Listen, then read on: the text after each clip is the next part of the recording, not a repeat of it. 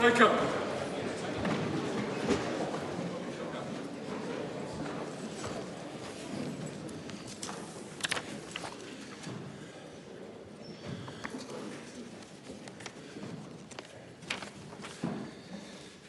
House is resumed. We can sit down here. Members, before I call the first question of the day, I'd like to notify the House that today marks the last day that Roland Todd KSM will be seated to the right of the Speaker when the House is in session. The invaluable service that Roland has provided for 8 speakers over the last 30 years is testified by many of the very positive comments that all of those speakers have made about Roland. They've spoken in glowing and complimentary terms, and I certainly affirm those views. The job is much more than just sitting in the House and keeping track of question time, and then in other stages keeping an eye on where bills are at.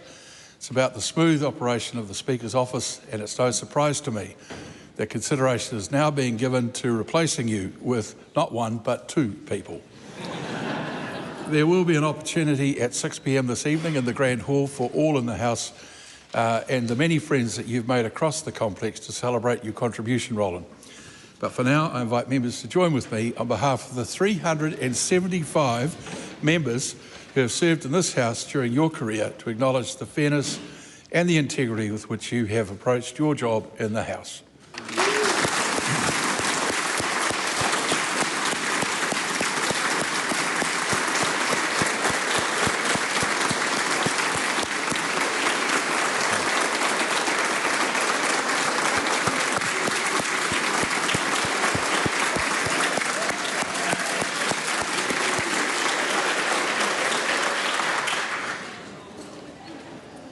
Well, that's better than any valedictory, I can tell you. That's. I present the strategic intentions of the Parliament sector for the 2026-27 to 29-2030 year. That paper is published under the authority of the House. The House comes to oral questions. The first in the name of Nancy Liu. Thank you, Mr. Speaker. And my question is to the Minister of Finance and asks, what recent reports has she seen on business confidence and the New Zealand economy? The Honourable Chris Bishop. On behalf of the Minister of Finance, Mr. Speaker, I've seen the latest ANZ Business Outlook survey showing business confidence jumped 27 points in June to positive 37, while expected own activity for firms also rose strongly to positive 37. ANZ noted most of that lift occurred before the sharp fall in oil prices later in the month, suggesting businesses were already beginning to regain confidence in the underlying economy. The survey also showed stronger investment intentions, improving employment expectations and easing inflation pressures, with pricing intentions now lower than before the Middle East disruption. Recent GDP figures show the economy grew by 0.8% in the March quarter, more than twice Treasury's budget forecast. Supplementary question.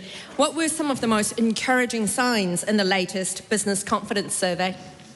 Well, Mr. Speaker, on behalf of the Minister of Finance, the encouraging aspect was how broad-based the improvement was. Investment intentions rose sharply, employment intentions improved across almost every sector, commercial construction confidence reached its strongest level since March, and manufacturing remained particularly strong, with expected own activity reaching positive 56. Overall, Mr. Speaker, the report shows businesses are becoming more willing to invest higher and plan for growth. It's good news for all New Zealanders. Supplementary question. What impact have global oil prices had on the outlook? Mr. Speaker, on behalf of the Minister, recent falls in international oil prices have helped ease some of the pressure created by the earlier Middle East disruption. Brent crude prices have now fallen back to around $73 per barrel. West Texas Intermediate to around $70, significantly below the peak seen during the height of the instability.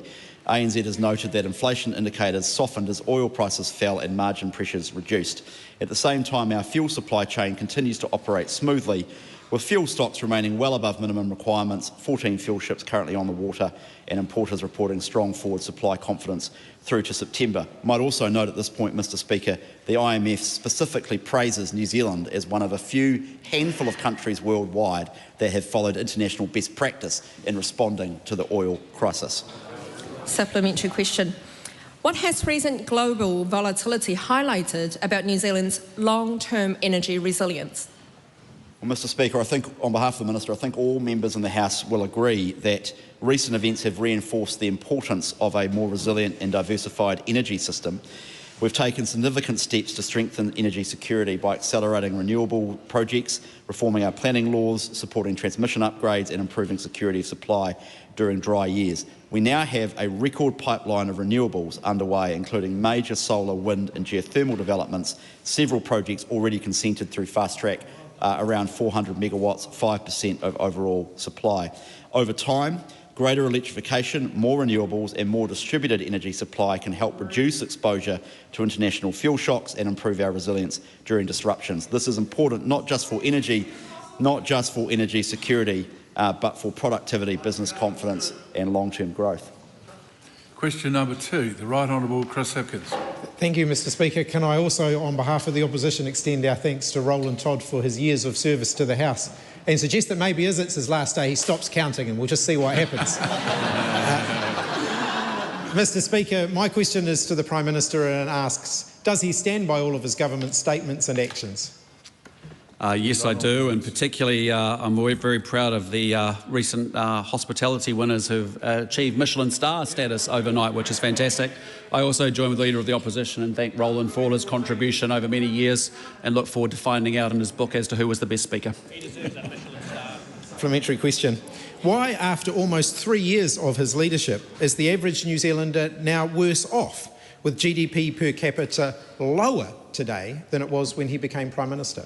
Well, it's great to see in the last quarter that GDP per capita is up about 0.5%.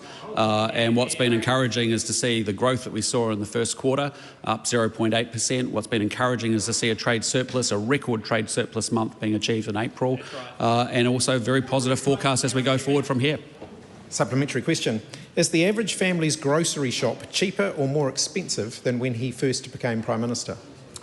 Well, as you know, we've had a situation where we inherited a position of a 32-year high on inflation. And of course, that made life incredibly difficult for lower middle-income working New Zealanders. And it was very disappointing to see that the Labour Party wouldn't even support tax relief for lower middle-income workers, which would help people with the cost of living and the cost that they experience thanks to the high inflation, high interest rates the last government created. Supplementary question. Does he accept that his government's made homelessness worse, driving it to the highest level ever recorded in New Zealand? Well, I reject the characterisation of that question. What I'd say to the member is that when he was in power, homelessness went up 37% despite spending $1 billion. We all saw a tremendously tragic situation of families living in squalid motel conditions, riven by crime. And I would put our record of housing up against his. Housing is more affordable, rents are down, the people on the social housing wait list are down. We have got 2,400 families out of motels, and we are lowering homelessness as evidenced by the Auckland City Council count from September to this month. Supplementary. Why have only 1 in 5 of the families who have left immediate access transitional housing gone into a long-term home? And where did the other 79% end up, if not on the streets? Well, let's go through some of the numbers because the member, I want him to be really clear about this, is that just because someone is declined for an emergency housing application, that means that they may be better determined not to go to a motel but to actually get into a house through transitional housing, social housing, rent arrears, those sorts of things. Point of order, Mr Speaker. Point of order, the Right Honourable Christopher. Mr Speaker, my question was about the 1 in 5 families who have left immediate access transitional housing that have gone on to a long-term home, leaving 79% who don't. And my question to the Prime Minister is, where have they ended up? Yeah, and he started out by saying that it's not always an automatic transfer from one to the other. There are a number of circumstances involved, but there was so much noise being barracked across the House that I'm not surprised that the answer didn't continue. Supplementary Right question. Winston Peters. If the 100,000 houses had been built and not 9,000 short, would there be any homeless today?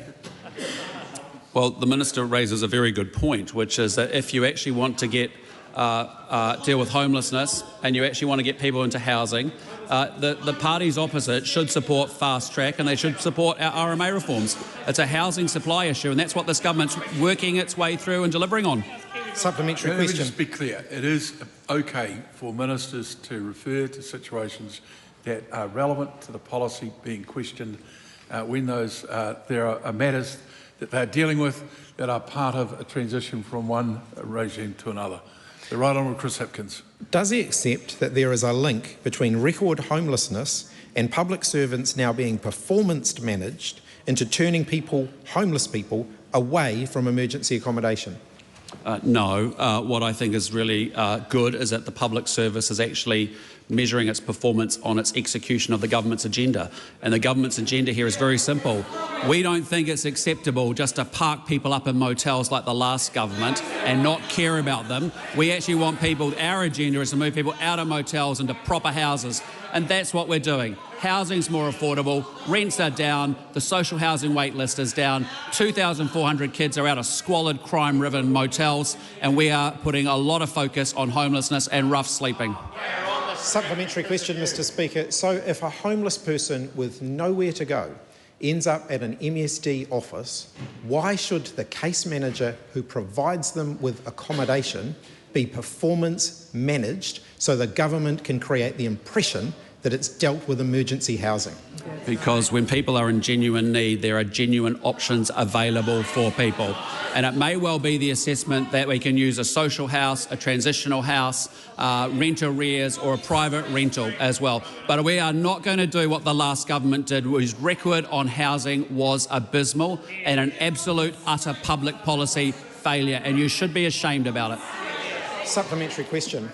The Honourable Tama Potaka. Can the Prime Minister please confirm that when we arrived in government in around November 2023, there are approximately 3,300 households in emergency housing, and that number has come down to below 500, and we were spending in excess of $1 million a day on people in emergency housing?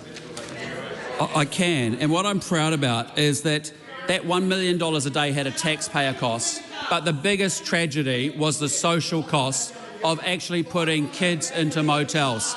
And I just encourage the members opposite, go back and look at some of John Campbell's stories about the squalid conditions of those.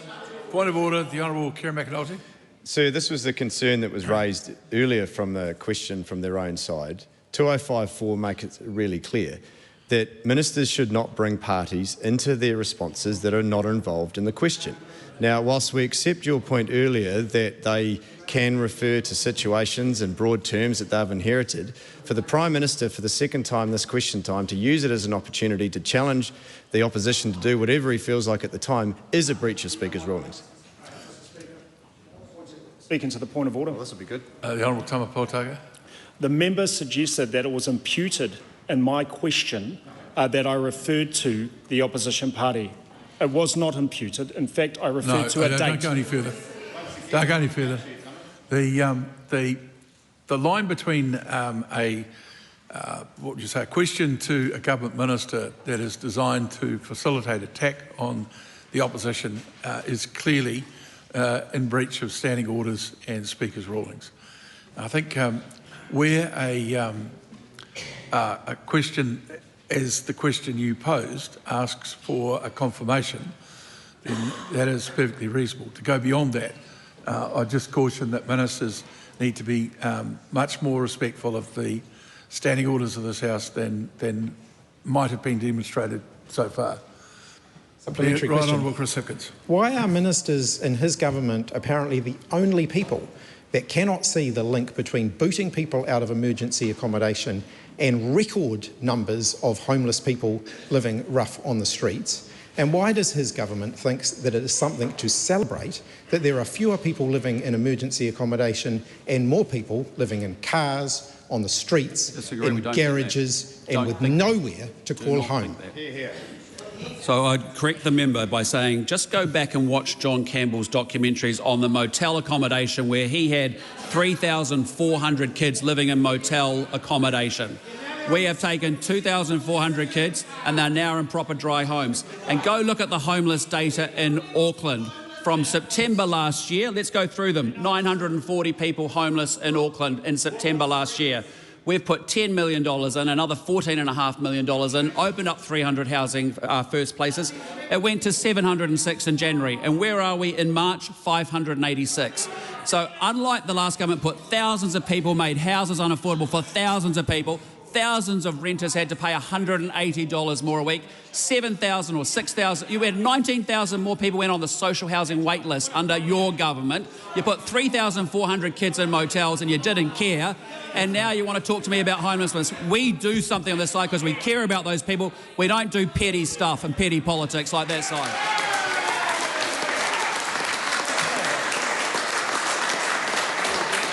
Supplementary. Shameful record, shameful. He pātai tāpiri. Supplementary. Just a minute. Hang on. Look this way. Are we done with this question, or have you got a supplementary? Supplementary. Chloe Swarbrick. Is the Prime Minister confident that he understands the process to access emergency housing? And if so, why is it that he didn't know until this week that there was no night shelter available in Auckland? Because we don't have night shelters in New Zealand. We don't think the evidence works where someone shows up for one day and moves on. What we have is 35-bed service that actually is available where people can get plugged into proper social support services. But I think it's pretty rich from that side when you had a Greens Minister for Homelessness and it went... That's enough. Sit them down. Question 3.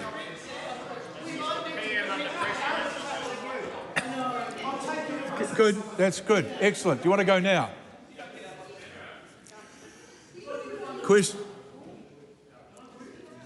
Question 3. Dr. Thank you, Carlos Mr. Strong. Speaker. My question is to the Minister of Transport. What announcements has he made on the government's crackdown on antisocial road user? The Honourable Chris Bishop. Mr. Speaker, it was great to see the House pass the anti-social road use legislation amendment bill last night. We're delivering on our commitment to crack down on boy racers, fleeing drivers and hooligans on our roads. Our roads are not for racing. They aren't a playground for antisocial drivers who terrorise neighbourhoods and put lives at risk. If you choose grand theft auto-style behaviour, do not be surprised when you get real-world consequences. Supplementary. Why is this new bill needed? Well, Mr. Speaker, right now the consequences for antisocial behaviour on our roads are not strong enough to act as an effective deterrent. Kiwis across the country are being forced to put up with illegal street racing, burnouts, intimidating convoys, disorderly dirt bike gatherings, and I'm told in West Auckland, siren battles for far too long. New Zealanders have had enough. They put participants, bystanders and police at risk, disrupt neighbourhoods and create fear and frustration. For law-abiding Kiwis, the law now sends a very clear message. If you use our roads to intimidate or endanger communities, there will be serious consequences. Supplementary. What do these serious consequences look like? Mr. Speaker, the bill creates a number of new offences and penalties to combat this problem. Includes the establishment of a presumptive sentence of vehicle destruction or forfeiture for those that flee police, street races, intimidating convoys and owners who fail to identify offending drivers. The bill gives police more powers to manage antisocial vehicle gatherings by closing roads or public areas. We're also increasing the infringement fee by making excessive noise from or within a vehicle by 500%. What these changes mean in practice is that those who are convicted fleeing drivers, street racers and people participating in intimidating convoys can expect to lose their vehicles through destruction or forfeiture unless limited exceptions apply. What do these changes mean for law-abiding New Zealanders? Mr. Speaker, across the country, Kiwis have had enough of this obnoxious, dangerous behaviour. Excessive noise, siren battles, illegal street racing and fleeing police is not harmless fun. It's intimidating, disruptive and places people at risk. I refer the House to an incident in Levin last year. Well, not in relation to this, but a crowd of 1,000 people and 200 cars filled Levin carrying out exactly this kind of antisocial behaviour. The organisers of what was titled the Levin Invasion say that boy racers just need somewhere to go. Well, my message to them is clear. Go home Otherwise, you'll be going to court and your vehicle will be going through the proverbial crusher. New Zealanders have had enough, and I'm proud that this government is taking action. Question number 4, the Honourable Ginny Anderson. Thank you, Mr Speaker. My question is to the Minister of Education and reads, does she stand by her statement regarding the Ministry's contracting of Australian company Learning First that, quote, whether or not the Ministry of Education go out and contract them is not a matter for me? If so, why? The Honourable Erica Stanford. Mr Speaker, I stand by my statement in the full context it was given. Any good minister, along with their staff, meet with education experts all of the time, and it's standard practice. Separately, the Ministry of Education contracts providers for services. I'm advised by the Secretary of Education that the Ministry followed relevant government procurement rules. All decisions made went through the appropriate internal processes and approvals, and I'm advised by my officials that this happens regularly. The Ministry has advised that using the exemption process is not unusual and has been used as necessary under all administrations. Supplementary. When was she or her office first advised that 3 Ministry of Education officials had in fact travelled to Melbourne in July and August of 2025 to work with Learning First? Mr Speaker, I was first advised of that when a written parliamentary question was asked. Why did it take her more than 6 months and public scrutiny to reveal that her officials had travelled to Melbourne to work with Learning First? Mr Speaker, because that information is contained by the Ministry of Education. They incorrectly advised me in the written question. They subsequently found out that the information was incorrect. They told my office and we corrected the answer. Crisis. How can she justify spending millions on the services of an Australian company, including jetting officials back and forth across the Tasman, when there are providers here in New Zealand who had the expertise to do the work and never even got the chance to tender? Well, Mr Speaker, the Secretary of Education has advised me that they were well aware of the expertise that were available in New Zealand, and they did not feel that they could get the help they needed in New Zealand around a knowledge-rich curriculum and international benchmarking. They felt that the provider that they contracted had the expertise needed around knowledge-rich curriculum and international benchmarking. One more. When was Ben Jensen, the Chief Executive of Learning First, appointed to her Curriculum Coherence Group, and what was his purpose on that group? Mr Speaker, I don't have the exact details and dates available to me, but it sounds like that would be a good written question and I'll be able to provide the exact details. The Honourable David Seymour. How could the Minister of Education not know that her own ministry has been travelling around the world, learning things and doing business with our friends overseas? And what other outrageous, crazy things could they possibly be doing that she also doesn't know about? Well, Mr Speaker, I'm incredibly proud of the Ministry of Education who have pivoted to our 6 priority areas and actually raising their eyes up and looking to overseas about what other high-performing countries are doing so that we can make sure that our kids have the same opportunity to succeed as every other child in the world. And that work has proved very fruitful, given that the results recently have shown an improvement in student achievement. Well done. Why doesn't she just come clean and tell Kiwi parents that she contracted in the Aussies to write our school curriculum? Well, Mr Speaker, I reject the premise of that question. There were many New Zealanders and people here in this country who were involved in writing the curriculum. It's in our schools. The English and maths has already been used. It's enormously successful, evident by the fact we are raising achievement and closing the equity gap, and parents and teachers and principals know it. Question number 5, Carl Bates. Thank you, Mr Speaker. My question is to the Minister of Education and asks, what update can the Minister provide on the modification of Open Plan Classroom Initiative? Well, Mr Speaker, Sorry. We'll move on if you can't ask the right question. It's on the sheet.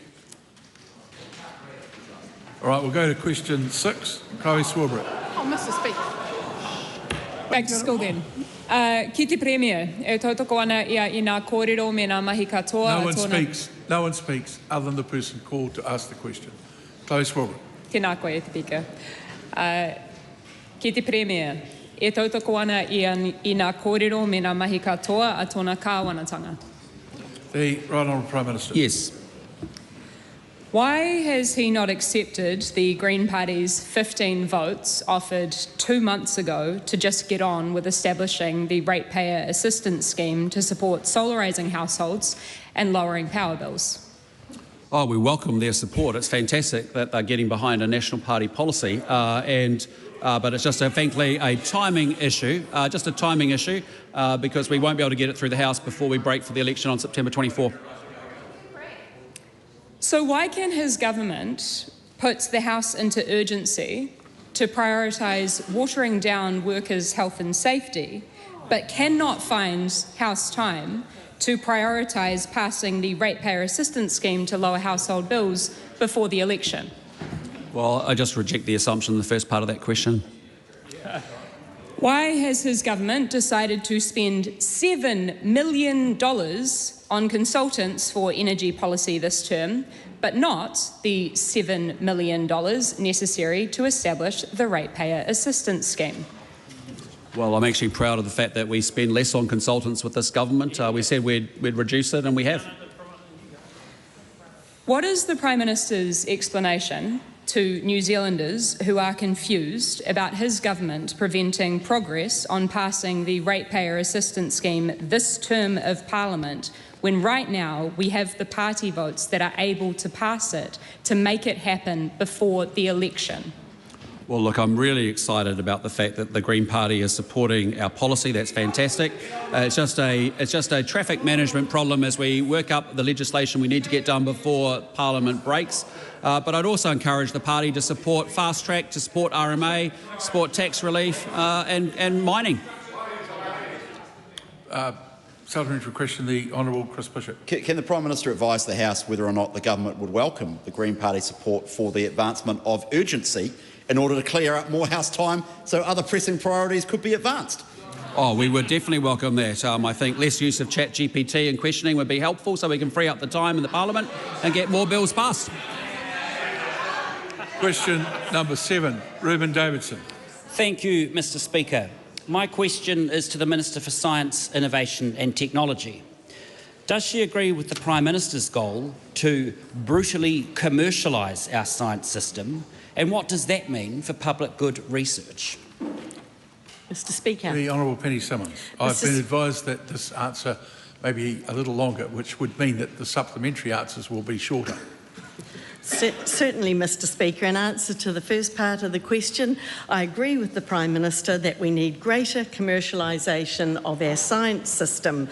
In answer to the second part of the question, this government wants to maximise the value of public investment in science to address societal issues, improve environmental outcomes, improve the health of our people and drive economic growth to help support higher value jobs across the economy. Mr Speaker, it would be remiss of me in answering a science question not to acknowledge the Prime Minister's Science Award winners announced last night. Jessie Rumble-Smith, future scientist, Associate Professor Nick Rawlins, Science Communication, Nan Waldron-Moing, Science Teacher, Dr Luke Harrington, Emerging Scientist, and the overall Science Prize that went to the late Professor Alistair Gunn and his team, Professor Laura Bennett, Associate Professor Joanne Davidson, and once again I congratulate them all. Supplementary. What does brutally commercialise actually mean in practice for our scientists, universities and public funding? Well, Mr Speaker, it means that we are absolutely focused on ensuring that there is a pathway to commercialisation, that our researchers are better connected with their communities and the industries, and that they are able to use the public investment in a way that benefits New Zealand the most. Wow. Supplementary. Is disestablishing Callaghan Innovation leaving in limbo the jobs of more than 150 scientists an example of maximising the value of public investment? Well, Mr Speaker, Disestablishing Callaghan, who did have a role in commercialisation, enables us to ensure that that focus on commercialisation and getting maximum impact and maximum benefit goes right across the whole science sector, not just focused in one part of it. Supplementary. Why, when she could not name a single blue sky science project at Scrutiny Week, should New Zealanders have confidence that she is absolutely focused on the science sector? Mr. Speaker, I recall that I was asked if I could name a blue sky research or 5 blue sky research projects which I endorsed or supported, and it would be entirely inappropriate for me to do that, given that research funding occurs independent of politicians. Supplementary. How, when media reporting tells us there have been over 700 science jobs cuts, can the Minister claim she is focused on higher value jobs in the science sector? Well, Mr. Speaker, of course, 2/3 of our research occurs in industry, and we know that industry funding or industry expenses occurred almost double from 2018, I think from around $2.1 billion up to $4.1 billion from 2018 to 2025. And so we are very focused on ensuring not only the public sector is focused on commercialisation, but that through the R&D tax incentive, the industry and private sector is able to grow their research and development also. Question number 8, Craig Fleming. E te manga o te whare, to the Minister for Tourism and Hospitality, what recent announcements have been made about celebrating the excellence of New Zealand hospitality and reinforcing the government's commitment to this sector? Mr. Speaker. The Honourable Louise Upson. Last night I was delighted to attend the announcement from the Michelin Guide in Auckland recognising a total of 110 outstanding New Zealand establishments and their dedicated staff. New Zealand now has its very first 2-star restaurant in Essence and 14 who have received 1-star recognition. Our government congratulates the recipients in all categories and every single member of their teams for these achievements. New Zealand is the furthest that the Michelin Guide has travelled, and this is the Guide's first presence in Oceania. This truly was a milestone moment for the hospitality sector and one we've been very pleased to support through Tourism New Zealand. How will this support New Zealand hospitality, tourism and the wider economy? Mr. Speaker, the Michelin Guide's presence in New Zealand will help reinforce the opportunities for hospitality both at home and abroad. It's not just about fine dining. The Guide highlights everything from neighbourhood favourites that Kiwis enjoy visiting regularly to world-class dining experiences with a global reach.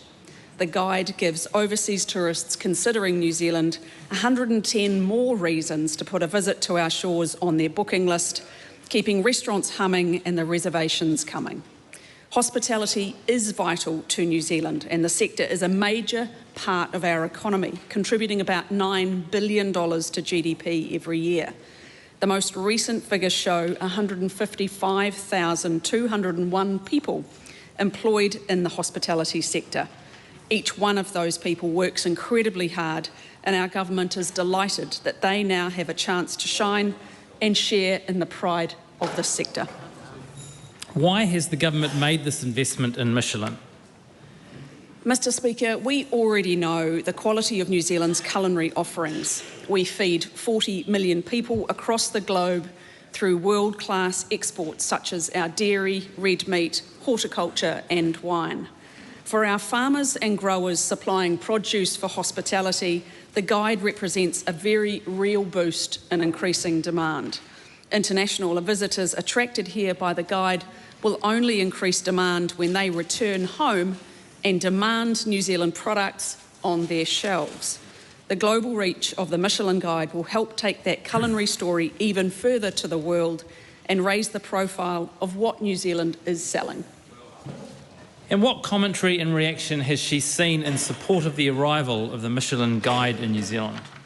Mr. Speaker, unlike some in this House who yesterday questioned the value of the Michelin Guide, we've made this investment because we value the skill and expertise of hospitality workers, like those recognised in the inaugural New Zealand Guide. Outside Chris Hipkins' disappointing negativity, overall commentary and reaction to these awards and the people who have earned them through hard graft has been overwhelmingly positive. Christy Phillips, who's the Chief Executive of Hospitality New Zealand, says, "While it's significant for those recognised, this is a milestone for Aotearoa's hospitality industry, celebrating and building recognition for New Zealand as a hospitality destination." Dish magazine says, "After a tough few years for hospitality, this feels hopeful. A chance to shift the spotlight back to the creativity, resilience and extraordinary talent shaping dining in Aotearoa, and to the manaakitanga that sits at the heart of it all." Point of order, the Honourable Kira McAnulty. Thank you, sir. I was, in all honesty, waiting for you to intervene then, but because you didn't, I thought I'd better raise a point of order. You have already warned the government today not to use patsy questions to attack the opposition. The answer there started with, unlike some in this House who, and then named a member of the opposition and called them negative. Now, that should not have been allowed to stand. Yeah, I was dealing with a small matter that's been brought to my attention and missed that, but I'll look at Hansard and make a call on where to from there. Point of order. Honourable Louise Upson. I seek leave to table a range of additional supportive comments and responses. I won't mention anyone in this House who clearly value hospitality and the hard-working teams in the sector who deserve recognition. Leave it, Sword. Is there any objection to that course of action? Right. Question number 9, Tamatha Paul. Tēnā koe te māngai. My question is to the Minister of Housing and it asks, will the government's decision to increase rents for public housing tenants by 20% worsen or alleviate the cost of living for low-income public housing tenants? Mr Speaker, the government's fixing the social housing system to make support fairer, go further and be more targeted to those who need it most for the time they need it. I acknowledge these changes are not easy and are not supported by everyone, but tough decisions are required. We are aiming to reduce the cliff between the cost of social and private housing. That's why we've also increased the accommodation supplement weekly payment by $10 to $30 per week, which will support low to moderate income households. Many of those households are in severe or pay a lot in weekly take-home pay when it comes to rent. Does he understand that the fairness argument is based on equal assistance to those in equal need? And if so, does he understand that those in public housing have greater needs on various metrics compared to those living in private rental housing? That is true in some circumstances, and it is true that people in social housing have greater need, and part of the problem with the system at the moment is that those who are in greater need do not receive that support because they are on a wait list waiting for public housing, while people who do not necessarily need that support are in the social housing that could be taken up by the person in greater need. The member has actually neatly highlighted precisely the government's reform objective, which is that the system should be targeted at those in the greatest need, with people with disabilities, people with addiction support requirements, people with mental health challenges, people who are victims of family violence, for example, people who have formerly left prison who are currently languishing on the wait list. Those are the people most in need, and we're going through a pretty robust exercise and working with the Social Investment Agency and using the data we've got to make sure we focus support on those in need. But in relation to the member's point around equality, I'll just read this out to her. Well, it's a very long answer. Well, it's a very important issue, sir, because it is, but there can be. So it's question time. Well, a sole parent beneficiary with one child in Rotorua in social housing pays $163 per week. The same person, not in social housing, the same person in private housing relying on the accommodation supplement pays $345 a week in rent, and they're in the same circumstance. That doesn't seem fair to me. Yeah, exactly. Does he accept that the length of time that people spend on the wait list has been prolonged because he chose to cancel thousands of public homes? Well, both points are wrong. Firstly, the number of people on the wait list has actually decreased by 6,000 under this government. And secondly, you can't cancel projects for which there is no funding available. And the last government might have promised, or at least pretended, that there would be thousands of homes built, but they attached no funding to them. What work has... Whoa. Tamata Paul only. What work has his officials done who have advised him that about 29% of public housing tenants can afford lower quartile market rents? What work have those officials done to ascertain whether there are lower quartile rentals available in the areas where those people are? The member is right to highlight that the 29% figure is it's a point of time analysis of what people in social housing pay in terms of rent in a comparison to the private rental market. And it makes the point that often there are people in social housing who earn enough money in an affordability context, leaving aside some other challenges they may have, which is a separate conversation, but they earn enough where they could access a lower quartile rent. Clearly, whether or not those rentals are available in a particular area will depend on the time, and it will depend on the particular area. So it's an average. But it is also true to say that the rental market, I'm pleased to say, is enjoying a period where, depending on where you are, rents are flat to falling after 6 years of quite sustained growth, and long may that continue, because that is improving affordability for Kiwis. Yes. Supplementary question. What does the Minister think of the idea of public housing tenants lowering their rents with the cost savings from defunding the police? No, that's look. Let that fly. Sorry, got a serious question. How, if at all, will he ensure that the $373 million that is being taken from public housing tenants' rents to increase the accommodation supplement won't be immediately captured by landlords increasing their rents? Mr Speaker, I'm pleased the member asked that question, because in 2018 the previous government increased the accommodation supplement as part of their families package, and then they commissioned some report by Motu Economic Research, which is a very comprehensive report, and in fact so comprehensive the Minister of Social Development at the time lauded the report and noted its findings, that the vast bulk of increases in the accommodation supplement flow to renters, not to landlords. That is what the economic evidence supports, because the accommodation supplement by design is essentially an income support mechanism that flows to renters. I note the opposition seems to have changed its perspective and is now describing the accommodation supplement as a subsidy for landlords. So apparently it's a good thing when Labor puts up the accommodation supplement, but when the national government, which is actually supporting low to middle income working New Zealanders, does it, it's apparently a terrible thing. I invite members of the House to reflect on that comparison. Well done. Question number 10, Camilla Bellich. Thank you, Mr Speaker. To the Minister of Justice, does he stand by his statements and actions about the Summary Offences Move-On Orders Amendment Bill? The Honourable Paul Goldsmith. Mr Speaker, yes.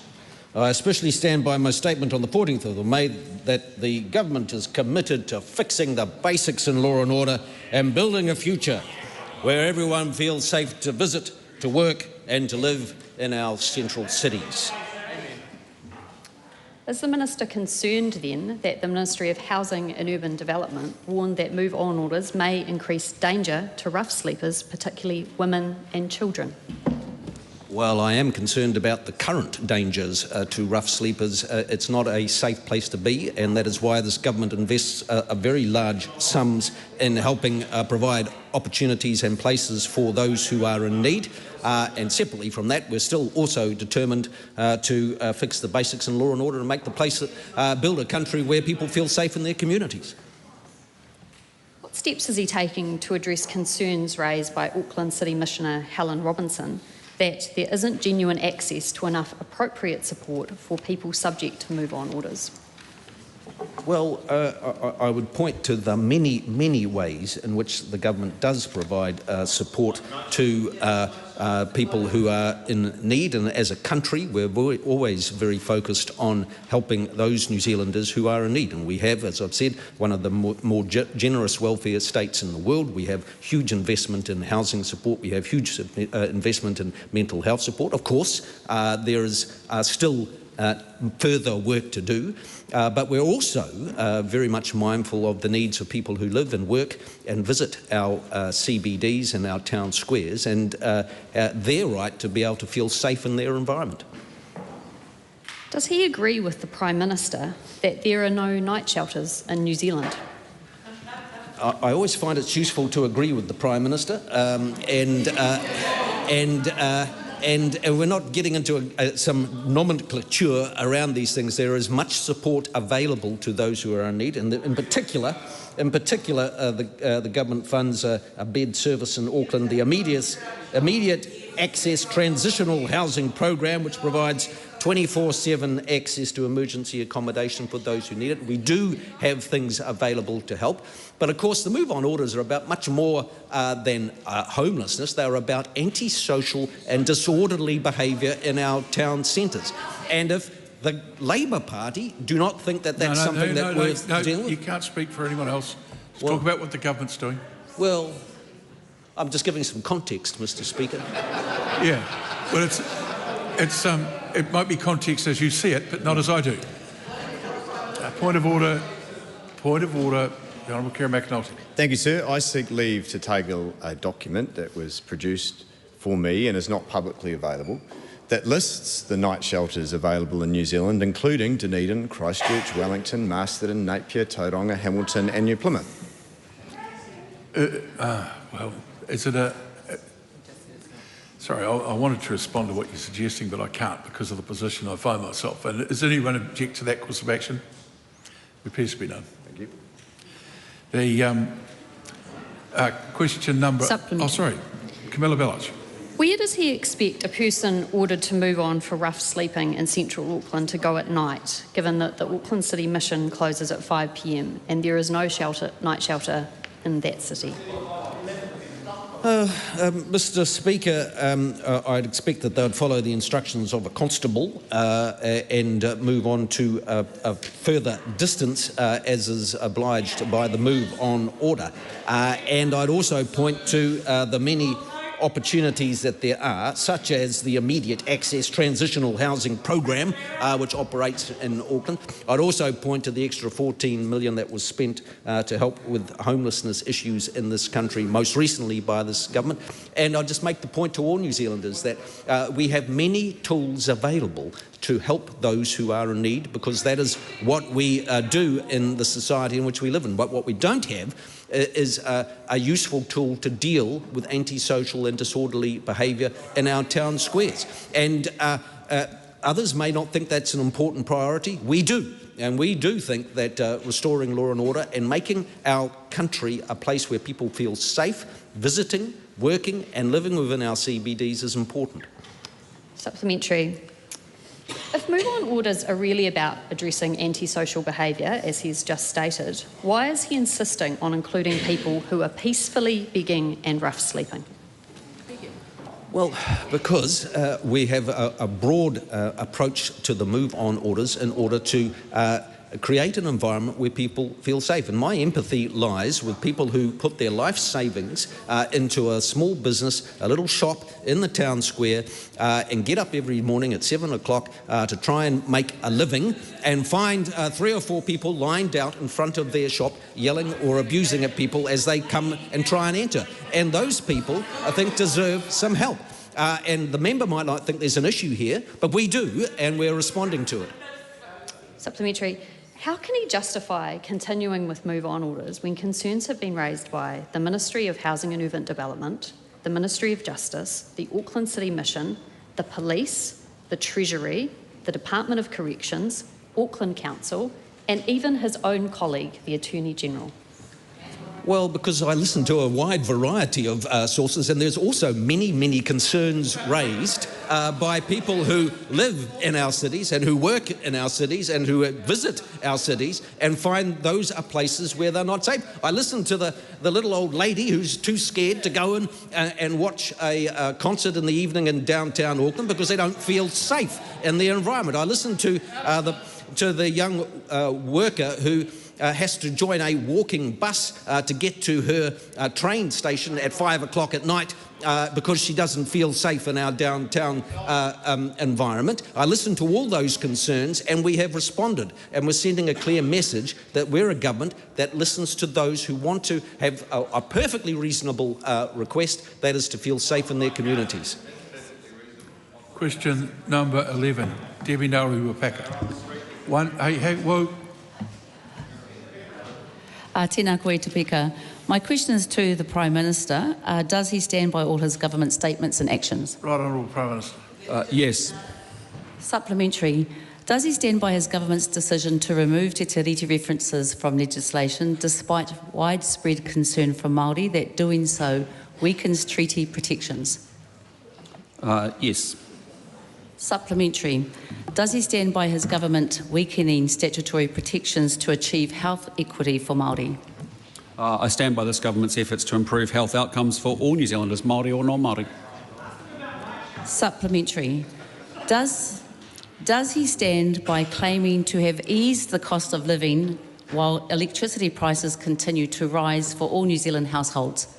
Well, I'm proud of the efforts of this government to control spending, to lower inflation, to lower interest rates, to get the economy growing and ultimately to lower unemployment. Supplementary. Does he stand by pursuing imported LNG and expanding oil and gas exploration without a coherent national energy strategy? In answer to the first part of the question, yes, because we want to lower power bills for New Zealanders. Supplementary.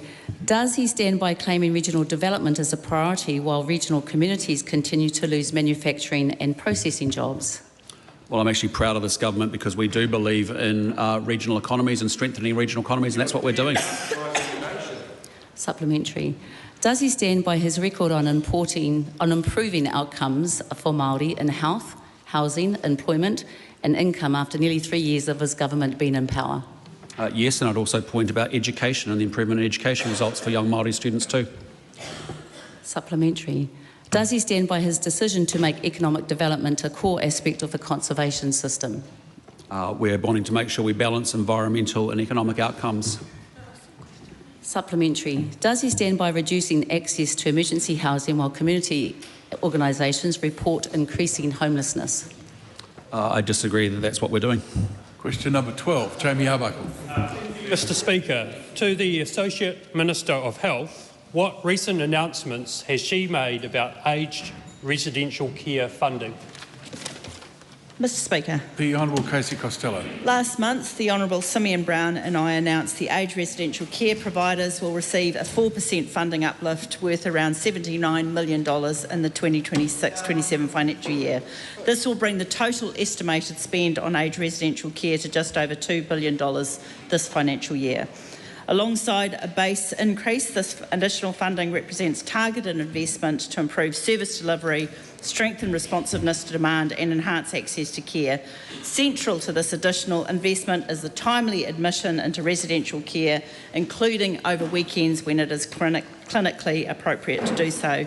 New Zealand's aged care sector is supported by dedicated providers and staff delivering quality care every day. This additional funding helps them remain responsive to demand while we continue to work to deliver a sustainable system for the future. Supplementary. What work is underway to deliver a sustainable aged care system? Mr Speaker, as I previously said in the House, we recognise that tweaking existing settings or simply providing more funding won't solve the challenges within the aged care system. We need a whole-of-system response. That's why I established the Aged Care Ministerial Advisory Group, and I'm expecting their final report to be delivered this month. Their independent advice will provide the whole-of-system perspective needed to transform New Zealand's approach to delivering aged care services. To be clear, there won't be any easy fixes and it will take time, but this government recognises that a system response that balances keeping people well longer with delivering the right care in the right place at the right time is the practical, common sense response we need. Supplementary. What are her priorities for the aged care system? Mr Speaker, caring for people where they are is going to be critical. I have heard many times that people want to be able to age in place, which means the communities and spaces they know. We also know that that is cost effective. It is better for care and for our investment. I also want to see greater focus on transitions. We know that aged residential care doesn't always need to be an end point. I want to be able to see a system that supports transitions so that we can receive the right care in the right place at the right time. That concludes oral questions. We now resume with government orders of the day. It's a committee, is it? We'll just take 30 seconds while those who need to leave the House without conversations on the way.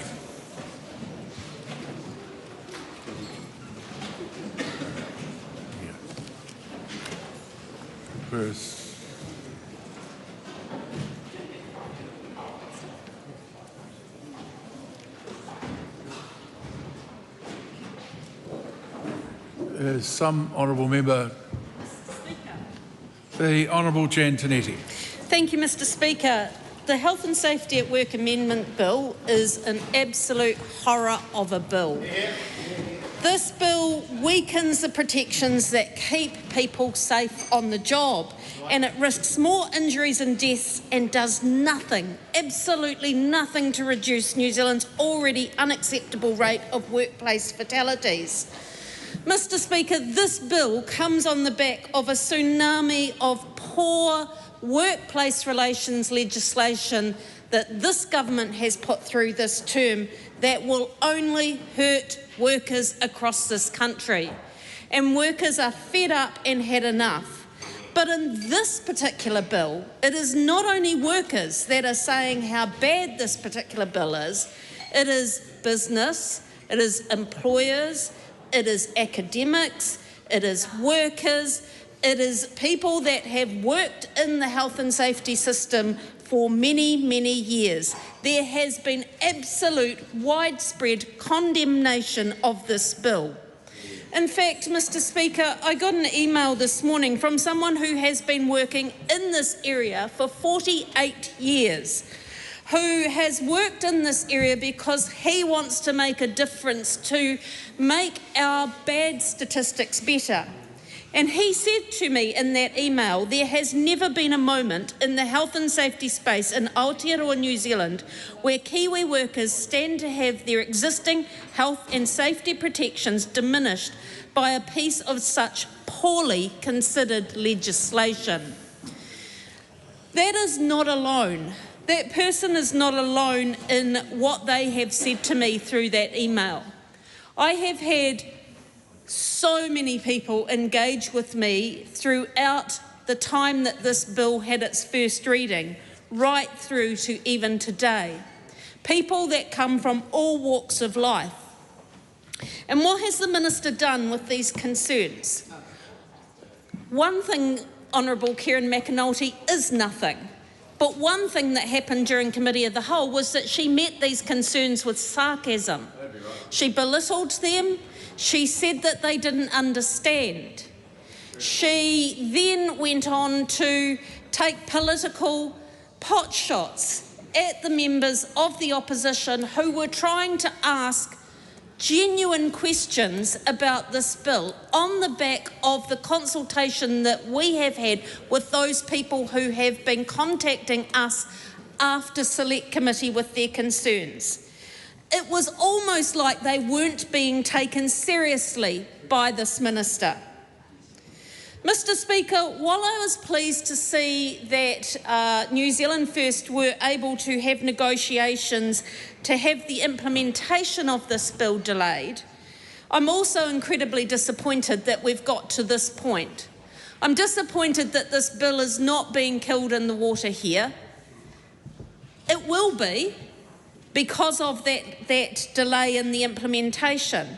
But that also brings another part of the disappointment.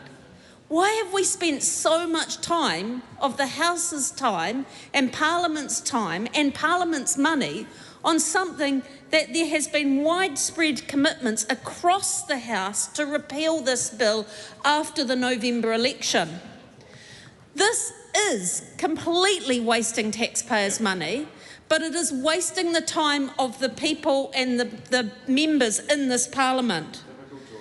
This is a complete waste of time and money and a sense of frustration that not only I am feeling, but people in the wider community and the wider health and safety sector are feeling right at this moment.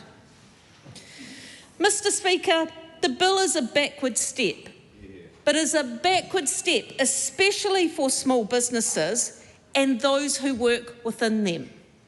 This came through loud and clear, not only at Select Committee, but by the number of people who have engaged with us, and I say us meaning people across the House, people who have engaged with us from the time of this bill's first reading.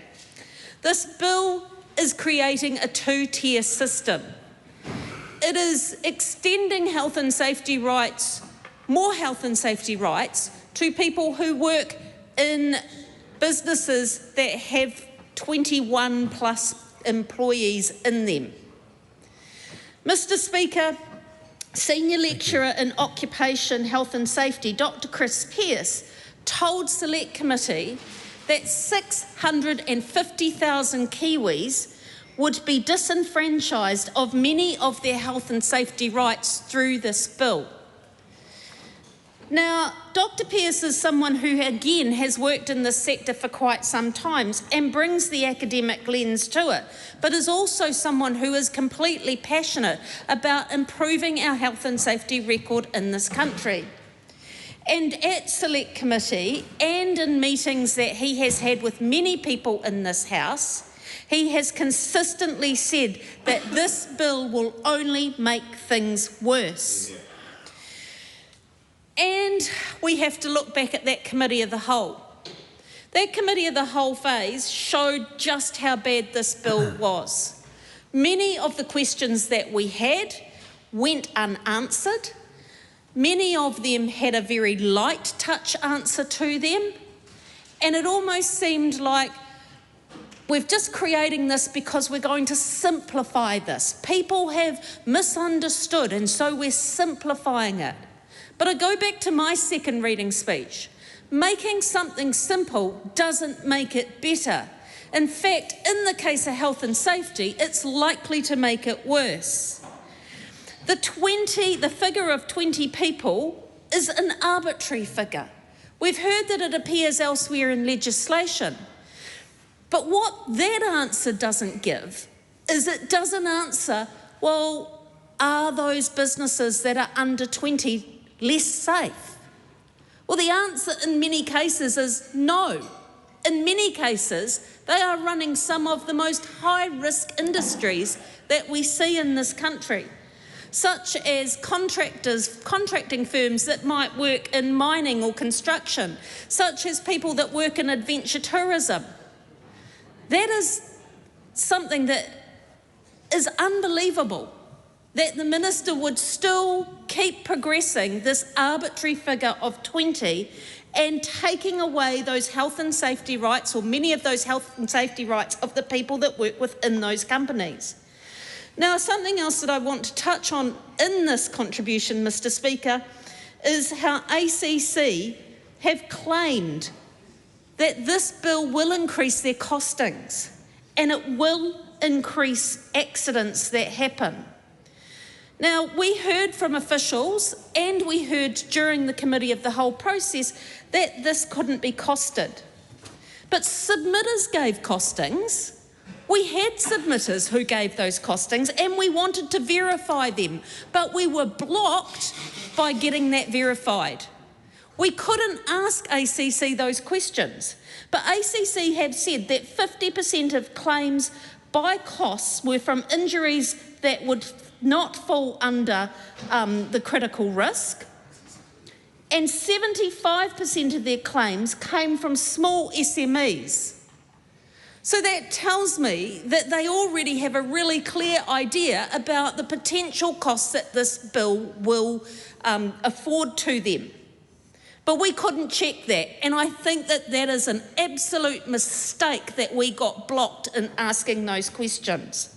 Mr. Speaker, I'm really concerned that in this particular bill that has the potential to cost people their lives at the worst and cost people their ability to keep working through serious accident, that we've had a government here that doesn't listen and hasn't listened to the stakeholders. These concerns are being expressed every single day, and I urge government members to take them seriously.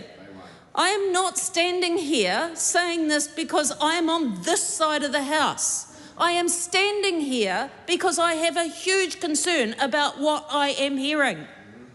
People are not misunderstanding this. They know from experience the potential for risk that this bill will cause. Mr. Speaker, in the last 30 seconds, I want to send a message out to the loudest, the people that have advocated for and against this bill the most, and that is the Stand with Pike River. Yeah. They are totally worried about this bill, and I say to them, we will get it right, we will repeal, and your men did not die in vain. Well said, Jen. Excellent speech. Thank you. Tiana Tuiota. Thank you, Mr. Speaker. I rise on behalf of the Greens to speak on this bill. Mr. Speaker, the Greens utterly oppose this bill. The proposed changes weaken the systems designed to keep workers safe and healthy. New Zealand already has disastrous, bad workplace health and safety outcomes, and this bill is likely to make it worse. Mr. Speaker, it is reasonable for people to expect that when their families go to work that they come back safe, that when they come back from work that they come back unharmed, and that this place passes laws that strengthen workplace health and safety, not the opposite, Mr. Speaker. Mr. Speaker, the range of submitters that we heard over the duration of this bill was wide. We heard from businesses, we heard from workers' organisations, we heard from work and health and safety experts as well. And I was on the steps of Parliament when the Pike River whānau showed up and who said in no uncertain terms that this Parliament should vote this bill down. So, Mr. Speaker, it is disappointing that it has progressed in the way that it has. It is disappointing that we have got to this point and the only amendment paper that managed to get supported was the government one, which was to kick out the commencement date, particularly when we had the range of submissions and concerns coming across from our communities. And Mr. Speaker, this has been debated under urgency. When things are debated under urgency, you expect it to be urgent. But here we have a government which has supported an amendment paper just on the commencement date, kicking it out to next year, as opposed to pausing, reflecting, and thinking about what is best for the country. It was extraordinary last week, Mr. Speaker, during question time when we saw that the actual coalition partners didn't know whether they met on this issue or not, the differences of opinion that they had or not, and it was alarming. It was alarming because we got to see, the country got to see that that side of the House is not organised. Not organised in the important issues that really matter. Work, health, safety.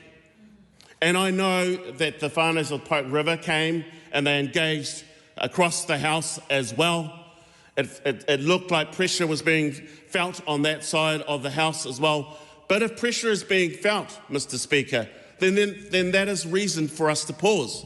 That is reason for this House to reflect, to get good legislation, Mr. Speaker. So incredibly disappointing that the outcome of the Committee of the Whole House stage was just that one amendment paper. There are some good amendments, Mr Speaker. Some good amendments would have strengthened this bill, made it less worse, less terrible, but unfortunately what we are seeing is a pattern of behaviour on that side of the House, a pattern of behaviour of anti-worker legislation that comes through to the Select Committee. We try to knock off some of the sharp ends, but by and large, anti-worker legislation, which is terrible for the people. Mr Speaker, I don't know who needs to hear this, but I don't know who hears this on that side of the House, but if we are going to put New Zealand first, we have to put workers first, Mr Speaker. And I reflect on some of the amendment papers that we put in at the Committee of the Whole House stage.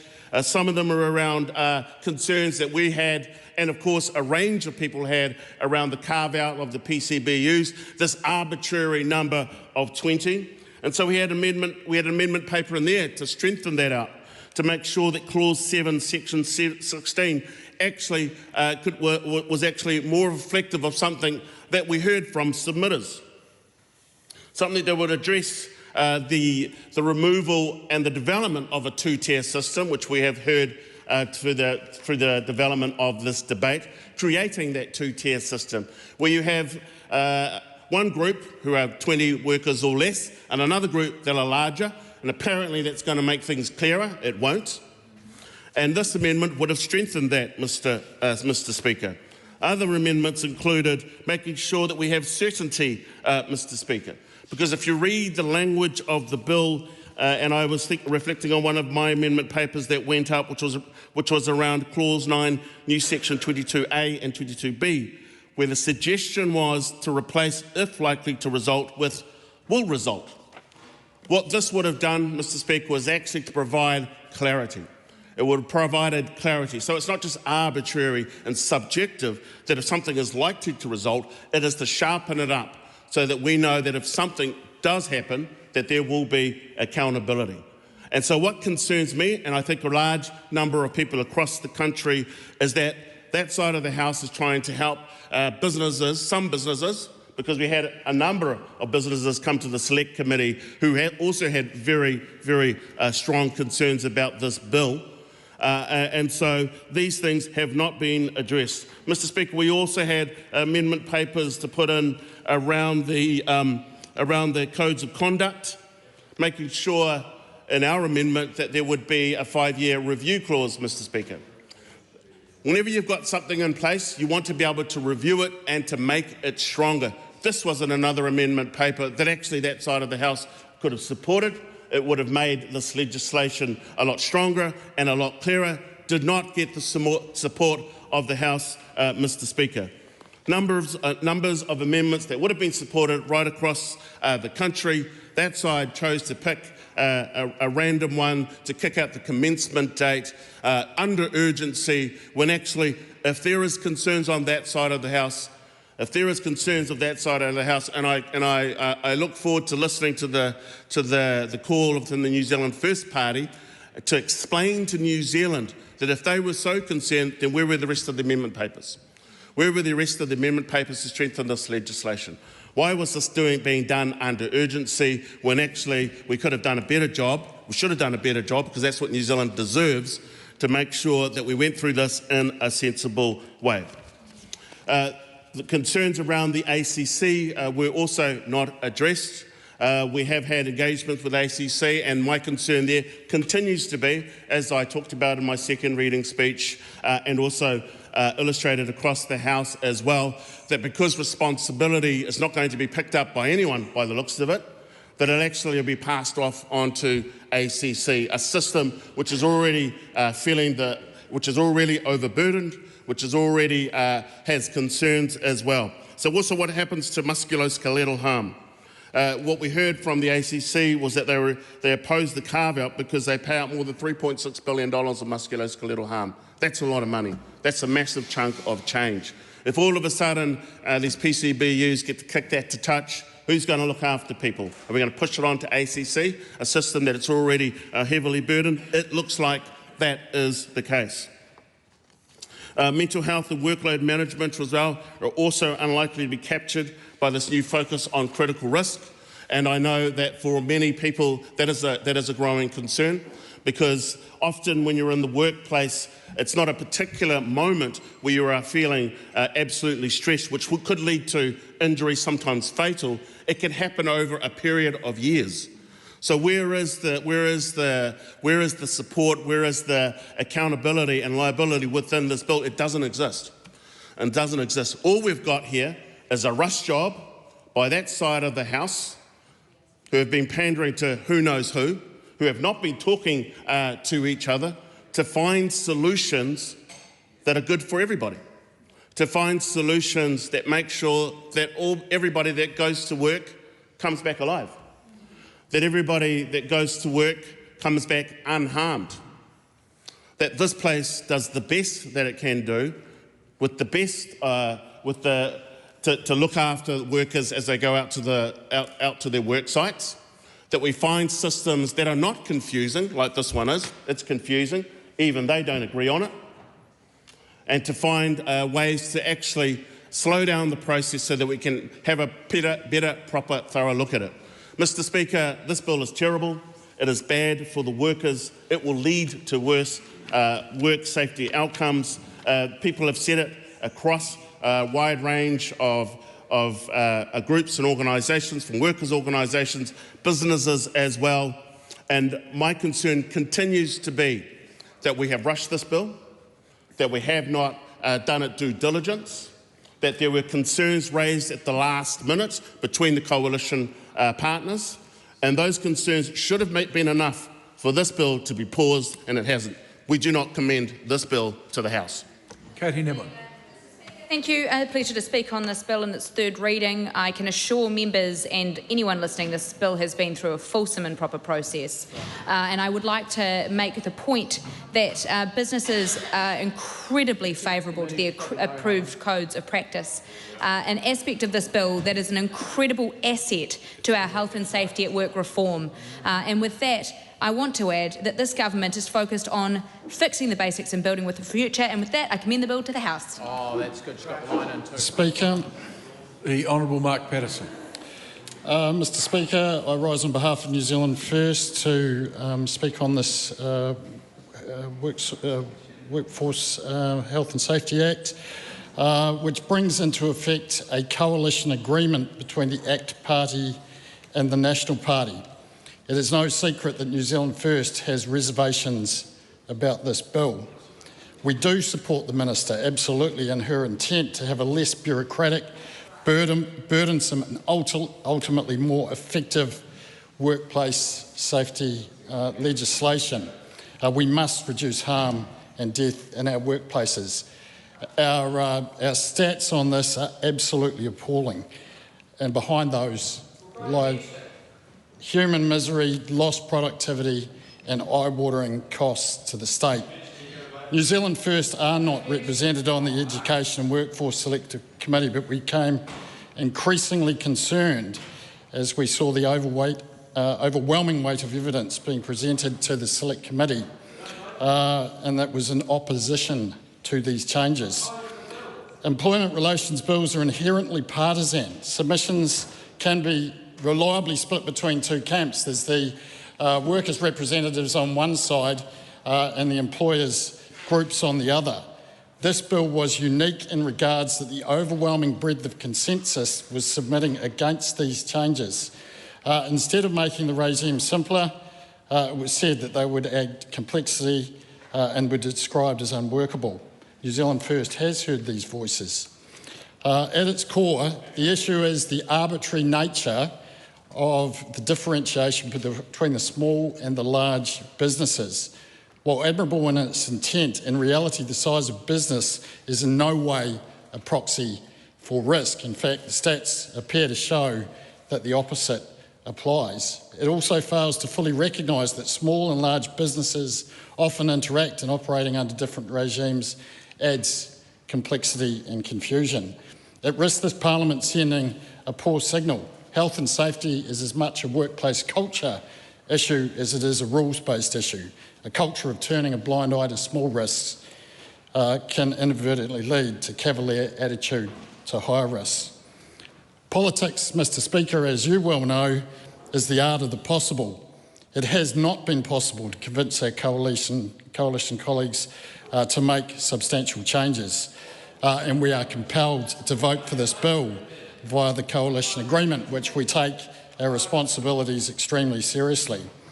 What we have done, Mr Speaker, is bought the most precious of commodities in politics, time, a delay in the implementation date, and we do thank the Minister for her acquiescence. New Zealand First intend to use this time to campaign on sensible changes that come into effect before the implementation date of this bill. We know we have our colleagues in the National Party, some of whom share our concerns, and we look forward to working with them after the election to change these settings that preserve the intent of this bill, but in a way that won't unduly compromise our most precious resource, our people. The next call is a split call. I call on Debbie Ngāriwapaka. Tēnā koe te pika. I rise on behalf of Te Pāti Māori to obviously speak in opposition to this bill. There are a few things I'd like to share, and that is there are times in the history of Aotearoa when we have had the unintended consequences of learning from other people's trauma, of what determines the culture of how we look after our people, our workers. And there was a time in the history of Aotearoa when we woke up to the disaster of Pike River. And it came into everyone's lounges, into everyone's lives, when we watched intimately the trauma of whānau who didn't know if their sons and their husbands and their dads were returning home from work. And it was such a horrific time. And I remember watching at the beginning when all those who belonged to the company were extremely concerned and were taking on all sorts of commitments.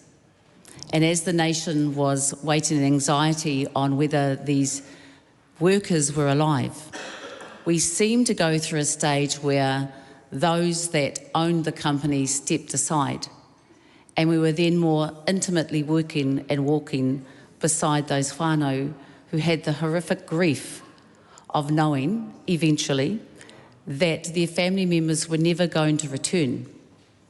And I remember hoping we'd go into different kaupapa, and I'd hope when I'd got out that there was news that they had been found, that there was news that they were going to be recovered. And so this year when we had to meet and speak with some of those family members, and they shared the intimacy of the trauma that only those who have lived through this experience could know. When you have the lessons of that as a nation and they're actually opposing this bill, that is enough for me. Because I have had all my sons and daughters and husbands and fathers come home from work. I haven't had to have the lesson that they have. That is enough for our party to oppose this bill. We have had experiential, horrific lessons from whānau. We've had officials, we've had experts, we've had ACC, we've had stakeholders all tell us that this is a really bad bill. And I'm struggling to understand why we don't take their lessons as being enough for us to know that this is not only a bad bill, it's not a bill that suits this nation to be rushed through urgency. No matter what its intent, no matter what its intent, it is something that we should, as a nation, decide what is the culture of us in this House? What is the culture that we support for those who are working? And for those who have had to live through the experiences that, again, none of us have been able to share. And I think when we stop listening to experts and we stop taking on the heed of warning and advice from those who have lived this, are still living this, and having to every day watch a house like this struggle to understand why is it that we have a government that refuses to listen to experts when it comes to the culture and the well-being of people, when it comes to the culture of the safety of people, when it comes to the working habits and the culture of working habits as a people. We have a government that listens to oil and gas experts, horse racing experts, fuel crisis experts, property developer experts, fast-track experts. But as a nation, we have had the experiential lesson of those families from Pike River. It is in that essence that I honour the memory of what they've had to live through and the lessons that they've had the generosity to share with us, and absolutely oppose this bill and hope, and give them hope, that one day we will repeal this bill and undo the damage that is happening to the culture of people and workers. Kia ora. Mr. Speaker. Mike Davidson. Tēnā koe, Mr. Speaker. I stand on behalf of the Green Party in complete opposition to this bill, and I just want to acknowledge, I guess, the catalyst for the Health and Safety at Work Act, which was the Pike River disaster back in 2010, and the hard work of the Pike River whānau to actually ensure that stronger legislation was put in place, and the work that they continue to ensure that it remains in place, and the fact that they were in the forecourt last week in opposition to this bill. We all know that still too many people die at work, there's too many serious injuries, and there's too many injuries. But when you make systems designed to keep workers safe and healthy weaker, the consequence will be that more people will suffer. It's extremely concerning that as a country we have a fatality rate that is 1.7 times higher than Australia and 6.5 times higher than the UK. We should be strengthening our legislation and regulation, not winding it back. It's been really interesting of late to see the fallout and what's been happening between New Zealand First and ACT. And I'm extremely concerned when I hear the opposition to the bill from New Zealand First, but yet they continue to vote for it. They vote for a bill that's going to become legislation very shortly that will see more people harmed at work. To not vote for it today, right now, would be actually a sign of your commitment to workers. To vote in favour of this bill that will see more harm to workers is an absolute cop-out. And workers should realise that you do not actually stand for workers and the health and safety of workers. The use of the term "you" is... Apologies, Mr. Speaker. When you're referring to yourself, then that's fine, but anything else, just, Apologies. No worries, carry on. It's been interesting how rushed this bill has gone through lately, when we have gone from second reading, committee of the whole House, now to third reading, all within a very, very short period of time. And this morning at committee of the whole House, when we were asking some really important questions of the Minister, putting forward some really important amendments, I felt her comments were very, at times, condescending to MPs that were trying to at least improve a bill that is really, really bad. The fact that the Minister also talked down to, I think, experts in the field because they did not support her agenda, her narrative, was also very, very concerning. I have seen through this bill that the ultimate aim is to reduce cost. Unfortunately, when you focus on reducing cost, that comes at a consequence. And we know the consequence of that is harm.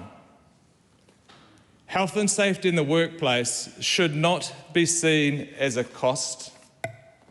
It should be seen as an investment. When we place an emphasis on health and safety, not only will people not get injured as much, will not die, we will see an increase in productivity. That is good for work. This bill is not actually about cutting costs, it's actually about shifting costs. And we have not been able to get proper information from ACC around the actual cost this bill will actually create for that ministry. The bottom line is that this bill will see more workers harmed in the workplace. That is unacceptable, and the Green Party opposes this bill. Carl Bates. Thank you, Madam Speaker. Madam Speaker, we are all on the side of more effective health and safety regulations for New Zealanders. It's about getting the balance right, it's about supporting productivity, and it's about improving the how of we achieve that outcome. As I said yesterday, National will continue to look for further improvements in ensuring health and safety in the workplace and engaging with business, industry and workers to achieve that. In the meantime, as National continues to focus on fixing the basics and building the future, I commend the bill to the House. Camilla Bellich. Madam Speaker, well, what a mess. This bill was something that nobody asked for. It was born out of the ideological desires of the ACT Party during their coalition negotiations and a single-minded minister that chose to ignore workers, businesses, health and safety experts, people who had had friends and family injured in workplace accidents, economists. Essentially everyone was opposed to this bill apart from the ACT Party. And this, if one wants to look for an example of wasteful spending, look no further than the hundreds of hours spent on this terrible bill, the reams and reams of paper spent writing and analysing the impacts of this bill. When this bill is a dead duck, it is going nowhere. And the reason it's going nowhere is because people outside this building have continued to pressure those who are in power in order to get them to see sense and not to pass a bill that will end up hurting and killing New Zealanders. Madam Speaker, that is not hyperbole. That is evidence that we received on this bill. I think it's important, Madam Speaker, to go back to the beginning of when this, how we actually managed to get into this terrible, terrible mess. And I want to acknowledge, and many other people have mentioned it, but I want to acknowledge those friends and family who lost loved ones at Pike River. I've been down there, I have looked at the memorial, I've looked at their name, their ID tags still hanging on the hook, waiting for those workers to come home. And Madam Speaker, there's not many New Zealanders who can go there and leave with a dry eye, because it is a terrible indictment of the health and safety legacy that we have in this country. Now, those families didn't want that to happen to anyone else, understandably. And I am so sorry to Sonia Rockhouse and Anna Osborne that even now, even decades after Pike River, they have to come to Parliament to tell politicians, please don't pass laws that will injure workers and hurt New Zealanders. Please don't pass laws that take our health and safety backwards. Please pass laws that mean that other families won't have to go through the terrible anguish that they had to go through. I am so sorry that they continue to have to do this. We should know better, and this House should do better by the legacy of Pike River. Unfortunately, Madam Speaker, that is not, as we know, what has happened. When this minister came in, she decided to go on a roadshow nobody asked for, a tour of New Zealand, asking people who didn't want to engage with her and didn't have an agenda to do so, what they thought about health and safety. She said that she talked to many workers, and I imagine the conversations go something like this. Do you feel that you are hampered by green and red tape? And the worker says, yes. And that is the evidence that has been used to pass this bill. It is not based on anything that has been brought to the government. There's no study, there's been no Royal Commission. It is something that was only desired to be changed by the ACT Party through their ideological agenda that small government knows best, and for the government to be out of people's lives is the best thing for all New Zealanders. Well, the evidence in health and safety says the opposite, Madam Speaker. So this roadshow went on all over New Zealand, and the minister came back and, blow me down with surprise, the premise that she went into it with is the premise that she came out of it with. So none of those conversations that she had, and in good faith, Madam Speaker, I, along with Te Anau Tuiono, hosted a forum at Parliament. We invited workers to come and speak to the minister. Those workers in good faith told their stories about how health and safety is so important for their work and how we need stronger, not weaker laws in New Zealand. And the minister ignored that. She pushed forward. And Madam Speaker, we see now today she doesn't even have the support of her own coalition parties. She doesn't have the support of the New Zealand First Party. They have made that perfectly clear, and we wish that they had been able to stop this passing today, and we wish that they had been able to stop this getting to this stage. But we also see now that the National Party is giving very lukewarm speeches in relation to this bill too. And Madam Speaker, I am not surprised at that, because the evidence is overwhelming.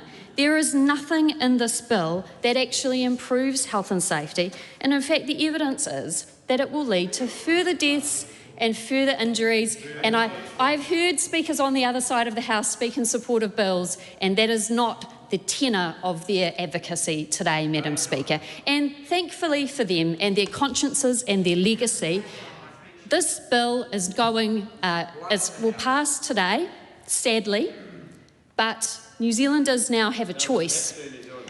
New Zealanders have a choice, and they can vote for parties that have always stood up for health and safety at the election. And if they do, Madam Speaker, and this is very relevant to the commencement of the bill, this bill will not become law. And Madam Speaker, that will save lives. That will save lives in New Zealand. Madam Speaker, the situation of health and safety in New Zealand is not good as it stands. And when the minister announced that she was doing a review, I thought, well, maybe this is an opportunity to improve the situation. And the reason I thought that is because when you look at the statistics, they are diabolical. The Business Leaders Health and Safety Forum states that New Zealanders are 6.5 times more likely to be killed at work than those in the UK. 6.5 times more likely. That is an outrage. Also 60% more likely to be killed than Australian workers. That is a national shame. To fix this system, we need better laws and better regulations. But this bill does the opposite. This bill means that small employers of up to 20 will only have to have a look at critical risk. They won't have to look at all of the other types of harm that can occur to people in the workplace. And Madam Speaker, there are many, many, many types of harms that can have huge impacts on people's lives that would not be considered critical risk. And that is a huge shame. In fact, if we look at the number of New Zealand firms in New Zealand that would not be covered by this, it's 97%. Why change the law to make health and safety laws weaker for 97% of the companies in New Zealand? It just doesn't follow logically that this is going to improve health and safety. When we raised this with the minister, she said the objections to this bill were vibes-based, based on vibes.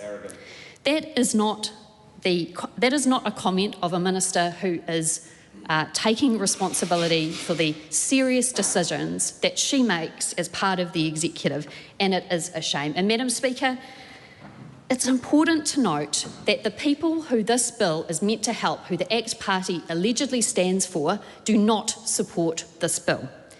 We have had many submissions to the Select Committee, including from organisations like Retail New Zealand, who should, in theory, be supportive of changes to take away health and safety red and green tape from small businesses.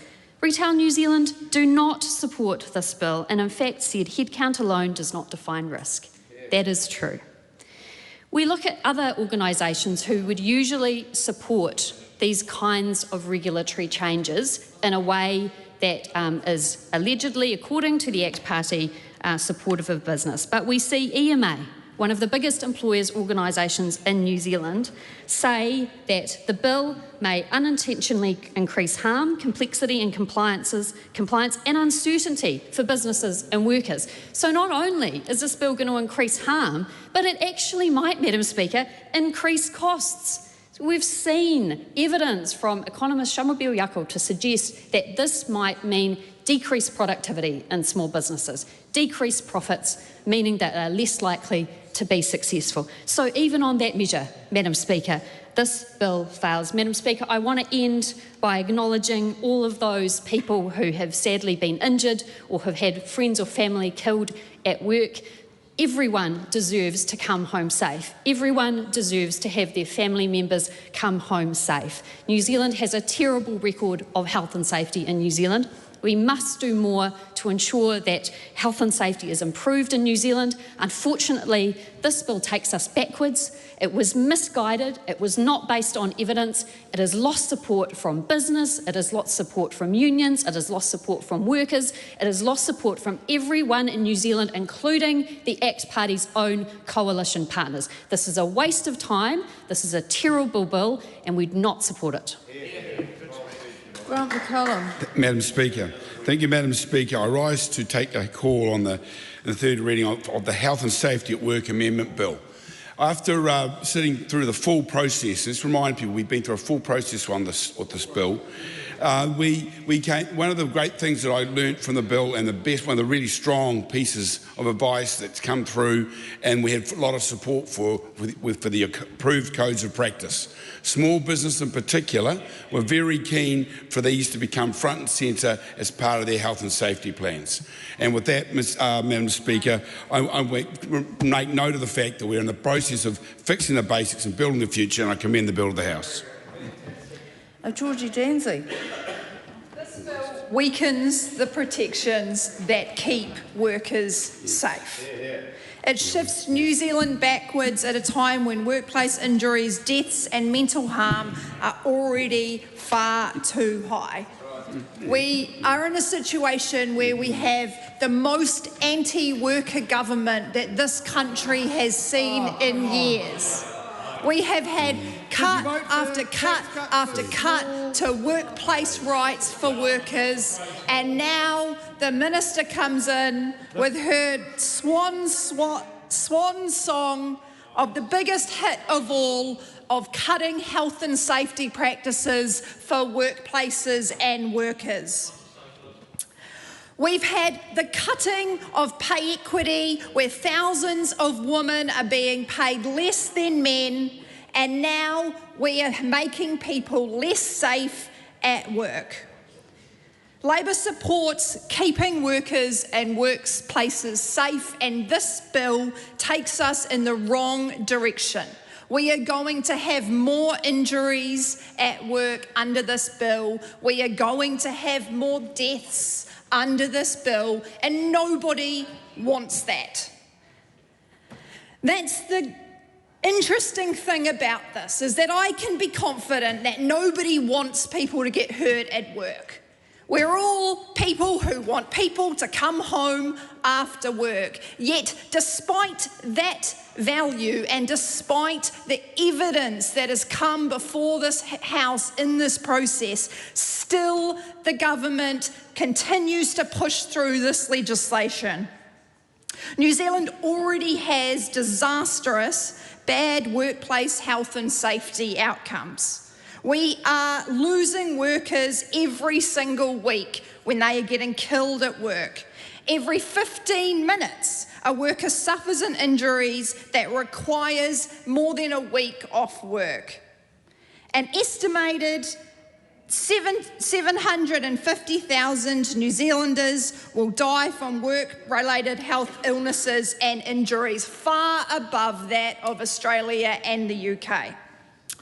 I want to speak to previous speakers from the government parties who have spoken about the long process of this bill, that they're not rushing it through urgency. The process has been going on for some time. Well, I would like to let you know that the process has been going on for a decade, and acknowledge the incredibly brave people who have been working on this mahi since the terrible Pike River disaster that killed 29 workers. I want to acknowledge those people who have worked hard to ensure that we have health and safety laws in this country that look after our workers and people at work. After the Pike River disaster, the Pike River Royal Commission of Inquiry and the Independent Task Force on Workplace Health and Safety created our critical piece of legislation, the Health and Safety at Work Act, as well as the primary regulator WorkSafe. And this was designed so that the employee and the employer, the PCBU, could work together to ensure that workplaces were safe at work. I don't think that there is an employer who doesn't care if their workers get hurt at work. They don't want workers to get hurt at work. But speak to any employer who has had a significant injury in their workplace and they'll say it's important we have good health and safety law and we don't use cost-cutting exercises at the expense of our workers, because the cost of having someone injured at work and the devastating effects of having someone killed at work far outweighs the initial cost of ensuring we have good health and safety processes in the first place. No business wants workers hurt at work, and we have seen that through the submissions and the multiple organisations and groups of people who have spoken actively against this bill. We want to keep workers and workplaces safe. This government is anti-worker and this bill should not pass. They are taking New Zealand backwards and there will be more injuries in our workplaces because of it. Catherine Wedd. Look, keeping people safe at work will always be the National Party's #1 priority. We support practical, sensible regulation, which of course gives businesses certainty and keeps our people safe at the same time. So I commend this bill to the House. Speaker. Helen White. Thank you. This is an area I know quite a lot about because I worked in the area, and I would say that one of the first lessons I learned was our big employers, often they'll overkill on health and safety. They might have issues around proportionality, but our small employers are often really scary in some of their practices. And that's a natural learning curve that happens, but we've got to be there to support them with the right boundaries. And those boundaries are to protect our people, because that is the most important thing in this country, and it's certainly the most important thing to the Labour Party. Now, I can tell you war stories from this area to support this, but I'll restrict myself a little bit. I can tell you about a man who was driving home from work after doing several shifts in a row because he wanted the extra money. Now, his employer should have understood that doing that many shifts in a row makes you really tired. He drove off the road and he was killed. That left his family with no support, and it was a deep, deep tragedy. It didn't matter whether his employer was big or little. And it was more likely, under this legislation, that a small employer wouldn't consider that risk at all because it wouldn't be seen as critical. It's just simply not as obvious. That was a case I was involved with because WorkSafe had trouble colouring in the lines as to whether that was a work injury because he drove off the road afterwards, even though it was caused by his work and his work hours. It took a little sorting out. So imagine a little employer trying to do that without decent guidance. Now, his family was just as hurt. That's my point. It didn't matter if he was a little employer or a big one. His family deserved the protections of our law to make sure that the interests in his safety were paramount in the minds of that business. Now, we know, because ACC told us, that this piece of law will hurt our country financially. And guess what, Act? It will hurt our taxpayers. They will end up fronting the bill. They will end up paying a lot more in ACC. But I want to talk about those employees who slip under the radar, because I met one of those the other day. She was a woman who was selling things at my local market, and she was just selling little bits and pieces to make ends meet. She'd worked really hard all her life, but she'd worked in hospitality, so I'm guessing fairly small employers. But she was carrying loads that were just too heavy, and as a result, she'd injured herself. And so she couldn't do that work, and her employer hadn't really wanted to think about the consequences, so she had not put in an ACC claim in time. And it had been rejected. So here she was, working at the market, just selling these little things. That's what happens when things slip through the net that aren't safety critical, because that woman's income is impacted for the rest of her life. Now, it's not the great tragedy, and I want to tell you about a great tragedy in a minute. It's not the great tragedy in the eyes of this House, but that's everybody's life right now. Everybody's scraping by. They don't need this. They don't need not to be looked after when they take the first job they can get. They don't actually have that much choice about where they work at the moment. They can't wait for it to be the big companies, the Fonterras. That might be the life that most of the people in this House have led, but it's not the life of most New Zealanders. And it's completely out of touch to think that it doesn't matter, those little injuries, because those are the things that glue our people to wages. And we need to look after them. We need to make sure that we're looking after them all the time. Now, I want to tell you about a big employer. I know everybody's talked about Pike River for a really good reason, and it makes me shudder. But I've talked before in this House, and I spoke almost directly, although of course I've got to be very careful about that, to New Zealand First, when I talked about the ports of Auckland.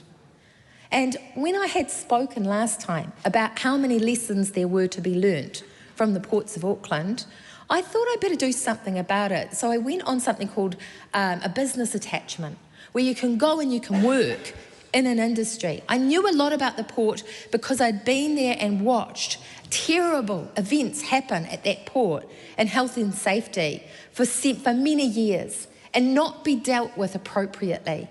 And I knew that that port had turned things around. I know it can be done, that we can address our terrible rate of fatalities in this country. And I wanted to see how they'd done it. And it's a really interesting story because we had deaths by crushing of containers. We had terrible deaths on that workforce, and it was absolutely terrible. And there was, eventually the CEO was actually charged, and so it's all a matter of public record because he killed people with his behaviour. And it was a top-down approach, and it was cavalier. And now there's a group in there managing at the port, and one of them's a guy called Roger Gray, He's definitely not a friend of the Labour Party. He's probably a member of the National Party. But you know what? Roger Gray, he spent a lot of time getting to know and working with the union in there. And he did that with the absolute genuine intention of rebuilding that relationship. And now it's the union and the management and the workers at grassroots level who fix the health and safety problems in that workforce. They are there working together to do that. And it is a powerful story because they have really, really impacted on health and safety at that place. One story that was told to me was by one of the managers who decided to go and do the slasher program. She went and worked as a slasher on the waterfront. And she did that and she discovered what the workers were saying was that the health and safety rules written in that situation, they weren't fit for purpose because they didn't actually practically work. The people who'd been writing the law weren't the people doing it, so they didn't know how far you needed to stand apart. They were able to amend those rules by a group working together in what's called high performance, high engagement. And that resulted in a much safer practice for everyone.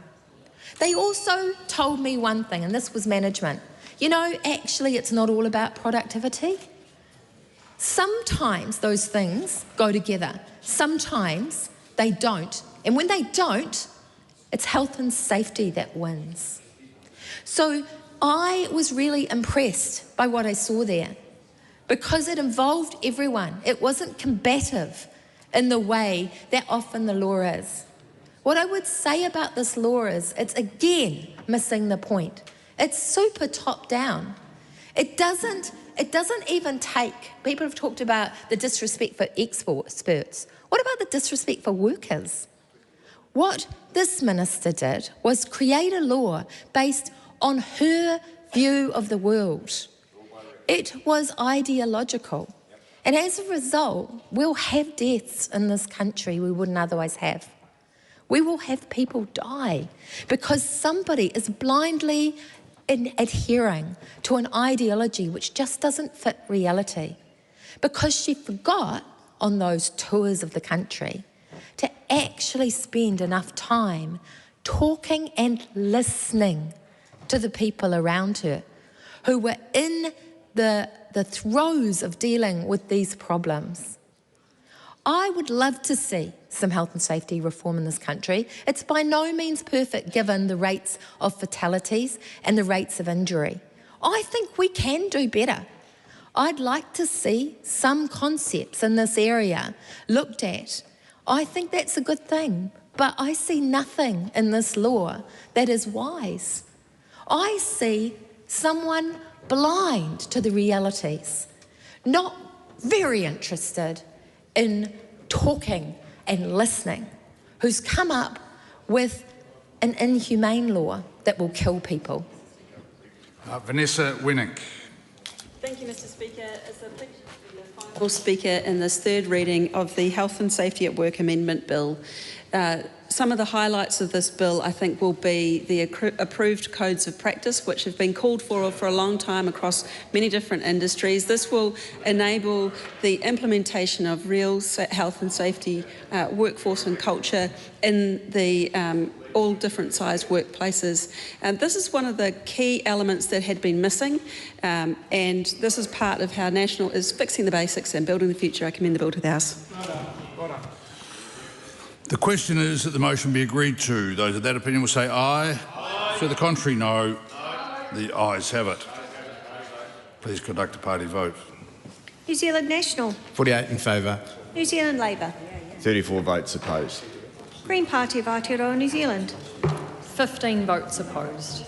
ACT New Zealand. 11 in favour. New Zealand First. 8 in favour. Te Pāti Māori. 4 votes opposed. Taku Te Whereas. 1 vote opposed. Mari Meno Kapakingi. 1 vote opposed.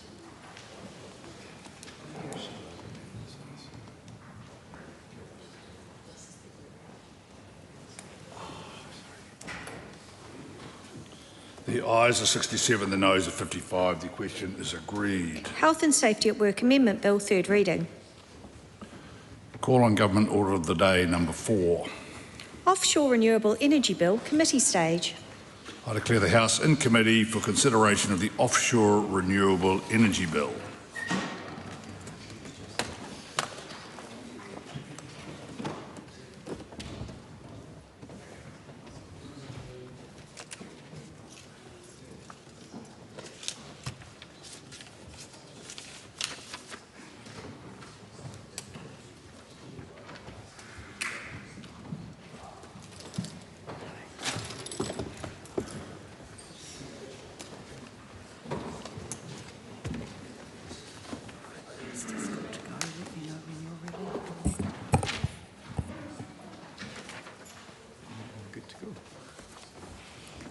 Members, the House is in committee on the Offshore Renewable Energy Bill. We begin with the debate on Part 1.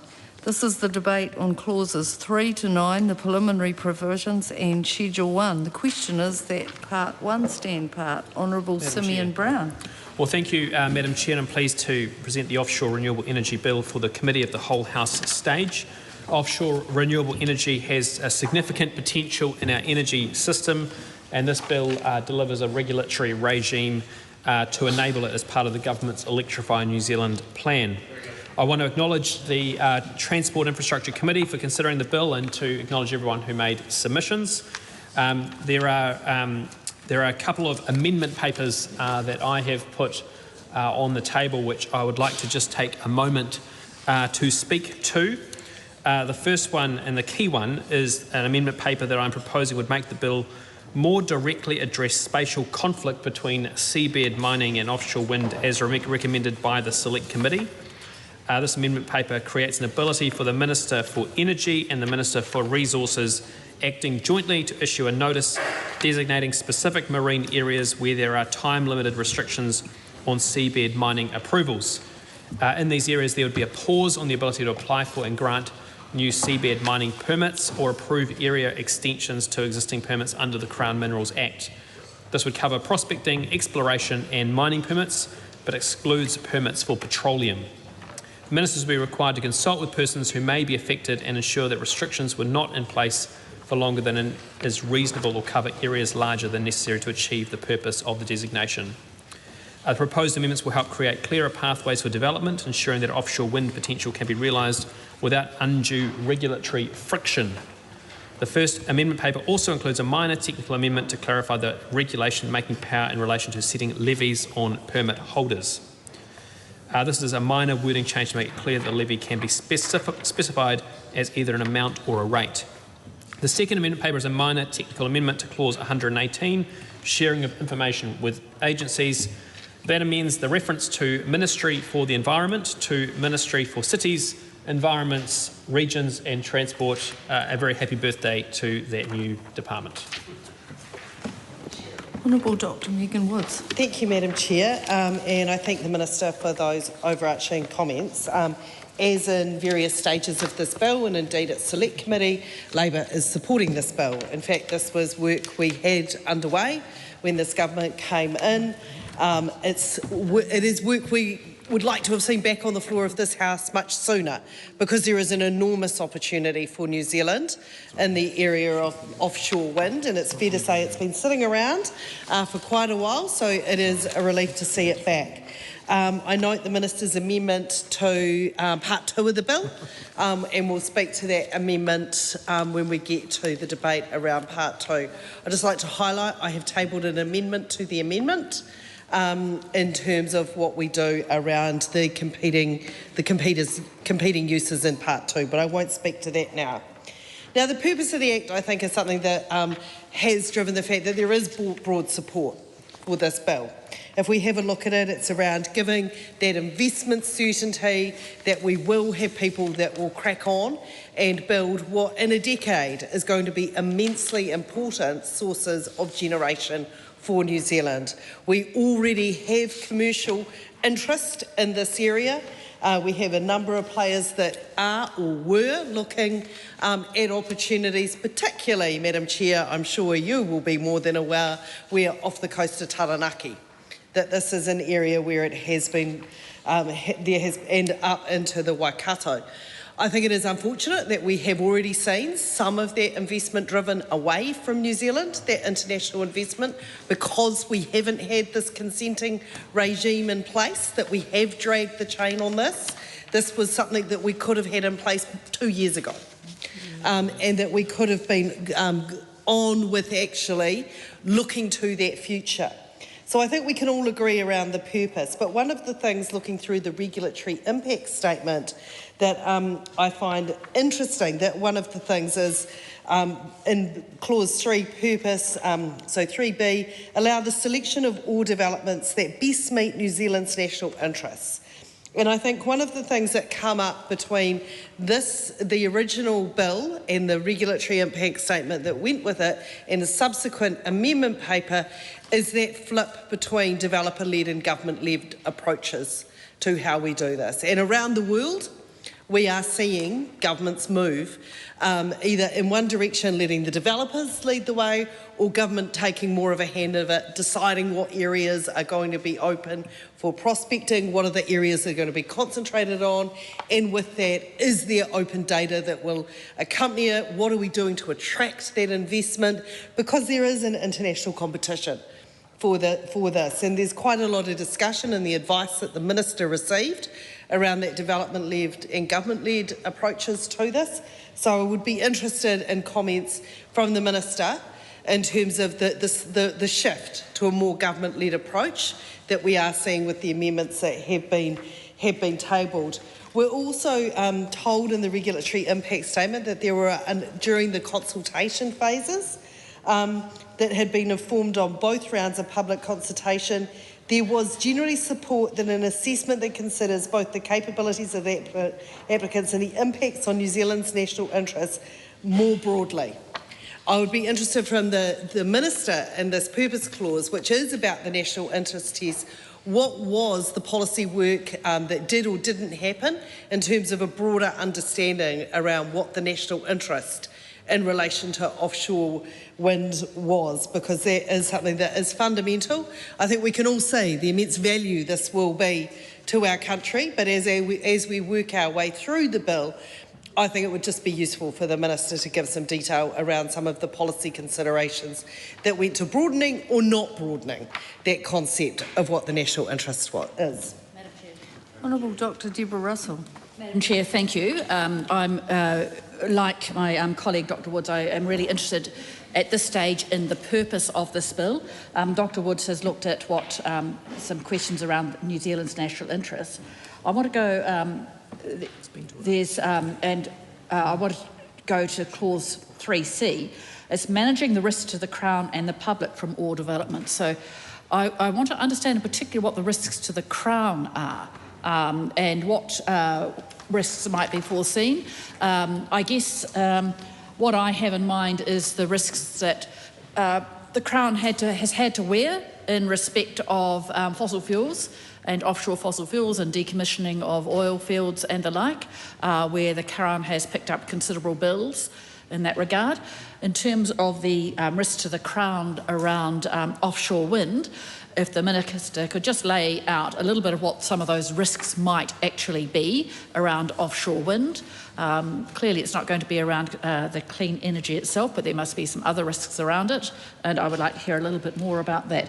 But then the risks to the public. It'd be interesting to know how broadly that word "the public" is going to be construed. Just exactly, again, what sort of risks might be sitting in there. There's clearly some physical hazard risks for any individuals, well, people who, I don't know, presume there must be some people who want to go boating around offshore windmills, but what about the public in general? Is there a sort of a risk to more than just individuals doing that? So if the Minister could just set out what some of those risks are, that would be very helpful.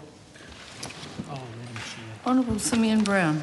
Madam Chair, I thank the members for the questions, and I just want to make the point that obviously this bill has been through an extensive select committee process, and members have had the opportunity to have officials and answer and ask many of the questions around the purpose statement, as every other clause of this piece of legislation. The purpose statement has been well tested through that process, and it's very clear, obviously, that we are designed to do exactly what it says, give certainty for developers to invest and to allow the selection which best meets New Zealand's national interest, and that is to ensure that through this process the decisions that are made can meet the interests of our country and manage the risks of the Crown. Of course, any physical infrastructure which happens anywhere, there's an element of risk and impact. And I note that it's not just offshore wind, which would of course include turbines, but this could be to do with the renewable energy resource obtained from waves or tides or currents or light or heat or rain or geothermal heat. There is a range of different opportunities that exist and are being promoted through this piece of legislation, and I note that the Select Committee will have had plenty of time to discuss those in detail. Scott Willis. Thank you, Madam Chair, and it's a pleasure to take a call on this. Given the work that we put in through Select Committee to come to some success, I think, but also heard a lot about the challenges that we're facing. So I want to talk to Part 1, Clause 3, which notes that the purpose of this Act is to give greater certainty to developers to invest in offshore renewable energy developments.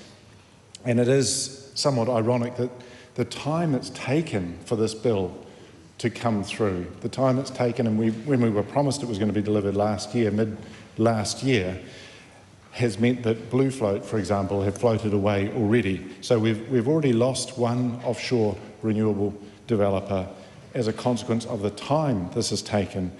But, you know, it's really, my concern is around the amendment paper that I thank the Minister for providing to us. I think the amendment might be in the next part. The next one. Yeah. But my question is related, however, to what that amendment will address, which is around the seabed mining projects and how the Minister intends to give even greater certainty to the offshore renewable energy projects that could develop, because we've been told through the Select Committee that these two developments or two projects are simply incompatible. And so, you know, the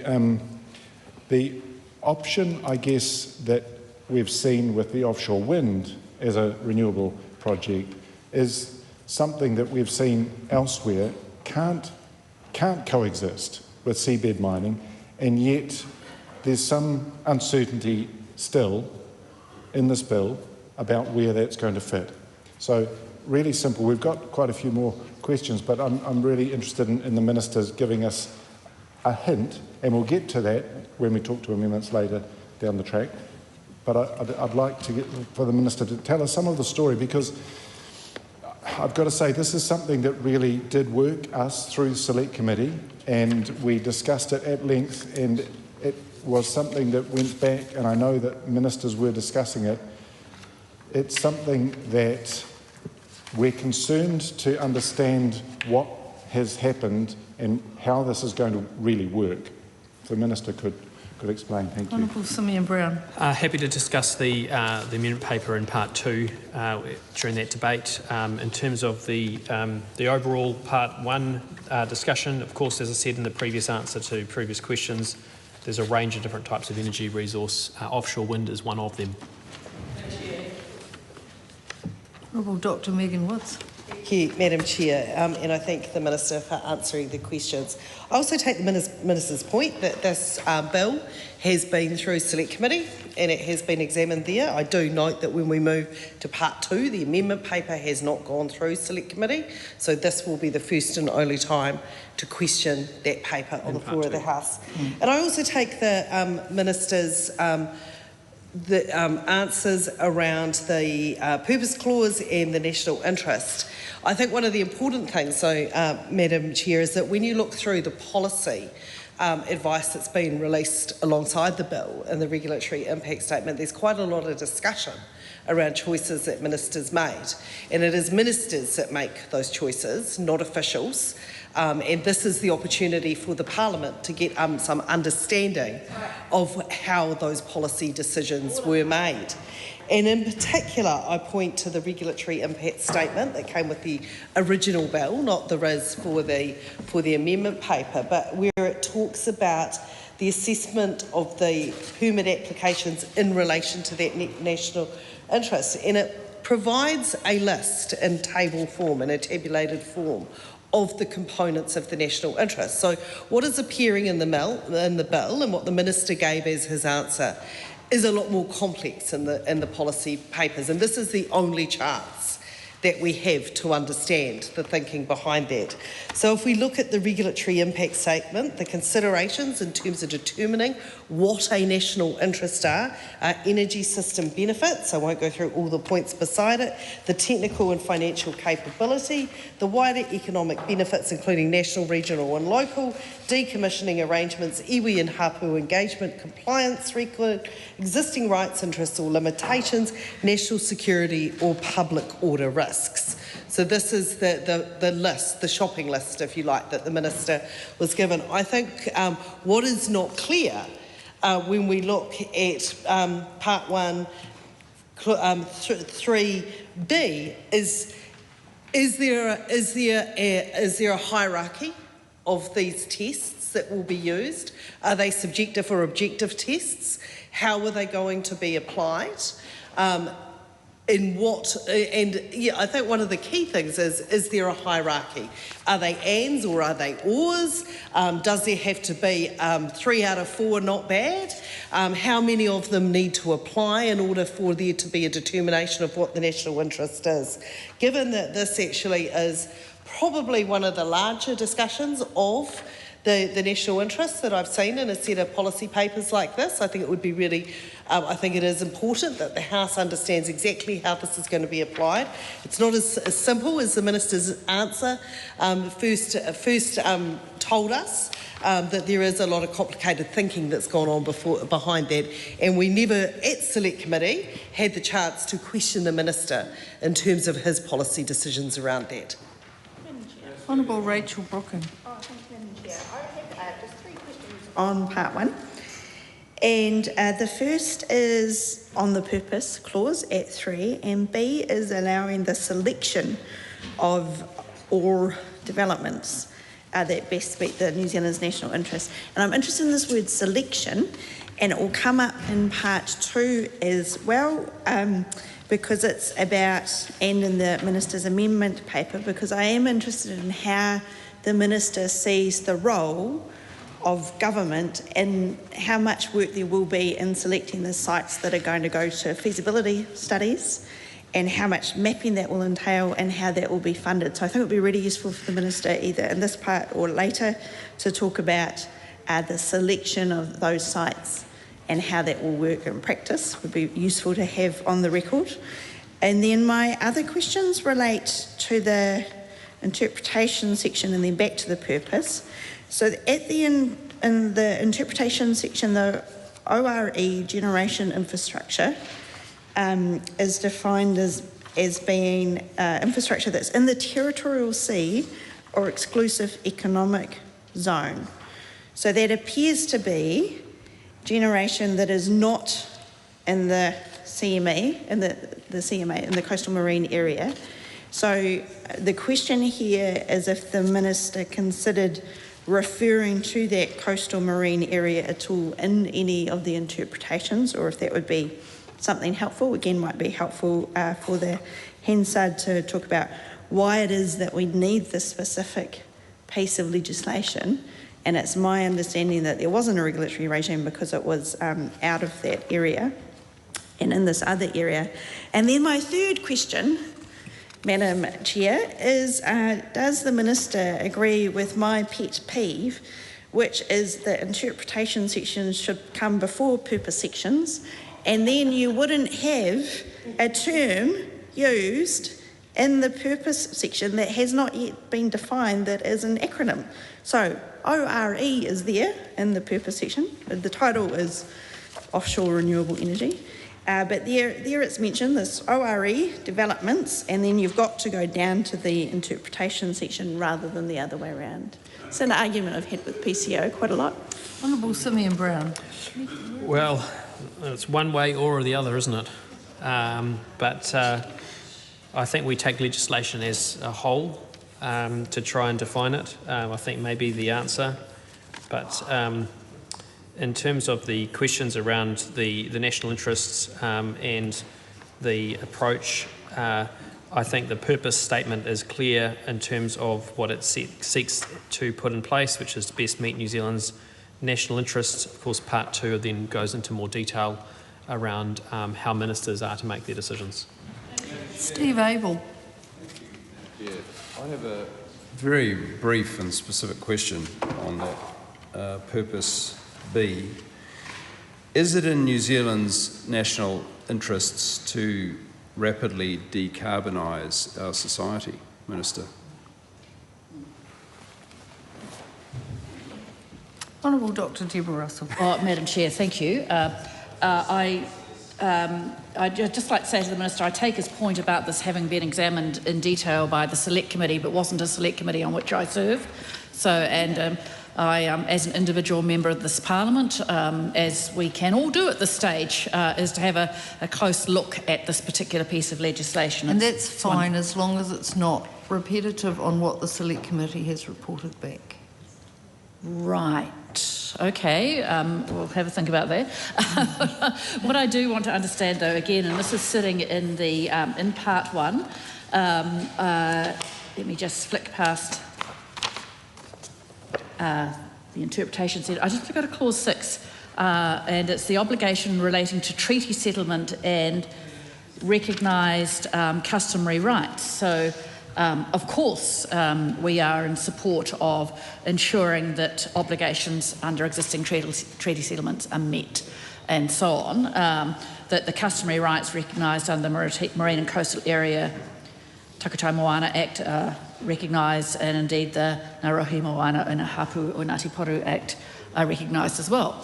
However, what I am a little concerned about is there does not seem to be a treaty clause per se.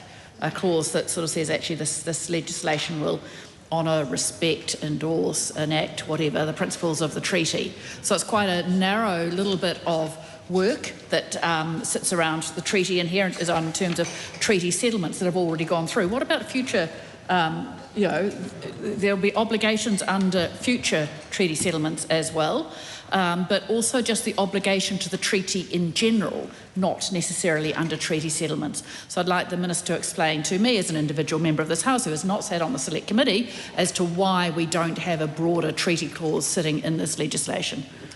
Madam Chair. Seymour Brown. I would just like to note a number of the questions that have been asked. It is in our interest to ensure we have greater electrification and more electricity generation, and this bill will have a framework to enable that to happen here in New Zealand. In terms of the selection of sites, how it will happen in practice, then the question of developer-led versus government-led. I think many of the choices that were made as part of the policy decision were done in consultation with the developers, and that was certainly the preferred approach in the consultation was more of a developer-led approach, and so we'll get into those how the future parts talks about feasibility studies and then the commercial permits.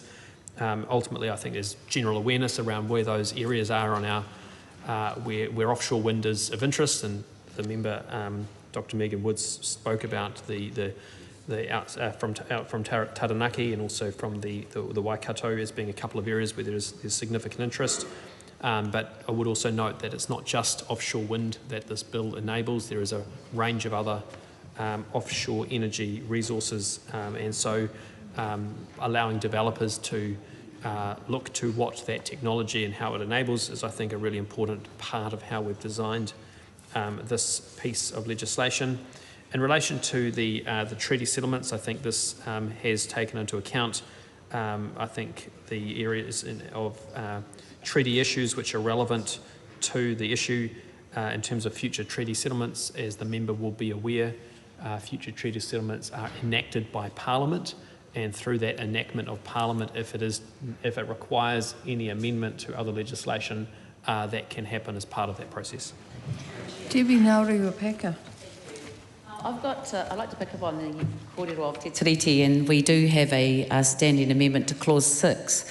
It's great to hear that the Minister's been focused on providing certainty to the developers. Obviously, iwi, hapu and Māori groups see themselves as requiring certainty of enactment of Te Tiriti as well. And in fact, reading through some of the submissions, iwi were very succinct in what the requirements of the legislation were, and particularly in Taranaki's case, that's based off more experience than any other iwi, specifically in the EEZ space. So one of the things of the amendment to Clause 6 is proposing and remembering that, yes, we have iwi and hapu groups that are yet to settle, but we also have pending applications under the Marine and Coastal Area, the Takutaimoana Act, and also unresolved customary rights and marine interests.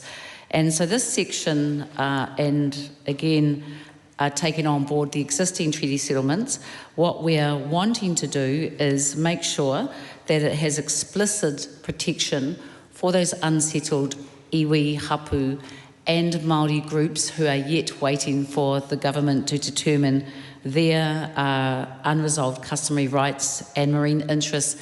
And no doubt it would be of absolute importance for the Crown to provide certainty to those who have interests and rights within this area that we see as having wakapapa and kaitiakitanga. Most of those iwi who have submitted and who have proposed amendments are also those who inherit the projects way beyond the lifespan of their productivity. So I'd be interested to get the support from the Minister in this amendment proposed to replace Clause 6. Madam Chair. Scott Willis. Thank you, Madam Chair. And my question really is about Part 1, Clause 3, C, which is about managing the risk to the Crown and the public from offshore renewable energy developments. And I note that the Minister made the point that this bill really has had a lot of development lead to it, or developer lead to it. And I think I'm really relating or linking to my colleague Debbie Aotearoa's point here, because we've heard from iwi, hapu and Taranaki who have certainly been engaged in the latter part of this, that they want more engagement from the government on the finalisation and implementation of this legislation. So I'm wondering what has happened since, how that's taken place, because if this legislation is developer-led, is there some risk? Because if we're managing the risk to the Crown and the public, is there some risk that with developer-led, we are not taking into account all the voices who might well see their concerns overridden, and to the point made by my colleague just now, these are long-run projects. They may well have consequences that we can't foresee. Has there been the type of engagement, and will there be further engagement, to ensure that a wider number of voices can be considered, rather than simply this being developer-led? Honourable Seymour Brown. I note the questions from the members around the debate and developer-led versus government-led. I note that Part 2 goes into a lot of these questions around feasibility and consultation and all of those requirements. Happy to have that debate there. Honourable Dr Megan Woods. Yeah, and I have a question for the Minister around Clause 4. Now, usually I would not be one to go through the interpretation clauses of a bill in a committee stage, but it is also highly unusual for there to be a reasonably substantial part of the Select Committee report being in the discussion of Select Committee around definitions in Clause 4. And if we have a look at the Select Committee report, that reports back around the submitters told it was unclear whether permits would be required for infrastructure that would generate energy not directly intended for commercial gain. And it went through a list of criteria. There's demonstration, there's aquaculture that might have some solar panels, a size that was put on it, I think it's 30 megawatts was the limit in terms of it not being for commercial gain. Now, Madam Chair, my question is, there's been quite a lot of time between the Select Committee consideration of this bill and clearly a lot of advice to the Minister from officials that around changes that needed to be made, particularly in response to questions that came up to Select Committee. Now, those amendments were made from the submissions. They appear in the amended bill that we have back on the floor of the House. But my question for the Minister is, did we get this right? Has there been further advice in the many, many months that have languished between this work being completed by the Transport and Infrastructure Select Committee and the Minister seeking more advice from officials? Is 30 megawatts the right threshold? Is the list that we've put in there in terms of the excluded activities broad enough? Are we in danger of some things, or is the regulation making power in there?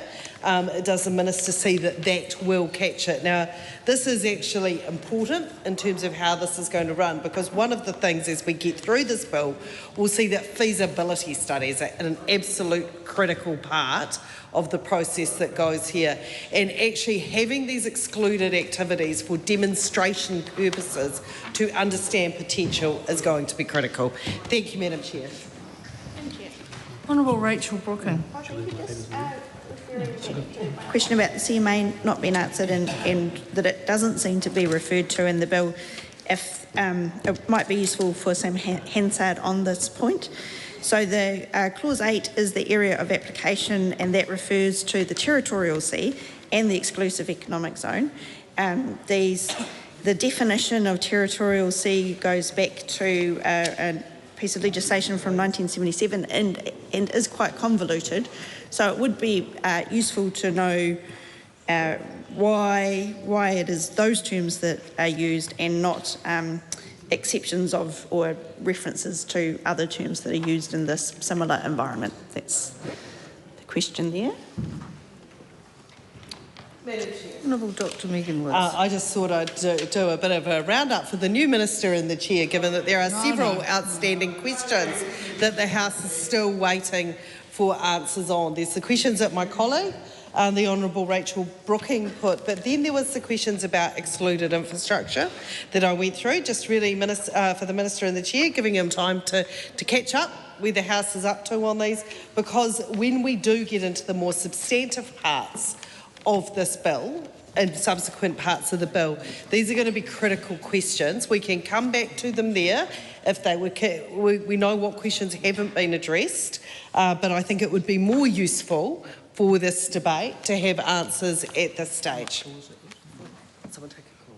Honourable Simon Watts. I was going to do a closer motion myself, but anyway, can't do that, can we, Madam Chair? No. Good point. No, we're just waiting for some answers. I'll take some answers. And they'll come sooner or later. Very good, very good. Yeah. Hey, look, firstly, how good is it to be able to get this legislation passed? $1 billion of economic growth that will come as a result of this legislation in the future, opening up a huge amount of more energy for this country. This is a very good bill, and I'm sure all of those in the House will agree for that. And the question to the Honourable Dr Woods in regards to are the exclusions broad enough? Yes, I am confident that the exclusions within the bill are sufficient. The Minister also has the ability to make regulations to future-proof as well. Is the member about to take a call? No one else is. I move the debate on this question now close. The question is that the debate on this question now close. All those in favour say aye. The contrary, no. The ayes have it. Party vote called for, please, Clerk. New Zealand National. 48 in favour. New Zealand Labour. Toru te kau mā whanga pōti e whakahea ana. Green Party of Aotearoa, New Zealand. 15 votes opposed. Act New Zealand. New Zealand First. 8 votes in favour. Te Pāti Māori. Takuta Ferris. 1 vote opposed. Mario Manu Kapakingi. 1 vote opposed.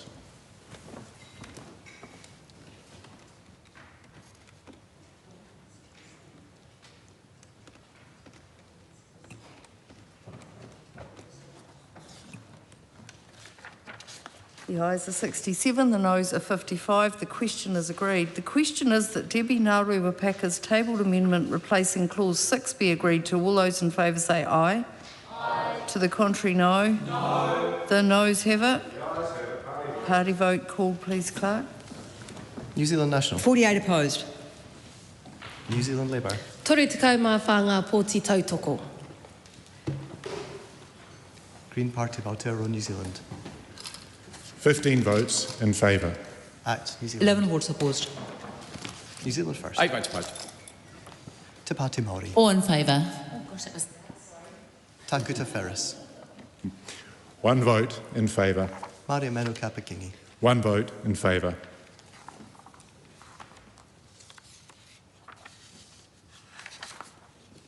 The ayes are 55, the noes are 67. The question is not agreed. The question is that part 1 stand part. All those in favour say aye. Aye. To the contrary, no. The ayes have it. Members, we come now to part 2, which is the debate on clauses 10 to 68A, regime for offshore renewable energy permits and infrastructure protection. The question is that part 2 stand part. Madam Chair. Honourable Dr Megan Woods. Thank you, Madam Chair. This really is the substantive part of the bill, and it is also the part where the Minister's amendment paper is landing in terms of the feasibility permits, and just reminding everyone that this amendment paper has not been through the Select Committee process. This is the first and only time that there is a chance for a consideration of this amendment paper. Now, I think some context for this amendment is incredibly important, and I would like to give credit to the incredible work of those involved in offshore energy who put a huge amount of effort into demonstrating that the bill that came out of this House into Select Committee was wrong, that it was not going to do what it needed to do, and that was give the certainty for people to invest in offshore energy in New Zealand, that we could not have the competing interests of seabed mining occurring in the same place as offshore energy, that it is simply not the case that they can coexist. That was the belief that sat behind the first bill.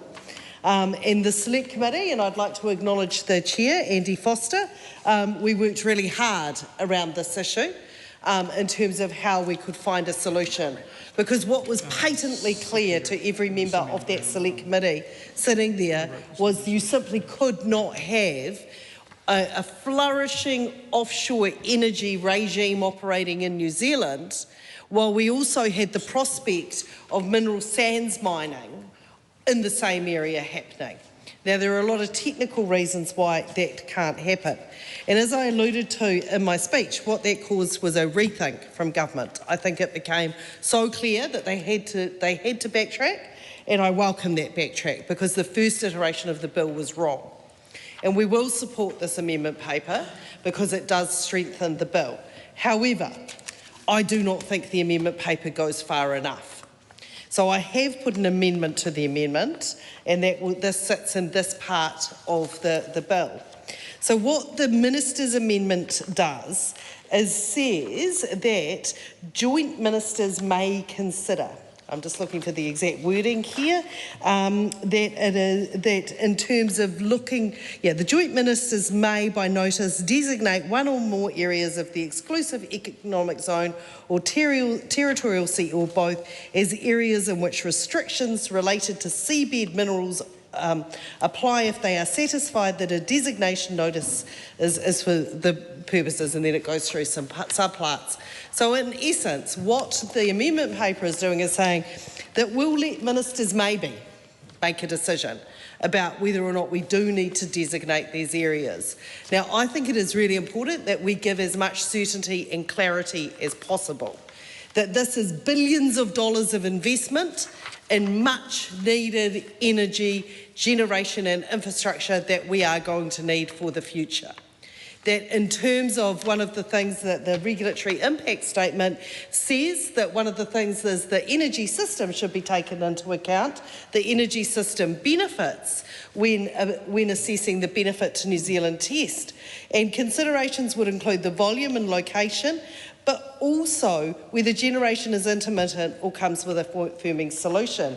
Now, while offshore wind, for example, is still technically intermittent, it's wind energy, but the capacity factor of offshore wind is so much greater than onshore wind. It has a much more firmed profile going into our energy system than its onshore cousin. So this is something that needs to be taken into account.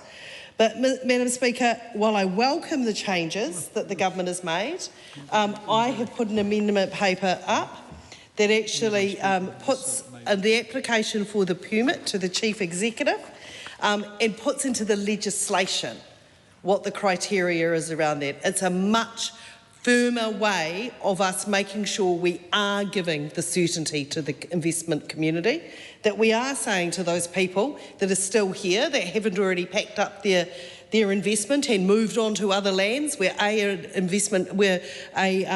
regulatory regime was put in place and the chain wasn't dragged, and there was that guarantee that they weren't going to invest money, do feasibility, get a feasibility permit, and then someone starts seabird mining in the same area and scarpers their project. And that is the certainty that we need to give, Mr. Chair. Honourable Megan Woods. Thank you, Mr. Chair.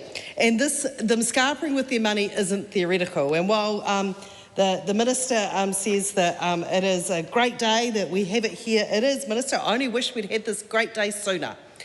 This work was well underway at the beginning of the term of this government. They told us that we were going to have this regime in place, I think it was more than a year ago. But still, let's get on with it. That's right, we could have got on with it, and we could have projects underway. That investment, the billions of dollars of investment that has left New Zealand because we did not have a regime in place, we did not have the certainty around competing interests, is something we will regret as a nation.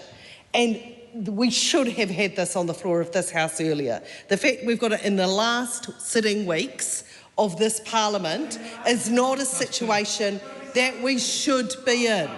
So, Madam Speaker, we will support it, but I would like the Minister to consider an amendment that gives even more certainty and says to the investment community, we welcome offshore wind in New Zealand. We know it's taken a while to get our regime in place, but finally we're doing it.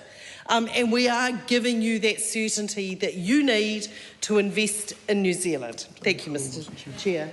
Just before I call them in, remember, just for the sake of people watching at home, I am a Mr. Speaker, just in case there's some confusion. The Honourable Simon Watts. Thank you very much, Mr. Chair. I think... God, there's a lot of chairs in the room today, isn't there? Took the Woods. Took a while to get there, but in the end, the amendment, we won't be taking on board your amendment. Appreciate the efforts, but the reality is that developers and industry support the amendment that we've put on the table. The proposals that you have outlined would enshrine how competing uses are dealt with in the legislation and not provide flexibility for how this is dealt with in the future, and that's going to be a major issue. You've got to think about how technology will change, for example, which would be a key issue with your what you're putting on the table. The amendments that we are looking to do, and it is important to acknowledge that we have taken on board feedback, they are targeted, they are pragmatic, and they provide flexibility in the context of being future-proof, which is a point I've noted. The use of secondary legislation is driven by the principles of best practice legislative design, and using a secondary legislation notice to put the restrictions in place allows the timing and area of any restrictions to be made on a case-by-case basis, taking into account the impacts on broader users and the specifics of the situation. It also allows us to make amendments quickly and efficiently when this is appropriate. So as the member noted, looking forward to progressing this bill with pace. The Honourable Rachel Brooking. I've got a couple of questions on this amendment paper, and then I do have some on the rest of part 2 as well. I know the Minister was looking at his members opposite there, as if to say he'd had enough of this debate on a very important piece of legislation that we're very happy is here, but of course we have some questions about it, and it's useful always to get things on the Hansard as well. So on this amendment, what happens is that the ministers, 2 ministers, so the minister in charge of this Offshore Renewable Energy Act, as it will be, and the Crown Minerals Act, get to, if they want to, decide to designate some areas through the secondary legislation.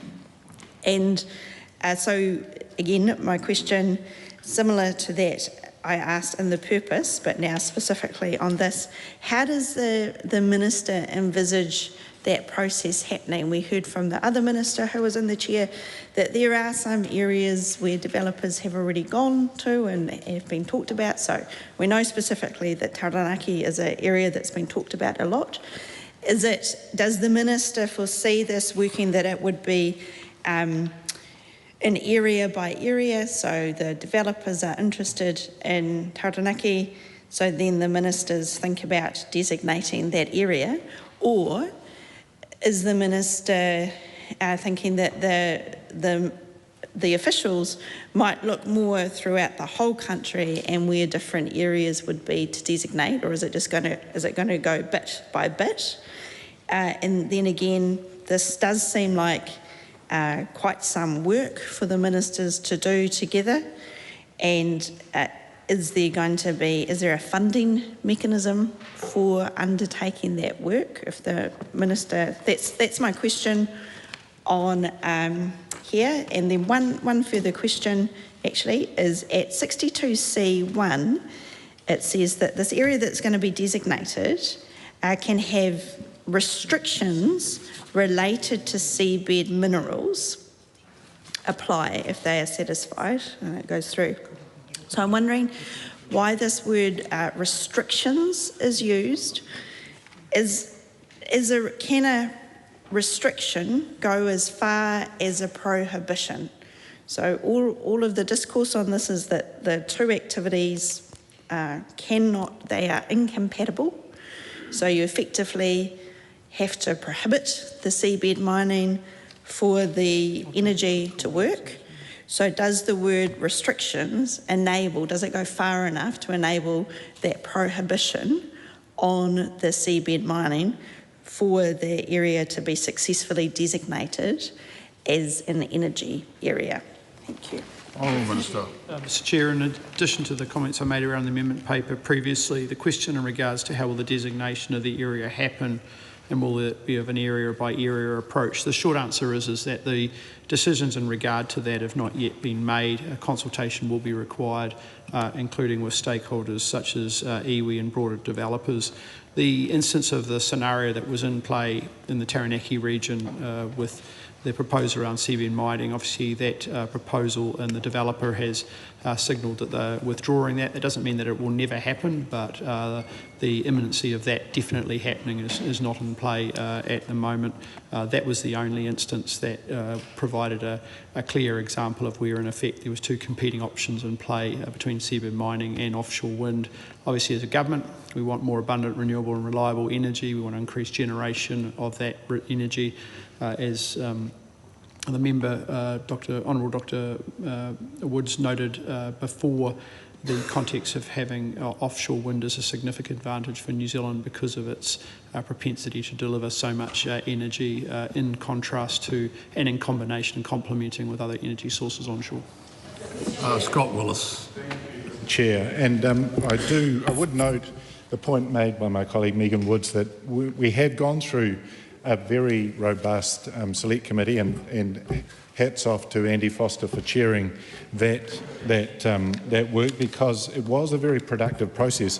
My question is about Part 2, Subclause 1, Clause 11, because in Clause 11 it notes that feasibility permits mean the permit holders have an exclusive ability to apply for a commercial permit in relation to the feasibility permit area. And we can see that to assess the feasibility of an offshore renewable energy development, the permit holder proposes to carry out in the permit area and have the exclusive ability to apply for a commercial permit in relation to that proposed development in the permit area if the permit holder chooses to do so. So does this effectively mean that, in essence, feasibility permits also grant the holder exclusive rights to a certain area, seeing as the right to a commercial permit for the area is implied from a feasibility permit? If the Minister could give a response, I'd appreciate that. Honourable Minister. Yeah, so just in context of that, and just to clarify with the members, so there's a two-step process. You've got the allocation of a feasibility permit, and then there is, subject to the work being undertaken, and application for relevant environmental consents, including resource and marine consents in the permitted area. Then it moves into after feasibility, it moves into a commercial permit must be obtained subsequently from that. So in regards to the members' questions, there is two phases. And in effect, depending on where you are in that phase, will determine the point of his question. Debbie Nalawapaka. I'd just like to raise Part 2 and propose a new Clause 13. One of the lessons that we had in Taranaki, and iwi were extremely involved in the development of the regulations for the EEZ, was the fact that despite how the government would often ignore what local iwi and communities require, the private businesses didn't. And we often, in fact, we found ourselves in a situation of developing the best practice engagement manual for communities and all companies because of the fact that there was a better engagement between the private companies and iwi. And no matter how legislation comes out, the companies that want to stay around for a long time and have a lot of money to invest will always go to the extra effort of making sure they engage with the local community and iwi really well. And you'll see some of that in some of the social licences and relationships that they had, including the likes of OMV. I'm not going to look at you, Steve. But one of the aspects that we'd like to recommend based on that experience and based on the certainty that this legislation is wanting to achieve is proposing that there is a mandatory cultural and environment impact assessment that measures the cultural and mātauranga aspect. It's something that the companies will end up having to do if they want to stay around a long time anyway. And the bill doesn't currently require that type of assessment or that type of certainty or consideration with iwi. I did hear the Minister say that we're going to engage, but again, this is taking on board the lessons of the oil and mineral sector and the lessons of activity that's, to be honest, is going to be more in the EEZ than anywhere else. So, and again, it's something that could happen before the permits are granted, and this amendment will address that gap, and I'm sure would please a lot of iwi. Minister. Mr. Chair, in regards to the amendment paper on Clause 13, we won't be progressing with this tabled amendment, and the reason why is that as it's drafted, it would duplicate existing considerations are already in place, such as engagement with iwi Māori as part of the consenting regime, and so there's no point us looking to duplicate that. The bill that is on the table here is deliberately designed in order to work in parallel with and alongside with, but not in a duplicative way, the regime in regards to consenting, and on that basis we won't be proceeding with that amendment. The Honourable Deborah Russell.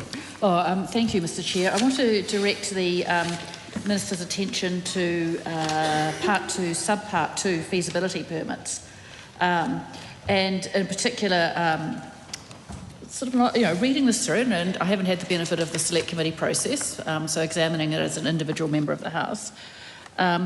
And it says that the Minister may launch, you can make an application for a feasibility permit during an application round, and the Minister may launch an application round.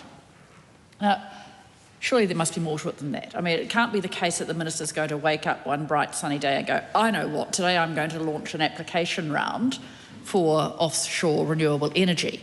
So reading through, you'd think you'd find maybe some regs or some suggestions as to how often the Minister might do this, or when the Minister might do it, or in what conditions the Minister might do it. So we're going to have regulations about it, criteria, guiding principles, consultation requirements. But what would also be interesting to know in that, so that's in 2A, is just how often we might expect that the Minister might launch an application round. What becomes the process by, is it a perceived need? Is it there have been a number of entities who want to engage in offshore renewable energy who've come knocking on the Minister's door and said, hey Minister, it'd be good to launch one of these rounds. Is just wanting to get the sense of how often this might happen, what certainty there is from investors wanting to do ORE, that they are going to get an application round in due course, and so on. Now, obviously, once you've got those regs set up, that will specify how long these rounds last for and so on. But I really want to get a sense of the flavour of what those regulations are going to look like, and in particular a sense of how often the Minister is actually going to launch these application rounds, these feasibility application rounds for feasibility permits. Are we anticipating it's going to be annual, semi-annual, biannual? What sort of time frames are we looking at for these application rounds? Honourable Minister. Yeah, well, the reality is that the government has a clear strategic objective to ensure that we have abundant, affordable and reliable energy. And so the consideration and discretion around how often we launch one of these processes lies with the Minister and the government. But it'd be fair to say that we're going to be working as fast as practical to ensure that we remove the barriers for investment and new generation in regards to offshore wind in this country. And it will be in the context of making this easy for communities and developers to work together to make this happen. And obviously we'll choose the areas and the regions based on the consultation with the development community and the opportunities in order to do that. But we want significantly more energy generation in this country, and we want offshore wind to be part of the mix of energy generation in this country, and we want that as fast as practical, because more supply of energy will have a downward pressure on price. The Honourable Megan Woods. Mr Chair, and I am again going to the amendment paper, and particularly the policy advice that has been supplied to the House in the form of the RIS. That this isn't policy advice that we got to consider in the Select Committee phase. And this is interesting. As I said, we support this amendment, but just really wanting to understand some of the other thinking around it.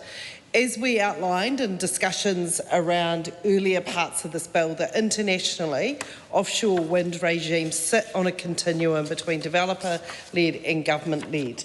At the government-led end of the scale, it usually involves marine spatial planning, and there is sometimes accompanying feasibility, environmental work, things that have been pre-packaged there for industry. And one of the interesting things that the regulatory impact statement that accompanies the amendment paper says, the bill has been designed to accommodate a shift to a government-led approach to the selection of ore sites should government policy and legislative change improve spatial planning in the marine environment, but it cannot address the current issue, which includes existing rights. So I would like to hear from the Minister exactly how, where the government envisages this sits within that broader context. It says the bill has been designed to do that, so has work been already begun in terms of that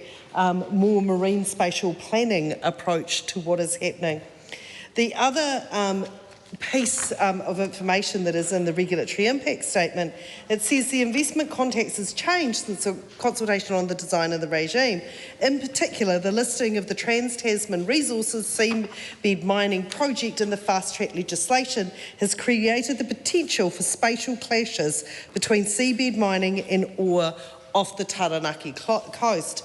One of the things I'd like to know from the Minister is that all through this document, it shows how it is that particular inclusion in the fast-track legislation of that project of the Trans-Tasman Resources seabed mining in the fast-track process. Did the Minister advise colleagues before that was included in the fast-track regime of the potential risks? Because certainly all of the offshore wind developers were raising it. This was not a new concern when they came to Select Committee. This was something that we had raised with the government, the jeopardy that this was putting our offshore wind industry in. So I'd like to know from the Minister whether that was something that was raised, given it is all through this. It says there that the key policy objective in terms of giving certainty that was being undermined by the fact that there wasn't exclusive rights when a permit was in place. So there's two questions for the Minister. The other that I have is around 62C4 in the amendment paper, when it is around the period of time. And one of the things is that I'd just like the Minister to clear up, because the bill is quite specific. The bill reported back from Select Committee as to timelines in other places. For example, feasibility permits are 7 years. That is specified. Commercial permits have a duration of up to 40 years. This is exactly what you would expect if you're looking to give certainty for someone to make very substantial investment decisions, because they know that they've got enough time to fairly look at the project, assess whether it is feasible, and not just put in a whole lot of feasibility as a way of blocking other developments, which is what we've seen in some other regimes around the world. That it's a use it or lose it kind of approach, and something that needs to be looked at. But Mr. Chair, I am concerned that we don't have that specificity in the amendment around how long that the developers can have that exclusive use guarantee. The joint ministers must ensure that areas are not designated for a period of time that is longer than reasonable. What does that mean? Does that line up with the 7-year period that is specified in the main bill around the feasibility permit? Is it 40 years, the duration of a commercial period? So I think that is something that we would very much be looking for an answer, among other things, from the Minister. Honourable Minister. Well, Mr. Chair, I'm now repeating myself. I said previously to the similar question that we would undertake consultation in regards to the detail around that point, with Iwi Maori and other points to the question by Debbie Nari Packer before in regards to that. In regards to the other question from the member around in regards to the marine spatial planning approaches, this approach is still developer-led, but it would allow a government-led marine spatial planning approach in the future. Rachel Brookling. Good to hear the Minister mention marine spatial planning. And of course, it would be good if the government was doing some marine spatial planning there, but I know both options are on the table. And talking of spatial planning and maps, Mr. Chair, at clause 13, the application round for feasibility permits, they it mentions here geographical areas, that the Minister may launch an application round with a geographic area, and then there are regulations at 2A that may prescribe matters that apply to the launching of that application.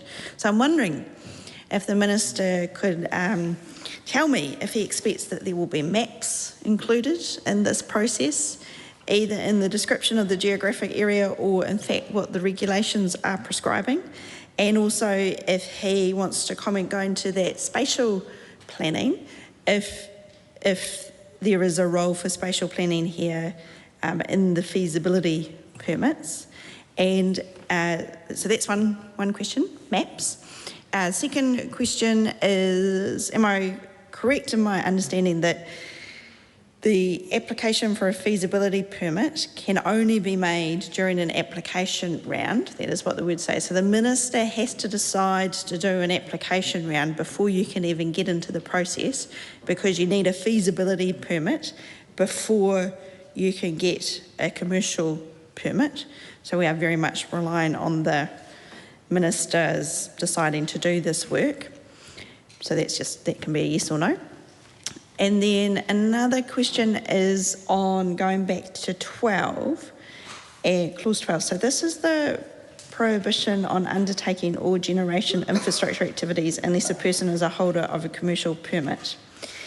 And I realise that a lot of the clauses in this bill refer back to the definitions, and the definitions are a very important mechanism in it. But on first reading of it, it looks as though there's a suggestion that resource consents would only apply to commercial permits and not to feasibility permits. In fact, the way that the definitions work, that's not what the clause is doing, as I understand it. But it leads me to a question then about this interaction between resource management consents that are still needed, and I've got questions further along on this point. And if the Minister can tell us what sort of resource management consents might be needed for the feasibility permits. I can see from the definitions of infrastructure for commercial permits what the type of resource consenting requirements might be. But for feasibility, the definition is very vague, and the feasibility permit doesn't have this prohibition clause that the commercial permits have at clause 12. So a couple of questions there. One is about maps, and one is about this link up with the Resource Management Act for feasibility permits. Honourable Minister. Mr Chair, in regards to the last question, working backwards, environmental consents would be an example. In regards to question on clause 13.2a, I answered that previously, but again, it was around maps. Maps is possible and permissible. Decisions not being made, as I said, we'll do consultation.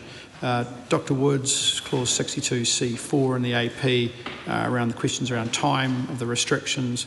The time for the restrictions is designated to give certainty until the point the consent is made, and the designation notice will obviously specify the time, again repeating myself, but the consultation will deal with that point.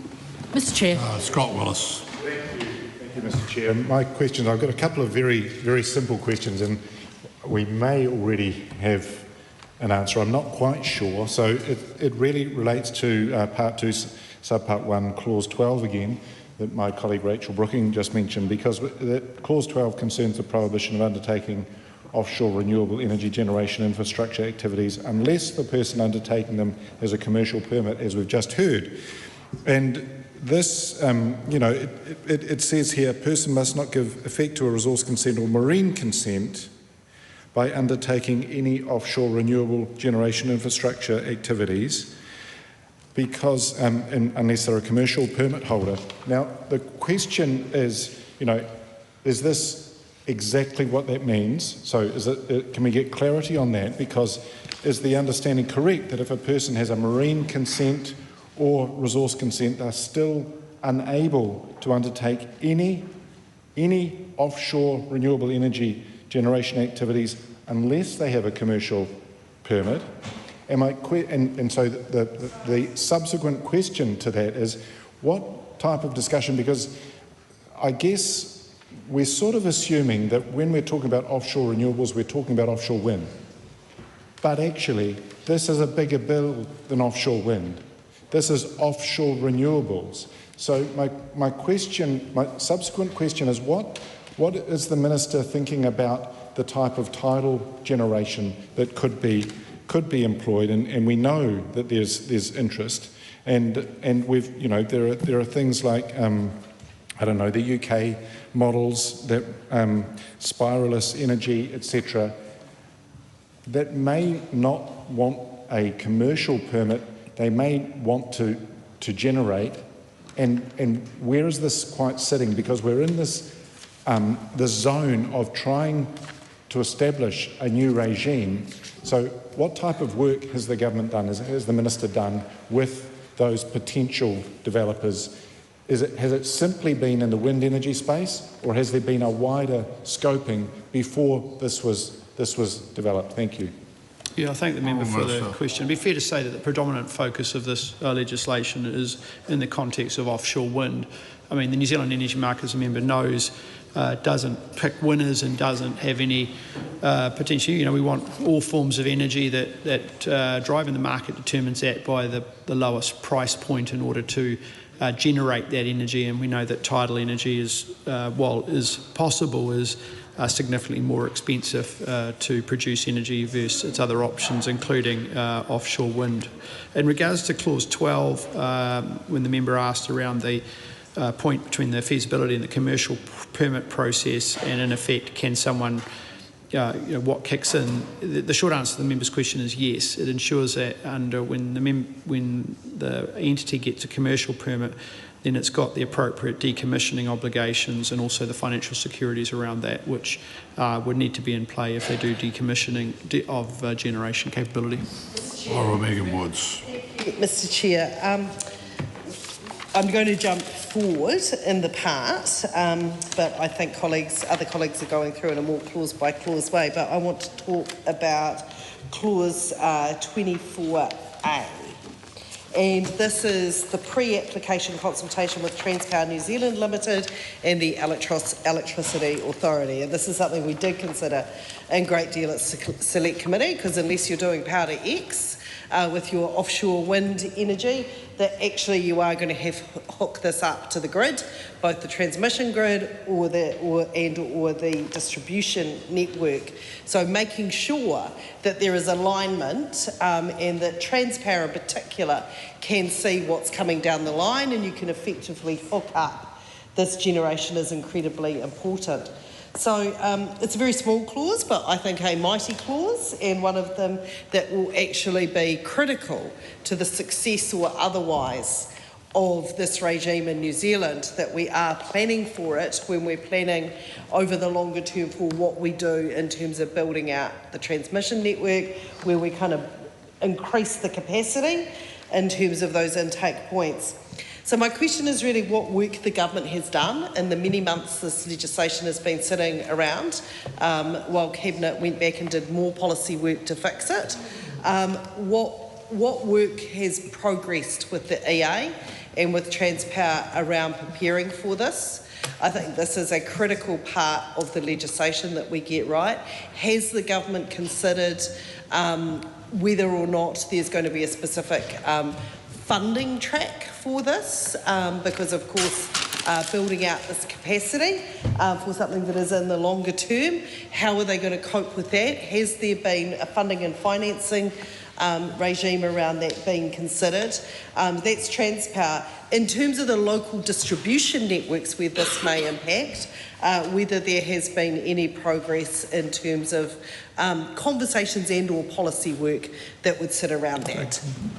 Mr. Chair, I mean, the member's right. This is a critical point in the ability to plug in the new generation that will be put in play as a result of the legislation that will pass, hopefully before the dinner break, all going well.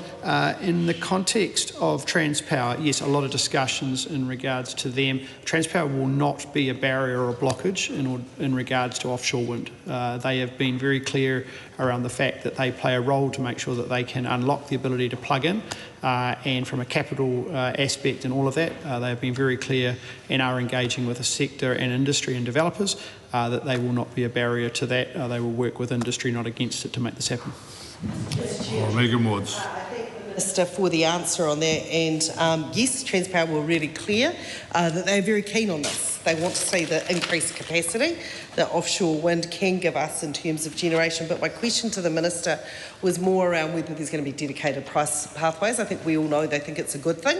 It's not the motherhood and apple pie discussion. It's about what work is being done to shore up whether or not there is the funding in place to make sure that we can have those upgrades happen, whether or not the government has progressed any of that work in terms of setting its expectations with Transpower or the distribution network, and updating the House on this, given it is a long time since the committee had the opportunity to discuss this with Transpower, that this was a bill that was reported back from the House, I don't know how many months ago, more than a year, so I would have expected that the government would have done some more work on that in the meantime. Yeah, well, with respect, if a member had listened to my answer to the question, I said that Transpower's advisors are not capitally constrained in regards to putting in place the required infrastructure to enable offshore wind.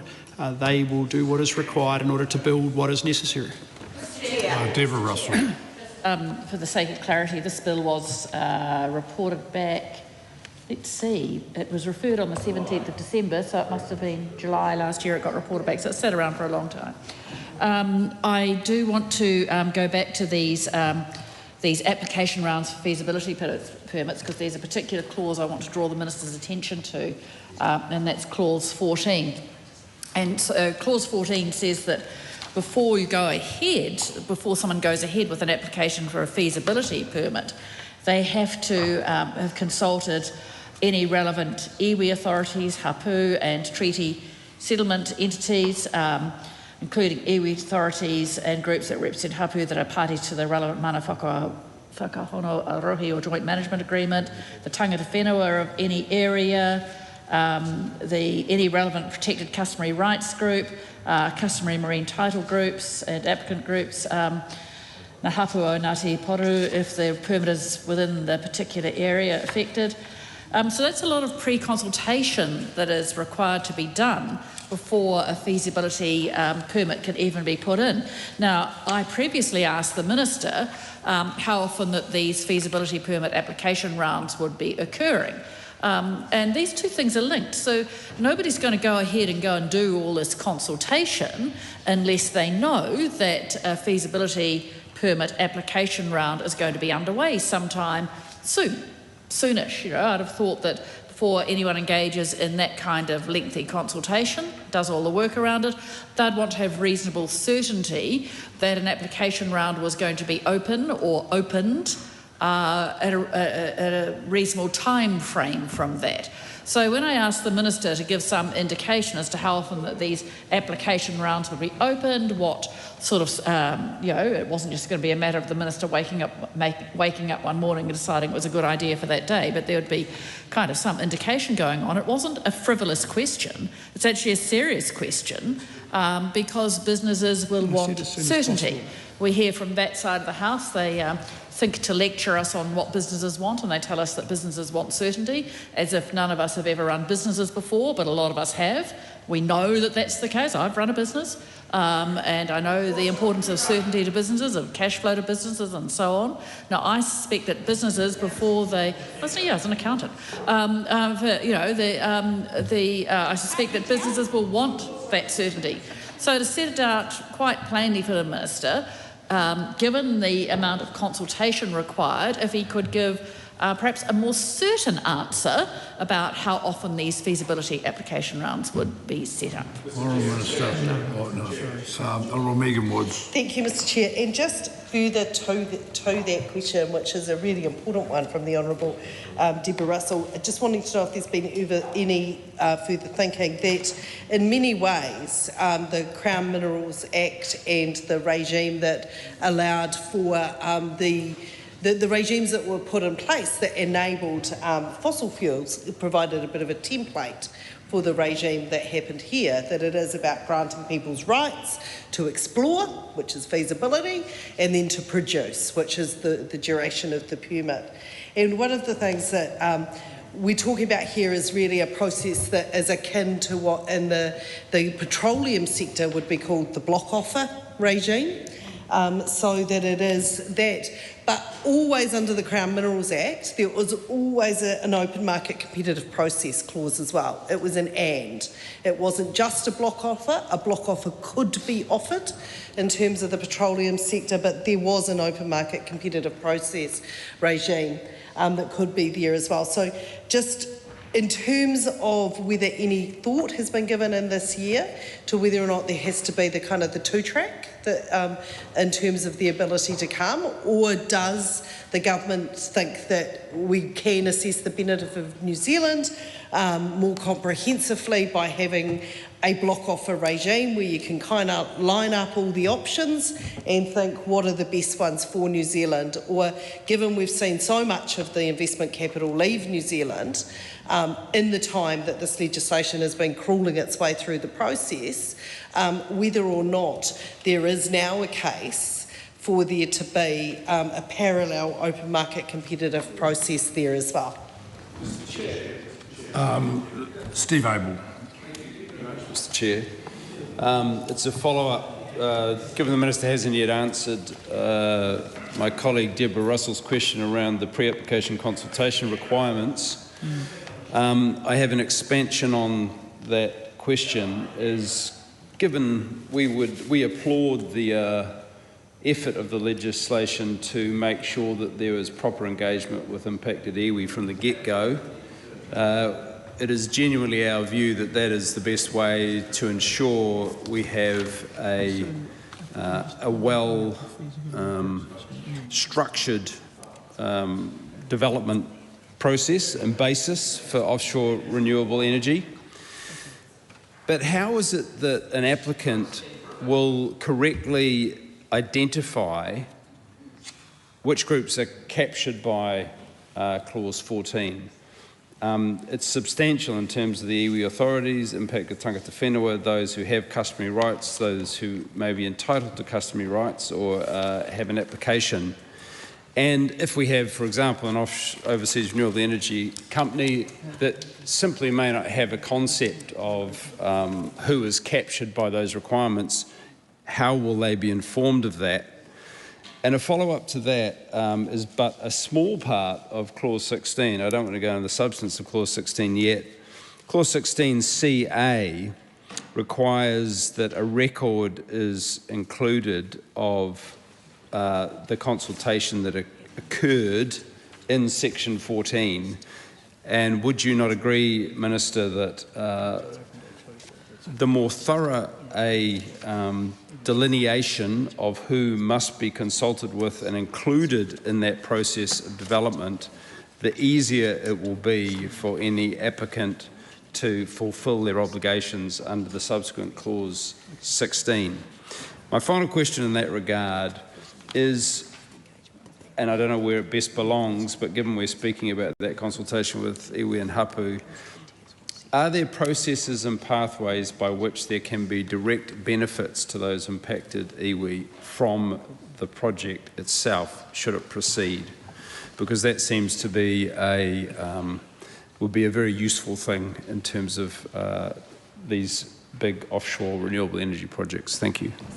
Honourable Minister. Yeah, thanks, colleagues, for those questions. Just in regards to the question around the concept of an open market approach or what's been referred to as a block offer approach, the consultation with development community is that of the preference of a similarities to a block offer approach, in effect a clearly stated opening date and a clearly stated closing date, and people need to ensure that their applications for feasibility permits are put in as part of that period, and what is submitted as part of that process will be considered and a decision will be made around that. So not following in effect, an open market approach in that context.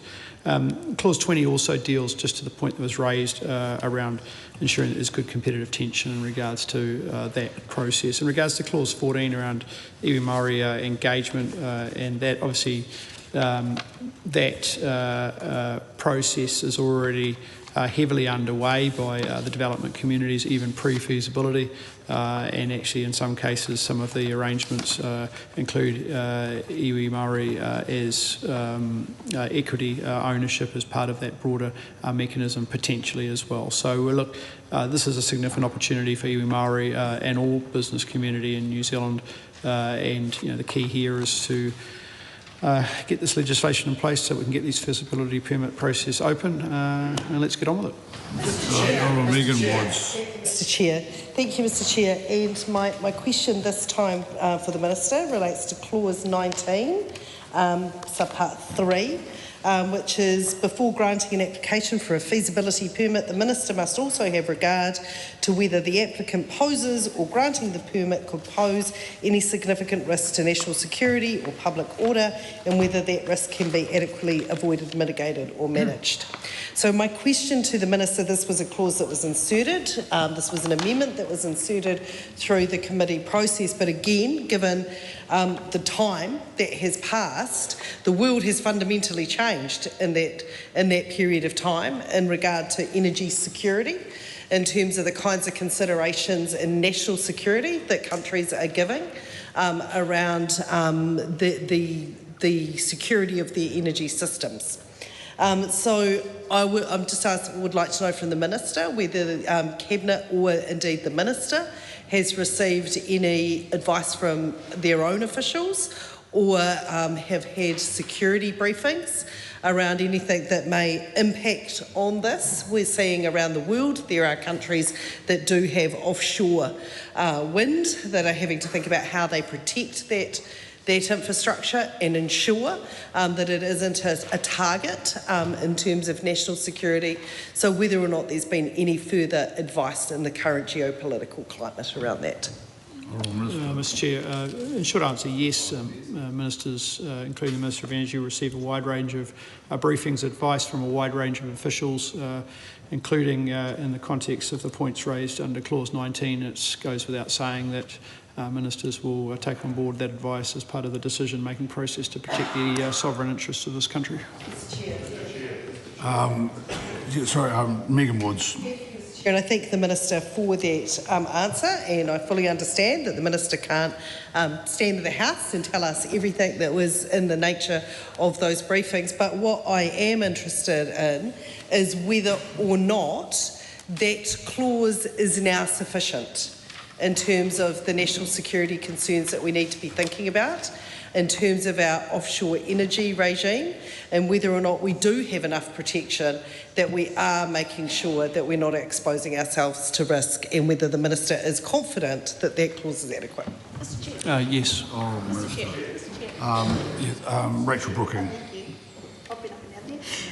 Just reminding the Minister he hasn't answered my questions on whether restrictions can equate to prohibition. That is for the amendment paper and the restrictions on seabed mining in a designated area. Nor has he given me any clues about the types of feasibility activities that would need permissions under other legislation. That'd be good. And then I've got two more questions here. One of those is on section 32, which is the Minister may impose conditions of commercial permits. And I would assume that there will be many, many conditions on these permits.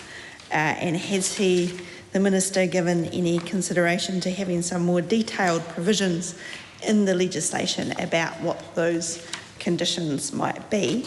There just seems to be one section on the discretion to impose conditions. And then a separate question, permits may be revoked at clause 53, and there's some fairly sensible reasons for revoking a permit in clause 53, such as failing to comply with one of those conditions I was just referring to. But I am interested for the Minister to comment on C, which is where someone's gone to the effort of getting a commercial permit, but they've failed to begin generation infrastructure activities within a reasonable time following the permit's start date, that can be revoked. And that seems like quite a onerous power for the Minister to have. And I was thinking that perhaps the Minister could give us some commentary on the sort of time frame that he considers would be sufficient to have clause 53 be invoked to revoke. Mr. Chair, sorry. Honourable Minister. Thanks, Mr. Chair. In regards to clause 53C, I mean, the reality of that clause does give the powers to the Minister to avoid, I guess, the concept of seabed banking in the context of offshore. Is there a time limit? No, we'll take it on case by case, but it just gives the powers for us to make sure that there is tension in the model in regards to developers actually following through with their commitments. Just to go back on some of the questions asked previously, clause 16 CA, wouldn't it be better to include a record of who's been consulted? This is what the clause will require, amongst other details, so confirmation of that. Rachel Brooking asked a question in regards to restrictions. What does restrictions mean? It effectively acts as a prohibition in regards to, or a temporary prohibition mechanism. Another question on clause 32, conditions that could there be more detail in the legislation, again from Rachel Brooking. The right conditions will depend on fact, and I raised this earlier as well in response to a similar question around technology area in the particular project, and prescribing that in legislation would not enable them to be bespoke enough, I said previously, around lack of flexibility. Again, so repeating, but there we go. And I think that's clause 14. There we go. Groups captured by clause 14. How will developers know who is to engage with? Short answer is relevant groups will need to be determined by developers on a case by case. So there we go. Mr. Chair. Deborah Russell. Chair, I just want to tease apart some of the regulations around the duration of feasibility permits. And so in clause 22, we have a feasibility permit lasts for 7 years, except that elsewhere you've got to actually meet the various conditions, and elsewhere that feasibility permit can be withdrawn. So going through to, I think, the clause that my colleague Rachel Brooking was focused on, clause 53, the revocation of permits, if the permit holder doesn't comply with the condition, then the permit can be withdrawn. And here's the interesting bit, because it turns out that with a feasibility permit, going back to clause 21, it's quite a tangle here. There must be some all feasibility activities that must be commenced within 12 months of the permit's start date. All right, so but clause 53 originally had, in the case of a feasibility permit, the permit holder has failed to begin all feasibility studies. Now that clause has been, so 53B has been struck out. So I'm assuming that the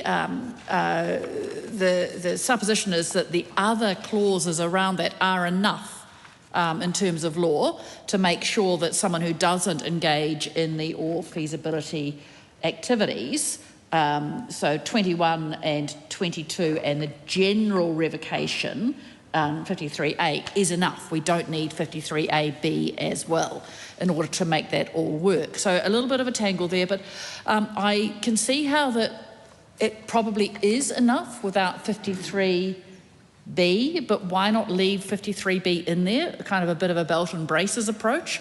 So this is actually where I disagree with what the Select Committee has done, and I think that I just invite the Minister to consider 53B and whether putting it back in might actually be worth it under a belt and braces approach to make sure that the Minister really does have the capacity and doesn't to withdraw a permit if those all feasibility activities have not commenced, and instead of relying on the permission in 53A. But then, of course, this all begs the question of what an all feasibility activity is in any case. So go to the the definition section, and an or feasibility activity means activities that are for the purposes of assessing the feasibility of or infrastructure activities. And so that all begs the question of how much is enough. So an or feasibility activity might be as simple as a desktop cost-benefit analysis. Is that enough to count as an or feasibility activity?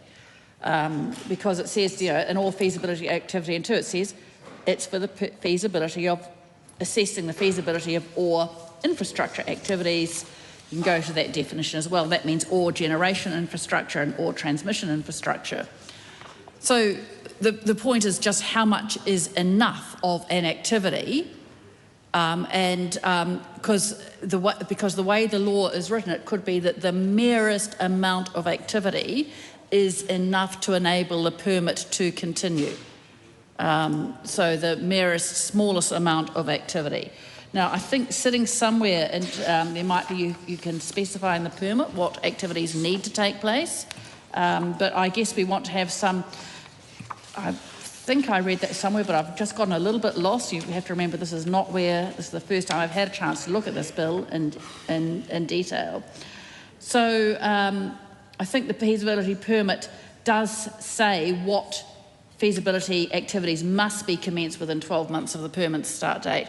But even then, we still want to know what is going to count as enough. And surely it is more than just a cost-benefit analysis. Surely there would have to be some substantial activity. And I guess the Minister gets to judge that. But is there going to be a process of the feasibility permit holder having to report back into the Minister or report back into whichever officials were doing it? It would just be interesting to know exactly, as I said, how much is enough? Why not the belt and braces? And before that, why not the belt and braces approach? Just before I call the Minister, I would like to push back a bit on the comment that it's the first time that the member has had an opportunity to look at this piece of legislation. It's not been put on the table today. Honourable Simon Watts. That's right, and if you have a read of the Select Committee report, you'll get most of the answers to the questions you've asked. But anyway, I'll help for the purpose of this. 53B, questions from the member in regards to that clause.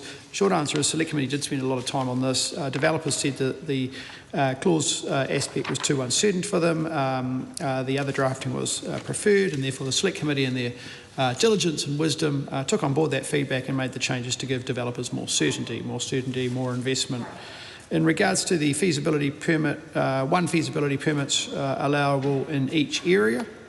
And the member's point around that enables exclusive use of that space for offshore renewable energy.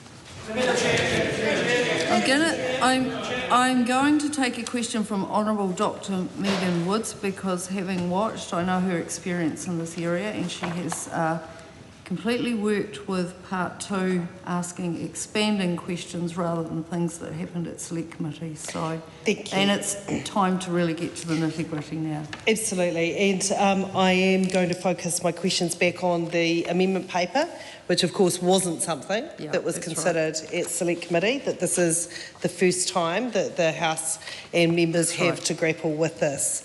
And it goes to really what is the guts of this amendment, which is 62C, which is the joint ministers may designate areas in which restrictions related to seabed minerals apply. And we've gone through some of the questions around that. And one of the answers that the Minister made is that they, and it does specify it in the clauses, there will be consultation. So my question with the Minister, he specified some areas of people that will be consulted, industry, iwi, hapu, but my question is, will there be consultation with other people within the broader CMA family? So will there be consultation? Because what we're not doing under these amended clauses is it's only seabed mining that is the excluded activity.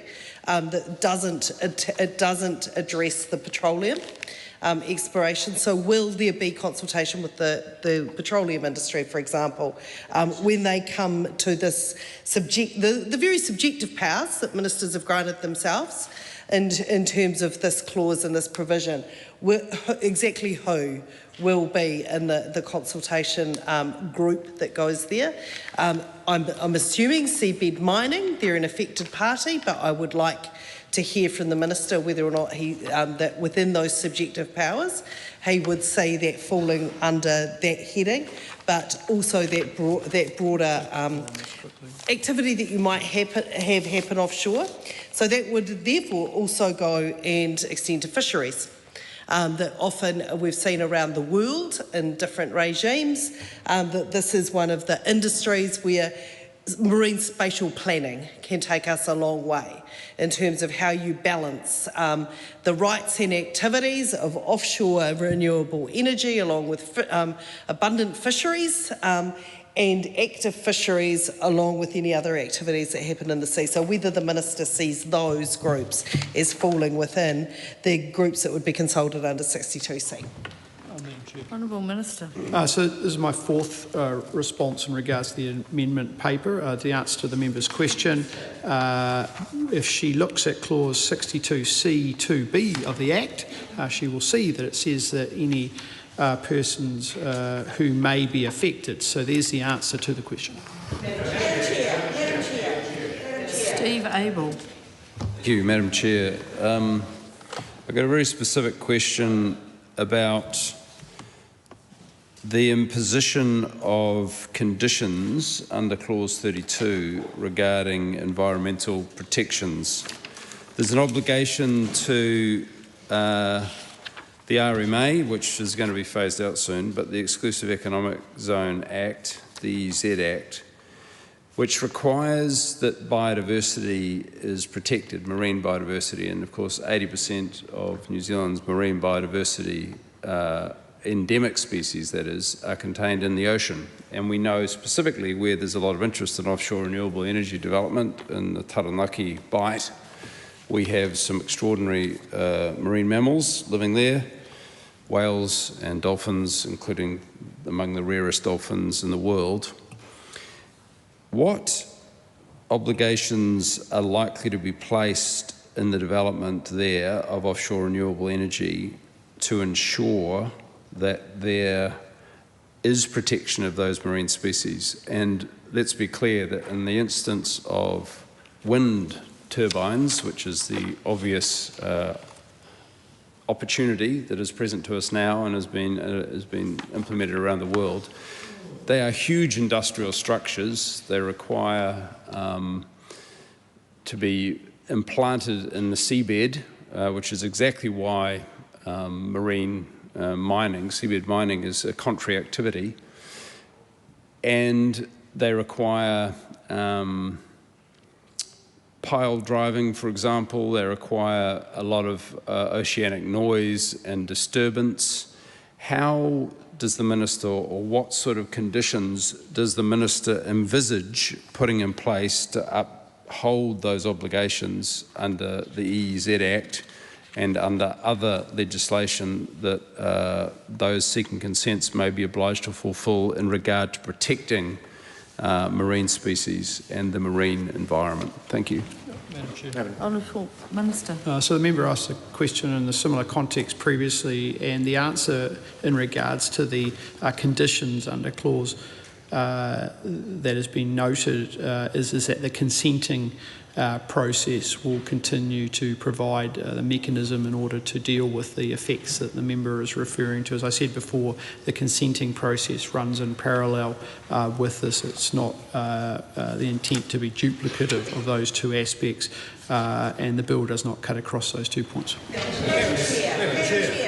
Honourable Dr. Megan Woods, I feel like there's a follow-up. Yes, a follow-up and just a bit more clarification from... Thank you. Yeah. Thank you, Madam Chair. And that was my fourth question on the amendment paper, and that is not unreasonable for an amendment that has not been through Select Committee. It is quite a substantive change that does actually move the policy settings of the bill from what the committee agreed to. As I said, we support it. But, Madam Chair, when I asked the Minister about consulting any persons or representatives of persons who may be affected by the proposed designation notice, which the Minister has pointed out is 62C2B, in terms of the amendment paper. I'd read that clause. I knew that to be the case. My question, however, to the Minister was around the subjective nature of the powers that were being given and who were deemed affected persons. Was it just, given that this is just confined to seabed mining, is it just offshore renewable energy developers and the seabed mining industry, along with the other list of iwi and hapu that the Minister had talked about in earlier contribution, or does it include what could be competing activities? Are they affected people? Is it fishers? Is it people who are seeking to do it for other commercial activities at sea? For example, the oil and gas industry, do they fall under the heading of affected person? I think we can all read the clause, Minister, but we still need to know, given that this is a new amendment that the committee hasn't had a chance to talk to officials, and there is a lot of subjective powers in there, exactly what does fall under that. And that is incredibly important when you look through the policy documents that have been tabled with this amendment paper that talk about shifting this policy intent from developer-led to government-led along that continuum. It is a continuum. This is by no means a marine spatial planning with all the work done by government and offered up for commercial interests. It's by no means at the end of it, but it is the government dipping its toe into the water of a more government-led, and that is quite a difference. When you read the regulatory impact statement from the original legislation that was tabled in this House and sent to Select Committee, it was all gung-ho about this being developer-led. The amendment has explicit, and the regulatory impact statement with that talks about how the policy intent is shifting in that area, and says that the legislation indeed is actually being designed to actually be moved further along this continuum. So this is incredibly important for the House to understand in terms of what the Minister understands affected people under this clause to mean. Honourable Minister. Madam Chair, I refer to the member to, in that clause, the word any. And any, as a member can look up in the dictionary, will bring in scope a wide range of stakeholders that can be considered as part of that process.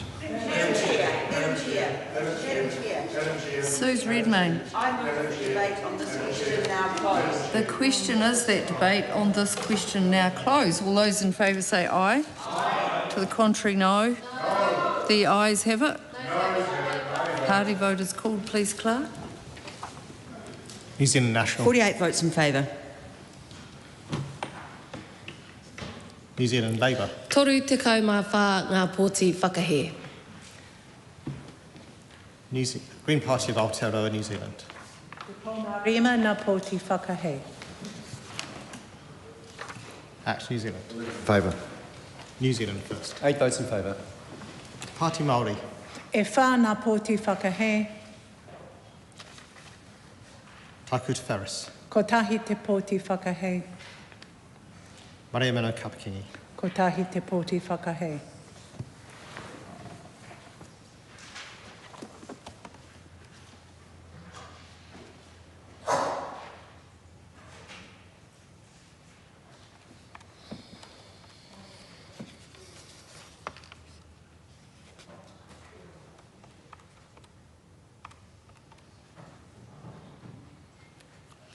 The ayes are 67, the noes are 55. The question is agreed. The question is that the Minister's amendments to Part 2 set out on AP number 571 be agreed to. All those in favour say aye. Aye. Contrary, no. The ayes have it. The question is that Debbie Ngaruapaka's tabled amendment inserting new clause 13 be agreed to. All those in favour say aye. Aye. To the contrary, no. No. The noes have it. Party vote is called, please, Clerk. New Zealand National. 48 opposed. New Zealand Labour. Toru te kaumawha ngā pōti whakaai. Green Party of Aotearoa, New Zealand. Te kaumārima ngā pōti whakaai. Act New Zealand. 11 opposed. New Zealand first. 8 opposed. Te Party Māori. E whā ngā pōti whakaai. Taku te Ferris. Ko tahi te poti whakaai. Mare meno kapaki. Ko tahi te poti whakaai.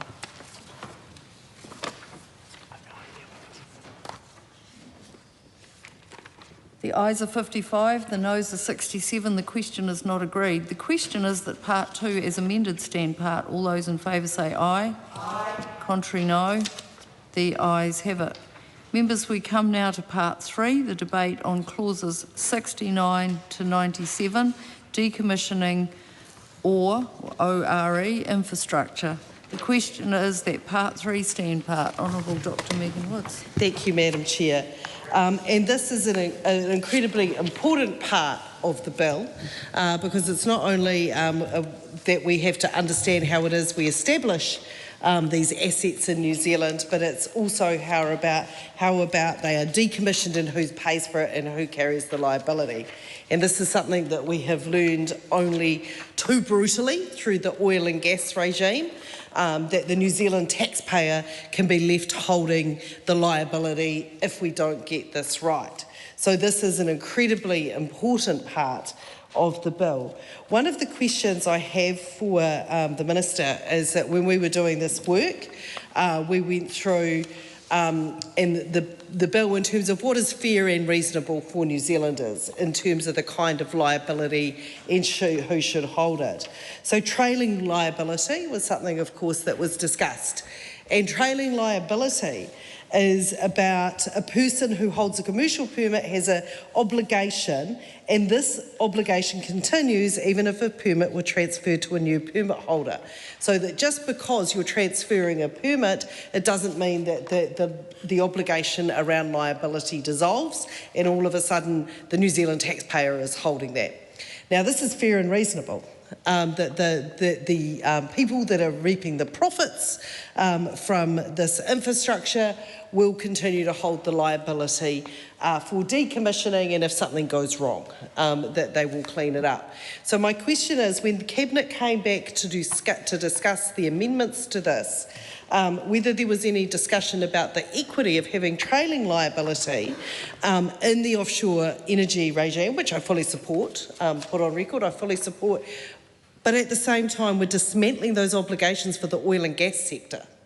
So that trailing liability was being watered down when it came to the oil and gas sector in New Zealand. So whether or not there were any conversations that happened at Cabinet in the year that it took between the bill being reported back and us debating it here in terms of whether or not there needed to be any movement, either in terms of what was happening on the side of oil and gas or what was happening with this in terms of having more alignment around that, because it is asymmetrical.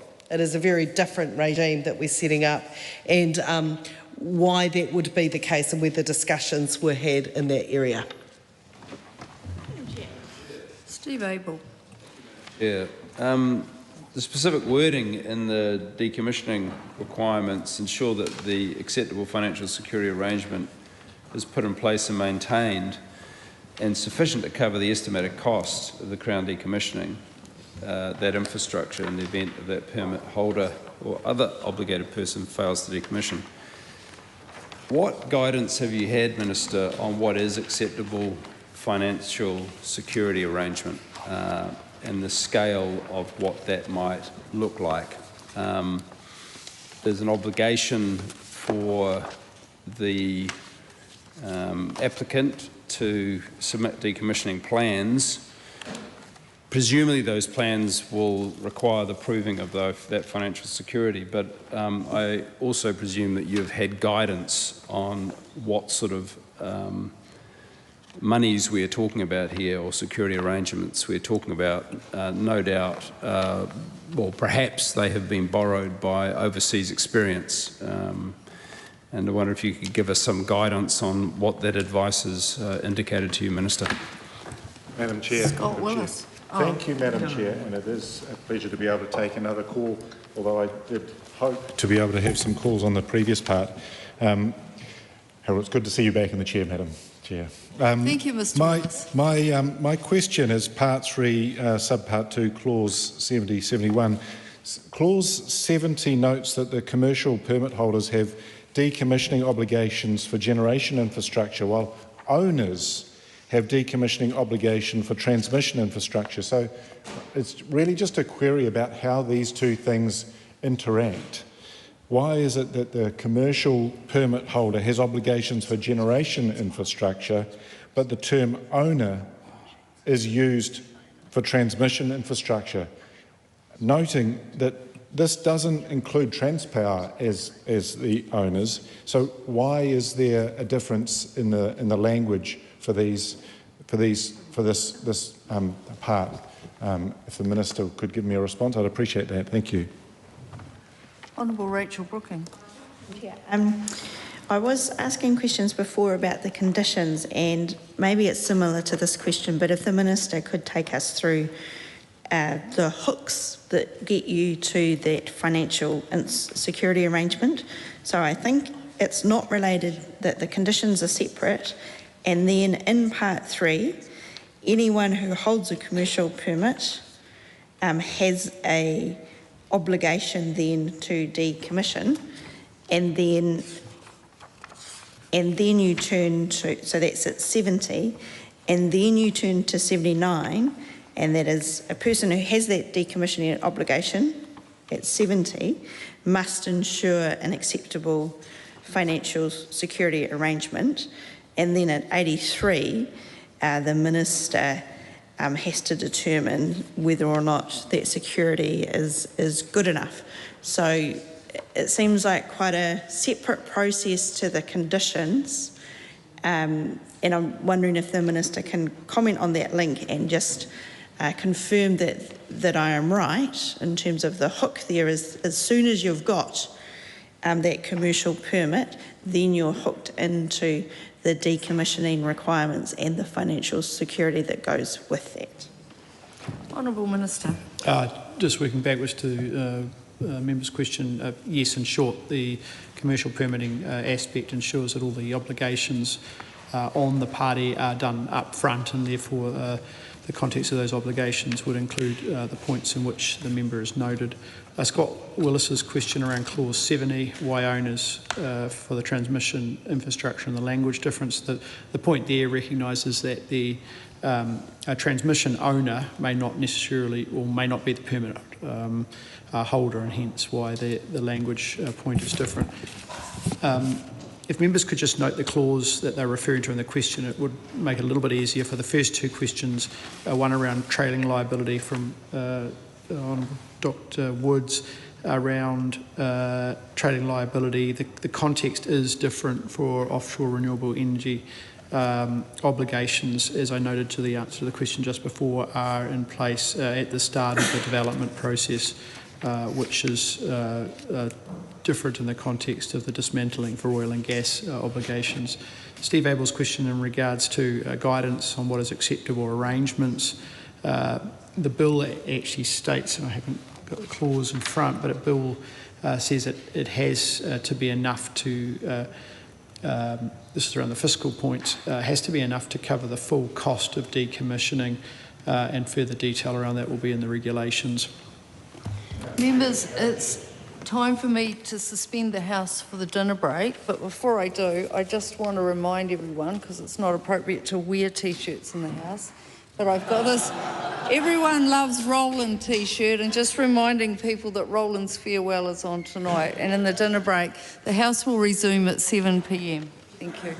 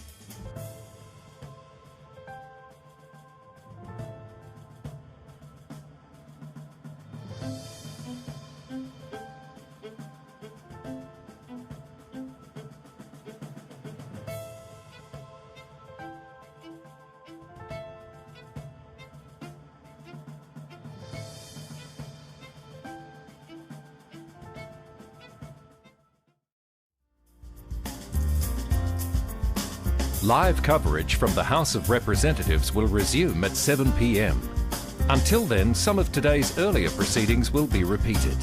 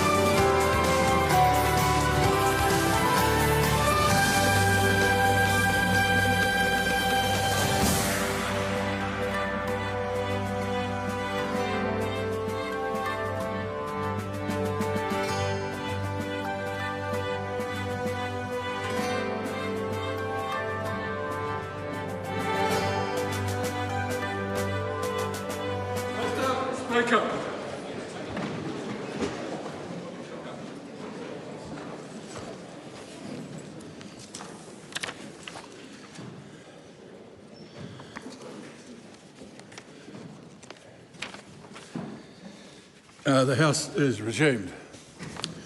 We can sit down here. Members, before I call the first question of the day, I'd like to notify the House that today marks the last day that Roland Todd KSM will be seated to the right of the Speaker when the House is in session.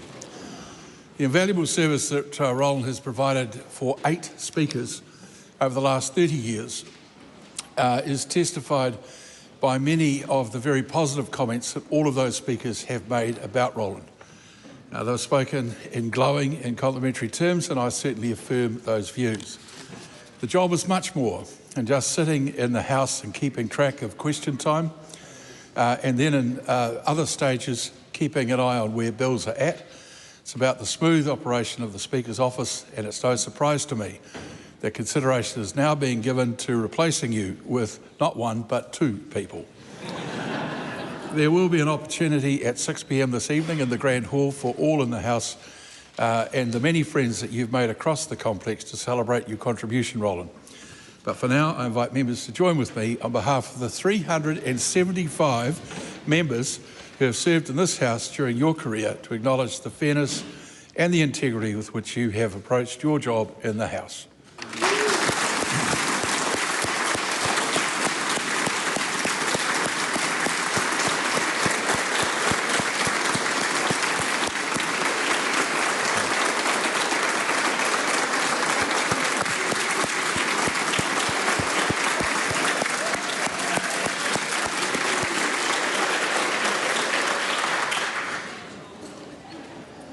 Well, that's better than any valedictory, I can tell you. That's. I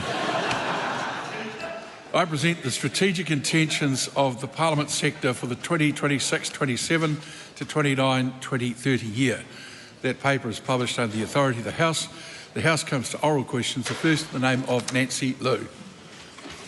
Thank you, Mr. Speaker. And my question is to the Minister of Finance and asks, what recent reports has she seen on business confidence and the New Zealand economy? The Honourable Chris Bishop. On behalf of the Minister of Finance, Mr. Speaker, I've seen the latest ANZ Business Outlook survey showing business confidence jumped 27 points in June to positive 37, while expected own activity for firms also rose strongly to positive 37. ANZ noted most of that lift occurred before the sharp fall in oil prices later in the month, suggesting businesses were already beginning to regain confidence in the underlying economy. The survey also showed stronger investment intentions, improving employment expectations and easing inflation pressures, with pricing intentions now lower than before the Middle East disruption. Recent GDP figures show the economy grew by 0.8% in the March quarter, more than twice Treasury's budget forecast. Supplementary question. What were some of the most encouraging signs in the latest business confidence survey? Well, Mr. Speaker, on behalf of the Minister of Finance, the encouraging aspect was how broad-based the improvement was. Investment intentions rose sharply, employment intentions improved across almost every sector.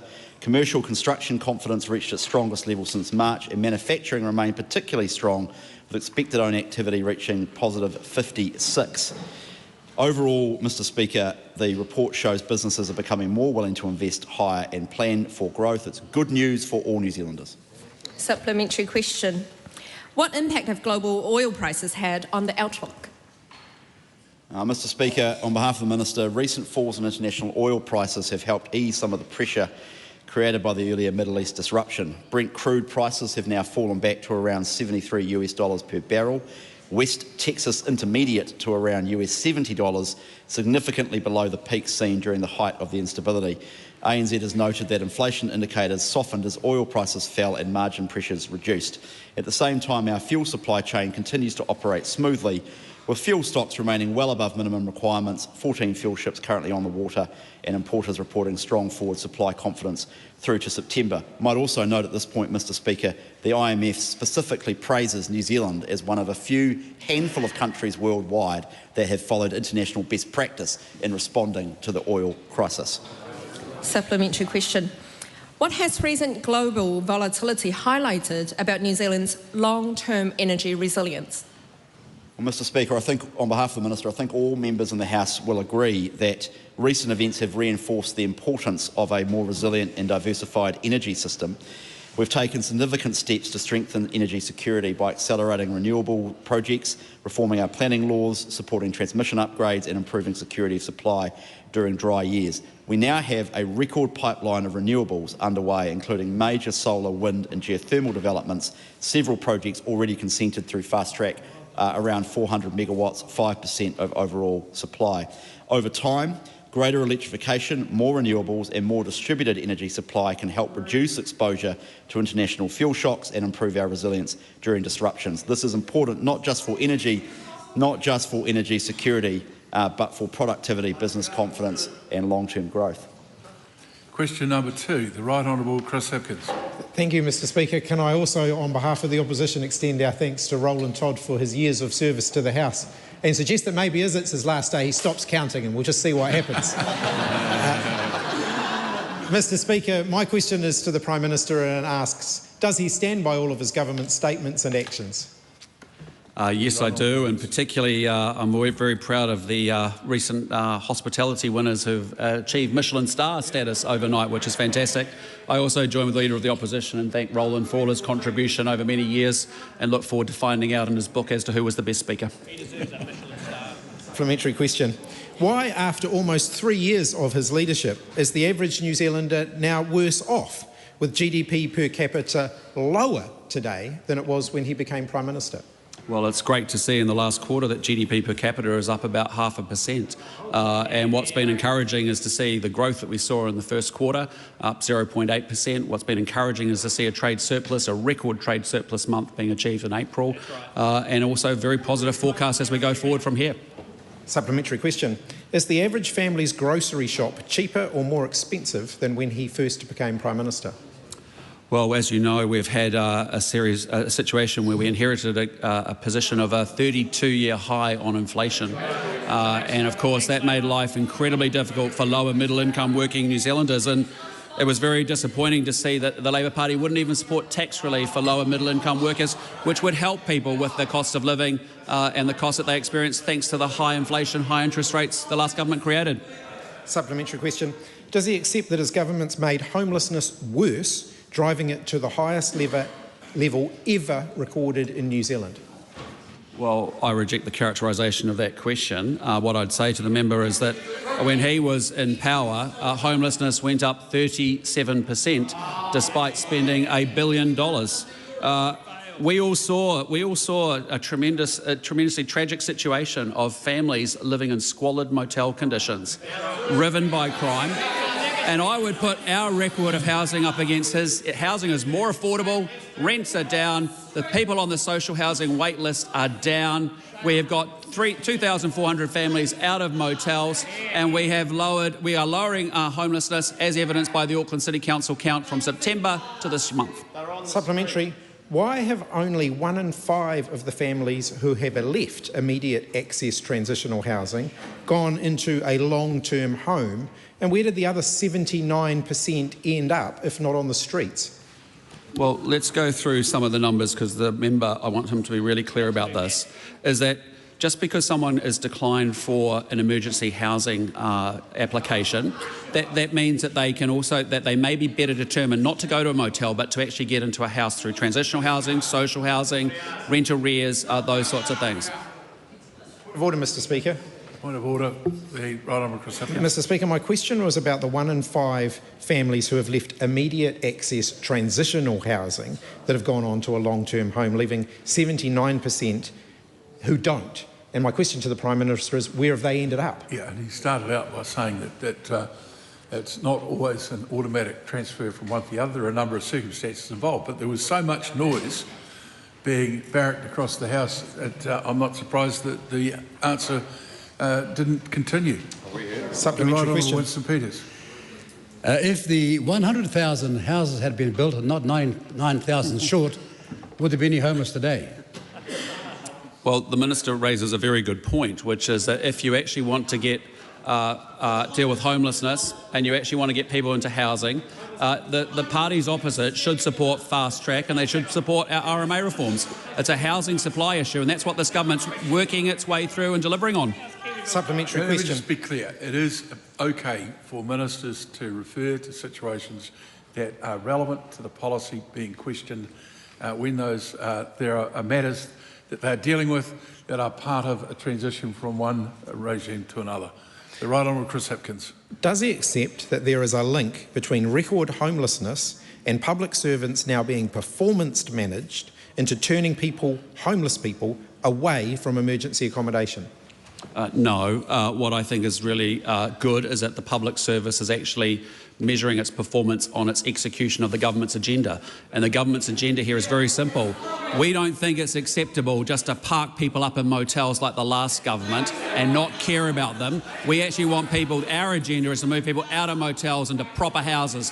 And that's what we're doing. Housing's more affordable, rents are down, the social housing wait list is down, 2,400 kids are out of squalid, crime-riven motels, and we are putting a lot of focus on homelessness and rough sleeping.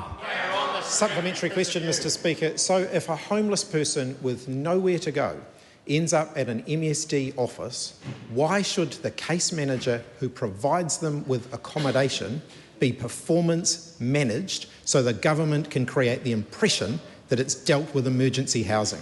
Because when people are in genuine need, there are genuine options available for people. And it may well be the assessment that we can use a social house, a transitional house, rent arrears or a private rental as well. But we are not going to do what the last government did, whose record on housing was abysmal and an absolute, utter public policy failure. And you should be ashamed about it. Supplementary question. The Honourable Tama Potaka. Can the Prime Minister please confirm that when we arrived in government in around November 2023, there are approximately 3,300 households in emergency housing, and that number has come down to below 500, and we were spending in excess of $1 million a day on people in emergency housing? I can, and what I'm proud about is that $1 million a day had a taxpayer cost, but the biggest tragedy was the social cost of actually putting kids into motels. And I just encourage the members opposite, go back and look at some of John Campbell's stories about the squalid conditions of those... Point of order, the Honourable Kieran McAnulty. Sir, this was the concern that was raised earlier from the question from their own side. 2054 make it really clear that ministers should not bring parties into their responses that are not involved in the question. Now, whilst we accept your point earlier that they can refer to situations in broad terms that they've inherited, for the Prime Minister, for the second time this question time, to use it as an opportunity to challenge the opposition to do whatever he feels like at the time is a breach of Speaker's rulings. Speaking to the point of order. Well, this will be good. The Honourable Tama Potaka. The member suggested that it was imputed in my question that I referred to the opposition party. It was not imputed. In fact, I referred to a date. Don't go any further. Don't go any further.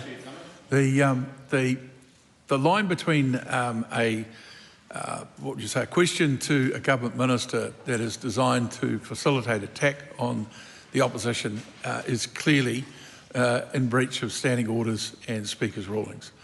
I think where a question, as the question you posed, asks for a confirmation, then that is perfectly reasonable. To go beyond that, I just caution that ministers need to be much more respectful of the standing orders of this House than might have been demonstrated so far.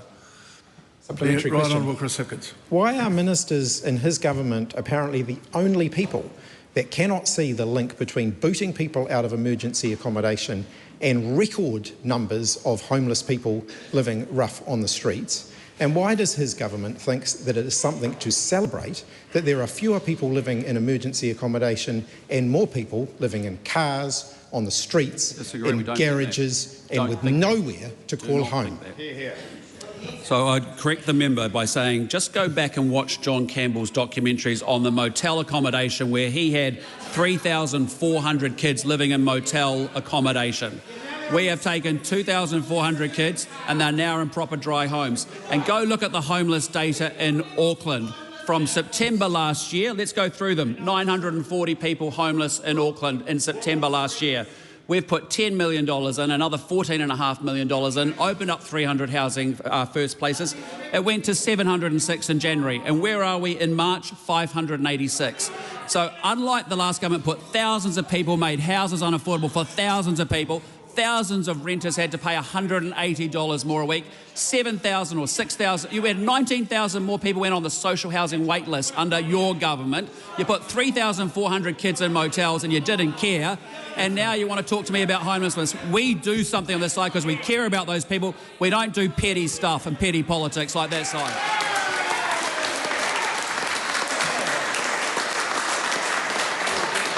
Supplementary. Shameful record, shameful. He pātai tāpiri. Supplementary. Just a minute. Hang on. Look this way. Are we done with this question, or have you got a supplementary? Supplementary. Chloe Swarbrick. Is the Prime Minister confident that he understands the process to access emergency housing? And if so, why is it that he didn't know until this week that there was no night shelter available in Auckland?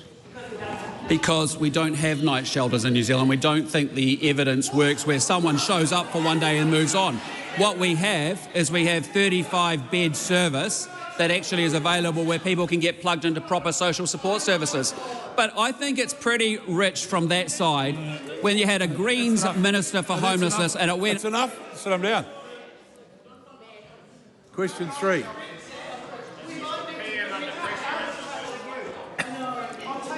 Good. That's good. Excellent. Do you want to go now?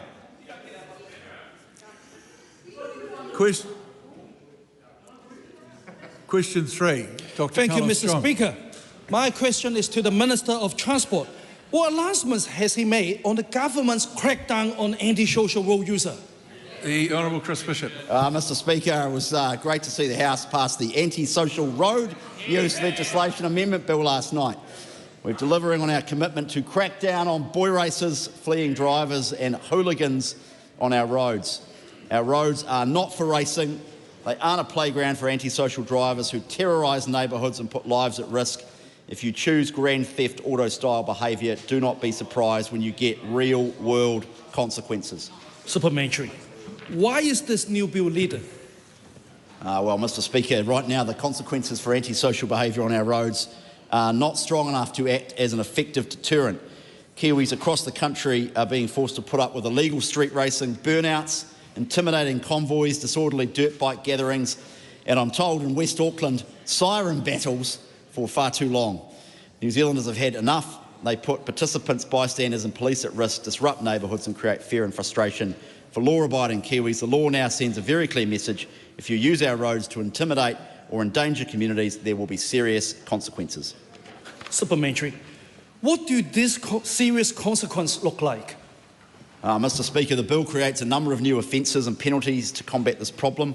Includes the establishment of a presumptive sentence of vehicle destruction or forfeiture for those that flee police, street racers, intimidating convoys and owners who fail to identify offending drivers. The bill gives police more powers to manage antisocial vehicle gatherings by closing roads or public areas. We're also increasing the infringement fee by making excessive noise from or within a vehicle by 500%. What these changes mean in practice is that those who are convicted fleeing drivers, street racers and people participating in intimidating convoys can expect to lose their vehicles through destruction or forfeiture unless limited exceptions apply. What do these changes mean for law-abiding New Zealanders? Mr Speaker, across the country, Kiwis have had enough of this obnoxious, dangerous behaviour. Excessive noise, siren battles, illegal street racing and fleeing police is not harmless fun. It's intimidating, disruptive and places people at risk. I refer the House to an incident in Levin last year, well, not in relation to this bit. A crowd of 1,000 people and 200 cars filled Levin, carrying out exactly this kind of antisocial behaviour. The organisers of what was titled the Levin Invasion say that boy racers just need somewhere to go. Well, my message to them is clear: go home, otherwise you'll be going to court and your vehicle will be going through the proverbial crusher. New Zealanders have had enough, and I'm proud that this government is taking action. Question number 4, the Honourable Ginny Anderson. Thank you, Mr Speaker. My question is to the Minister of Education and reads: does she stand by her statement regarding the Ministry's contracting of Australian company Learning First that, quote, whether or not the Ministry of Education go out and contract them is not a matter for me? If so, why? The Honourable Erica Stanford. Mr Speaker, I stand by my statement in the full context it was given. Any good minister, along with their staff, meet with education experts all of the time, and it's standard practice. Separately, the Ministry of Education contracts providers for services. I'm advised by the Secretary of Education that the Ministry followed relevant government procurement rules. All decisions made went through the appropriate internal processes and approvals, and I'm advised by my officials that this happens regularly. The Ministry has advised that using the exemption process is not unusual and has been used as necessary under all administrations. Supplementary. When was she or her office first advised that 3 Ministry of Education officials had in fact travelled to Melbourne in July and August of 2025 to work with Learning First? Mr Speaker, I was first advised of that when a written parliamentary question was asked. Why did it take her more than 6 months and public scrutiny to reveal that her officials had travelled to Melbourne to work with Learning First? Mr Speaker, because that information is contained by the Ministry of Education. They incorrectly advised me in the written question. They subsequently found out that the information was incorrect. They told my office and we corrected the answer. Crisis. How can she justify spending millions on the services of an Australian company, including jetting officials back and forth across the Tasman, when there are providers here in New Zealand who had the expertise to do the work and never even got the chance to tender? Well, Mr Speaker, the Secretary of Education has advised me that they were well aware of the expertise that were available in New Zealand, and they did not feel that they could get the help they needed in New Zealand around a knowledge-rich curriculum and international benchmarking. They felt that the provider that they contracted had the expertise needed around knowledge-rich curriculum and international benchmarking. One more. When was Ben Jensen, the Chief Executive of Learning First, appointed to her curriculum coherence group, and what was his purpose on that group? Mr Speaker, I don't have the exact details and dates available to me, but it sounds like that would be a good written question and I'll be able to provide the exact details. The Honourable David Seymour. How could the Minister of Education not know that her own ministry has been travelling around the world, learning things and doing business with our friends overseas? And what other outrageous, crazy things could they possibly be doing that she also doesn't know about? Well, Mr Speaker, I'm incredibly proud of the Ministry of Education who have pivoted to our 6 priority areas and actually raising their eyes up and looking to overseas about what other high-performing countries are doing so that we can make sure that our kids have the same opportunity to succeed as every other child in the world. And that work has proved very fruitful, given that the results recently have shown an improvement in student achievement. Well done. Why doesn't she just come clean and tell Kiwi parents that she contracted in the Aussies to write our school curriculum? Well, Mr Speaker, I reject the premise of that question. There were many New Zealanders and people here in this country who were involved in writing the curriculum. It's in our schools. The English and maths has already been used. It's enormously successful, evident by the fact we are raising achievement and closing the equity gap, and parents and teachers and principals know it. Question number 5, Carl Bates. Thank you, Mr Speaker. My question is to the Minister of Education and asks what update can the Minister provide on the modification of Open Plan Classroom Initiative? Well, Mr Speaker, sorry. We'll move on if you can't ask the right question. It's on the sheet. All right, we'll go to question 6. Chloe Swarbrick. Oh, Mr. Speaker. Back to school then. Ki te Premier, e tautoko ana ia I ngā kōrero me ngā mahi katoa. No one speaks other than the person called to ask the question. Chloe Swarbrick. Tēnā koe, te pika. Ki te Premier, e tautoko ana I ngā kōrero me ngā mahi katoa a tōna kāwanatanga. The Right Honourable Prime Minister. Yes. Why has he not accepted the Green Party's 15 votes offered 2 months ago to just get on with establishing the ratepayer assistance scheme to support solarising households and lowering power bills? Oh, we welcome their support. It's fantastic that they're getting behind a National Party policy, but it's just, frankly, a timing issue, because we won't be able to get it through the House before we break for the election on September 24. So why can his government put the House into urgency to prioritise watering down workers' health and safety, but cannot find House time to prioritise passing the ratepayer assistance scheme to lower household bills before the election? Well, I just reject the assumption in the first part of that question. Why has his government decided to spend $7 million on consultants for energy policy this term, but not the $7 million necessary to establish the ratepayer assistance scheme? Well, I'm actually proud of the fact that we spend less on consultants with this government. We said we'd reduce it, and we have. What is the Prime Minister's explanation to New Zealanders who are confused about his government preventing progress on passing the ratepayer assistance scheme this term of Parliament, when right now we have the party votes that are able to pass it to make it happen before the election? Well, look, I'm really excited about the fact that the Green Party is supporting our policy. That's fantastic. It's just a traffic management problem as we work up the legislation we need to get done before Parliament breaks. But I'd also encourage the party to support fast track, to support RMA, support tax relief and mining. Supplementary question, the Honourable Chris Bishop. Can the Prime Minister advise the House whether or not the government would welcome the Green Party support for the advancement of urgency in order to clear up more House time so other pressing priorities could be advanced? Oh, we would definitely welcome that. I think less use of ChatGPT and questioning would be helpful so we can free up the time in the Parliament and get more bills passed. Question number 7, Reuben Davidson. Thank you, Mr. Speaker. My question is to the Minister for Science, Innovation and Technology. Does she agree with the Prime Minister's goal to brutally commercialise our science system, and what does that mean for public good research? Mr. Speaker. The Honourable Penny Simmons. I've been advised that this answer may be a little longer, which would mean that the supplementary answers will be shorter. Certainly, Mr. Speaker. In answer to the first part of the question, I agree with the Prime Minister that we need greater commercialisation of our science system.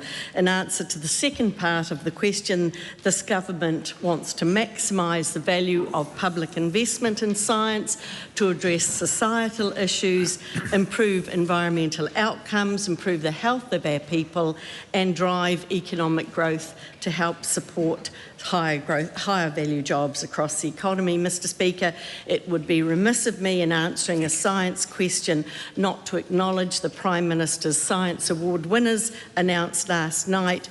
Jessie Rumble-Smith, future scientist, Associate Professor Nick Rawlins, Science Communication, Nan Waldron-Moing, Science Teacher, Dr. Luke Harrington, Emerging Scientist, and the overall Science Prize that went to the late Professor Alistair Gunn and his team, Professor Laura Bennett, Associate Professor Joanne Davidson, and once again I congratulate them all. Supplementary. What does brutally commercialise actually mean in practice for our scientists, universities and public funding?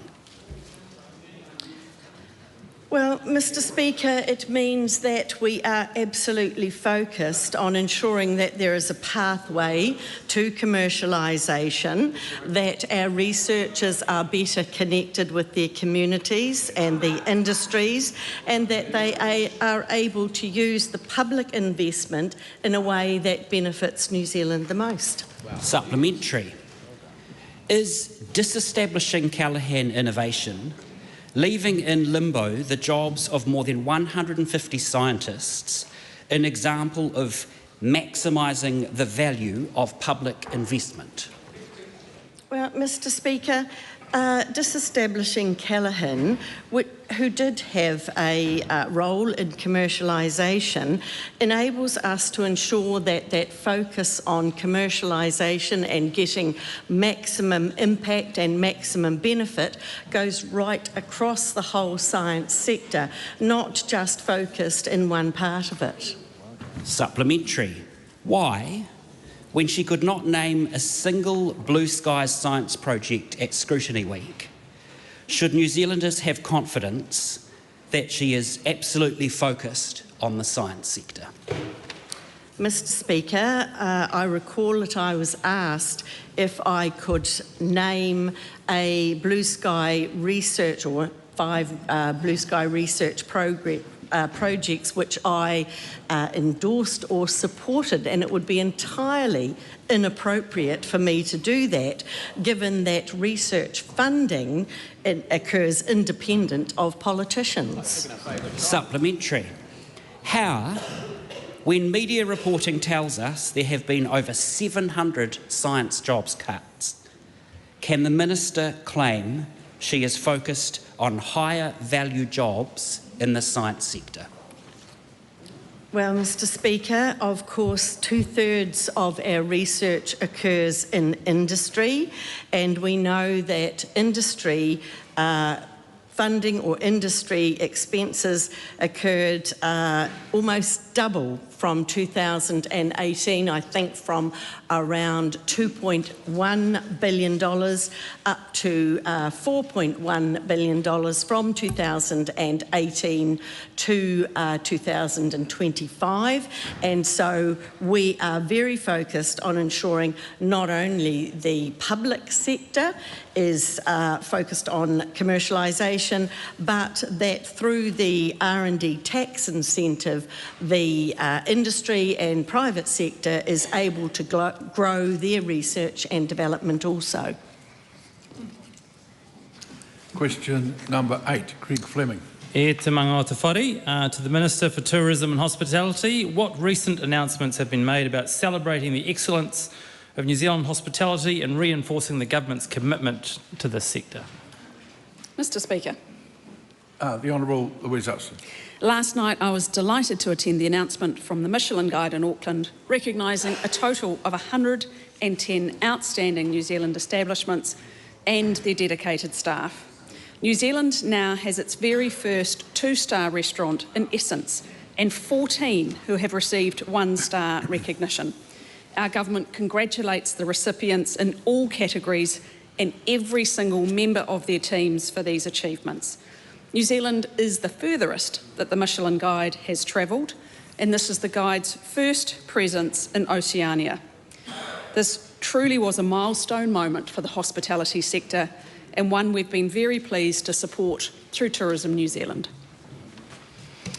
How will this support New Zealand hospitality, tourism and the wider economy?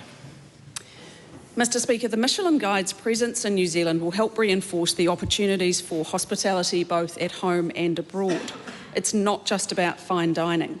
The Guide highlights everything from neighbourhood favourites that Kiwis enjoy visiting regularly to world-class dining experiences with a global reach.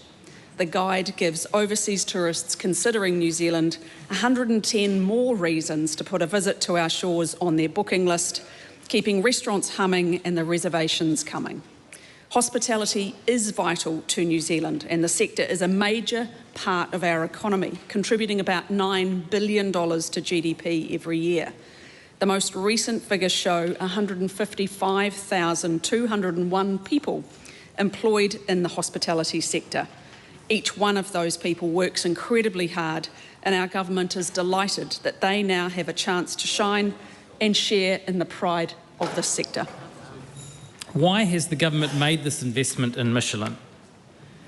Mr. Speaker, we already know the quality of New Zealand's culinary offerings. We feed 40 million people across the globe through world-class exports such as our dairy, red meat, horticulture and wine.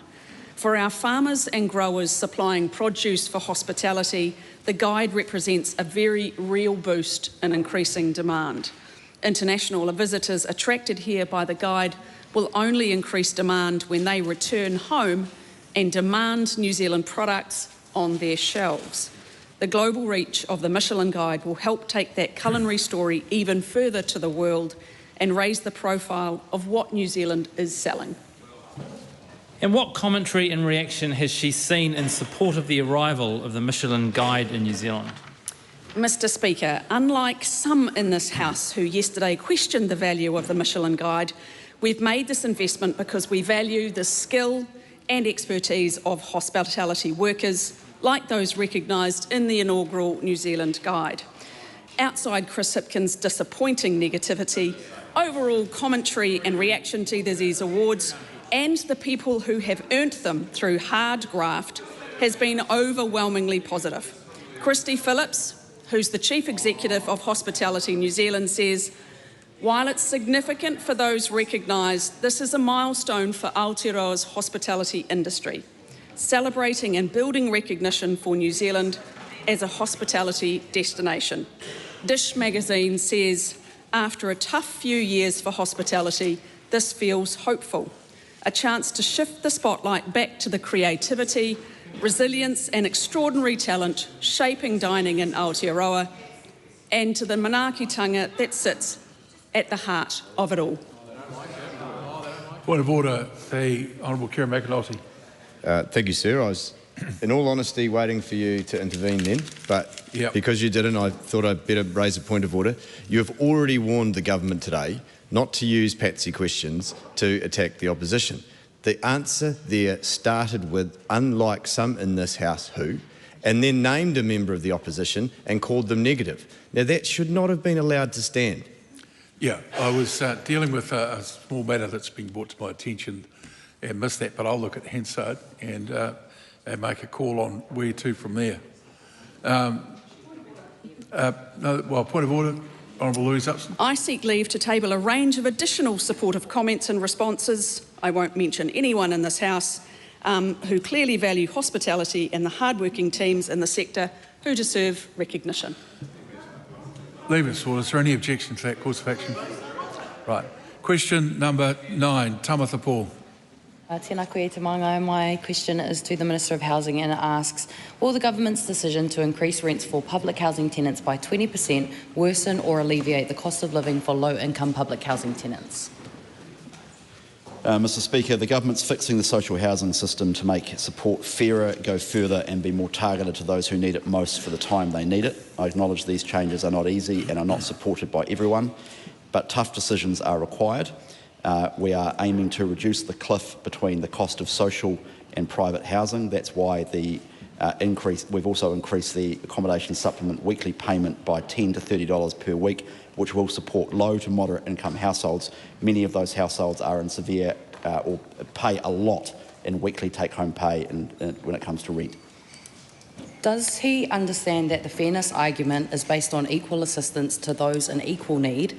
And if so, does he understand that those in public housing have greater needs on various metrics compared to those living in private rental housing? That is true in some circumstances, and it is true that people in social housing have greater need, and part of the problem with the system at the moment is that those who are in greater need do not receive that support because they are on a wait list waiting for public housing, while people who do not necessarily need that support are in the social housing that could be taken up by the person in greater need. The member has actually neatly highlighted precisely the government's reform objective, which is that the system should be targeted at those in the greatest need, with people with disabilities, people with addiction support requirements, people with mental health challenges, people who are victims of family violence, for example, people who have formerly left prison who are currently languishing on the wait list. Those are the people most in need, and we're going through a pretty robust exercise and working with the Social Investment Agency and using the data we've got to make sure we focus support on those in need. But in relation to the member's point around equality, I'll just read this out to her. Well, it's a very long answer. Well, it's a very important issue, sir, because it is, but there can be. So it's question time. Well, a sole parent beneficiary with one child in Rotorua in social housing pays $163 per week. The same person not in social housing, the same person in private housing relying on the accommodation supplement pays $345 a week in rent, and they're in the same circumstance. That doesn't seem fair to me. Yeah, exactly. Does he accept that the length of time that people spend on the wait list has been prolonged because he chose to cancel thousands of public homes? Well, both points are wrong. Firstly, the number of people on the wait list has actually decreased by 6,000 under this government.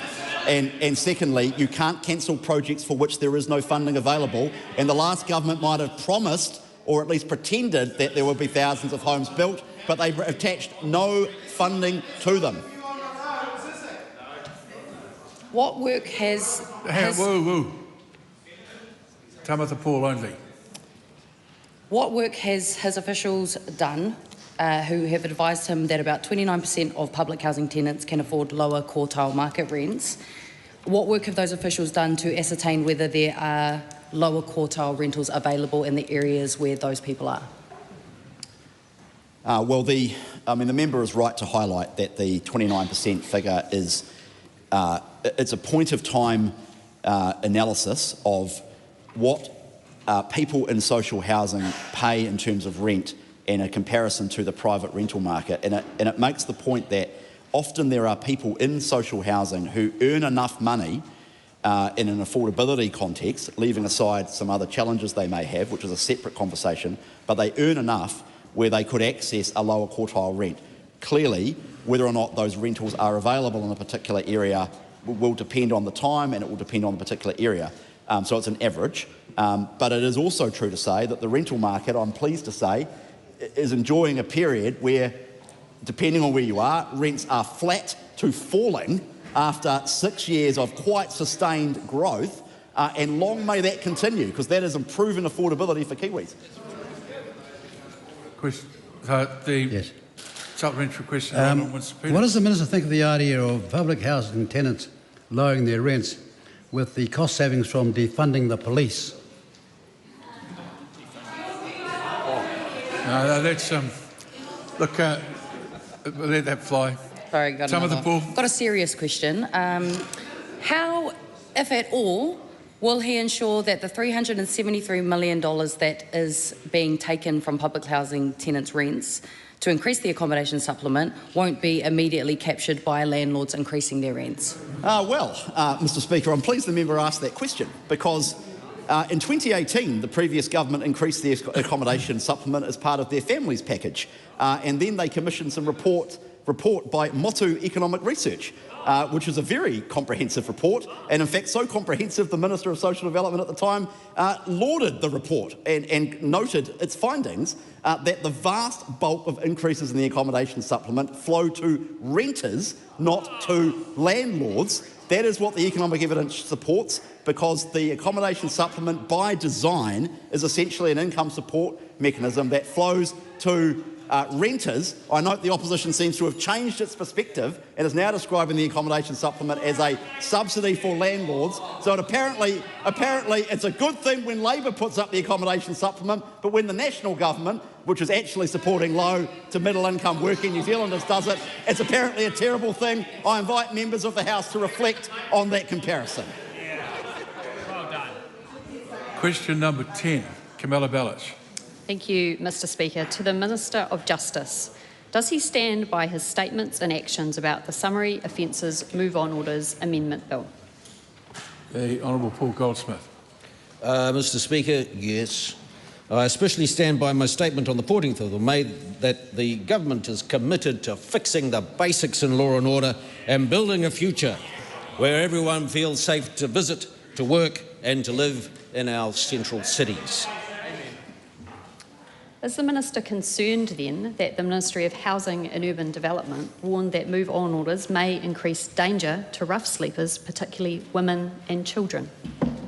Well, I am concerned about the current dangers to rough sleepers. It's not a safe place to be, and that is why this government invests a very large sums in helping provide opportunities and places for those who are in need. And separately from that, we're still also determined to fix the basics in law and order and make the place build a country where people feel safe in their communities. steps is he taking to address concerns raised by Auckland City Missioner Helen Robinson that there isn't genuine access to enough appropriate support for people subject to move-on orders?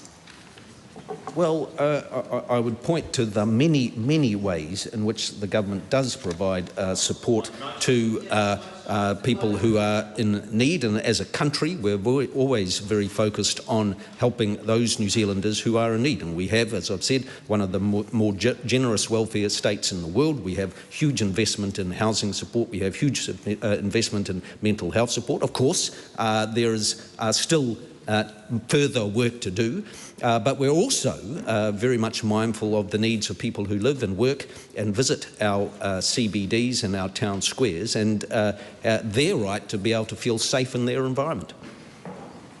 Does he agree with the Prime Minister that there are no night shelters in New Zealand?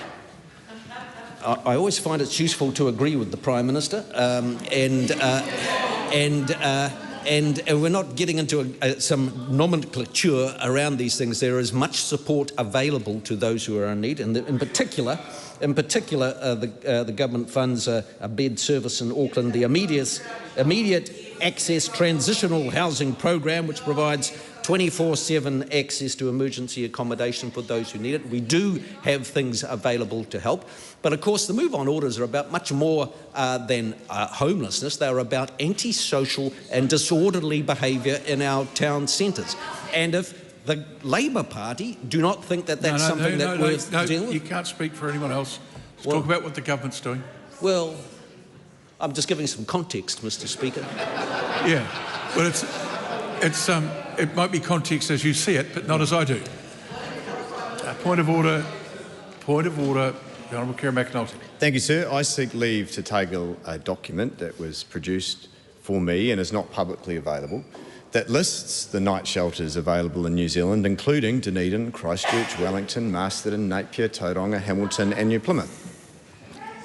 Well, is it a... Sorry, I wanted to respond to what you're suggesting, but I can't because of the position I find myself in. Does anyone object to that course of action? It appears to be none. Thank you. The question number... Oh, sorry. Camilla Bellich. Where does he expect a person ordered to move on for rough sleeping in central Auckland to go at night, given that the Auckland City Mission closes at 5 p.m. and there is no night shelter in that city? Mr. Speaker, I'd expect that they'd follow the instructions of a constable and move on to a further distance as is obliged by the move-on order. And I'd also point to the many opportunities that there are, such as the immediate access transitional housing program, which operates in Auckland. I'd also point to the extra $14 million that was spent to help with homelessness issues in this country, most recently by this government. And I'd just make the point to all New Zealanders that we have many tools available to help those who are in need, because that is what we do in the society in which we live in. But what we don't have is a useful tool to deal with antisocial and disorderly behaviour in our town squares. And others may not think that's an important priority. We do. And we do think that restoring law and order and making our country a place where people feel safe, visiting, working and living within our CBDs is important. Supplementary. If move-on orders are really about addressing antisocial behaviour, as he's just stated, why is he insisting on including people who are peacefully begging and rough sleeping? Well, because we have a broad approach to the move-on orders in order to create an environment where people feel safe. And my empathy lies with people who put their life savings into a small business, a little shop in the town square, and get up every morning at 7 o'clock to try and make a living, and find 3 or 4 people lined out in front of their shop yelling or abusing at people as they come and try and enter. And those people, I think, deserve some help. And the member might not think there's an issue here, but we do, and we're responding to it. Supplementary. How can he justify continuing with move-on orders when concerns have been raised by the Ministry of Housing and Urban Development, the Ministry of Justice, the Auckland City Mission, the Police, the Treasury, the Department of Corrections, Auckland Council, and even his own colleague, the Attorney General? Well, because I listen to a wide variety of sources, and there's also many concerns raised by people who live in our cities and who work in our cities and who visit our cities and find those are places where they're not safe. I listen to the little old lady who's too scared to go and watch a concert in the evening in downtown Auckland because they don't feel safe in their environment. I listen to the young worker who has to join a walking bus to get to her train station at 5 o'clock at night because she doesn't feel safe in our downtown environment. I listen to all those concerns and we have responded, and we're sending a clear message that we're a government that listens to those who want to have a perfectly reasonable request, that is to feel safe in their communities. Question number 11, Debbie Nauru-Wapaka. Tēnā koe te pika. My question is to the Prime Minister. Does he stand by all his government statements and actions? Right Honourable Prime Minister. Yes.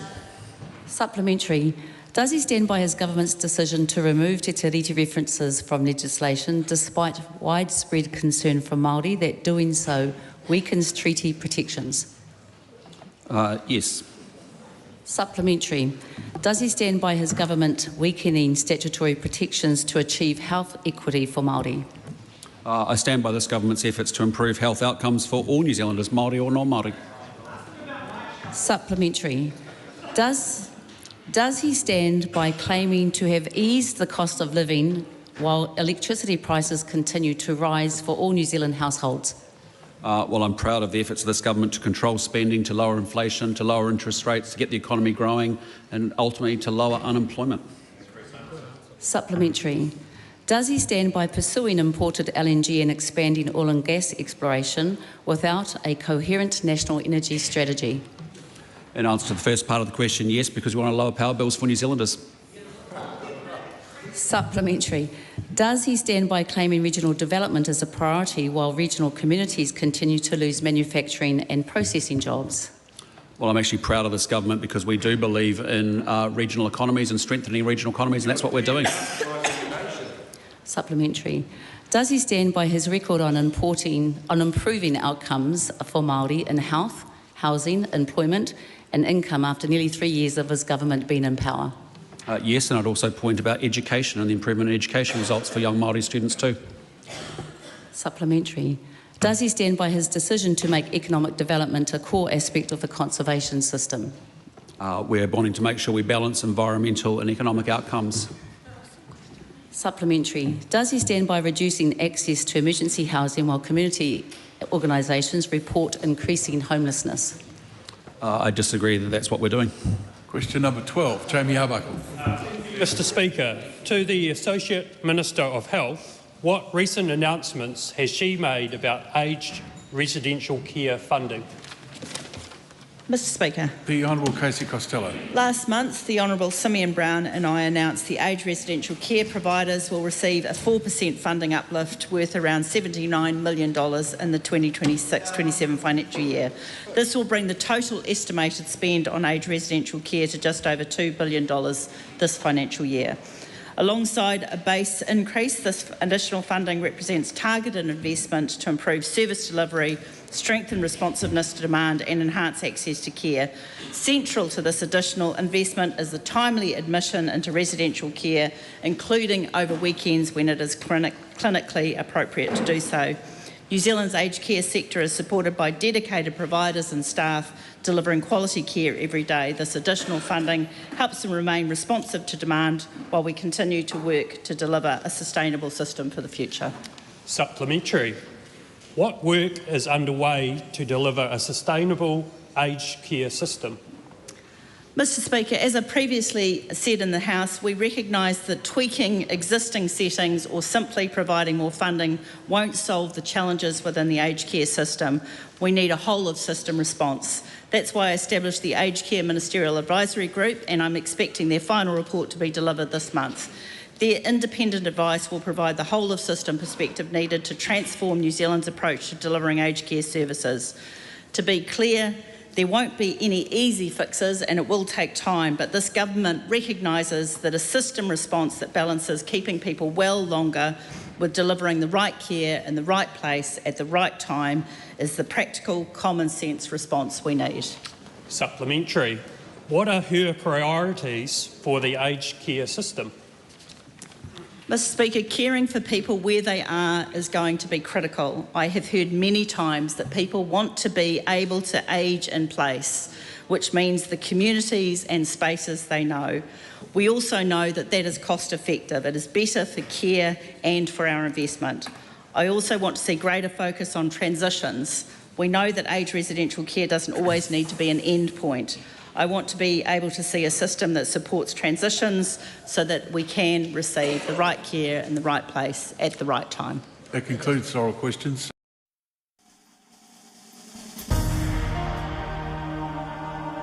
Live coverage from the House of Representatives will resume at 7 p.m. An uncorrected transcript of today's oral questions is available at www.parliament.nz.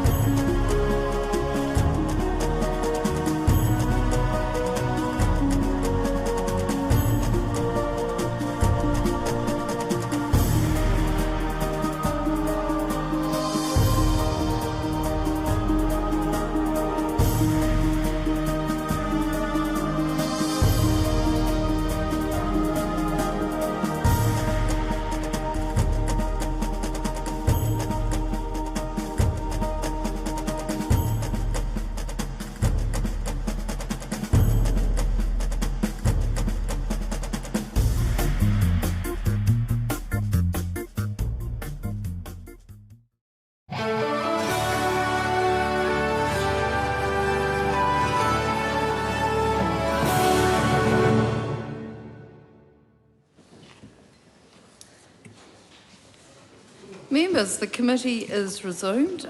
Before the dinner break, we were discussing part 3 of the offshore renewable energy bill. And part 3 is the debate on clauses 69 to 97, decommissioning or infrastructure. So the question is still that part 3 stand part. Honourable Dr Megan Wood. Point of order, Honourable Dr Megan Wood. Thank you, Madam Chair. And just seeking some clarification from you in the approach that presiding officers are taking. I've taken over the dinner break, looked through speakers' rulings in terms of the function of the committee stage. One of the things that presiding officers have been, and a number of presiding officers through the course of this debate have been saying that's been dealt with in select committee.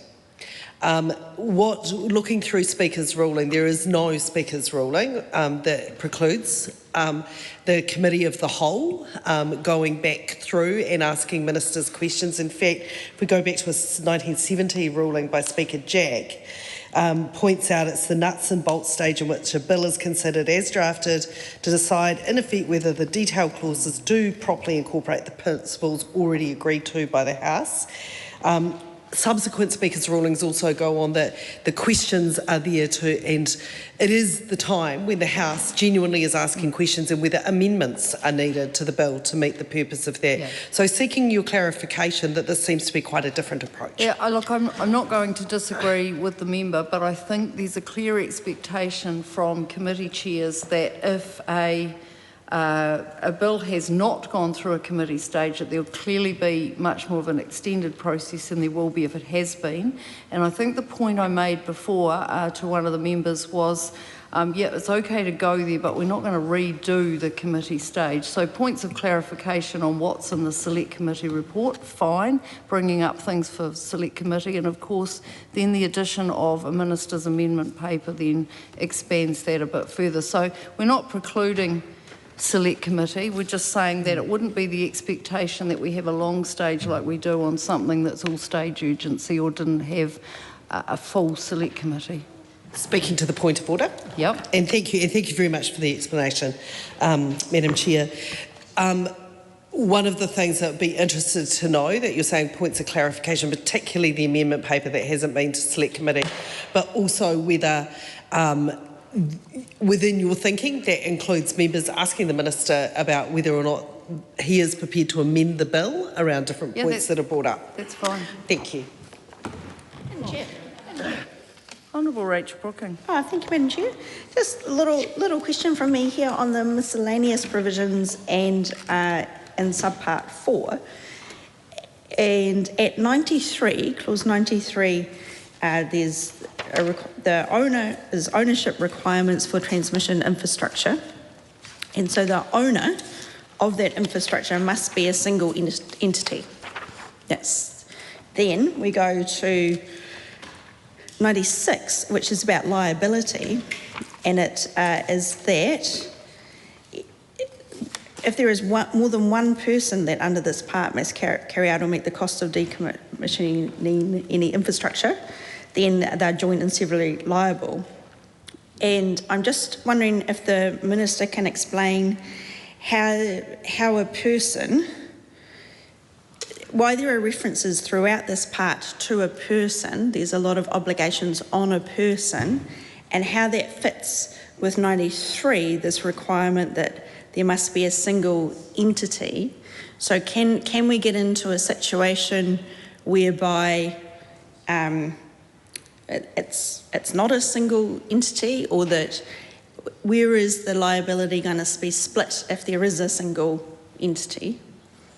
That's my question. How do those different clauses relate to each other, and what is it that we're expecting to see in terms of who is up for providing that security that this part is all about? Honourable Minister. Well, Madam Chair, the answer simply is that the prior owners or previous owners can be liable. So in this case, that's why it's clearly defining the individual that is held liable in this case. Oh, good. Thanks, Danny. The question is, that Part 3 stand part. All those in favour say aye. Aye. To the contrary, no. The ayes have it. Members, we come now to Part 4. This is the debate on clauses 98 to 171, administration and enforcement. The question is that Part 4 stand part. Honourable Dr Megan Woods. Thank you, Madam Chair. And there's just some clarification questions around this, and some of those about how they interact with some of the changes, because I think that's in terms of the amendment paper, that we have the appointment and termination of appointment of enforcement officers. What the amendment paper is relatively silent on, and I may have missed something, is really around enforcement regime in terms of the period of time when there is the exclusive use provisions in place, and what play that any of those enforcement officers may have in making sure that we do have that exclusive use within there. So that would be my first question.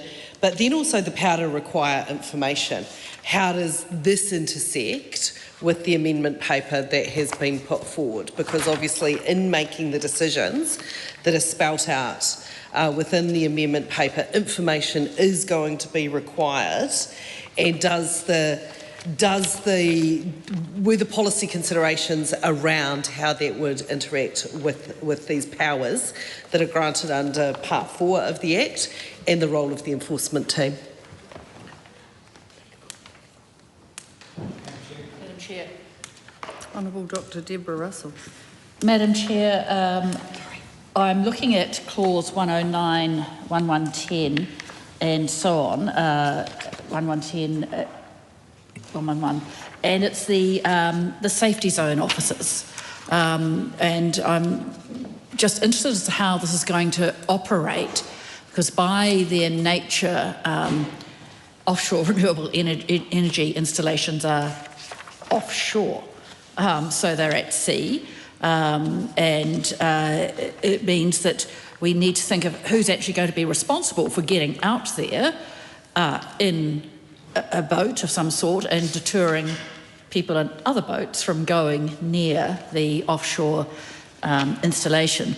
Now, it's sort of, I'm just thinking of the likely sites, because if we think up my way, we have obviously the Coast Guard, which operates out of Manukau Harbour and out through the bar and so on. But I'm thinking of the South Taranaki Bight, which is one of the obvious places for an offshore wind installation. Who exactly is going to be the safety zone officer there? It's not going to be the local cops, that's for sure, because they're not going to have boats. So just a little bit of discussion or description from the Minister as to who we envisage those safety zone officers being. It's elsewhere, and we see in these sections that there are various provisions that can be enforced, and the Minister can appoint enforcement officers, and they can be local body people and so on. But it's going to take a person with a particular set of skills to be a safety zone officer, given the nature of the offshore nature of these installations. So just some information there from the Minister, please. Honourable Minister. Yeah, thanks, members, for the questions. In regards to Honourable Dr Woods' question, I didn't get the clause specifically about in the context around enforcement regime around seabed mining restrictions when they apply. Those aspects are already covered under the Crown Minerals Act. In regards to the question from Dr Deborah Russell around safety zones and who will be responsible, the answer there is that it is likely that we'll use existing officers that are already out there, acknowledging that there's already infrastructure that's in play offshore that is being monitored in other industry aspects, particularly in the Taranaki region. And again, it will depend on the location in terms of the skill sets and the mechanism of gathering that information as well. Clause 109, just for the member's interest, does set out who can be an officer. Steve Abel. It's a follow-up to that same section around the enforcement of the safety zone. given that section mentions section 63, I'm hoping you'll suffer me to go back to section 63, which I had a question on, but the debate sort of wrapped up. In terms of navigation of the sea... Can the member just explain, you're talking about clause... Sorry, so I'm on clause 64. Well, we're actually... Oh, sorry, no, I'm not. I'm on clause... We're in part 4 now. No, you're right. No, I understand that. I'm going to take you back there, though. Powers of Safety Zone Officers 110 in part 4. If you go over the page to page 66... now I'm with you. It refers to C... declared under section 63, safety zone that contravene the restrictions declared under section 63. And 63 outlines that the Minister may declare safety zones. Now, this seems logical. 500 metres is suggested, but it goes to the question of enforcement because, of course, if we're talking about wind turbines and we take 500 metres either side of a wind turbine and you have an array at sea, that takes up a vast area of the ocean. What advice has the Minister received on rights of freedom of navigation in regard to enforcement of safety zones? Are those safety zones permanently regarded as such, or are there going to be requirements within those safety zones which will allow navigation, for example, through a wind array, given the expanse of space between them, or will it be an absolute restriction? Will there be the allowance of, for example, fishing vessels to pass that way, or anyone navigating the sea? I wonder what account you've taken of that. And the final question in that regard is the right to protest at sea. Does this element of the legislation, and this relates also to the enforcement, take into account the freedom of protest? I know that a previous government in regard to offshore oil and gas exploration passed something that was dubbed the Anadarko Amendment, but which restricted protesters from coming within 500 metres of a oil exploration ship. I wonder what advice or consideration has been given to that right as well. But my broader question is just how do you deal with the size and expanse of ocean that will be impacted by offshore renewable energy and that 500 metre exclusion zone? Honourable Rachel Booking. The Minister's getting up. Very short question back to 109 on safety zone officers and noting that it's constables and someone in charge of the ship of the New Zealand Defence Force or someone under their command. So that is why I think my colleague Deborah Russell referred to boats before, but I'm wondering if planes would also be involved and the role of the New Zealand Defence Force in that, just thinking back to the fisheries enforcement action or certainly surveillance action that occurs on planes, if there's been any thought about that, and also whether or not other government agencies such as the Department of Conservation that sometimes also have vessels would be considered to be included in here as well. And going to the protest point that was just mentioned, I think that was previous government that did that. Honourable Minister. Thank you, members. The questions raised in regards to the safety zones and the protest points by Steve Abel. So the safety zones will be provided in accordance and aligned with international law, and navigation will be taken into account when determining the size of the area and the way in which it will be applied. As a member will be aware, there's a wide range of different types of offshore wind technology and array, and that will no doubt change in the future as well. So the model is flexible in that context. The point around protest is that first and foremost, the safety zones are in place to protect people and assets first and foremost, and they're not designed as a primary purpose to prevent protest. I guess the point of difference and the consideration with, as a member will be aware of, those turbines when they're operating at full tap and speed, there's obviously quite a significant degree of risk of getting too close around that, but safety will obviously take precedent in the context of that. In regards to the member's question around the New Zealand Defence Force, it is the expectation that all aspects and mechanisms to gather information, including other agencies, will be used in order to fulfil the requirements of the Act. Scott Willis. Yeah, it's a very brief question in relation to Part 4, Subpart 1, Clause 101. In relation actually to the question from my colleagues in Labor just before, but who will be the enforcement officers under this Act? Because what we see under 101(1) is that the Chief Executive may appoint persons who are employees of a government department, a Crown entity or a local authority to perform the exercise or one or more of the functions or powers conferred on enforcement officers under this Act. So will it be the Environmental Protection Agency who currently do exclusive economic zone enforcement on oil and gas rigs, or will it be MB officials, and which department, which entity will this enforcement sit under? If the Minister could help us understand where that's, what we're thinking here, because, you know, it would give assurance if we could know what the government's thinking on this point. Thank you. Honourable Dr. Megan Woods. Thank you, Madam Chair. And my questions also relate to the safety zone powers. And just a point of clarification really from the Minister. If we go back, and I am dealing with the sections in Part 4 around the powers of the safety officers, but if we go back to Clause 63, where the safety zones are designated and the Minister may declare them, that we also get through that the application of the Submarine Cables and Pipelines Protection Act comes into play, because that's traditionally what we'd had. But what I'm unclear looking through this, and it has been some time since we discussed it at committee, whether this equally applies to the land-based infrastructure for the offshore renewable energy in the same way it applies to the marine-based infrastructure, either the platforms or the moorings and the cabling, or are there separate provisions that the Minister would see operating under other statutes that would operate here?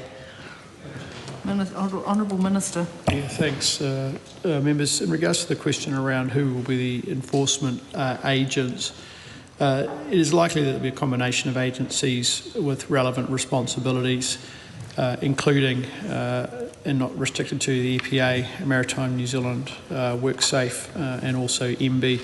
It's likely that the mechanism in order to coordinate between those agencies will be something that will obviously be put in place. Again, the question around, oh no, I've already answered that, that's one. I'm going to take a clarifying question from Honourable Dr. Deborah Russell, but we've spent a long time on safety zones, so I'm just wondering if there's... I'm moving on. Okay. Yes. I do feel so too. Thank you, Madam Chair. I just want to direct the Minister's attention to clauses 144 through 140 something or other, it goes a bit further, 149, where there's a variety of offences spelled out, and alongside those offences a variety of penalties, with some such as some imprisonment for a term not exceeding 2 years, or a fine not exceeding $1 million, or a fine not exceeding $10 million, a fine not exceeding $800,000. So it's just sitting within these various offences. If I could just have some reassurance from the Minister, perhaps, or from his officials, that in actual fact that these fines are consistent with fines and penalties that are imposed in other similar legislation. It's just a reassurance there. Honourable Minister. Yes. Oh, Scott Willis.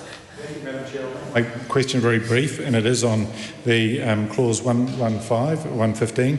Clause 115 notes that permit holders must keep records, and presumably this relates both to the feasibility and commercial permits, but 115.2a notes that records must be kept for at least 7 years. However, we're talking about 40 years of operation for offshore renewable energy infrastructure, and is 7 years going to be enough to adequate time to keep those records? Why aren't commercial permit holders required to keep information over the lifetime of that offshore renewable energy infrastructure to ensure that there's a clear record of information? That's my question to the Minister. Honourable Minister. No, 7 years is the standard period of time for retention of records, particularly in common with financial records as well. It does use the wording for at least, and obviously the obligations around that with technology around electronic record keeping, the duration is less relevant than what it used to be in the context of paper-based records. Dan, I'm not sure if there's a Hansard for this, but I'll call Dan Bidwar. But there's a little bit of, I can take a closure motion if nobody stands up. So just for clarification for the government members, taking a closure motion just installs another vote. But Senior Soap Assistant Dan Bidwar, I'm going to call you to take your call. I move the debate on this question now close. The question is that debate on this question now close. All those in favour say aye. Contrary, no. The ayes have it. Party vote has been called for. Please, Clerk. New Zealand National. 48 in favour. New Zealand Labour. Toru te kau mā whānga pōti whakahe. Green Party of Aotearoa, New Zealand. 15 votes opposed. ACT New Zealand. New Zealand First. 8 votes in favour. Te Pāti Māori. 4 votes opposed. Pāka Te Wheres.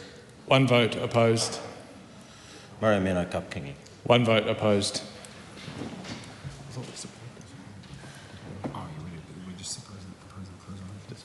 The ayes are 67, the noes are 55. The question is agreed. The question is that the Minister's amendments to Part 4 set out on APs number 571 and 643 be agreed to. All those in favour say aye. Aye. To the contrary, no. The ayes have it.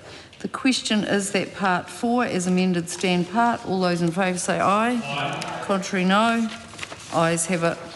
Members, we come now to Part 5, the debate on clauses 172 to 180, amendments to other acts, Schedules 2 and 3, and proposed new Schedule 1A. The question is that Part 5 stand part. Madam Chair. Honourable Dr Megan Woods. Thank you, Madam Chair, and I'm sure colleagues will have questions on other pieces of legislation that are being amended. But I have a very specific question for the Minister, and that's around the Select Committee changes. They were the recommended inserted clauses of 177C and 177D, which are in there to amend Section 12.5 of the Fire and Emergency Act, and it expands the definition of offshore marine structure to include ore infrastructure.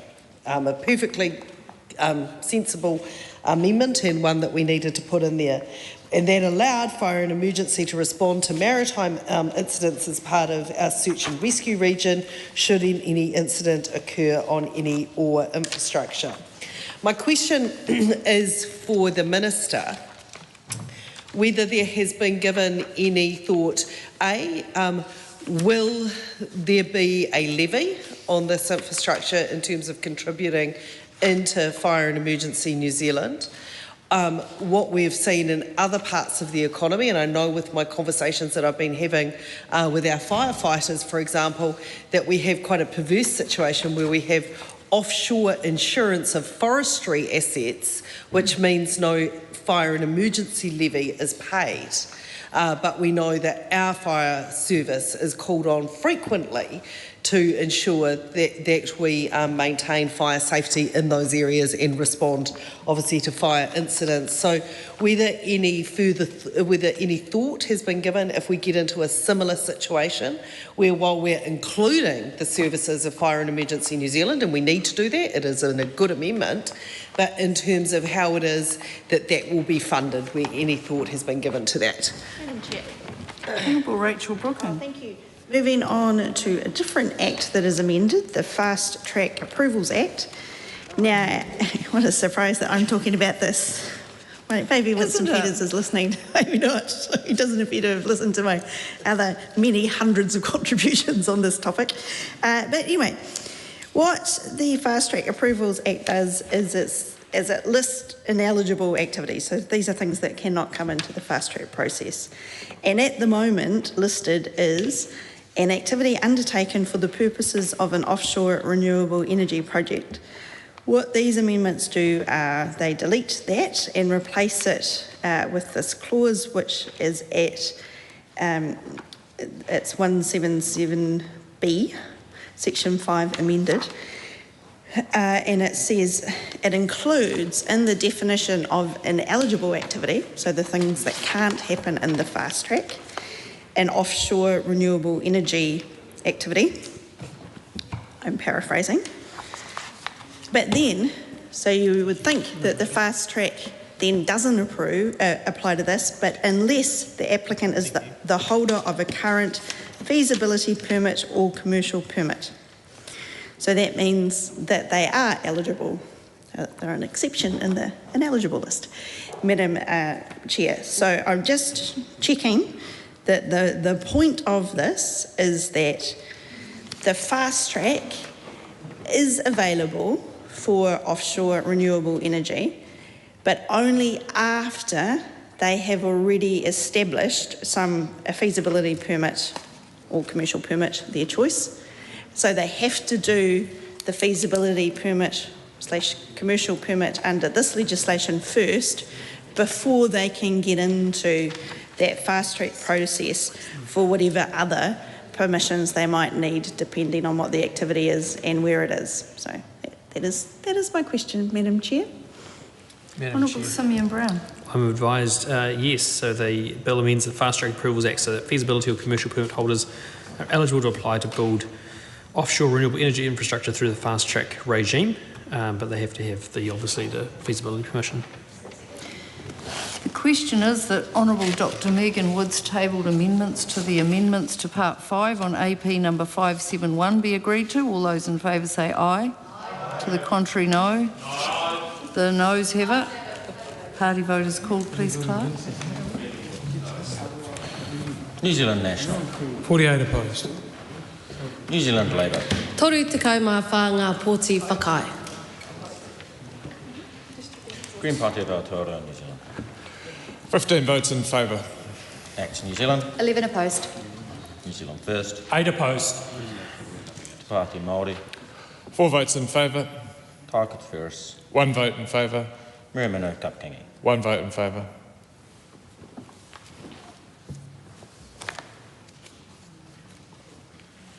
The ayes are 55, the noes are 67. The question is not agreed. The question is that the Minister's amendments to Part 5 set out on AP number 571 be agreed to. All those in favour say aye. Aye. Contrary, no. The ayes have it. The question is that Part 5 as amended stand part. All those in favour say aye. Aye. Contrary, no. Ayes have it. The question is that Schedule 1 stand part. All those in favour say aye. Aye. To the contrary, no. The ayes have it. The question is that the Minister's amendment set out on AP number 571 inserting new Schedule 1A be agreed to. All those in favour say aye. Aye. Contrary, no. The ayes have it. The question is that Schedule 2 stand part. All those in favour say aye. Aye. To the contrary, no. The ayes have it. The question is that the Minister's amendments to Schedule 3 set out on AP number 571 be agreed to. All those in favour say aye. Aye. To the contrary, no. The ayes have it. The question is that Schedule 3 as amended stand part. All those in favour say aye. Aye. To the contrary, no. The ayes have it. Members, we come now to our final debate on clauses 1 and 2, title and commencement. The question is that Clause 1 stand part. All those in favour say aye. Aye. The contrary, no. The ayes have it. The question is that Clause 2 stand part. All those in favour say aye. Aye. To the contrary, no. The ayes have it. I will report this bill with amendment.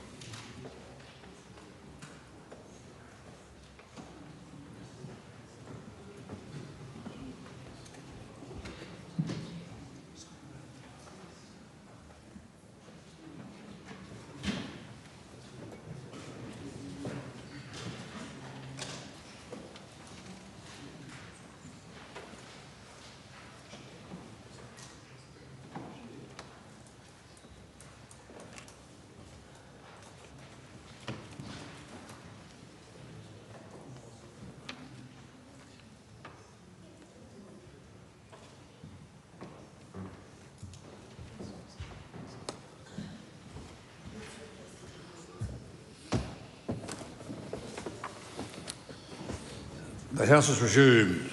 Mr Speaker, the committee has considered the Offshore Renewable Energy Bill and reports it with amendment. Mr Speaker, I move that the report be adopted. The question is the report be adopted. All of those of that opinion will say aye. Aye. To the contrary, no. The ayes have it. The Offshore Renewable Energy Bill is set down for third reading immediately. The Honourable Seymour and Brown. I move that the Offshore Renewable Energy Bill be now read a third time. Was there a legislative statement? No. Thank you, Mr Speaker, and thank you to the House for their support through the committee stage of this bill. Mr Speaker, this is an exciting moment for New Zealand as we pass legislation to enable offshore renewable energy here in New Zealand. This bill delivers on a commitment to put a regulatory regime in place for offshore renewable energy as part of National's Electrify New Zealand plan. Offshore renewable energy has the potential to help grow our economy, but also help us to reach the needed electricity generation to be able to support a growing economy and also our net zero carbon emissions targets by 2050.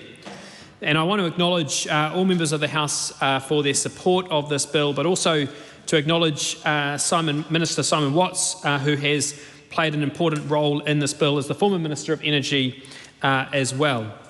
The offshore renewable energy fills gaps in the current regulatory environment. The bill will give offshore renewable energy developers greater certainty and therefore more confidence about investing in New Zealand, as well as allowing the government to select the developments that best meet New Zealand's national interests. This bill will also enable risks to the Crown and the public from offshore renewable energy, such as decommissioning of infrastructure, to be appropriately managed. This bill has been through extensive consultation, not only the work of the Transport and Infrastructure Select Committee, who heard public submissions and recommended changes to improve the workability of the bill and increase certainty for developers, but also wide consultation with iwi and stakeholders and potential developers as well. And I want to thank everyone who has contributed to the preparation and passage of this bill.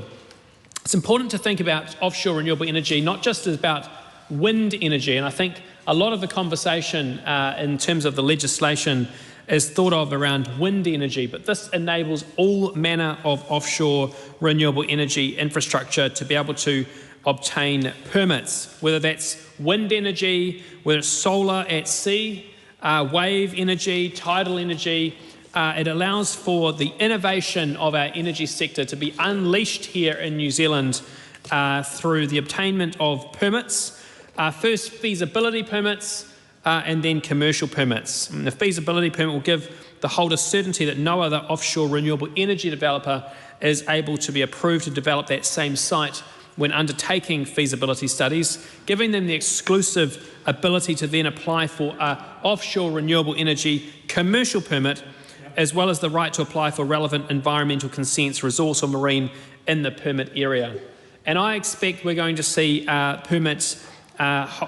people applying for permits shortly. My intention is once the bill is passed, well, as the bill says, the commencement is the day after royal consent, which I think is the appropriate commencement date.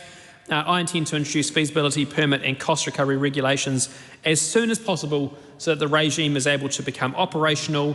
Developers will be able to then apply for feasibility permits once a round is opened, and I think that's an exciting economic opportunity for New Zealand, as well as the opportunity for these companies to be able to look at the innovation and the opportunity that is available in our offshore areas.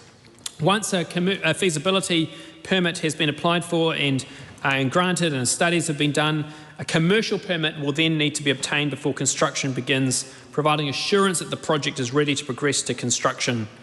And this obviously is a really important next step for developers, and providing this certainty is exactly what developers need, so they can have certainty around the locations that they're looking at and studying, and then the ability to apply for commercial permits to be able to build. And so, Madam Speaker, this is a really important step forward, as I said, for the country.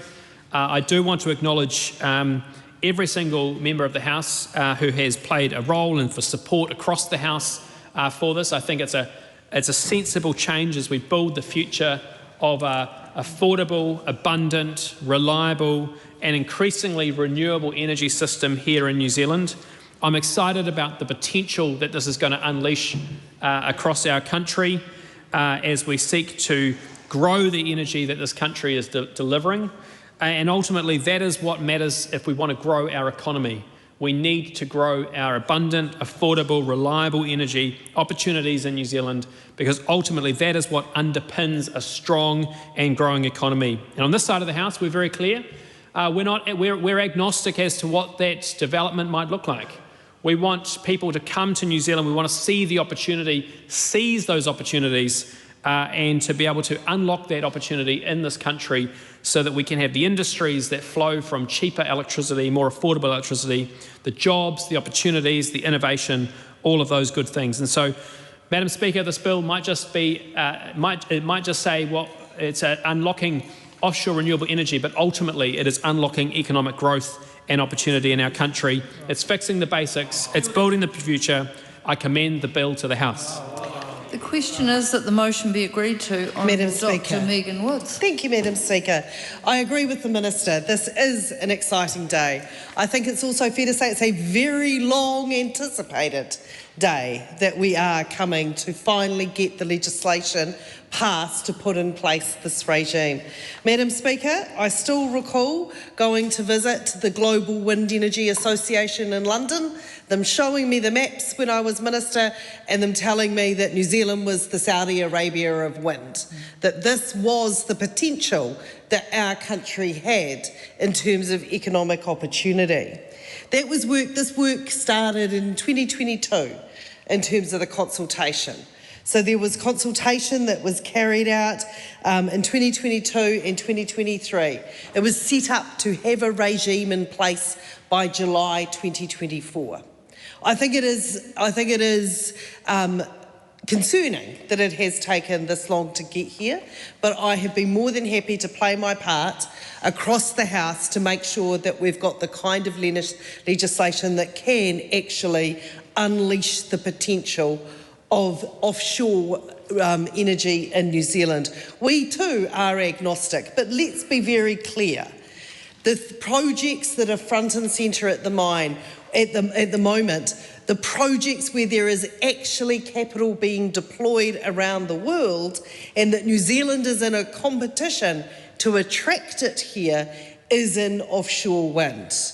And Madam Speaker, it is a shame that over the period of the last 2.5 years, while we haven't had the regime coming in a time frame that was anticipated by the industry and was achievable, that we've seen Blue Float, we've seen Sumitomo and we've seen JERA Next BP all take their capital away from New Zealand and invest it in places where there is more certainty. And that is what we have to give to investors and why we have been more than happy to work across the House to make sure there is broad support to signal to that international investment that no matter who is in government in New Zealand, there is broad support for this. This is a regulatory regime that is put in place that is going to survive changes of government. This is something that people can agree on, and I think that is incredibly important that we do that. And I think that we can see just the potential that can be unleashed from this. There's been numerous studies that have looked at the potential and what can be contributed in New Zealand in terms of jobs. The number of jobs that can be put in place can be measured in the thousands that can be stimulated by attracting this investment here. And that's only for it as energy. That's only for the energy it generates. That's not thinking about the downstream effects of what us having abundant, affordable, renewable energy looks like. The opportunities that will open up in terms of our industrial sector when we have more affordable energy. We know that the expected, so that's 5,000 to 30,000 jobs are the projections from a PwC report. This is big change that this is signalling. We're also seeing the projections around GDP growth ranging from 12 billion to 94 billion over the project lifetime of having this put in place. Again, this is truly potentially transformative. This can really change the trajectory that we're on and whether or not we have flourishing industries in this country, Madam Speaker. But also, one of the things that excites me the most about this is the skilled jobs that will accompany this and the ability to transition many of our workers that are working in industries that are transitioning away from to work in this industry. A number of the skills that are associated with working in offshore oil and gas exploration can be transferred into offshore wind and offshore renewable energy projects in communities that have depended on those industries for a number of decades, and a number of generations of families have grown used to it. So the potential for us to make sure we are smoothing that transition, that we are making sure that workers and communities are protected, is one of the reasons why Labor and government put so much work into making sure that this work began and got underway and that we were attracting investment in this area. Because, Madam Speaker,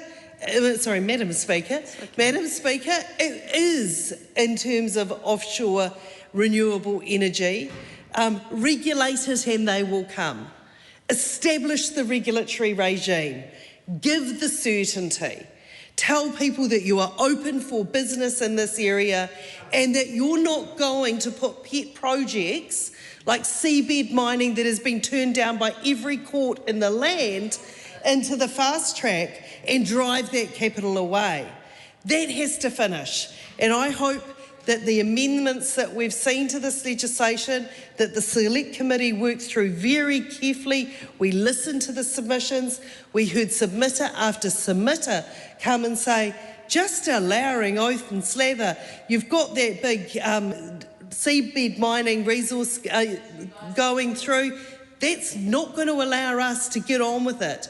That is not going to allow us to get on and establish the opportunities that we can all see in front of us here in New Zealand. So I was pleased to see that ministers did pause and reflect that the legislation that they had brought to the House was inadequate. It needed to change. It needed to give that certainty to the investment community. And I do thank the Minister for making those changes, because I think we would have put so much at risk if we hadn't made those changes. That is absolutely critical. One of the things that we also need to do is send the signal to everybody that the transition is actually about growth. This is where opportunity lies. This is where the jobs of tomorrow will lie. This is where the skilled jobs will lie. That actually our transition to a renewable energy is a cheaper, affordable, abundant source for our nation. And that is where our prosperity and our opportunity lies as we head into the 21st century.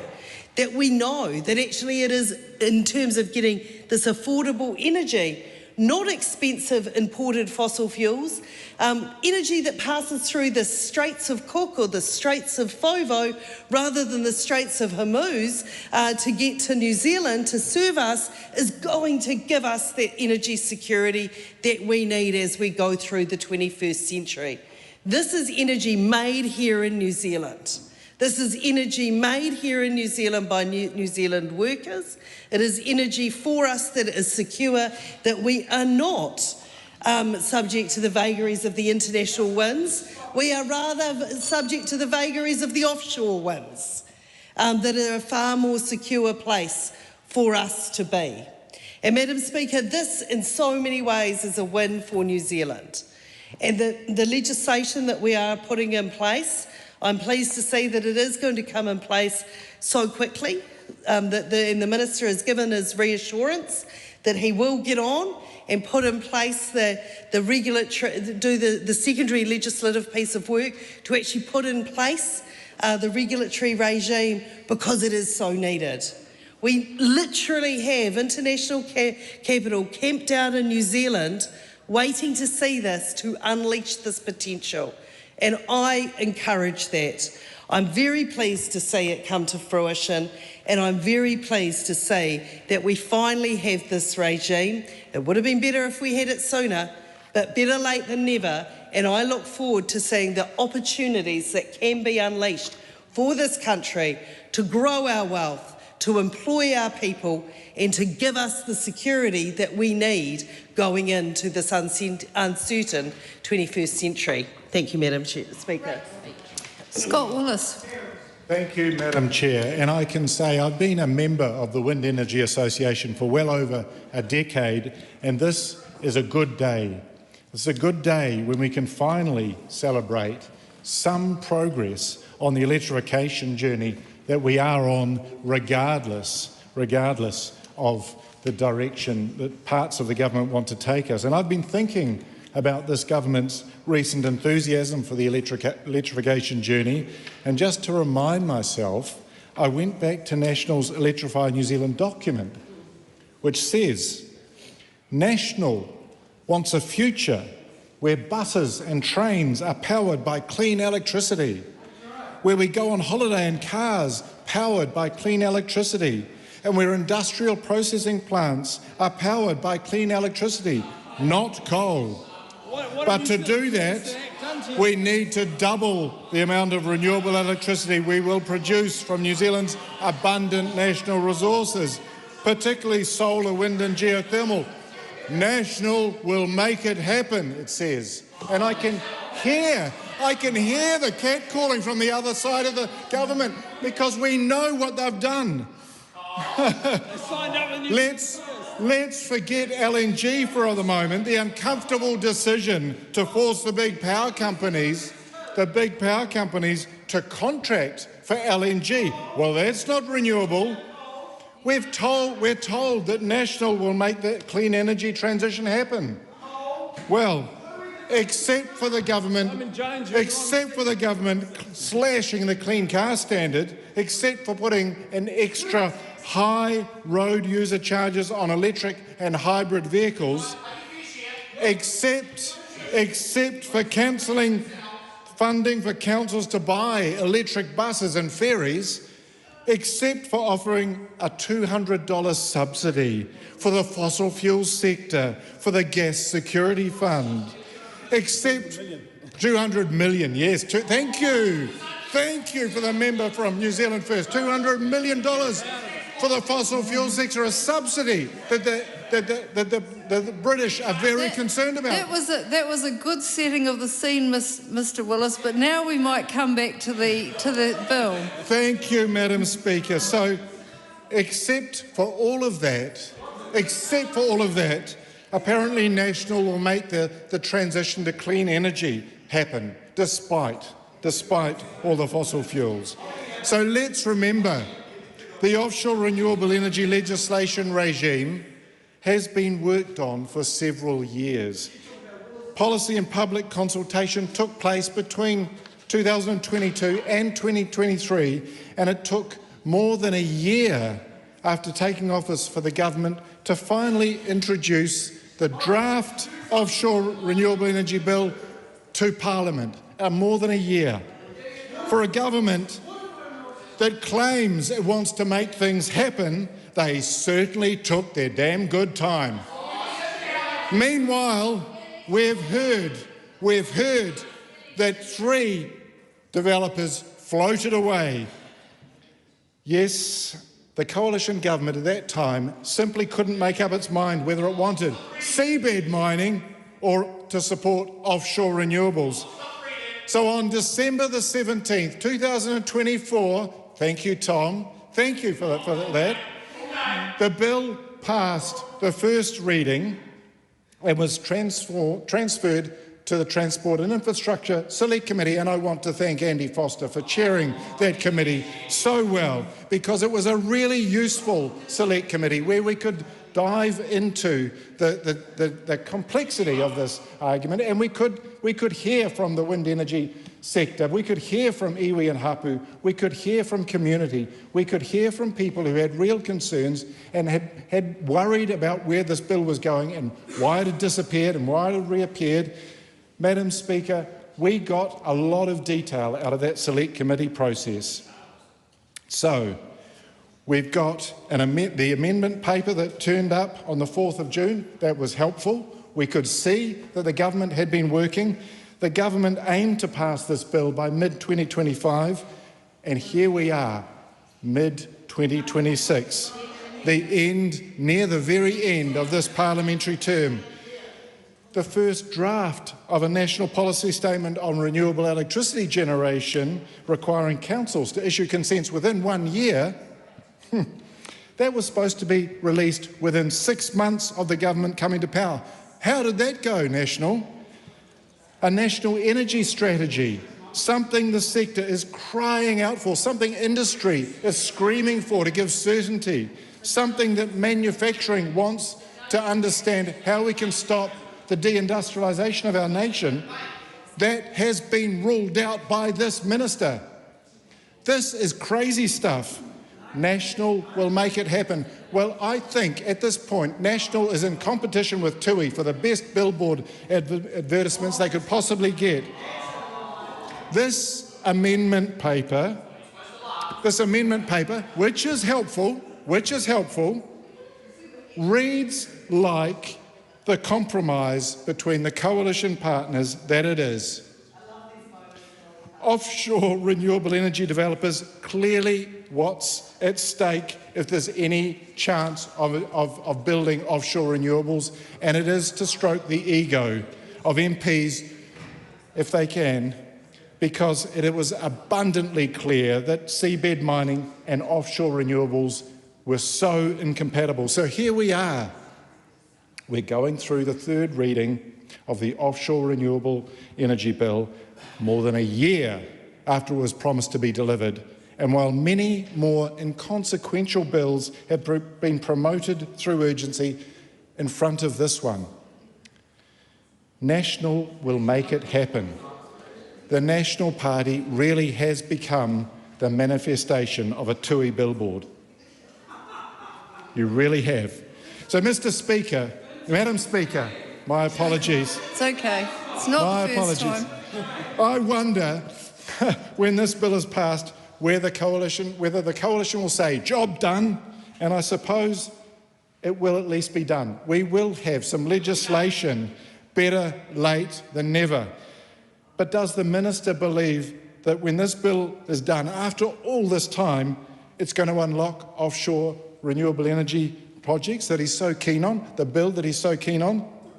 Because every other jurisdiction that offshore wind, for example, has been built, it's required not only a regulatory and consenting framework, but also, that's right, revenue stabilising mechanisms, contracts for difference to guarantee a floor price for the generated electricity, to shield generators from volatile wholesale market prices. That's right. That's right. It has never been developed without those additional elements. So I understand the government clapping themselves on the back, saying job done, but how we've got here has been a long and painful journey, really. And if I understand that these big investments with offshore, with big capital, need additional insurance, but if we want to support the independent generation for wind development, if it's offshore or even onshore, wouldn't a contract for difference platform be useful? And way back in 2020, MB sought submissions on their discussion document titled Accelerating Renewable Energy and Energy Efficiency, and one of the questions was, do you agree that there is a role for government to provide information, facilitate matchmaking and/or assume some financial risk for power purchase agreements? It appears that through successive governments, work has been done on ways to accelerate the renewables transition, and yet much of it's been shelved. When governments change, or when a minister, such as this one, refuses to acknowledge things like a national energy strategy. Madam Speaker, we do support this bill. We certainly do. But let me make some things very clear. It has taken way too long. Iwi and Hapu have not been appropriately engaged through the development of this bill, and we note that Iwi and Hapu in Taranaki have sought real engagement from the government on the finalisation and implementation of the legislation. Attention needs to be given to this. And it is the type of legislation that could help us develop a future where buses and trains are powered by clean electricity, etc. But if we do that, we have to throw out much of this government's fossil fuel agenda. It's gone. Cancel the LNG project. Provide renewable firming. Members' time has expired. Thank you, Madam Speaker. Just before I call the next speaker, I have to say there's quite a lot of wind that we could capture on the government backbenches tonight. Laura McClure. Thank you, Madam Speaker, and I rise in support of the offshore renewable energy bill. And look, the member on the other side of the House is failing to recognise that we need to keep the lights on this winter. We need to keep people warm, and there is a transition process that the other side clearly failed to not understand well, and that's why energy is so incredibly expensive right now in New Zealand. If we're going to unlock New Zealand's potential, we know that we need to be investing in more new technologies. This is an incredible opportunity for New Zealand. We know that a clean, green future is on the horizons for New Zealand, and I commend this bill to the House. Andy Foster. To get here, and there is one thing I'm going to agree with the opposition on. It's taken a while to get to this point because, as chair of the select committee that consider this, we reported this back in June last year. So it's taken quite a while to get there, and I did wonder whether we'd actually forgotten about this bill, but we've got here, and that's great. We need more energy. I think that is going to be something we agree about across the House. We know. And sometimes the generation industry is chastised, but we know that there is a lot more generation coming on. In fact, more generation's been built now than has ever been built in the past, and most of that is renewables, the vast majority of that. But we need firming too, and this is where I part company with the Greens over there. And some industry actually needs gas, because it cannot operate, and it will not be able to operate without gas. And of course, the opposition over there did nothing for the gas industry, which was meant we've ended up with a whole lot of businesses closed down. We've ended up with a whole lot of jobs lost, and that is the responsibility of the opposition in this particular case. Because we need to keep the lights on, Madam Speaker, but we also need to keep businesses. We also need to keep jobs, and that's really important. So let's talk about offshore wind, because then I think we might get some agreement here. The offshore wind, we know there's a lot of investment in onshore wind as well, but offshore wind in theory has a much higher level of generation. So if the boilerplate number says it's 100 megawatts, you're likely to get, I think it's about 55 megawatts compared to something in the high 40s or the mid 40s for onshore wind. This bill is about setting a framework for offshore renewable energy. And as we've had pointed out, it's not just wind, but the majority of that probably will be wind, at least at the moment. The key issue in this bill is security of tenure. Security of tenure, because you're not going to invest tens of millions of dollars, and it is tens of millions of dollars in doing feasibility, or billions of dollars probably, or at least hundreds of millions or billions of dollars in actually building a wind farm offshore, unless you've got security of tenure. This was probably the key issue that we as a select committee considered, because there was an issue there which said basically that mining could come in over the top of an existing consent or an existing licence for an offshore renewable wind operation, and that clearly was not going to be something that would have turned every investor off. So you had to deal with that. That was the thing which we actually said as a select committee, should we actually deal with that now? But we actually had to deal with not just the bill in front of us, but other bits of legislation as well. And we said that back to the ministers, do you want to deal with that, or do you want us to deal with that? And that's why we've got the amendment paper here on the table at the moment to deal with that issue, which basically says you cannot have those two things in the same place at once. They are incompatible. We've already heard that. And so it's important that we make sure that there is, as I said, that security of tenure. We had the idea in the submissions, the idea of a spatial plan. We're very familiar with the spatial plan when it comes to the terrestrial environment, but they also said that's necessary in the offshore environment as well. You know, it might be it's fishing, it might be it's wind farms, it might be it's mining, whatever it might be. Sometimes they cannot coexist, and so it's important for us to think about that thing. That was beyond the scope of our ability to respond to, but it is something which we say that we said that should be given consideration to. The other bit was, Madam Speaker, because there are some areas which are really important, have really good wind resource. The one that particularly there's focus on at the moment is the South Taranaki Bight, and it's really important there. If you've got that licence, that you actually use it. You don't sit on it for years and years and years, because that is a waste. I don't have the licence, Mr. Foster. Sorry. Well, Madam Speaker, I know you love the Taranaki, so I do, you but I might don't be have the interested licence. in it. You personally might be interested in it, but you might have the licence, but possibly not. But anyway, my point is, the licence holder, we want to make sure that the licence holders actually use the licences that they've got, so it's a use it or lose it approach as well. There are a lot of technicalities which we consider in the bill around fishing, policing, small-scale generation, which has also been talked about as well. I just wanted to respond to a couple of last things. Revenue stabilising that Scott Willis has talked about, and I just wonder, you know, there are issues about how the energy market works, but I do wonder whether if you energy stabilise part of the market, you might then say it actually raises costs overall, because it probably is going to have to do that. I think what I'll leave it there, Madam Speaker. I think that this is a very good day for New Zealand. It's a good piece of legislation. It's a good bill, and I commend it to the House. This is a split call. Debbie Ngāruapeka. Tēnā koe te pika. Look, I have this really daunting view where the rest of Aotearoa, particularly those in South Taranaki, are looking at Wellington thinking about time you caught up.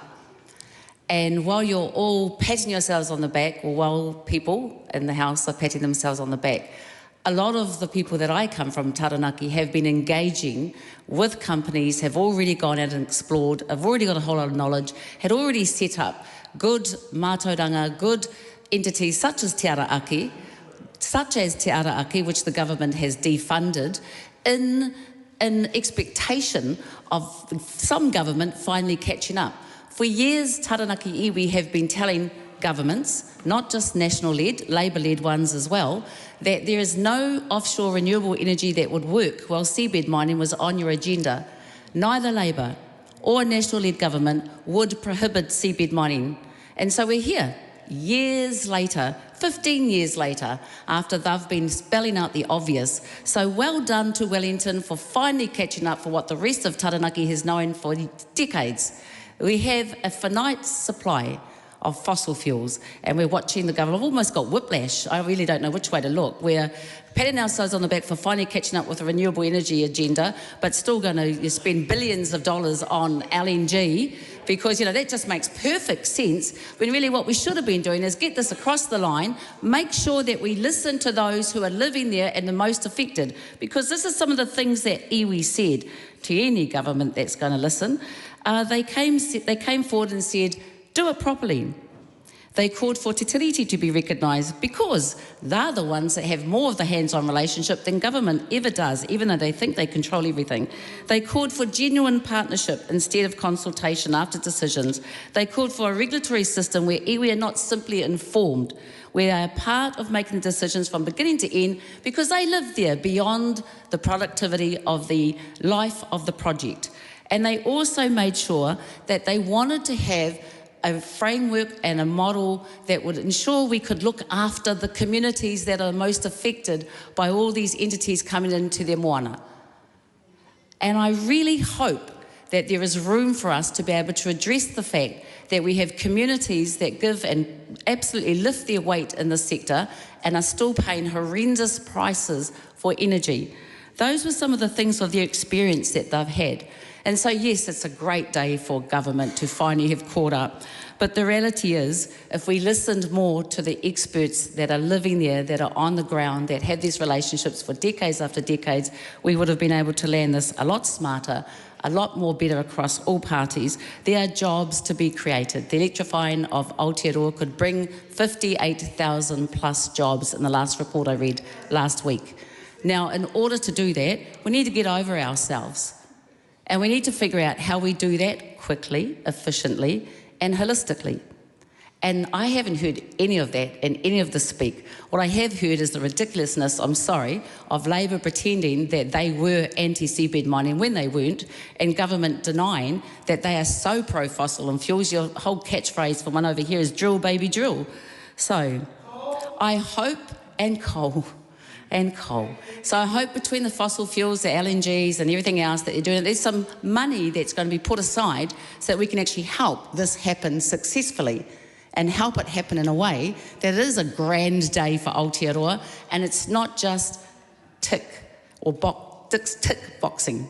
It's late in the night. That we're not just ticking a box. I see it often so much that I forget how to say it now. That we're actually, thank you, box ticking, appreciate it, Matt. And so what I'm hoping that we continue on with this legislation and invest in what transition will look like. Transition so we can get people ready to learn and they can train, and we can transition jobs away from fossil and fuels, we can transition infrastructure away from fossil and fuels and do renewable energy in Aotearoa well. Show the rest of the world how to do it well and stop talking about taranaki without taranaki. That's a really big deal for me because year after year I've had to sit and watch governments angst and say and make all these promises and actually also watch firms leave here, private investors leave here. So let's think about the holistic view of how we can do this and use this regulatory regime, what it's been called, well, and do something that makes our mokopuna proud and the whole nation proud, but also make sure it looks after all New Zealand households. Kia ora rā. Steve Abel. Thank you, Madam Speaker. Look, there's something of a kumbaya moment. I don't want to overstate it because obviously it's not perfect. But one thing I think is fascinating is that on this issue, you see there is a pathway forward for us as a nation because one thing we all pretty much agree on is more renewable energy is a good thing. Now, was it were that we sat down with that agreement and developed a national energy strategy that we could all agree on? Yes. And this sort of legislation would be exactly part of it. Yeah.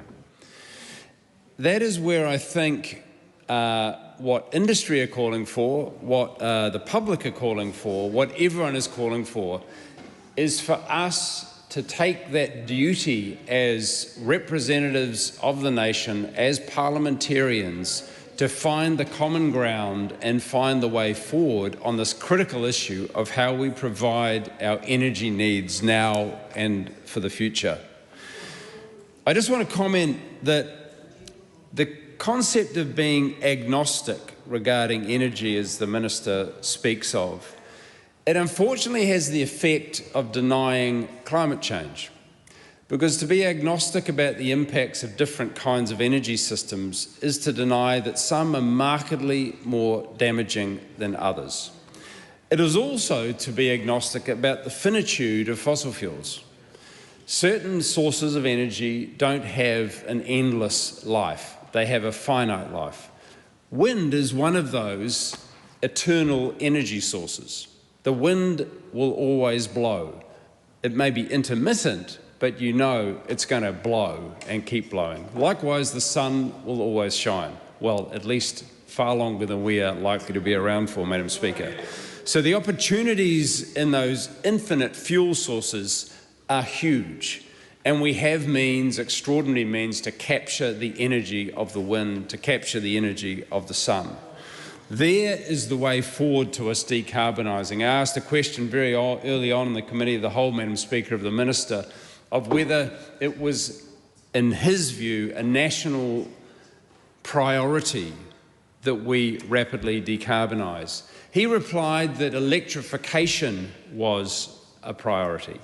Well, that electrification must be based on renewable expansion, not on burning gas to generate electricity or burning coal to generate electricity. That is where we have a way forward to also energy sovereignty and security. Because if we are generating the energy by which our society and our economy is powered, then we are not subject to the vicissitudes of overseas conflicts, of overseas fuel price spikes. If we're generating our own energy and electricity from our own renewable resources, we are all that more secure in terms of both the price and the supply and the sovereignty of the energy system. This bill takes us a step in the right direction. I hope it does send a message to industry, and it's a terrible problem that we've lost already 3 companies, that this is something that has cross-party support. The offshore wind industry and the offshore energy industry has a future in this country. It is predicated, and I appreciate the wording around the treaty obligations and the legislation as they stand. I think the wording that Debbie Ngare-Wapaka proposed is significantly stronger, and that's the sort of amendment we would make, the upholding of treaty obligations. Any activity in this space must be done with not only the consent but the active participation of local iwi and hapu in their rohi and in their waters. The everything soup strategy around energy is not a strategy, Madam Speaker. We have to pick the trajectory we want to go on. Tonight in this Parliament we are showing that we are capable of doing that. The more that we can sit down, as it is reported that was done so well on the committee that worked on this bill, the more that we can sit down and find the common ground on the energy systems that are going to power our future, the more that we can give certainty to the public, to industry, and indeed to the children who are going to inherit a climate-changed world if we in this generation don't do something about decarbonising. Thank you, Madam Speaker. Carlos Chong. This government is fixing the basic and building the future. This bill unlocks one of the New Zealand's greatest untapped renewable energy resources, offshore wind.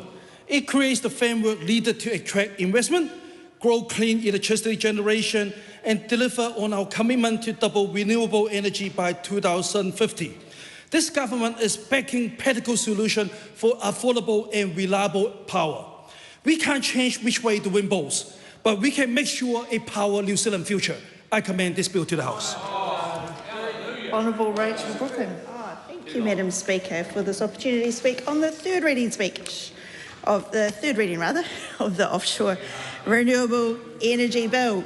And I want to start by agreeing with a colleague and then disagreeing with a different colleague. So we've just heard from Steve Abel from the Greens about the importance of decarbonising.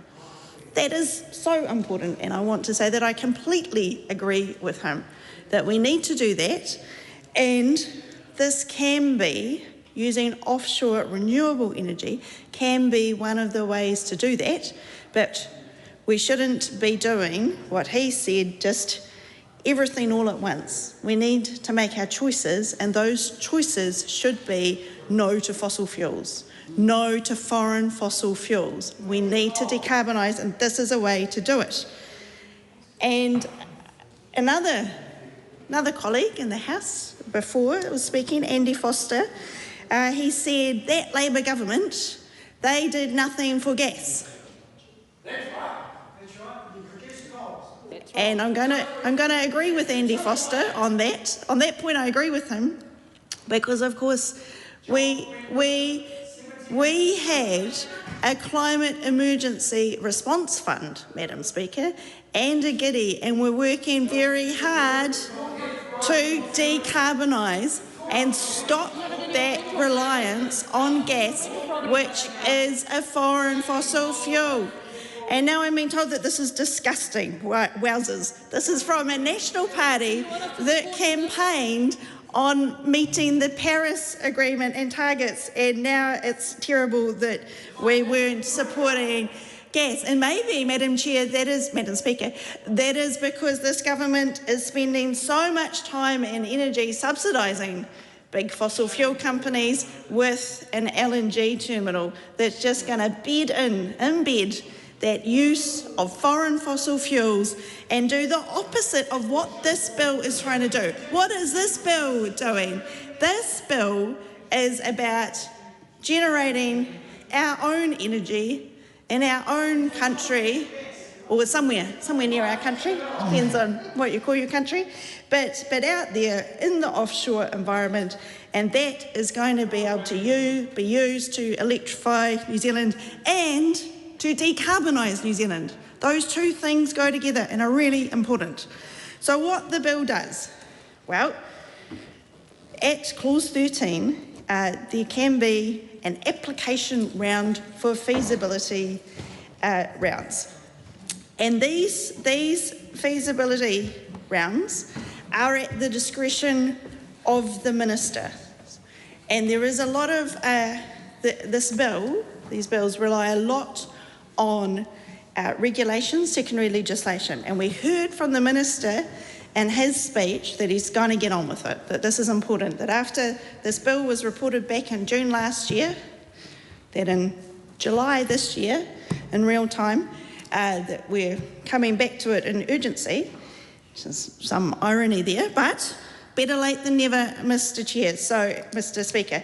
So we know that the ministers then, they can set up their regulations and they can also choose in their own timeframes with quite a lot of discretion what areas they want to open up for feasibility permits. So they do that on a geographical basis, and I would implore the government to please use marine spatial planning when making these decisions and thinking about what is best for those marine environments, and that would be a very useful thing to do.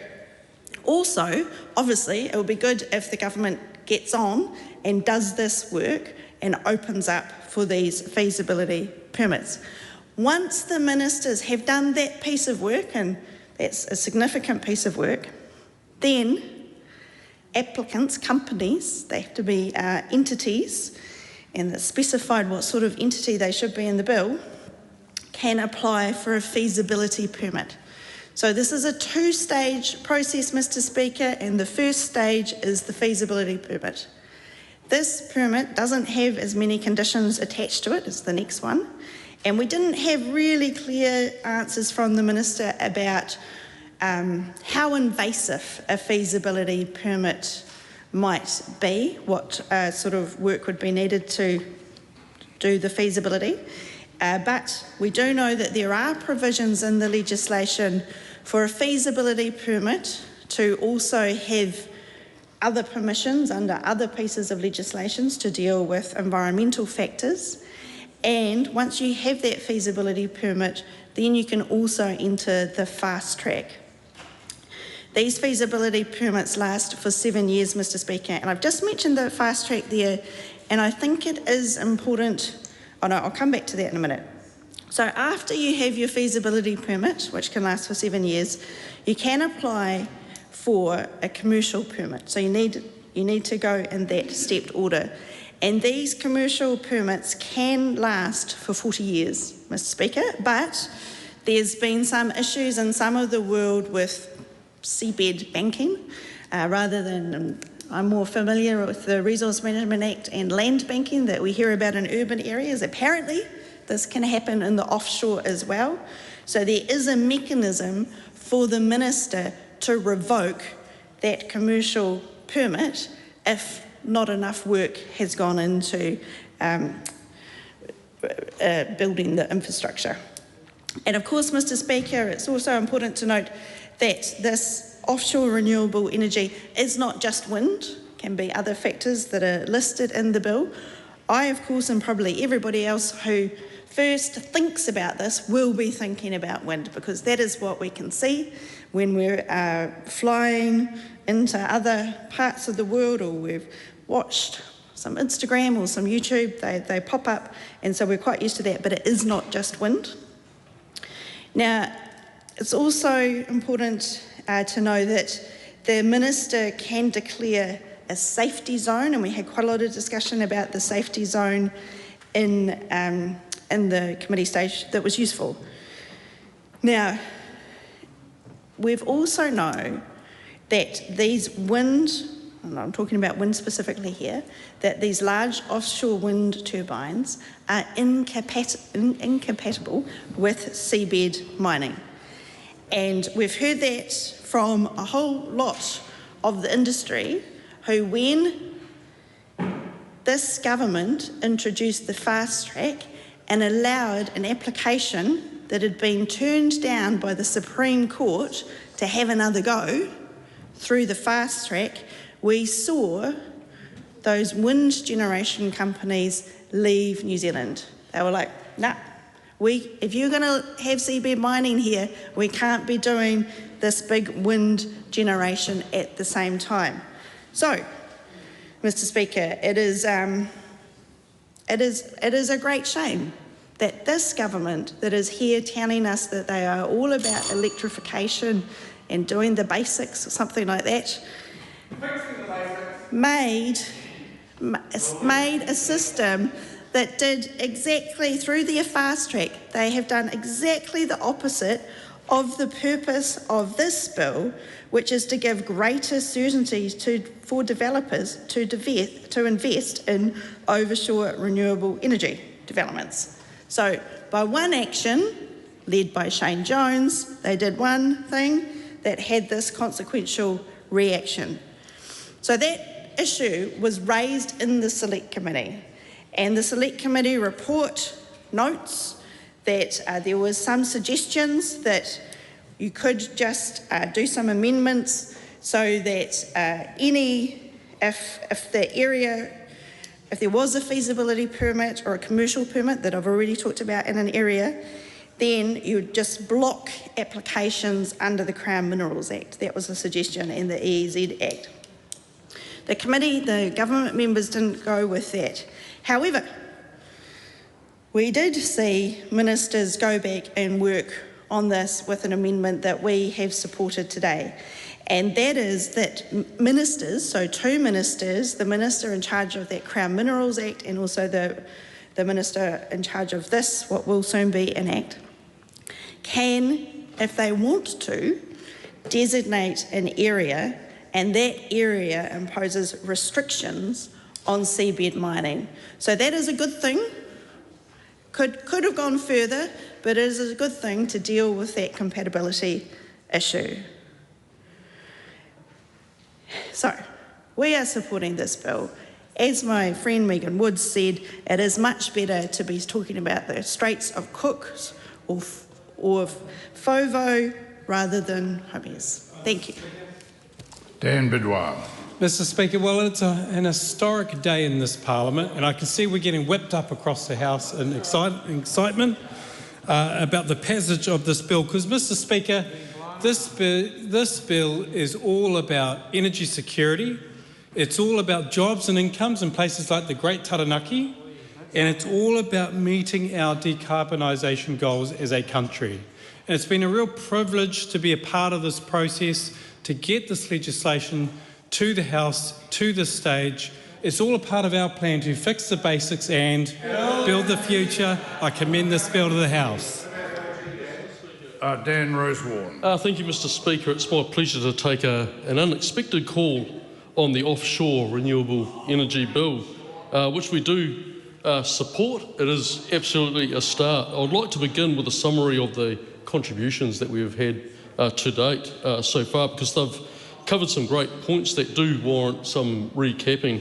I didn't sit on the Select Committee to hear the submissions, but I think I'd like to thank the Select Committee, and I think just the volume and the quality of the contributions that have come out today has really highlighted the rigour that the Select Committee applied when considering this bill.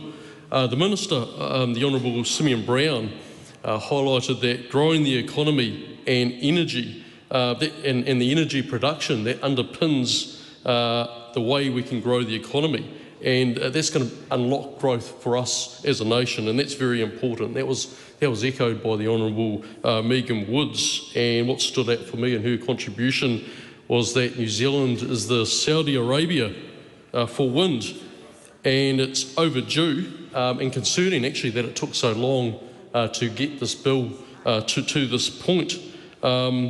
And that uncertainty can quite often scare investors. So having a unified approach across the House that we can all agree on can provide that certainty, and we don't get a situation like we did with the ferries and things like that. Scott Willis highlighted his experience on the Wind Energy Association then the House entered a period of intense debate, so I couldn't actually hear everything that was being traversed there. But at the end of it, he did highlight that it was a long time coming, and he mentioned something about a TUI billboard ad. I suppose we just want to have the second part of that, making sure it's right. Never mind the year, but just make sure what we're doing here is right. It's right for the nation and right for the country. Laura McClure actually brought it back home, back down to our everyday communities. And this is all about being able to keep the lights on, keep people warm, and then also making sure that we can unlock our potential, and ultimately that makes the power cost a lot lower for the consumer. Andy Foster highlighted that, again, the time that it has taken to get to this point, and then offshore wind having a higher level of generation, which is right, because you get a good return for every dollar spent, comparable to other forms of power generation. And also highlighting the idea of a spatial plan, offshore spatial plan, or a marine spatial plan for offshore development, which is very interesting. It would have been good to be in the select committee when that was being discussed.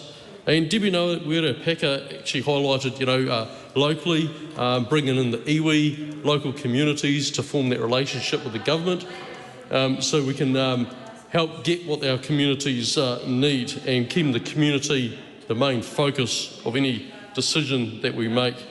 And then Steve Abel actually mentioned that this is a kumbaya moment, a pathway forward, and the need for a national energy strategy, which ultimately that would be what the people of New Zealand would expect.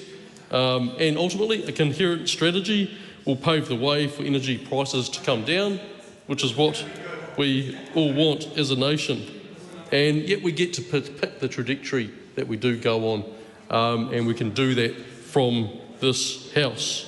Carlos Chong provided a very short call. Did the National Party slogans, and that's great. Didn't get actually quite this. Hey, this is a debate, and and just recapping everything that people are saying. Absolutely nothing wrong with that, Mr. Ducey. Take a call. And finally, Rachel Brooking just really highlighted the importance for our country to decarbonise and saying no to fossil fuels. We did have a climate response fund, which was actually setting us off on a good course, and also just highlighting that this bill is about generating our own energy and not relying on overseas imports and making us susceptible to a lot of those other pressures globally. So thank you, Mr. Speaker. I think we may issue you with some scorecards for your next speech, Mr. Rosewarne. David McLeod. Thank you, Mr. Speaker. This bill is about controlling who, what, where and how people should use our offshore environment for renewable energy. It's long overdue to be able to get going in this space. It's an untapped potential. I commend the bill to the House. Mr. Speaker. Deborah Russell. Mr. Speaker, this bill has had a very, very long process to get to this point. The work under it for this type of work, for setting up a regime to ensure that we could properly control offshore renewable energy generation, started off way back in 2022 under the previous government. Work was underway, working out what needed to be done. The policy process was underway. And eventually we then had an election. The incoming government kind of sidelined the work for a while. But eventually we did get the bill into the House. The bill for this bill came into the House, I think, in 2024. Long time ago. And then it popped out of the Select Committee in June last year, and it has taken until now. It has taken until now to have the committee stage and the third reading. And rather ironically, having spent a year getting to this stage, we are now passing it through its final stages under urgency. So it's been a very long process. And for all the claims over on that side of the House that they are getting underway of the work that needs doing, it's taken them a perilously long time to do it. It is nevertheless a man who didn't declare his 25 rental property should just be quiet. Mr. Speaker, it is a good bill. This is legislation that is needed. So we do support this legislation. There might have been the odd thing along the way that we might have done slightly differently around various clauses and tiny bits of policy. But overall, this is a good bill and one where we do very much support it. And there are a number of reasons for supporting it. First of all, I want to be very clear that we support the Minister's amendment, which came through just recently, to ensure that there are exclusive zones, that where offshore renewable energy is being built, then no other activities may take place. And there's good reason for that. Now, despite the claims from over here, Labor did start up a process around seabed mining because we knew that seabed mining was problematic. And it was problematic precisely because it would interfere, well, for all sorts of reasons, but one of the reasons is that it does interfere with other activities in the same area. So in order to have good, effective, efficient investment in offshore renewable energy, the people engaging in those activities need not to have to deal with other activities in the same space. So that exclusivity, the way it's been set up, that's a really good change, and we have supported it. But let's remember that the threat of seabed mining being raced through, despite having been turned down by RMA processes, despite having been turned down in our highest courts, but was then being raced through under the fast-track legislation. Let's remember that that fast-track legislation, that threat of seabed mining via the fast-track legislation, actually scared off renewable energy projects. It scared them off. It meant that people like Blue Float and Sumitomo took their money elsewhere, as they ought, if they could not carry out the projects they wanted to carry out. So it's a real shame that that coalition government enabled that particular piece of fast-track permitting, which eventually was disallowed, to go into the fast-track legislation and to put a real barrier in the way of offshore renewable energy. However, that's been sorted now. And I do want to remind Debbie Aotearoa Packer, we did have a process under the way. It might not have been your process, but it was a process. So I also want to speak about why this could have been, why it's very important, why it is very important in some ways that we make sure that that offshore seabed mining didn't happen off Taranaki. And it's because the area off the South Taranaki Bight is fabulous for wind energy. So, and it's not just that it's fabulous for wind energy there, but it turns out that in Taranaki there is a really highly skilled workforce, an engineering workforce that was available, that was, oh, be quiet over there, Temu Shane. It was really those jobs, people who are skilled, who could move straight into the renewable energy sector. So it's really interesting, just visiting Taranaki, visiting something like the Rewa Bridge, the East End Playground, you can see that the engineers have been at work. And there are jobs available for those engineers, for those workers, for the electricians, for the tradies, for all the businesses that would be supported by all the engineers and tradies and sparkies and work. That work is available through renewable energy projects. Now, as it turns out, oil and gas is a sunset industry. The jobs in that sector were disappearing already. Here is a beautiful project, offshore wind energy, that is perfect for jobs in the new economy, in a decarbonised economy. In fact, there are jobs going begging at the moment, people where we can get people into work through renewable energy processes, into sustainable work that helps us to achieve our net zero goal, our 2050 net zero goal. So there's all sorts of reasons for supporting this legislation. It helps us to achieve net zero by 2050. It opens up jobs in the renewable energy sector in areas that need it. It provides the energy we need. Now, the Minister of Energy, I think the former Minister of Energy, was fond of saying that there have been times recently when New Zealand was running on 98% renewable energy. It was not quite correct. Our electricity system was running on 98% renewable energy. And of course that's quite a bit of the energy we consume in this country, but we also consume a lot of fossil fuel energy.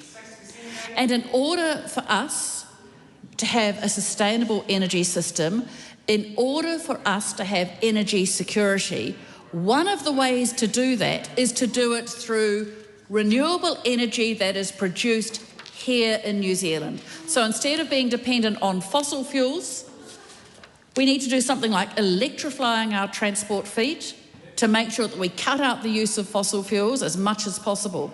But in order to do that, we need electricity, and we need much more of it. So this type of offshore renewable energy is a fantastic project in that regard too. It helps us with our energy security in the longer term. The more we can produce our energy here in New Zealand, the more we can produce it from renewable sources, the better we are doing in terms of energy security, in terms of meeting our Paris goals in 2050. Those are excellent reasons for supporting this legislation. So having said all that, we do think this is a really good piece of legislation. And if I'm thinking about it, to me it represents the triumph of renewables over fossil fuels, the triumph of energy generated onshore rather than imported from elsewhere, the triumph of ensuring that we have our own energy security so that we are not vulnerable to whatever else is going on in the world. These are excellent reasons to support this bill. And that is in part why we have supported it all the way along. So a lot of work done in the Select Committee, a lot of work clearly done since the Select Committee stage in order to ensure that the projects could go ahead reasonably well without being interfered with by other activities. A lot of work that's been done all around across this House by both major parties and by other parties in this House to ensure that this legislation has gotten into place and that we can go ahead, we can find ways to use the incredible wind resources that we have in this country, the incredible tide resources, the incredible offshore energy sources. I commend this bill to the House. Carl Bates. Madam Speaker, establishing a legislative framework for offshore renewable energy is critical to the development of offshore wind farms off the South Taranaki coast. The bill is great news for the wonderful Whanganui electorate, which includes a large part of the Taranaki, for jobs and for growth in our region. So, Madam Speaker, I won't be long-winded about it. Let's get this done. It's part of building the basics, fixing the basics, and building the future. I commend it to the House.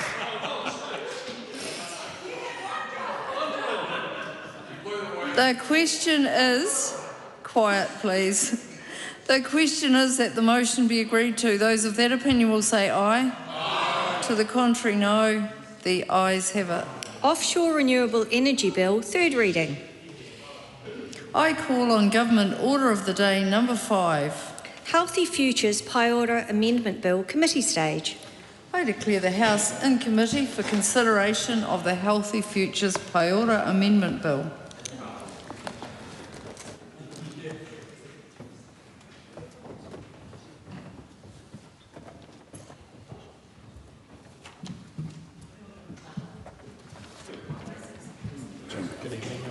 Very well. Oh, you would.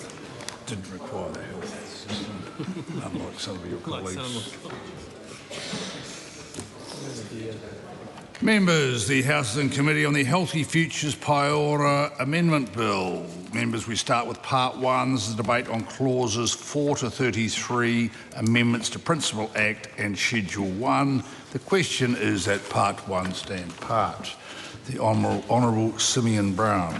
Thank you, Mr Chair, and thank you to members for the opportunity to speak briefly at the beginning of the committee stage of the Healthy Futures Pai Ora Amendment Bill. This bill has been through a select committee process. It's part of this government's plan to ensure that all New Zealanders receive the timely, quality access to healthcare that they need. It makes changes to the legislation which have been well canvassed through the select committee. I look forward to engaging with members now as we go through the committee stage. There is one tabled amendment or amendment paper that has been I have tabled relating to clause 29, new section 65A, which is in relation to collective bargaining. This seeks to provide the Minister of Health to give directions, may give directions to Health New Zealand, requiring it to delegate some or all of its collective bargaining functions to the Public Service Commission. This amendment paper replaces that power with a power for the Minister to make directions about how the Public Service Commissioner is to have oversight of or to be involved in collective bargaining conducted by Health New Zealand. It also adds a requirement for the Minister to consult the Minister for Public Service before making a direction under new section 65A. The intention of that amendment paper is simply to clarify the role that the Public Service Commission could play and the way in which the Minister may make directions in relation to collective bargaining by Health New Zealand. Dr. Lawrence Zunard. Thank you, Mr. Chair. I'm sure we'll have plenty of questions for the Minister on this particular bill, but also noting that I was not part of the Health Select Committee, and while there was a Select Committee, this is the first chance we have to have this engagement with the Minister on this particular bill. So we'll be really grateful to hear the Minister on some of these aspects. I know that other members may have questions around Clause 4, but I'm actually going to start with Clause 5. And one of the things that jumped out at me for Section 3 amended, particularly Clause 5, Subclause 2, is around this new addition on the purpose of this Act. Now, I have no issues with this new addition, but one thing that did occur to me when I'm looking at this is ensure that patients get timely access to quality services. But what it doesn't specify is that all patients should get timely access to quality services. So the ambiguity here is a little bit concerning to me. So I want to have the Minister on record to say that this new additional purpose has been added to this refers to all patients getting timely access to quality service, not some, either in certain regions or in certain parts or in certain demographics. So I do have an amendment for this particular part, just to insert the simple word "or," and I want to check if the Minister would be interested in accepting, or potentially if that, or what I'm referring to, is already currently within the ministerial intent. Debbie Narewa-Packer. I'd like to go back to Clause 4 and also have something to add to Clause 5, but just for now, I'd like to, and I have proposed an amendment.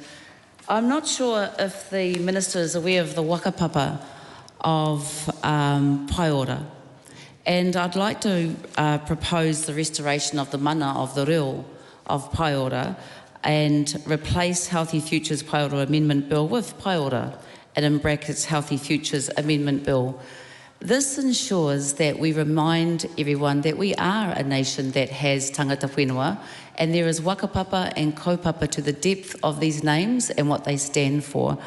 I'm sure that the Minister would agree that we want a health system and legislation that is inclusive.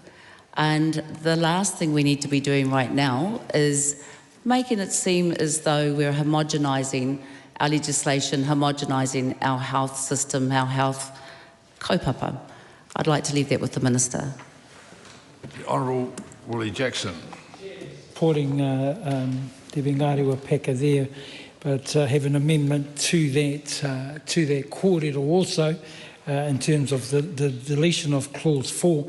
I want to know from the Minister who did he talk to about changing the name, and why is the name in the reo so offensive to this coalition government? What is the problem here? Yesterday, Mr.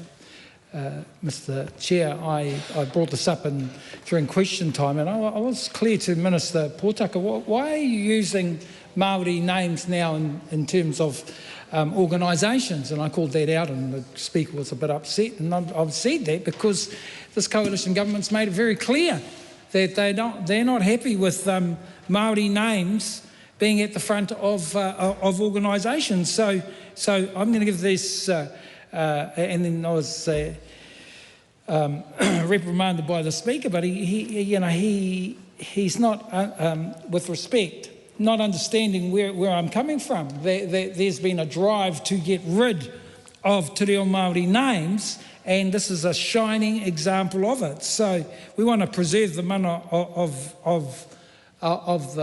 Te Reo Māori and the original intention of the Act. So subordinating Paeora beneath an English title, Mr. Chair, was described by submitters as a symbolic downgrade of Māori concepts within the health system. And so given that's the case, what drives the Minister and this coalition government to want to change such a beautiful name as Paeora and still inject English first? I'm not understanding where this minister is coming from and where this coalition government is coming from, particularly given when the Minister of Māori Development in every kōrero he said yesterday was calling organisations by their Māori name first and foremost. So can I ask the Minister, why does he agree with this? Who did he consult apart from Winston Peters? Was there anyone else? Was it Mark Patterson who was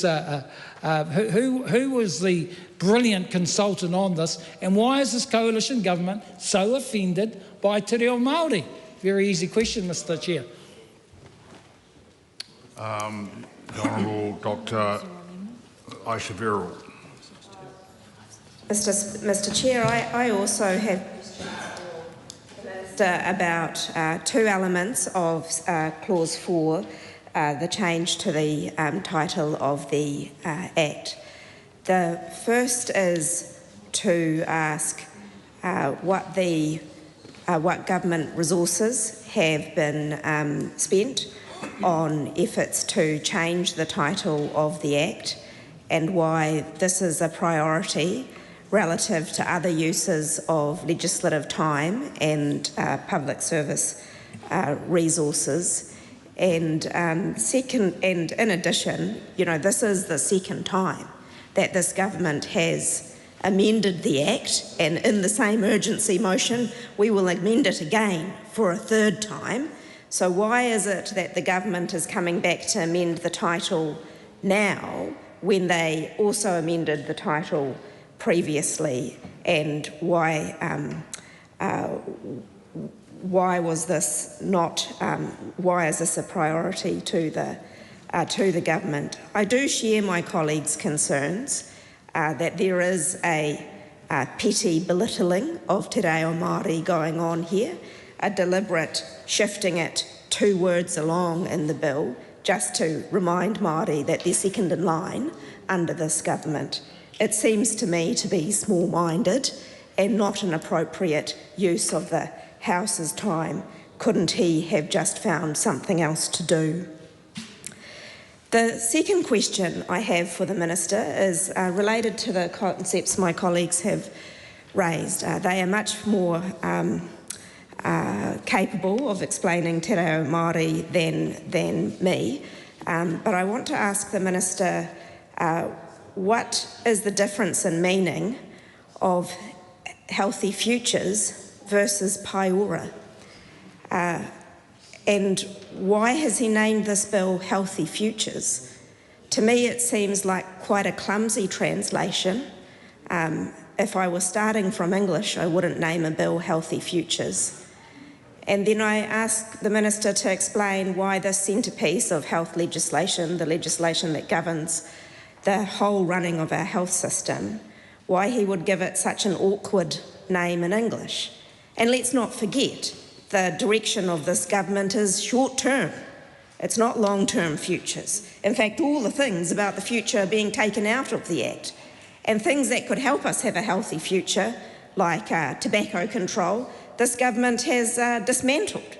So why has the government decided to call this Healthy Futures when it's really mostly focused on short-term management of the media cycle and not on health at all?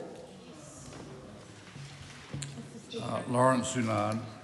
Thank you, Mr. Chair. I just want to, signal to you, Mr. Chair, and particularly in light of the recent conversations on guidance by the Speaker, that we are being encouraged to have a healthy debate.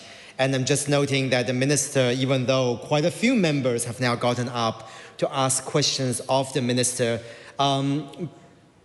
on both in terms of the intent with Clause 4, the history and the whakapapa of paiora. And I think it's important for the Minister to actually, in good faith, engage with those kind of questions, because I think for people, for New Zealanders, they are interested in why having a switch in names, and it is no different from what we're seeing regarding our passports. And I'm still waiting on the Minister's response to my question on Section 5. But while the Minister is processing all of those questions, I will move on to Clause 6 for the time being, noting again that other people have a lot more to contribute regarding the history and contextualize this in the broader context of our health sector. But I'm looking specifically in terms of, from the angle of statutory interpretation. When we're looking at Clause 6, Section 4 amended in terms of interpretation, and this has to do with, let's say we'll go with Clause 6, Subclause 2, which is around this infrastructure and this new aspect that we'll discuss more later. But I'm interested in terms of the definition for infrastructure here that has been presumably inserted by the Select Committee. I want to check with the Minister if buildings, facilities and land that are, or maybe in the future, owned or controlled by Health New Zealand, whether this idea of buildings and facilities would also include fixture. It is an important aspect when we're looking at fixtures within the broader context of infrastructure and facilities, because it does have a financial impact on the day-to-day operations and OPEX as well as CAPEX for Health New Zealand in this case. So again, both of my questions is more of a clarification. If the Minister could indicate that is part of the ministerial intent, that will be greatly appreciated. The Honourable Simeon Brown. I thank members for their questions in relation to Clause 5, Section 3 amended, adding all before patients in the purpose clause will not make any legal difference. Singular equals plural in the Legislation Act is what I've been advised. In relation to the name of the legislation, our coalition agreement with New Zealand First is in relation to English First in the public service. In relation to Clause 6, the government's intention is to ensure that infrastructure is part of the one of the key areas that we expect the Health New Zealand Board to be focused on, and that is a broad definition of infrastructure. Debbie Naroa-Packer. Thank you. And thank you for the explanation Minister, I guess I can only express the disappointment that Aotearoa continuously gets traded off in coalition agreements, and hopefully we can become a nation that stops seeing that happen. One of the things I'd like to do is bring up Clause 5, just as a matter of interest. We celebrated Maui Pomari's anniversary last weekend, and in it I was reminded that as a Māori politician, he was the kingmaker to help one of them, to help the Reform Party, who is now National Party, get into government. And he was really hot about trying to address disparity and poverty and equity.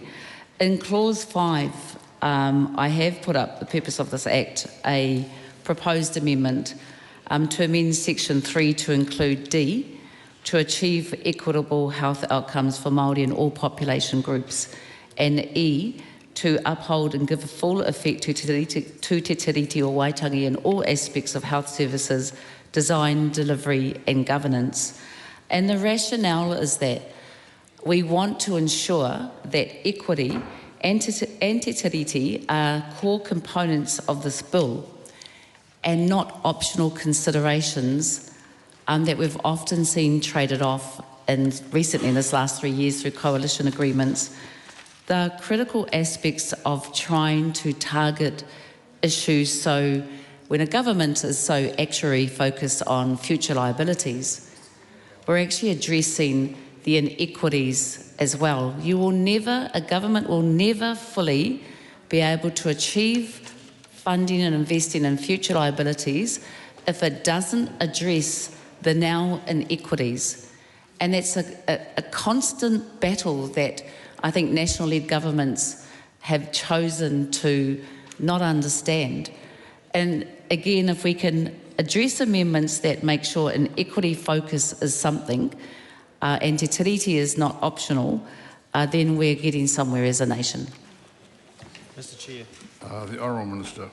In relation to the member's question, Section 3 of the Act includes to achieve equity and health outcomes amongst New Zealand's population groups, including by striving to eliminate health disparities, in particular for Māori. We believe the intent of that is already achieved.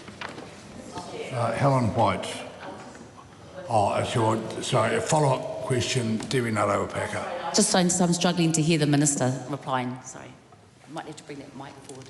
The Minister might like to repeat since you were answering the... Thank you. I might just move the microphone down. In terms of the member's point, I think it's her second AP, the purposes section of the Act already addresses that point. Helen White. Thank you, Mr Chair.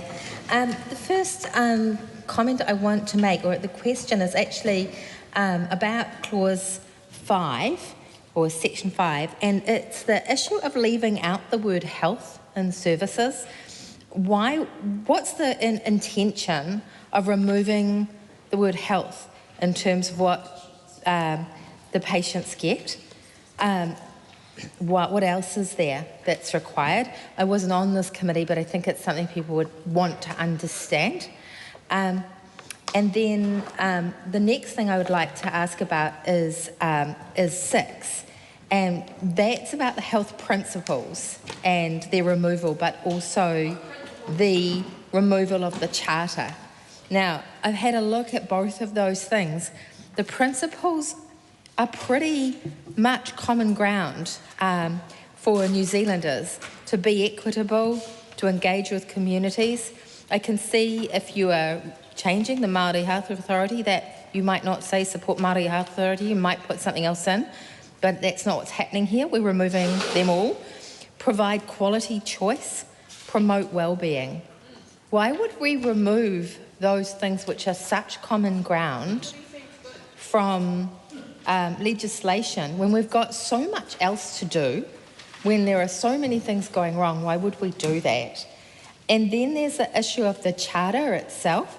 Now, I looked at the charter as well, and the charter seems to be based on some really good managerial principles, really. Things like Caring for the carers is on the charter, so looking after our health workforce, valuing that workforce, and collaborative services. Now, that's something that makes a workforce productive. All of those things, there's a lot of empirical data to say all those things make workforces much healthier and much more productive. And not only that, they're good for the workers in them, and they're good for the patients, I would assume. So why would we remove those things? It's genuinely why. Honourable Minister. Mr Chair, as I've said in my first and second reading speeches on this bill, the health sector principles are a list of ambiguous and overlapping requirements that all statutory decision makers have to be, quote, guided by, end quote, whenever they perform a function or exercise a power or duty under the Act. They include at least 21 different matters that must be considered, which can result in unnecessarily complex and slow decision making and unclear priorities. And the New Zealand Health Charter, which I note the members read, doesn't mention the word patients. The Honourable Dr Aotearoa. Well, Mr Chair, that doesn't address all of the questions about the repeal of the health sector principles in clause, well, it starts under clause 7. And those principles are not designed to do what the Minister implied there, because the Minister has ample instruments to set priorities in the health system. The GPS, the government position statement on health, the budget, the letter of expectation, and not to mention day-to-day interaction with the agencies. But absent those instruments, throughout the health system, decisions have to be taken, and these principles are a guidance as to how those decisions should be taken. Those instruments don't have the ability to guide the 80,000 plus people making decisions in our health system every day, and I think there is nothing that's quite helpful to have these principles recorded for people who are acting under delegation from the Minister and the Crown entity. So, for example, and the Minister stated a particular position that we disagree with on Māori healthcare, but there are a lot of things in these sections that mention Māori alongside others, and it is worthwhile asking why the Minister has repealed these provisions for Māori, but also for all others. So there's provisions around equity and access and levels of service provided, and in order to achieve equitable outcomes. Now, the Minister makes a lot of fuss about health outcomes, and I'm sure we'll hear more about that later in the debate, but it's interesting that he chooses not to prioritise equitable outcomes. This is all being stripped out of the bill. The principles require the agency to engage with Māori and all other population groups. And we know that this is valuable because increasingly people see their interaction through the health system through the prism of their identity, among other things.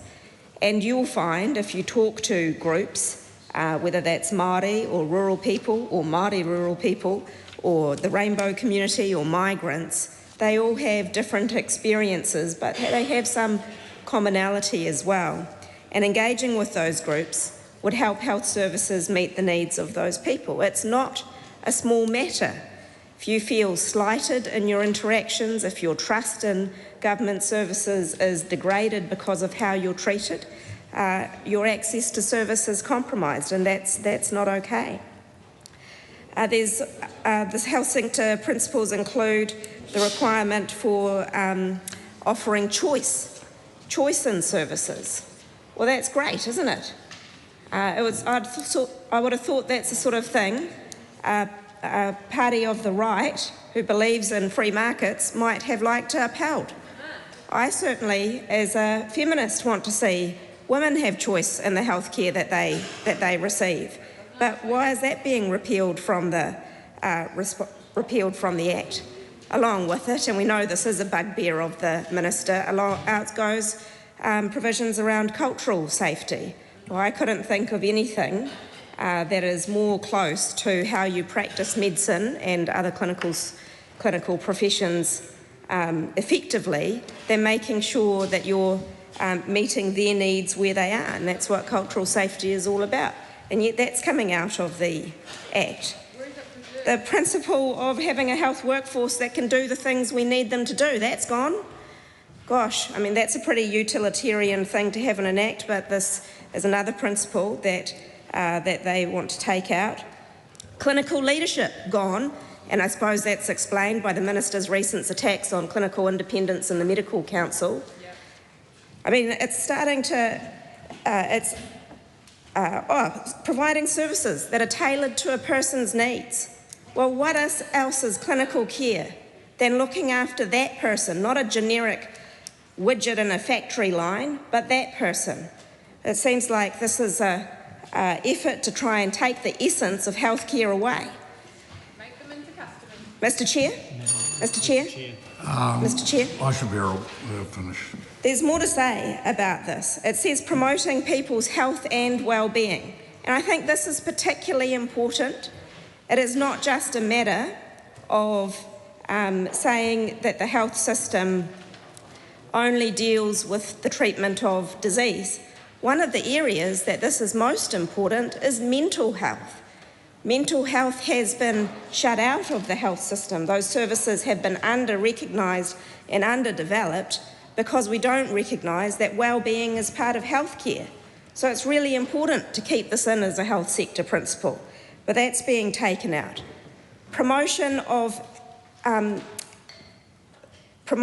preventive measures to improve health, that's gone. So the health system should just feel free under this government to be the ambulance at the bottom of the cliff, to keep on costing more and making sure that we're not investing early in preventing disease. That seems like a terrible way to run a health system and guarantees that it's not fiscally sustainable in the long term. It also says that removes the requirement for collaboration between agencies in order to make sure that we achieve progress on the social determinants of health. Now that seems terrible as well because unless we act on things like housing or the built environment, healthcare will continue to struggle because actually those factors determine 80% of healthcare. So this seems like an unusual thing to remove from the bill, something that, it is ideological. It's also illiberal, which is in line with many of these governments' changes in the health sector. This clause also repeals the Health Charter. And that charter, which the Minister will probably want to resort to as single talking point on this issue because he can't think on his feet, that chapter talks about how Health New Zealand should value its employees. Our health workers do an awful lot for our people. They have to work at long hours, bring considerable skill at times of pressure into situations that can be incredibly distressing and life or death for the people concerned. And one of the things that the Charter does is recognise their value, seek to prioritise that their workplace should be safe and one in which that they are recognised for who they are, and drive out what is a really negative culture, has been part of my professional working life in healthcare, which is bullying, which is a real problem in hierarchical professions. And this document states that it's not okay. It is a thing that the Minister could choose to support in order to show that he wanted to form a compact with healthcare workers to show that they are valued. And yet that's out too. To me, it seems like this bill seeks to rip out some of the essence of healthcare, seeks to reduce it to a set of factory outputs, not outcomes, outputs, to remove the very nature of caring for an individual as they are, whether that's their individual circumstances, their complex needs or their culture, to marginalise the workforce and to do so in a way that justifies a relentless focus on short-termism and budget cuts. And I'll just say before the Minister, we've had some good contextual material now, which will set up for the question and answers and elaborations that will no doubt follow as part of this debate. And I'd like to facilitate some question answers where they're possible. The Honourable Minister. Well, thank you, Mr. Chair. A couple of points in response to that speech in relation to the health sector principles and charter. Firstly, I think the member kind of answered her question at the beginning of her contribution when she said there are a number of opportunities for government to set direction, whether that's through the government policy statement, whether it's through the letter of expectations, and there's a number of opportunities for the government to do that. Also, Section 3 of the Act is very clear in that the purpose of this Act is to protect, promote and improve the health of all New Zealanders, and B, achieve equity in health outcomes among New Zealand's population groups, including by striving to eliminate health disparities, in particular for Māori. And so the reality of the legislation is that it already sets a framework in place by removing what is incredibly, as the departmental comment said, it imposes a very broad and ambiguous requirements on decision makers in the health sector. Many of these requirements conflict with others and could be read as providing justification for a very broad range of activities. Alongside this, the obligation in Section 7.2 to be guided by the principles as far as reasonably practical and to the extent applicable is very general. When taken together with the very large number of requirements set out in the principles, the effect of the framework is highly uncertain and is likely to result in a lack of focus to the health sector and not the outcomes that many submitters say the health sector principles deliver. Dr. Lawrence Unan. Thank you, Mr. Chair. Thank you for that, Minister, because it does segue nicely into my question, which is precisely on Clause 5, Section 3, but then the Minister kind of pulled in 3A and 3B, and I do want to discuss 3B, which is achieve equity in health outcomes among New Zealand population groups, because I want to check with the Minister that following on from the context provided by the very knowledgeable Honourable Dr. Aisha Vero on this topic, I think it gave me a lot of thoughts around checking with the Minister on what he would consider that equitable outcome potentially look like now through a truncation of some of the other areas into focusing on that purpose clause.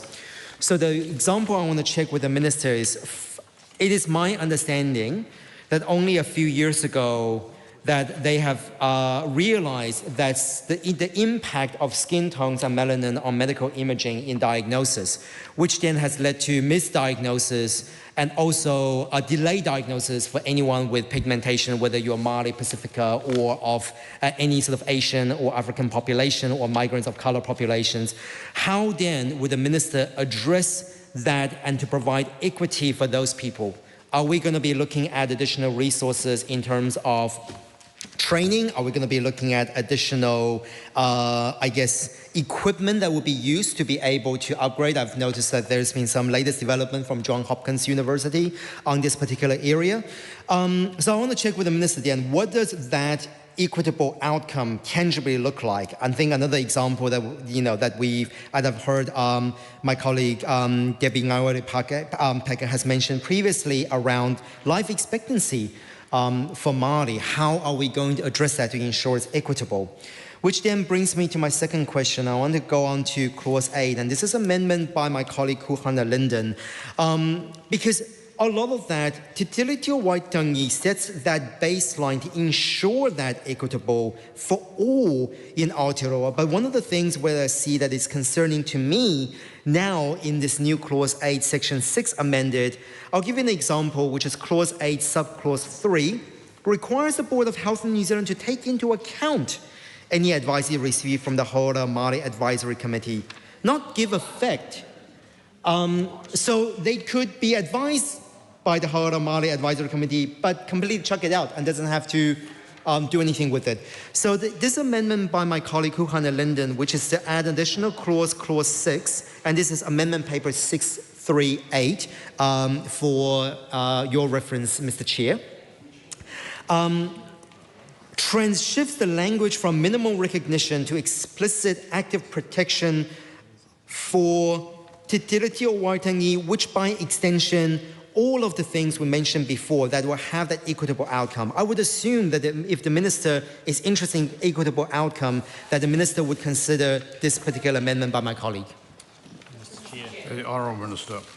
Just speaking to the member's question regarding Clause 8, Section 6 amended, that is a new clause after 6D is being inserted, requiring the Board of Health New Zealand to take into account any advice it receives from the Hauora Māori Advisory Committee and relates to the policy decision to enable the Hauora Māori Advisory Committee to advise the Board. Under the original legislation, the Hauora Māori Advisory Committee did not have that role. It now has that role. The Honourable Willie Jackson. Mr. Chair, just following up on some of the kōrero tonight, Mr. Chair. Also, just wanted to make it clear that I wasn't happy with the Minister's response in terms of the name, and I don't think it was clear at all in terms of any respect shown to Te Reo Māori with regards to Clause 4. But I'm coming to Clause 5 here, Mr. Chair, and asking, just following up on my colleague's kōrero with regards to equitable health outcomes for Māori, and I want to ask the Minister, the obligations to Māori, clearly in terms of how Māori see it, have been removed. And so why have those obligations been removed? That's just a clear question for the Minister. If the Minister could explain why there is no reference or effect in terms of we're giving effect to the principles of the treaty, and Māori in particular have looked at the areas of the 3 Ps in terms of protectionism, partnership and participation. Where can the Minister point that out in terms of this clause? And I've got an amendment up in terms of that, Mr. Chair, which is clear about Māori having equitable health outcomes, and are we able to give effect to the principles of the treaty? Is that ever crossed the Minister's mind, Mr. Chair? Because it has been something that Māori have been adamant about in terms of a health system that has not delivered for Māori, and Māori are dying 7 years earlier than their European brothers and sisters. What are we going to do about that? Are we going to put a process in place, or are we going to continue down the track that we've been going? So the problem we have here with Clause 2 and with the whole bill is that the obligations to the partnership have been removed. So I asked the Minister, what was the process in terms of removing those treaty obligations with regards to this bill? The Honourable Aotearoa. Thank you, Mr. Chair. I'm also got some very specific questions around Clause 8, Section 4, which in the Act requires for iwi Māori partnership boards to have a meaningful role in the planning and design of local services, whereas the amended text is for iwi Māori partnership boards to engage with local Māori communities. And I wonder what it is that led to this change, Minister, and why the word meaningful was removed. And is that because the Minister is seeking for iwi Māori partnership boards to have a superficial, unimportant, perfunctory, token, minor or irrelevant role in planning services?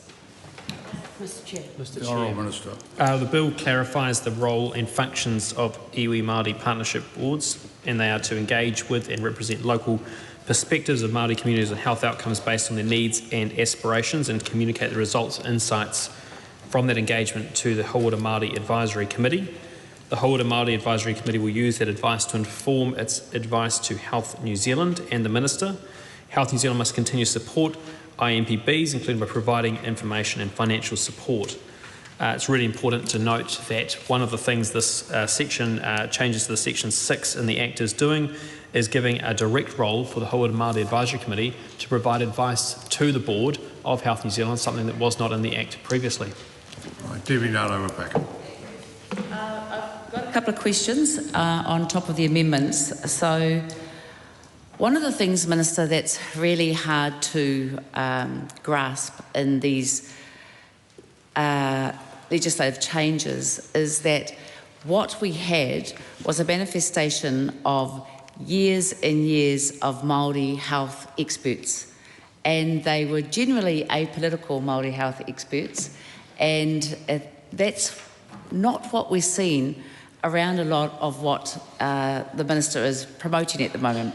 There have been numerous Y claims, 2575, that actually highlighted the extent of racism and discrimination that existed within the current health system.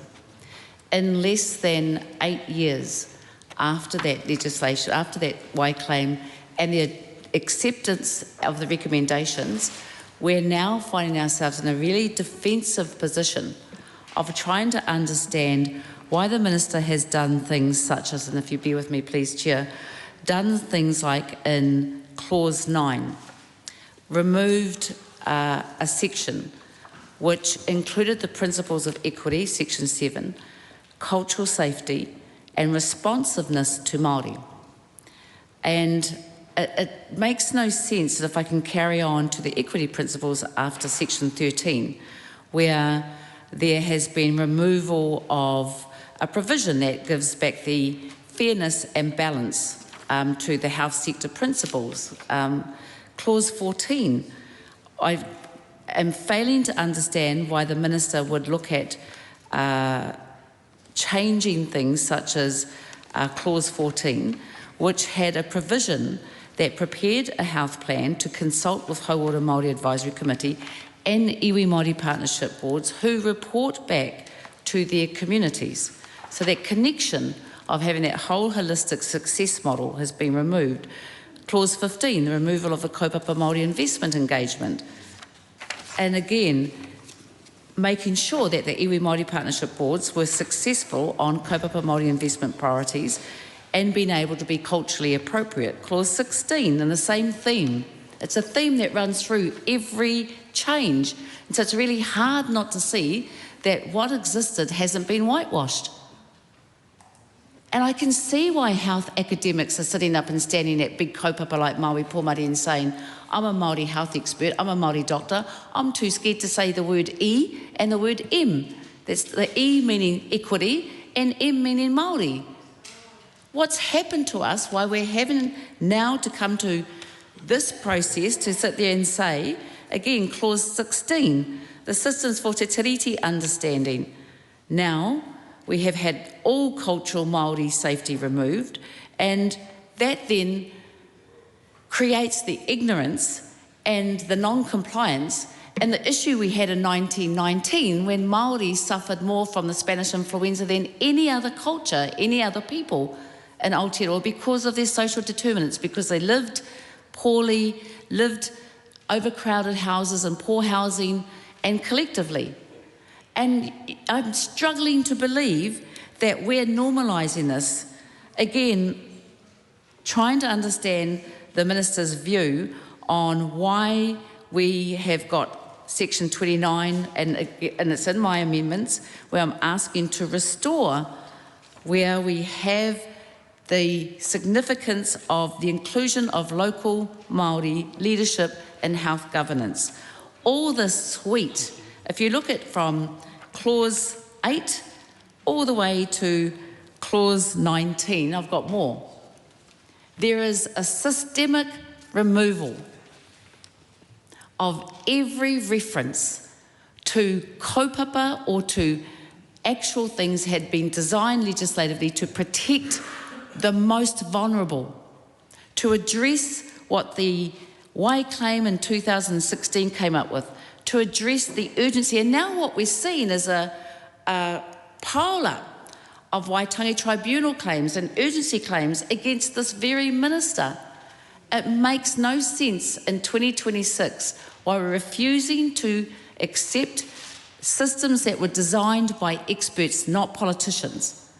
And now why we've politicised those very things that have a huge detrimental impact on my people. Mr. Honourable Minister. I thank the member for her questions in relation to many of those questions. I've already discussed the reasons why we are removing the health sector principles in the fact that they are a list of ambiguous and overlapping requirements that all statutory decision makers have to be guided by whether they perform a function or exercise a power or duty under the Act. They include at least 21 different matters that must be considered, which can result in unnecessarily complex and slow decision making and unclear priorities. The health sector principles and charter are being repealed in favour of a system based on clear and focused targets. The government's policy is that this is the best approach for improving health system delivery that is focused on patients. And as I said, I note in section 3 of the Act, the purpose of the Act is to achieve equity in health outcomes amongst New Zealand's population groups, including by striving to eliminate health disparities, in particular for Māori. Right. So I'll give you a subsequent follow-up question, Debbie Naropaka. There's one question that I had throughout the whole thing. There were Māori experts, health experts, who advised on everything that happened. At no stage has the Minister advised. Who are the Māori experts that you have that can counter the depth of the experts of Mason Jury, the depth of the experts of Paparangi Reid, of Elaine Curtis, the depth of that expertise that actually navigated this country through some pretty heavy kaupapa, including during COVID? At no stage has the Minister disclosed the depth of those experts that he has to counter these way claims. Mr Chair. Honourable Minister. As I said, one of the changes that's being made is to ensure that the Holder Māori Advisory Committee has an expanded role, which is not only to advise me, but also to advise the Board of Health New Zealand. The Honourable Jenny Salisa.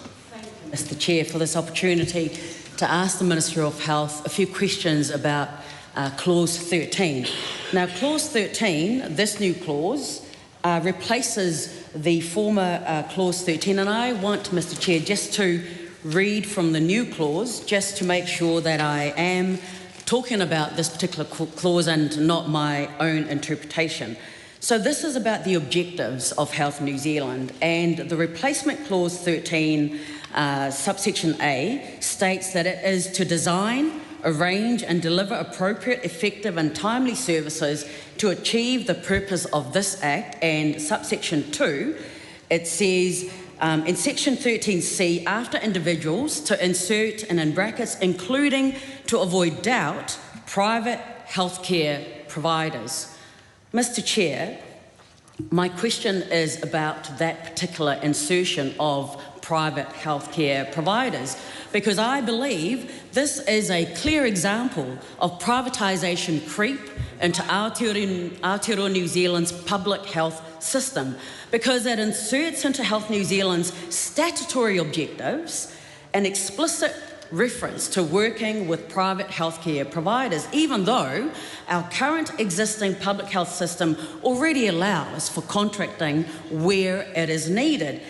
There is an ideological move that is being done by this particular new legislation because it normalises private delivery inside and within the purpose of the public health system itself. So my question is, why is the Minister writing privatisation language into objectives of the Health New Zealand legislation at all, when evidence from overseas shows that heavily privatised systems, especially in the United States, costs more, excludes more people and produces worse equity outcomes than universal public health systems. This matters, Minister, because universal public health systems are designed with access to health services according to need, while heavily privatised systems rations access across to insurance status and people's ability to pay. So, for our tangata whenua Māori, for Pacific, for our ethnic communities, for disabled people, for low-income people, as well as rural communities. This difference is not abstract. It shapes whether or not people receive preventive care early or present later to hospital sicker and with more costly needs. So another question for the Minister.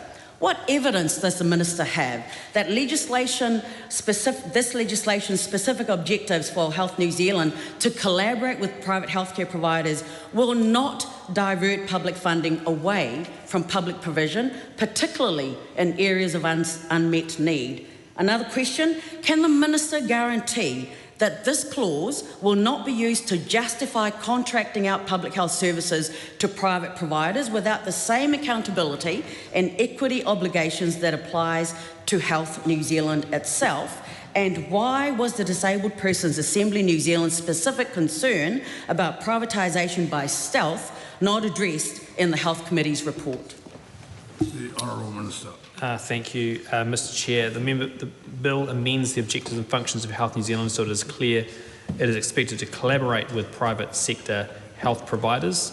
The Act already allows Health New Zealand to work with private healthcare providers. However, making this requirement explicit reflects the importance the government places on using all approaches available to ensure that patients receive timely, quality healthcare. One example has been the elective boost, which is seeing significant reductions in the wait lists and wait times for people needing elective surgeries by making sure that we're maximising service delivery across to get on top of the big wait lists left behind by the previous government.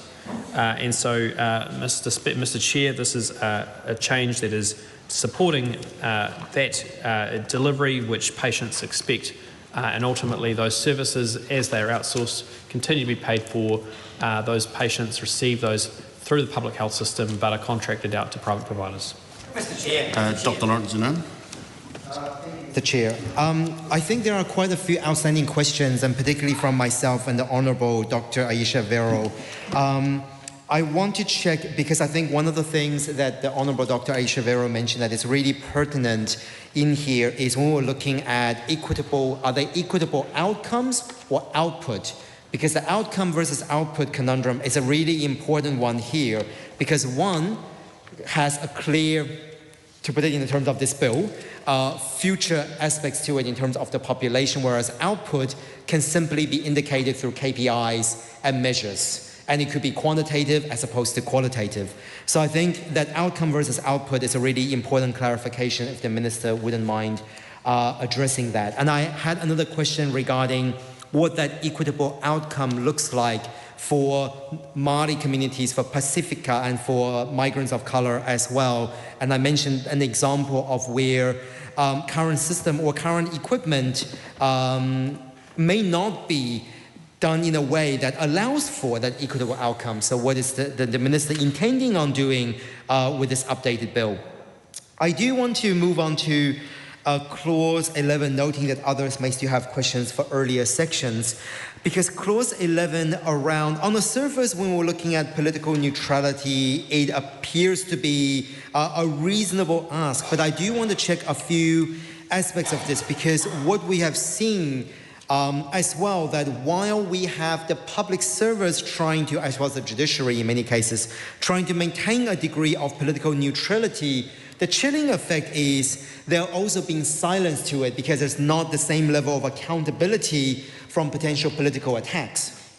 So when they need to maintain politically neutral in this case, would then, for the ministers, from a minister's perspective, there will also be an aspect of politicians, and particularly the executive, not launching attacks on their own ministry, being one of them. And the other thing is there any sort of then guarantee when we're looking at this, that while the public service maintain political neutrality, that any minister would also be, that they're also able to offer free and frank advice to the minister, and the minister would take that on board based on the expertise of Health New Zealand? Because what we have also seen in other areas, let's say, Ministry of Education, for example, we have seen Ministry of Education offering that free and frank advice that hasn't been, for example, taken up by the minister, which then has resulted in an urgent hearing with the Waitangi Tribunal. So this is some of the things I would like to tease out in terms of what the minister's expectations are for both the Health New Zealand, but also for ministers when it comes to political neutrality. Mr. Chair, in relation to the clause, new section 11A, relating to political neutrality, the bill clarifies that Health New Zealand, including the board, its employees and individuals working as contractors or secondees, must uphold the public service principles of political neutrality in the Public Service Act 2020 and follow the Public Service Code of Conduct. These obligations have applied to Health New Zealand and those working in it since the Crown entity was created. It is important to be clear that for Health New Zealand, staff are first and foremost public servants who serve the government of the day. They serve the government of a day, hold themselves to the highest standard and work to meet the government's priorities. The Code of Good Faith in the public health sector at Schedule 1B of the Employment Relations Act and the collective agreement of the Association of Salaried Medical Specialists enable employees to engage in public debate on matters within their expertise and experience if they do so in a personal capacity or on behalf of the union. The bill does not change that in any way. Honourable Aotearoa. Chair, I have further specific questions on Clause 11A. There were multiple submissions at Select Committee on the impact of 11A, concern about the chilling effect of the legislation on professionals advocating on behalf of their patients. And I challenge the Minister's use of the word clarify. It was not like prior to this, New Zealanders in the health system were wandering around wondering, I wonder if the public service neutrality provisions apply to me. They were not. The fact is, it was of no one's concern whatsoever, except potentially this government's. What has happened is that provision public service neutrality is being applied, which is a very important and appropriate provision for the core public service. It's certainly important for people who directly advise the minister not to show that they favour one side or another of politics because they have to serve both. But we're talking about not only the 80,000 employees that Health New Zealand has, but the probably approximately 200,000 people who contract to Health New Zealand. We are very, very far from proximity to the minister and even the ministry by this point. And I do want to ask the minister, on what basis does public service neutrality apply to the entire workforce of Health New Zealand and its contractors? And certainly there has been concerns raised about the ability of clinicians to advocate on their behalf of their patients. And that often brings you into the realm some might consider politics. You know, speaking out about understaffing, speaking out about poor pandemic preparedness, about systems that aren't serving people, about lack of standards in some areas, all of those, it's important that clinicians can be a voice for their patients in those situations. And I know that's uncomfortable. As a former minister, I know it is uncomfortable having an assertive and highly expert sector who takes their role in advocacy seriously. But that's a liberal democracy. Part of being a liberal democracy is disseminated power. It is expertise. It is multiple sources of expertise that aren't all controlled by the government. So what is it? Why is it that this government has sought to silence healthcare workers, to say that they're part of the bureaucracy when they might be pushing a mop in a hospital corridor or nursing the night shift? They're not public servants. They're doing a public service, But why do they need to be covered by obligations of political neutrality, provided they're not taking signs to work or something? This is a gross example of overreach and intolerance of other sources of power and intolerance of differences of opinion. And it's not dissimilar from the very good points that my colleague Jenny Salesa made about privatisation in section 13, another highly ideologically motivated amendment to an act that is just about the running of our health system. We own barely a laboratory in this country, in our public health system. We don't own any aged care or pharmacy or general practice. Possibly a third, if not half, of all healthcare expenditure goes on contracting out. So what on earth is the problem that we are fixing by telling Health New Zealand to fund private services?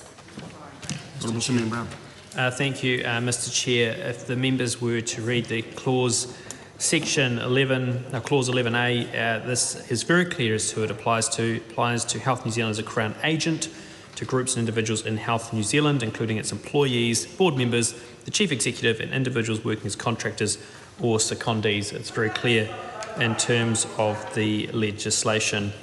In relation to the points made by the member, I encourage her to read the section. Helen White.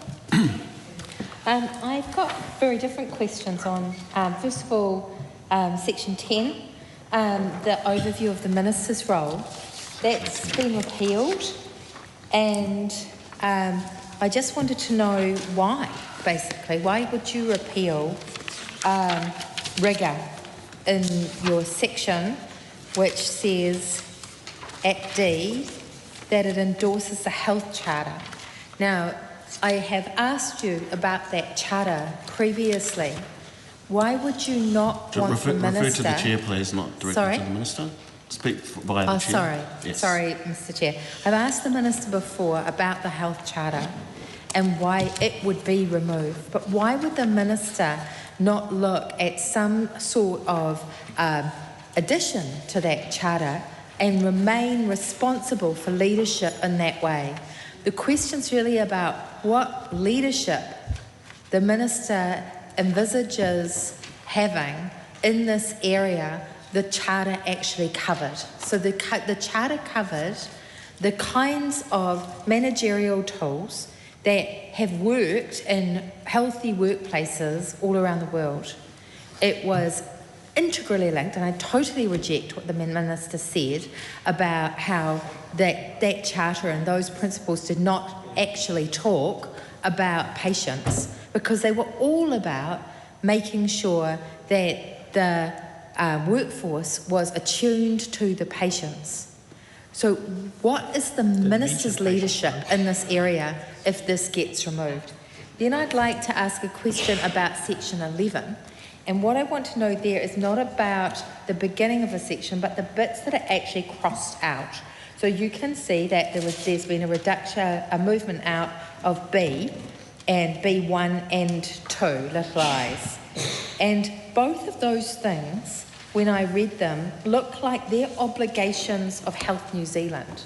Those were obligations they had to uphold the political neutrality itself. So why would the minister actually want to remove the obligation of the organisation itself to do that? And why would it also get rid of the second one, which was standards of integrity? That really concerns me, because it seems as if, while the minister's trying to tie down every Tom, Dick and Harry and Harriet that's working in health and not allow them any leeway to have a personal opinion or a political opinion or do anything beyond what their job is, it ties them up. There doesn't seem to be any correlation here in terms of the Health New Zealand obligation to those very principles that are being espoused. And so I'd really like an answer to that. Thank you. Honourable Seymour. Mr. Chair, in relation to the question around Clause 10, that's a consequential amendment in relation to the New Zealand Health Charter, which of course the New Zealand Health Charter doesn't mention the word patients, only mentions the word unions 11 times, which is unsurprising for the former government. In relation to the question in relation to Clause 11, the Select Committee has made some recommendations in relation to changes to that clause, and I encourage the member to read the Select Committee report. Dr. Lawrence, you know. And thank you to the Minister for responding to, I guess, one of my questions, but still not some of the questions. And I do want to check, because I think one of the questions by the Honourable Jenny Salesa is still, we're still waiting for a response regarding Clause 13. Now, I do want to check a follow-up question regarding Clause 13, because I think this idea of private health providers is actually an important question to ask, because we also see frequently that if we're seeing contractors who happen to be from the private sector, that sometimes it's much harder as parliamentarians to also scrutinize some of the expenditures during select committee process or during scrutiny weeks or any review weeks. And one of the things I want to check is whether the minister has an expectation that if there is a private healthcare provider, that any sort of funding that goes towards that would be transparent as well, so that way the New Zealand public is able to know where their tax dollars are going to, even in the private sector, because often that is obfuscated in the whole, well, that is commercially sensitive kind of smokescreen, and then even as parliamentarians, it's hard for us to get any information out of officials around that. So I do want to check with the minister if that is also the minister's understanding regarding public funding that is being used privately. I want to move a little bit further around Clause 18. Now, Clause 18 is quite a substantial section, and this in particular is relating to the fact that we have this new infrastructure committee that is a part of this. Now, I want to start by saying that, am I correct? Yes. Sorry. Before I move on to 18, sorry, Mr. Chair, I do want to check, there is something I want to check with the Minister on Clause 12, Section 12 amended. This is the Board of Health New Zealand. Now, this is a substantial change from the existing clause, because I wondered, currently is only if the minister is satisfied, but now the wording has changed to, when we're looking at boards, and we'll come on to the infrastructure committee later, when we're looking at the Board of Health New Zealand, a lot of the older criteria has been removed.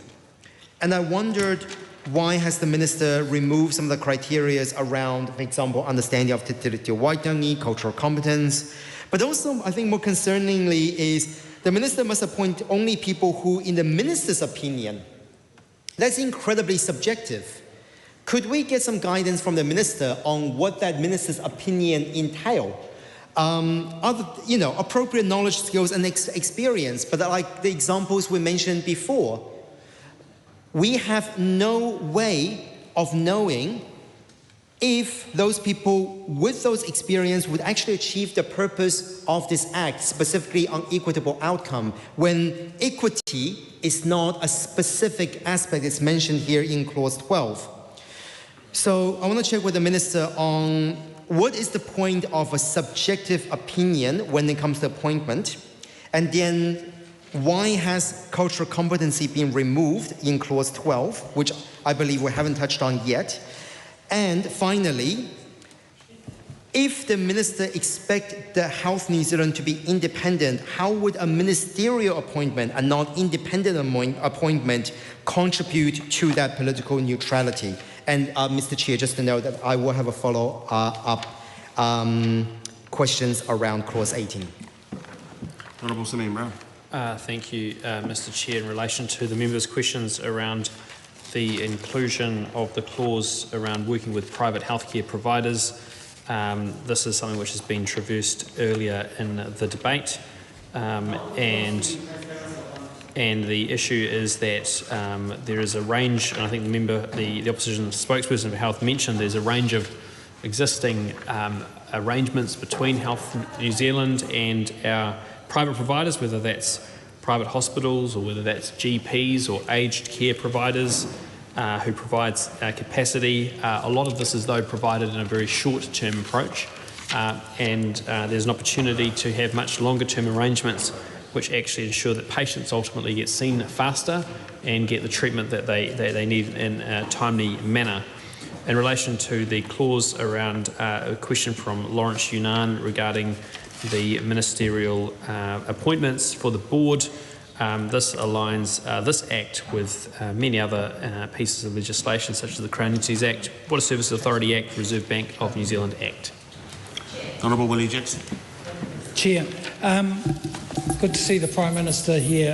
Mr Chair, maybe he might want to take a call to have a bit of a cordial about why the Minister thinks that he is the only person who should be able to appoint someone with the necessary skills. I've put an amendment up though, Mr Chair, with regards to what the Minister was talking about, and I was and what I've got there is Clause 12, Amendment 10, after skills, maybe put in expertise in terms of Te Treaty o Waitangi and tikanga Māori. Insert a provision into the amendment that obligates the Minister to include expertise in the Treaty of Waitangi and the criteria for board appointments. I'm not sure what would be so wrong about that type of amendment, Mr Chair. So I'm talking about Amendment 10, Clause 12. Mr Chair, I'm wanting to come to the areas again in terms of equitable outcomes for Māori, which I know the Prime Minister is very interested in, and because he always talks about targets, and targets are good.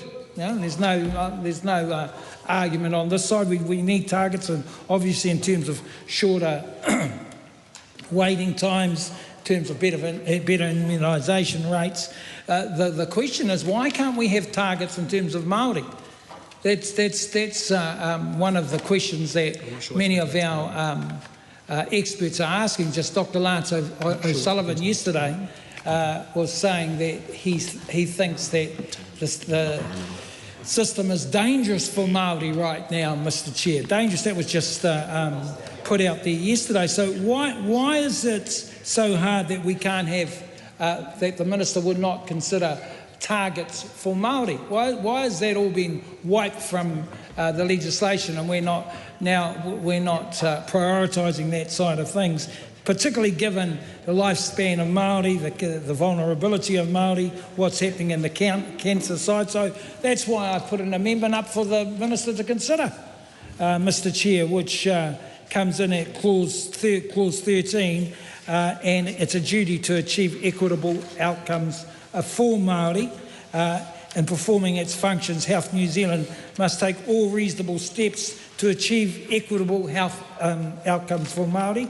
Health New Zealand must, when designing, arranging and delivering services, address the determinants of health that contribute to inequitable outcomes for Māori. So I asked the Minister to consider that, because surely there must be some obligations from this government in terms of targeting Māori, given the terrible health outcomes that we have at the moment, and surely that would fulfil some of the obligations that this government wants to achieve in terms of Māori.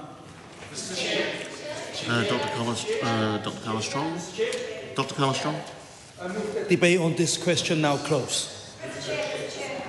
Dr. Aisha Burrell. Thank you, Mr Chair. I do want to turn to my amendments, but before I do, ask a brief question on infrastructure, which is why the requirement for political neutrality at Health New Zealand, and yet the clear direction from the government to appoint political appointees to both the capital committee and to the board of Health New Zealand. So if the Minister could explain that direction from the government, that would be helpful. As my colleague Mr Jackson said, we're not opposed to targets, but we do want them to be representative of a well-functioning health system, and Mr speaking to my amendments at clause 23, I have a number of measurements which, were they to be adopted by the House, would lead to improvements in our health system. One of the things that I am very concerned by, the current targets that are in the bill, is that they are not representative. They don't capture all the things that matter to New Zealanders about their health care. In particular, cancer survival rates, which is something we all know this country needs to do better, are not included in the targets. So they'll measure how fast you have your first treatment, which is important, but not whether you live or die. And I think that is a real oversight, because until we have visibility on that, we will continue to have poorly joined up services, and we'll continue to underinvest in medicines because we don't track that. And I know the Minister is fond of his phrase, he loves phrases, you can't you can't improve what you don't measure. And so cancer survival seems to be one of the most important things there. Another really important issue, which frankly doesn't get the advocacy that it deserves, is reduced cardiovascular mortality rates.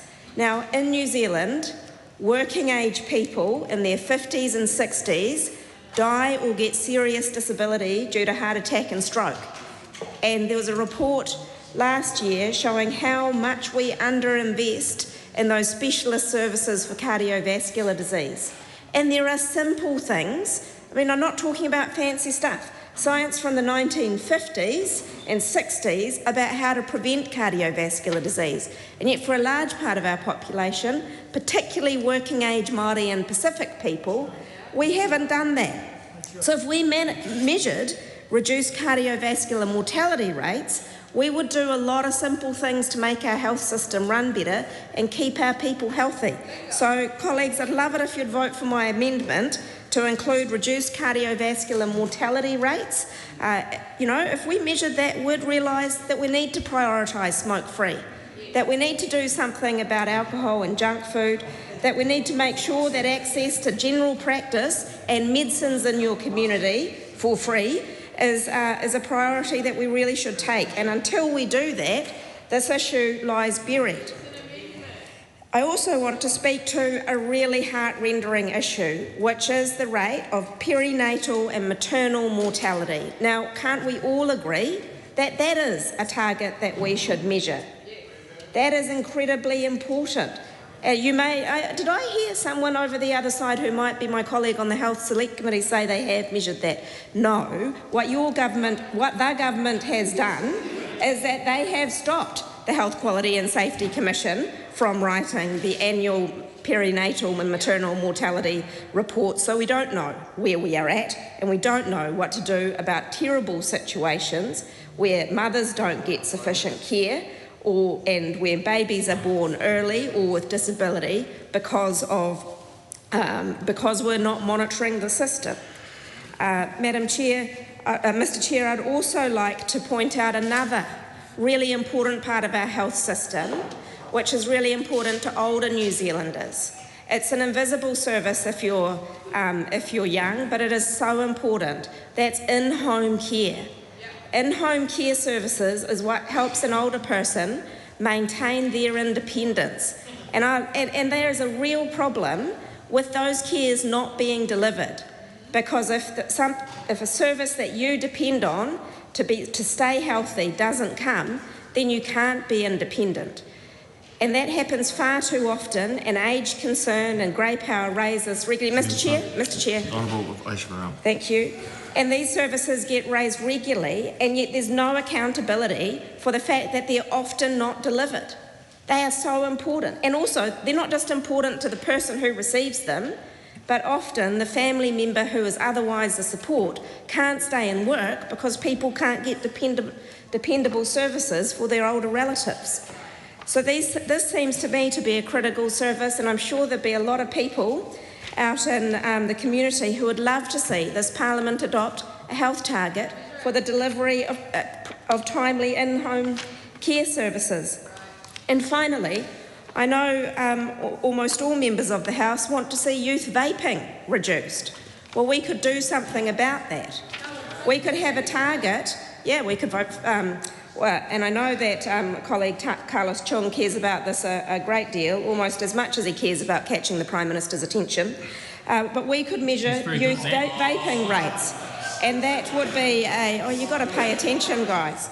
And if we did that and had a systematic target, then we would do things like, for example, we would fund youth vaping quit services.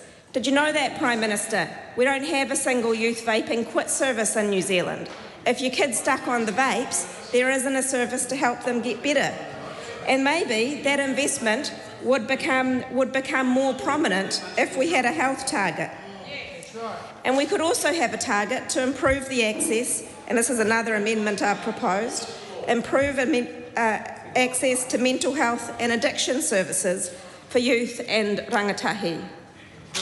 Mr. Chair, it is not that, that there is a problem with targets. They do drive accountability, but they should be representative of the breadth of services New Zealanders need and expect out of their health system. The health system is not just a factory production line which people are shunted along and given access to a one-size-fits-all service. It is far more complex than that.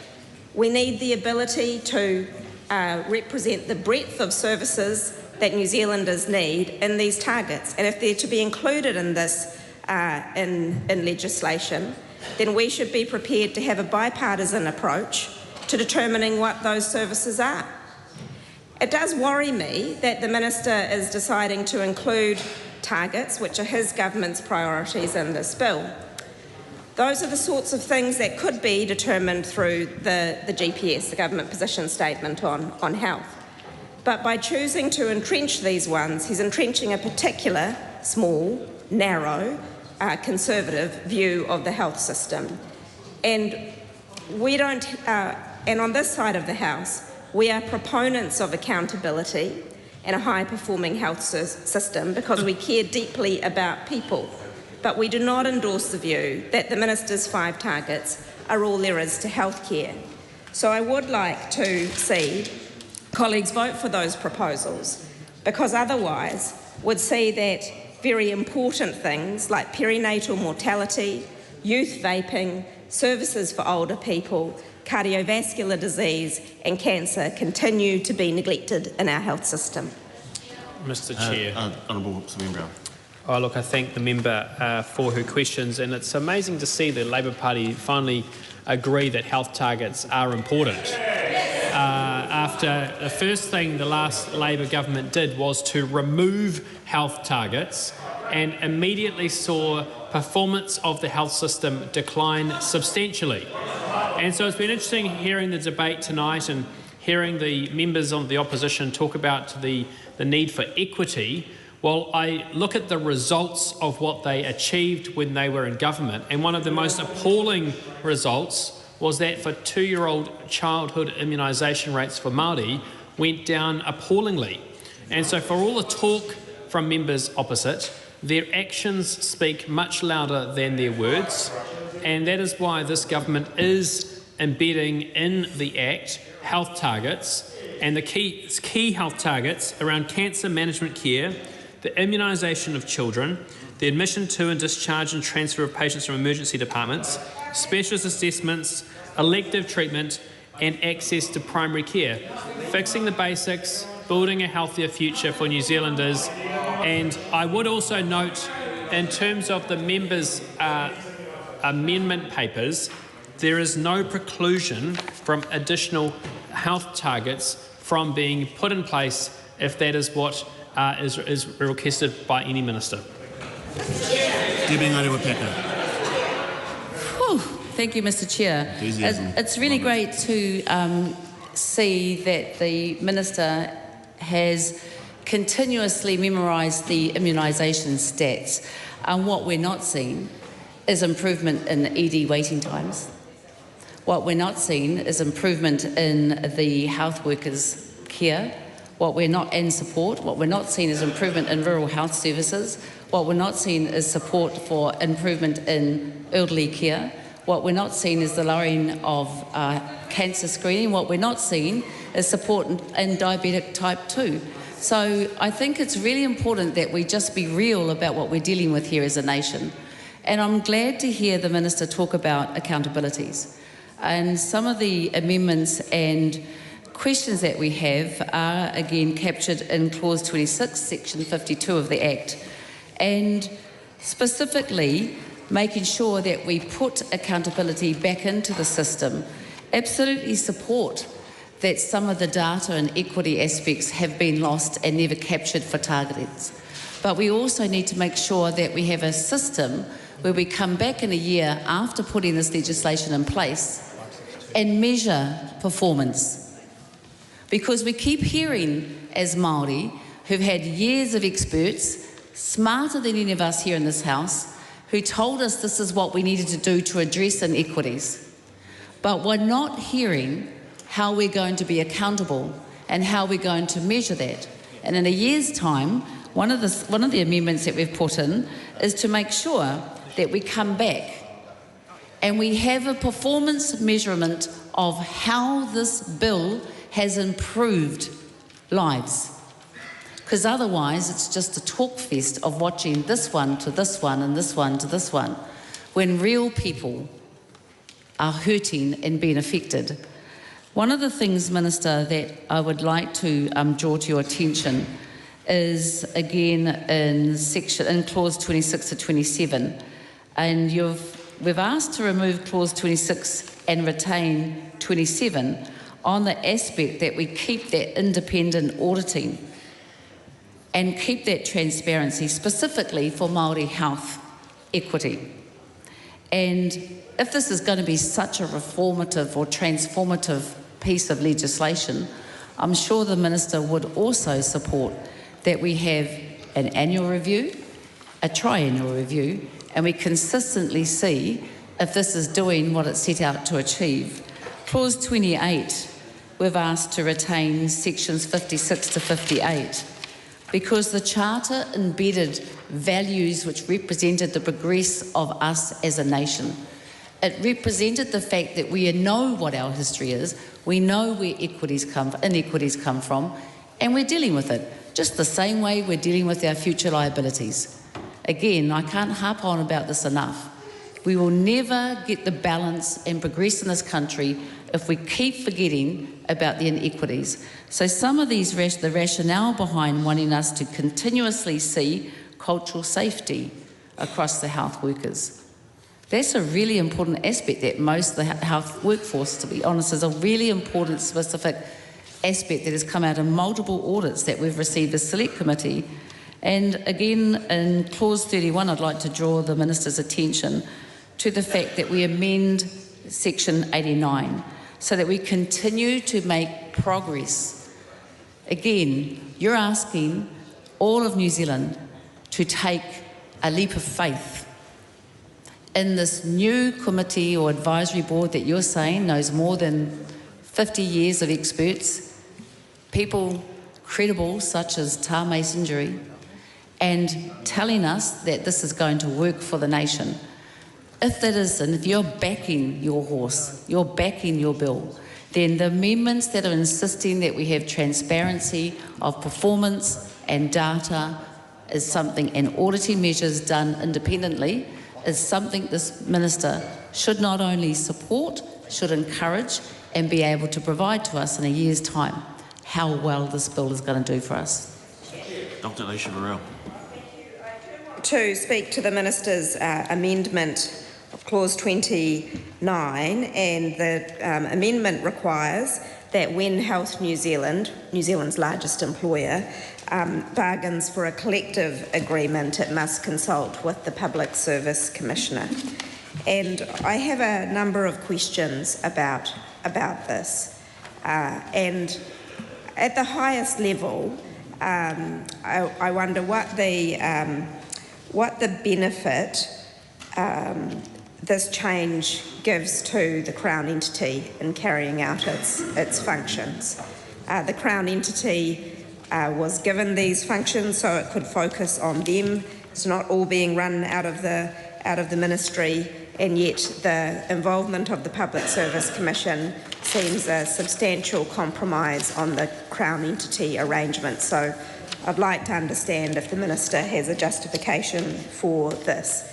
Health New Zealand, 70% of its bills are staffing, and so control over staffing costs and how staffing is managed is one of the biggest things that should be within the Crown entity's purview, and yet the Public Service Commissioner is being brought into that. I wonder what the benefit of that would be. The health workforce is different. It is a highly professionalised workforce. It doesn't have high rates of employment in other sectors, and has a lot of aspects which are unique to itself. The Public Service Commission is a small agency that cannot be involved in every bargaining that a big agency like Health New Zealand does. So how is the Public Service Commission in that situation able to provide timely input into what are big and complex issues, and not holding up settlements? And we saw several settlements held up by work between the Public Service Commission and Health New Zealand in the last year. And finally, I'd like to understand how the Minister's amendment allows Health New Zealand to engage with good faith with unions, because it seems like the Public Service Commission is to have some involvement or direction of the bargaining, but it is not actually at the table. And Mr. Speaker, it does seem like order in the House is struggling somewhat. People could keep the chat down on this side. That would be useful for the House. Continue. Well, and so it seems to me that that the Minister has not made a case for the importance of this change. It is a significant change. It's unusual compared to other parts of other Crown entities. Can he provide a justification for this decision? Mr. Chair, I thank the members for their questions. There were some questions in relation to the New Zealand Health Plan and reporting of progress. I would note that the Act requires the Health Plan to set out how Health New Zealand will achieve the Act's purpose, which includes equity, and the Act already requires the Health Plan to set out how Health New Zealand will deliver services. This could include workforce safety, cultural safety, etc. In relation to Debbie Ngārewa-Parker's AP number 12, which relates to deleting clause 12, there is the changes that are being recommended here are not unlike what you see in other major Crown entity planning documents in relation to those clauses. In relation to the issue of the collective bargaining, the tabled amendment to the bill provides greater certainty about how powers will work, rather than delegating collective bargaining to the Public Service Commissioner. A direction may require Health New Zealand to consult with the Commissioner, obtain his approval in relation to elements of the bargaining process, and allow the Commissioner to participate in the bargaining process. These powers will enable greater coordination and consistency across significant areas of public sector employment, and the Public Service Commissioner has a very important role in supporting agencies with its education, and in this case health, to support them as they go through those processes. I feel that there's probably still some more questions here. I'll go to Dr. Robinson now. Mr. Chair, I just indicated previously I do have questions around Infrastructure Committee in Clause 18, and then that my colleagues who are a lot more attuned to, I guess, again, the broader complexities of the health sector have additional contributions around targets and health plans, etc. But I want to check with the Minister just a couple of questions on the Infrastructure Committee. Noting that there's an existing Infrastructure Committee, and that was one of the announcements the Minister made last year, and I see some appointments on there already, without an empowerment provision, how has the existing committee been established? And if there is already an existing infrastructure committee. Why then do we need to bring this back in the House to give power to the establishment of an infrastructure committee, or is that more of an ad hoc one?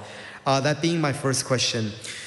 Unlike some of the other things we're looking at in terms of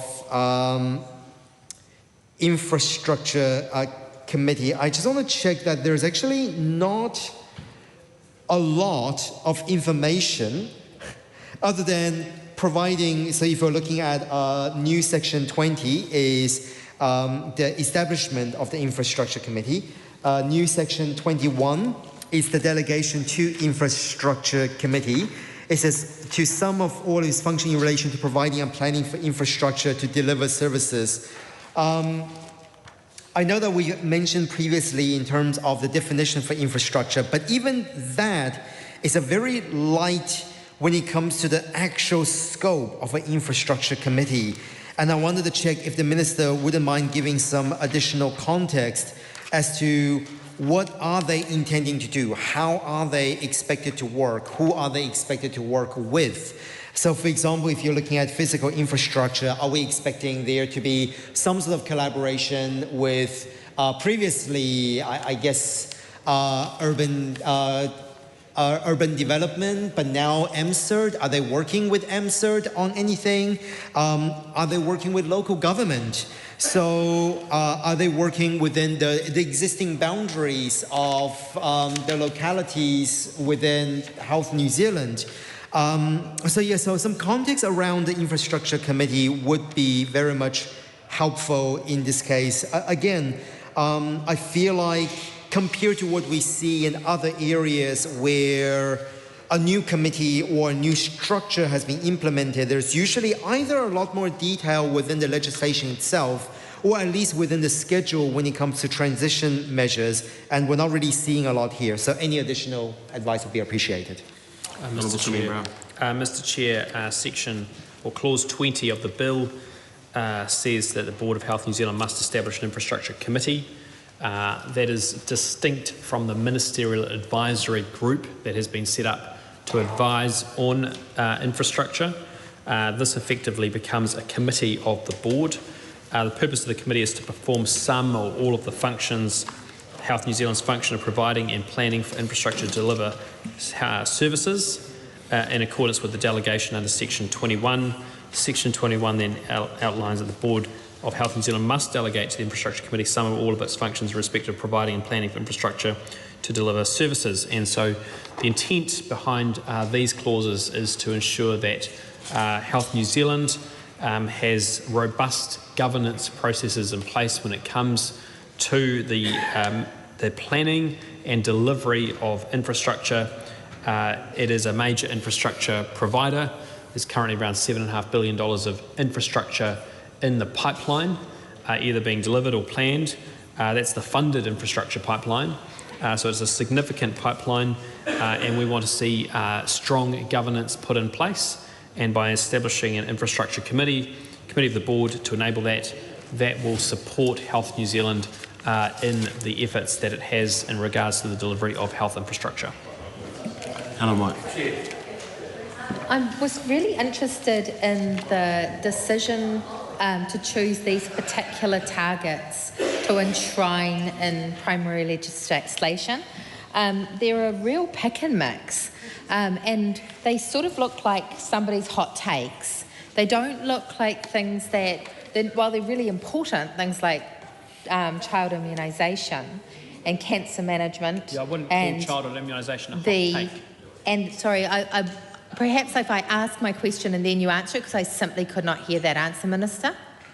Unless you would like to just answer that, and I'll stand up again. Yes, happy to answer your question. I just think it's appalling that the member opposite calls childhood immunisation a hot take. I think immunising our children is one of the key priorities that we have as a government and something that we're incredibly focused on. And to call it a hot take, I think is appalling and disgraceful. But it also speaks to the reality under the previous government where they allowed childhood immunisation rates to collapse in this country, particularly impacting on our Māori communities, which they should be appalled by. Mr. Chair. I'll allow a back and forth, but please wait till I call you. Thank you. Okay. And if I ask, can I ask you to not directly talk to the minister, but to talk through via the chair? Thank you, Mr. Chair. Helpful. Rather than make this an absolute political situation, I've tried in my questions to ask something that needed to be asked for the sake of the New Zealand public. My point over that question was that this is actually a very random list. It is not a list of consistent things. It's not child immunisation, adult immunisation, all sorts of other things that are there. It's a list of things where I have no idea how it was that the minister came to this list. Why was this the list? Because none of these things follows from the other or is consistent. There's no process around choosing these from what I can see that's transparent. So what was the process around choosing this list? Because this is going into primary legislation. It will be there until another government repeals it. Oh, is that what we're it can be added to, but it's there forever. And it's not a list that tells its own story in terms of its rational choice. And so I want to genuinely know what it is that the minister did to pick these things up, because they look like things that might be important now. But perhaps, let's hope, we solve cancer management. Then it wouldn't necessarily be the priority it is today. Perhaps we'll solve child immunisation problems and we'll be looking at other targets at that point. But it will still be in the primary legislation.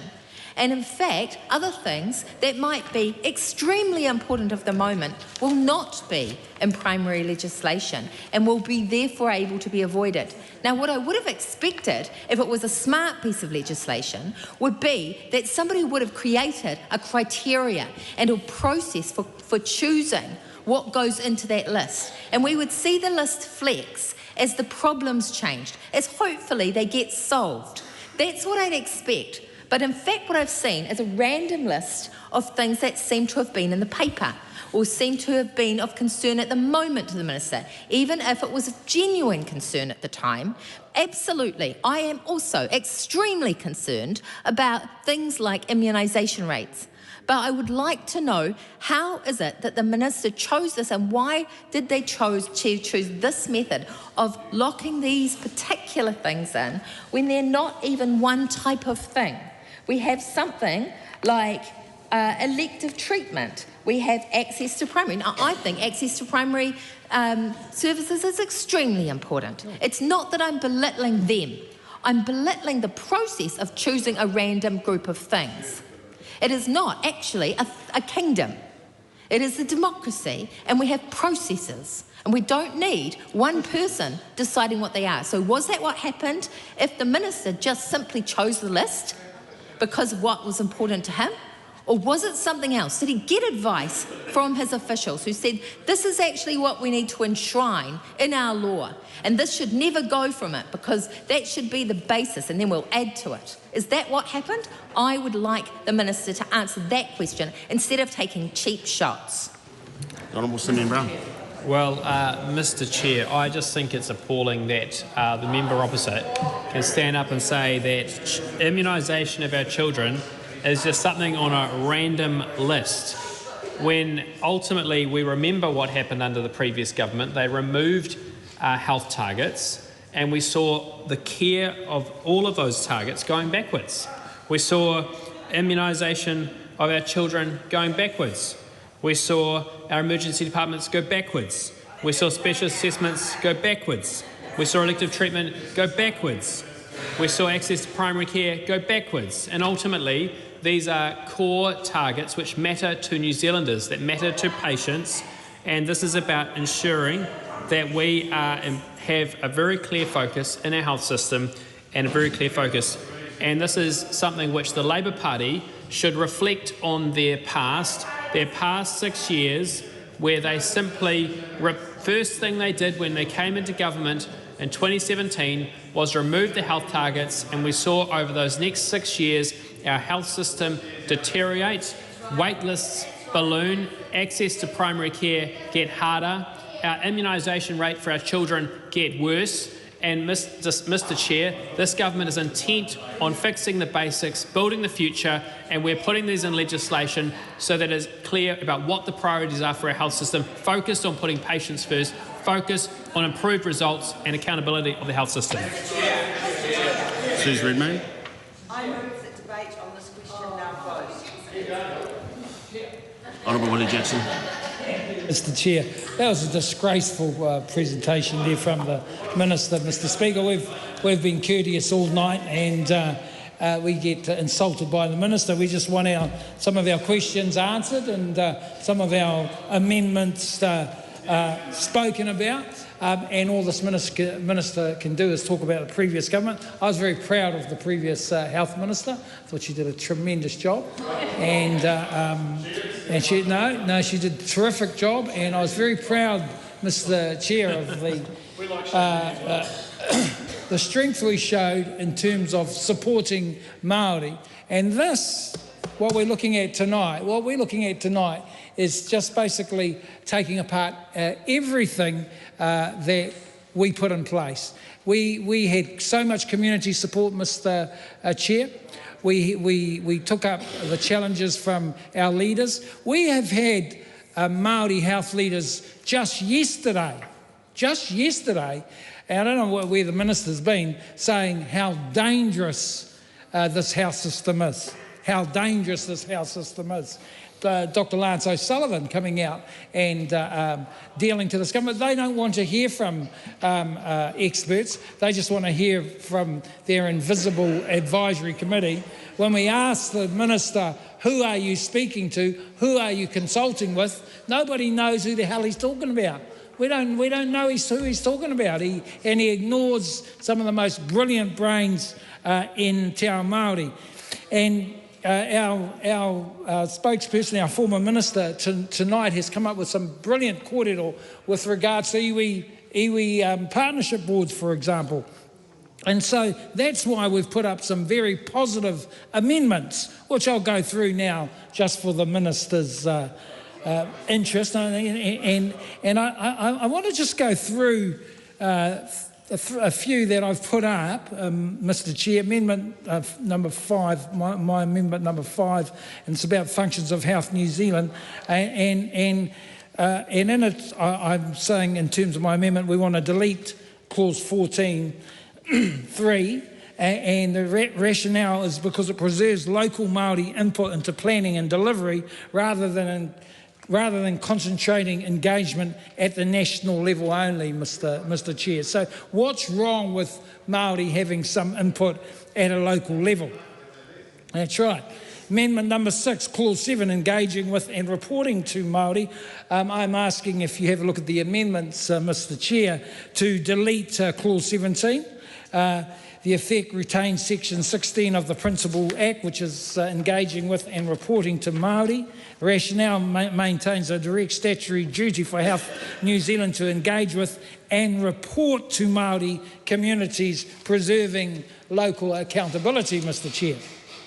And then we come to the former minister's kōrero with regards to iwi Māori partnership boards in clause 19, new section 30 after paragraph B, asking that we insert and monitor and evaluate the performance of the health system in relation to the health needs, aspirations and outcomes of local Māori communities, and advise Health New Zealand on the planning, commissioning and delivery of services for local Māori communities, including kaupapa Māori services, and report to Māori communities on the matters. The effect restores substantive monitoring, evaluation and advisory commissioning functions to iwi Māori partnership boards, and the rationales reinstates the board as tangible vehicles for mana motuhake and local accountability rather than channels that only feed insights to a national committee. Mr. Speaker, our people have been very, very clear about the health system, and that's why we've come up with some really productive and constructive amendments tonight that we would like the House to consider. But it it is worrying for te ao Māori in terms of so many initiatives, so much kaupapa Māori being watered down by this minister and by this government. And I ask the question again, why is the minister so intent on watering down Māori services, kaupapa Māori services? Who are his advisors? Is this government still committed to partnership, or is it just about what the minister thinks? Kia ora, Mr. Speaker. Mr. Chair. Honourable Seymour Brown. Many of the questions the member who's just spoken have already been addressed in relation to the Hauora Māori Advisory Committee, which is now being given the opportunity, the role of not just advising the minister, but also advising the board. The changes to the legislation clearly clarify the roles of the IMPBs and their role in advising HMAC, which also has now the role, as I said, of advising me and the Health New Zealand board. Dr. Lawrence. Final bit on part 1, and this is to do with a new section which is clause 29, but I want a specific focus on the Minister's Amendment Paper 562, because again, this amendment paper is something that hasn't gone through Select Committee, it's just coming to the House recently. I want to check with the Minister that it is, it's quite unusual for, we're seeing more frequent, but it's quite unusual for the Public Service Commissioner to take part, as I've been told, in the collective bargaining process. Usually the agency deals with a relevant union directly. So I guess I want to check with the ministers, what is the rationale behind, under this amendment paper 562, this expanded scope, particularly when we're looking at this new clause 29, new section 65AD, which is to allow the Public Service Commissioner to participate in the collective bargaining process. Again, this is something I feel it's not something I've seen previously until very recently, this idea that Public Service Commissioner is involved in that. So the first question to the minister is, if the minister wouldn't mind checking, expanding on the rationale behind that involvement. The second part of this, understanding that presumably this part is to do with the minister taking a more sort of backstep role and then having Health New Zealand, the public service, taking a more active role in collective bargaining. But then I also want to check with the minister then, what is the role of the minister in, I guess, as the bargaining process is happening, what would then be the role of the minister in communicating of some of that to the public, or expectations for the minister? So those are my two questions specifically on amendment paper 562 on clause 29 regarding collective bargaining. Honourable Seymour Brown. Mr. Chair, I've answered a number of questions in relation to this amendment paper. It seeks to provide the Minister with the ability to make directions about how the public service is to have oversight or to be involved in collective bargaining conducted by Health New Zealand. Health New Zealand is a major employer within the government, and it's important the Public Service Commission has a role in supporting Health New Zealand. Mr. Chair. Grant McCallum. I move the debate on this question now close. The question is that debate on this question now close. All those in favour say aye. Aye. To the contrary, no. No. The ayes have it. Party vote has been called for. Clerk will conduct the party vote. New Zealand National. 48 in favour. New Zealand Labour. 34 votes opposed. Green Party of Aotearoa, New Zealand. 15 votes opposed. Act New Zealand. 11 in favour. New Zealand First. 8 votes in favour. Te Pāti Māori. 4 votes opposed. Taku Te Wharis. 1 vote opposed. Maria Mero Kapki. 1 vote opposed.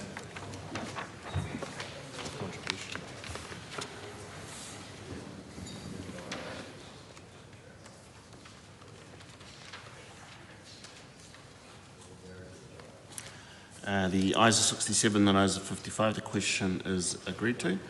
The question is that the Minister's amendment to Part 1 set out on amendment paper number 562 be agreed to. All those in favour say aye. Aye. To the contrary, no. Aye. The ayes have it. Party vote has been called for. The clerk will conduct the party vote. New Zealand National. 48 in favour. New Zealand Labour. 34 votes opposed. Green Party of Aotearoa, New Zealand. 15 votes opposed. Act New Zealand. 11 in favour. New Zealand First. 8 votes in favour. Te Pāti Māori. 4 votes opposed. Taku Te Wharis. 1 vote opposed. Maria Meno Kapkingi. 1 vote opposed.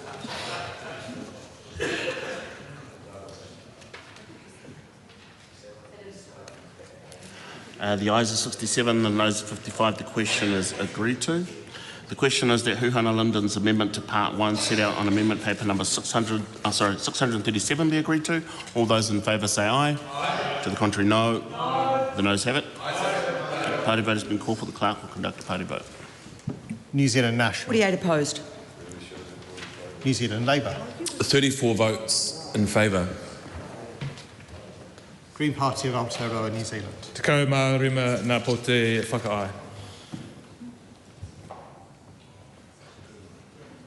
Act New Zealand. 11 opposed. New Zealand First. 8 votes opposed. Te Pāti Māori. 4 votes in favour. Taku Te Wharis. 1 vote in favour. Maria Meno Kapkingi. 1 vote in favour.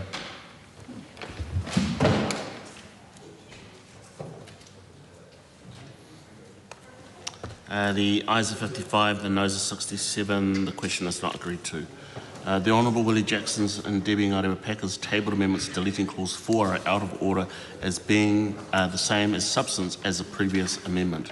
Dr Lawrence Zunan's tabled amendment to clause 4 and 5, removing brackets around the words pai ora, are out of order as not offering a serious alternative form of words. Dr Lawrence Zunan's table amendment to clause 5 brackets 2 is out of order as not being in the correct form of legislation. The question is that Honourable Willie Jackson's table amendment to clause 5 brackets 2 section 3 to insert new paragraphs E and F be agreed to. All those in favour say aye. Aye. To the contrary, no. No. The noes have it. Ayes have it. Party vote has been called for. The clerk will conduct the party vote. New Zealand National. 48 opposed.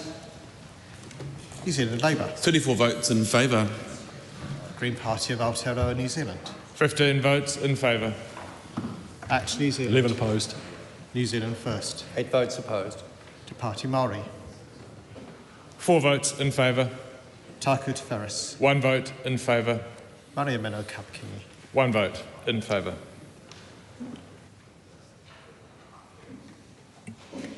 The ayes are 55, the noes are 67. The question is not agreed to. Debbie Ngarewa Packer's table amendment to clause 5 brackets 2 is out of order as being the same in substance as the previous amendment.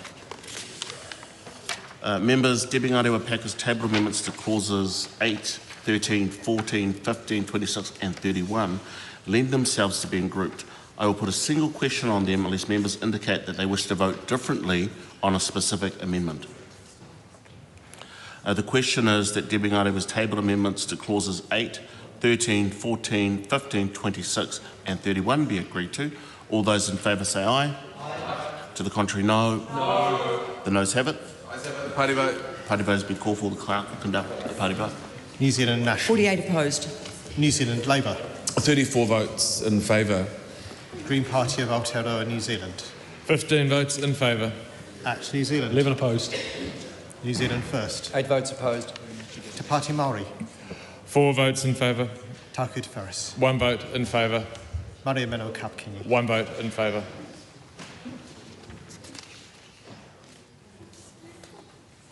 The ayes are 55, the noes are 67. The question is not agreed to. The question is that Huhana Linda's amendment inserting clause 8 bracket 6 set out on amendment paper number 638 be agreed to. All those in favour say aye. Aye. To the contrary, no. No. The noes have it. Party vote has been called for. The clerk will conduct a party vote. New Zealand National. 48 opposed. New Zealand Labour. 34 votes in favour. Green Party of Aotearoa, New Zealand. 15 votes in favour. Act New Zealand. 11 opposed. New Zealand First. 8 opposed. Te Pāti Māori. 4 votes in favour. Taku Te Wharis. 1 vote in favour. Maria Meno Kapkingi. 1 vote in favour.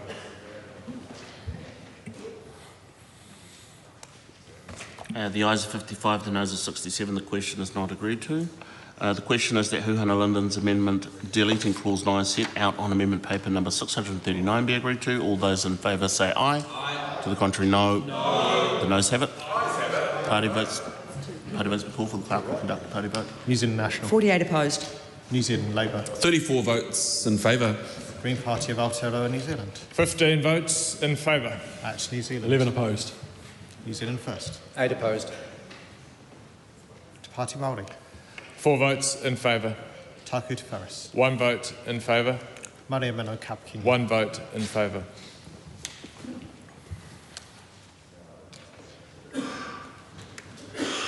The ayes are 55, the noes are 67. The question is not agreed to. Honourable Willie Jackson's and Debbie Ngarewa Packer's tabled amendments deleting clause 9 are out of order as being the same in substance as a previous amendment. The question is that Huhana Linden's amendment to clause 12, new section 12 brackets 3 set out on amendment paper number 640 be agreed to. All those in favour say aye. Aye. To the contrary, no. No. The noes have it. Party vote has been called for. The clerk will conduct a party vote. New Zealand National. 48 opposed. New Zealand Labour. 34 votes in favour. Green Party of Aotearoa, New Zealand. 15 votes in favour. Act New Zealand. 11 opposed. New Zealand First. 8 opposed. Te Pāti Māori. 4 votes in favour. Taku Te Wharis. 1 vote in favour. Maria Mino Kapkini. 1 vote in favour.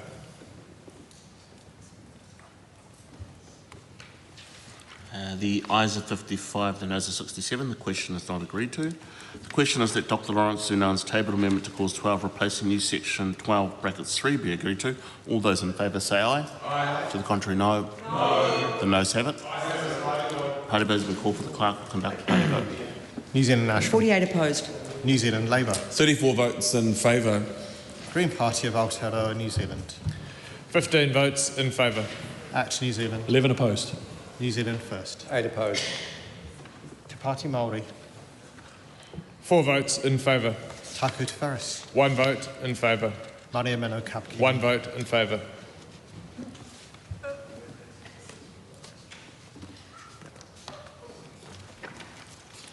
The ayes are 55, the noes are 67. The question is not agreed to. Members, Honourable Willie Jackson's tabled amendments deleting clauses 12, 14 brackets 3, 17 and 28 lend themselves to being grouped. I will put a single question on them unless members indicate that they wish to vote differently on a specific amendment. The question is that the Honourable Willie Jackson's tabled amendments deleting clause 12, 14 brackets 3, 17 and 28 be agreed to. All those in favour say aye. Aye. To the contrary, no. No. The noes have it. Party vote. Party vote has been called for. The clerk will conduct a party vote. New Zealand National. 48 opposed. New Zealand Labour. 34 votes in favour. Green Party of Aotearoa, New Zealand. 15 votes in favour. Act New Zealand. 11 opposed. New Zealand First. 8 opposed. Te Pāti Māori. 4 votes in favour. Taku Te Wharis. 1 vote in favour. Maria Mino Kapkini. 1 vote in favour.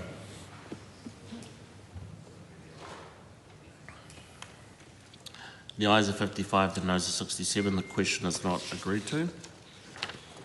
The question is that the Honourable Willie Jackson's table amendment to clause 12 to insert expertise into Treaty of Waitangi, the Treaty of Waitangi and Tikanga Māori be agreed to. All those in favour say aye. Aye. To the contrary, no. No. The noes have it. Party vote has been called for. The clerk will conduct the party vote. New Zealand National. 48 opposed. New Zealand Labour. 34 votes in favour. Green Party of Aotearoa, New Zealand.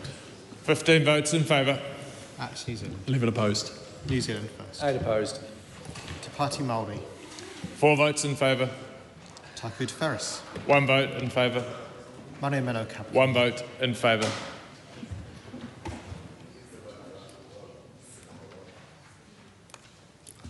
The ayes are 55, the noes are 67. The question is not agreed to. Members, the Honourable Willie Jackson's tabled amendments inserting new clause 13A and amending clause 19 lend themselves to being grouped. I will put a single question on them unless members indicate that they wish to vote differently on a specific amendment. The question is that the Honourable Willie Jackson's table amendments inserting clause 13A, new section 13A and amending clause 19, new section 30 to insert new paragraph C to E be agreed to. All those in favour say aye. Aye. To the contrary, no. No. The noes have it. Ayes have it. Party vote. Party vote has been called for. The clerk will conduct the party vote. New Zealand National. 48 opposed. New Zealand Labour. 34 votes in favour. Green Party of Aotearoa, New Zealand. 15 votes in favour. Act New Zealand. 11 opposed. New Zealand First. 8 opposed. Te Pāti Māori. 4 votes in favour. Taku Te Whereas. 1 vote in favour. Mane Mano Kapkingi. 1 vote in favour.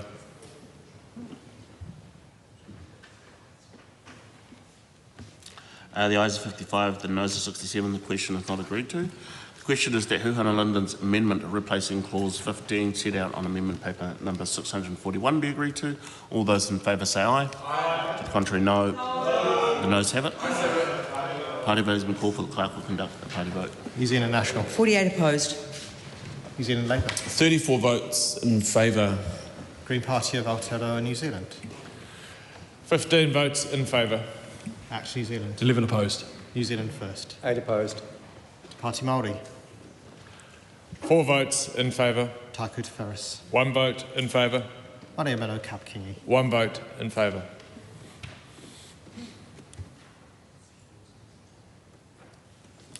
The ayes are 55, the noes are 67. The question is not agreed to. Members, Debbie Ngarewa Packer's table amendments deleting clauses 16, 27 and 32 lend themselves to being grouped. I will put a single question on them unless members indicate that they wish to vote differently on a specific amendment. The question is that Debbie Ngarewa Packer's table amendments deleting clauses 16, 27 and 32 be agreed to. All those in favour say aye. Aye. To the contrary, no. No. The noes have it. Party vote has been called for. The clerk will conduct a party vote. New Zealand National. 48 opposed. New Zealand Labour. 34 votes in favour. Green Party of Aotearoa, New Zealand. 15 votes in favour. Act New Zealand. 11 opposed. New Zealand First. 8 opposed. Te Pāti Māori. 4 votes in favour. Taku Te Whereas. 1 vote in favour. Mane Mano Kapkingi. 1 vote in favour.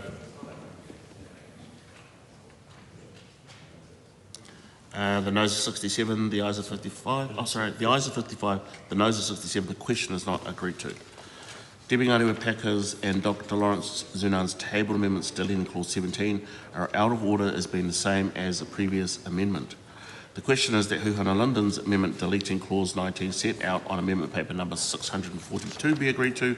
All those in favour say aye. Aye. To the contrary, no. No. The noes have it. Party vote has been called for. The clerk will conduct the party vote. New Zealand National. 48 opposed. New Zealand Labour. 34 votes in favour. Green Party of Aotearoa, New Zealand. 15 votes in favour. Act New Zealand. 11 opposed. New Zealand First. 8 opposed. Te Pāti Māori. 4 votes in favour. Taku Te Whereas. 1 vote in favour. Mane Mano Kapkingi. 1 vote in favour.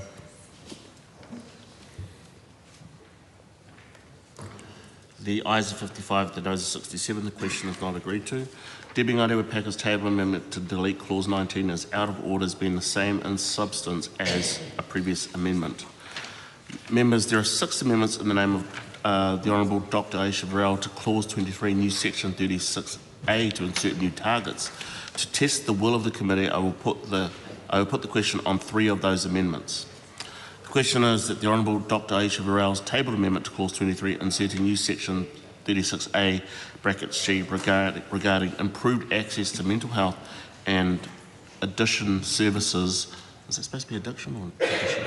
Probably addiction. I think I'm going to go with addiction services for youth and rangatahi Māori be agreed to. All those in favour say aye. Aye. To the contrary, no. No. The noes have it. Party vote. Party vote has been called for. Clerk to conduct a party vote. New Zealand National. 48 opposed. New Zealand Labour. 34 votes in favour. Green Party of Aotearoa, New Zealand. 15 votes in favour. Act New Zealand. 11 opposed. New Zealand First. 8 opposed. Te Pāti Māori. 4 votes in favour. Taku Te Whereas. 1 vote in favour. Mane Mano Kapkingi. 1 vote in favour.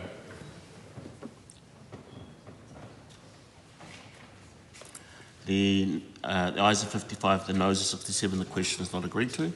The question is that the Honourable Dr. Aisha Varel's table amendment to clause 23 inserting new section 36A brackets G regarding cancer survival rates be agreed to. All those in favour say aye. Aye. To the contrary, no. No. The noes have it. Party vote has been called for. The clerk will conduct a party vote. New Zealand National. 48 opposed. New Zealand Labour. 34 votes in favour. Green Party of Aotearoa, New Zealand. 15 votes in favour. Action New Zealand. 11 opposed. New Zealand First. 8 opposed. Party Māori. 4 votes in favour. Taku Te Wharis. 1 vote in favour. Manu Mano Kapkingi. 1 vote in favour.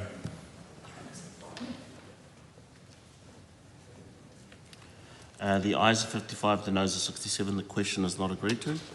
The question is that the Honourable Dr Aisha Varel's tabled amendment to clause 23, inserting new section 36A brackets G regarding reduced perinatal and maternal mortality rates be agreed to. All those in favour say aye.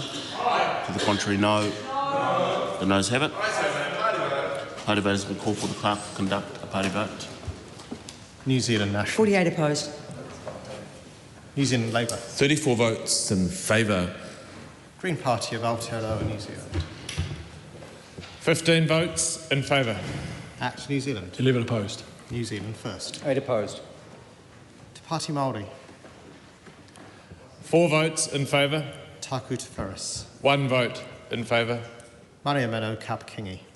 1 vote in favour.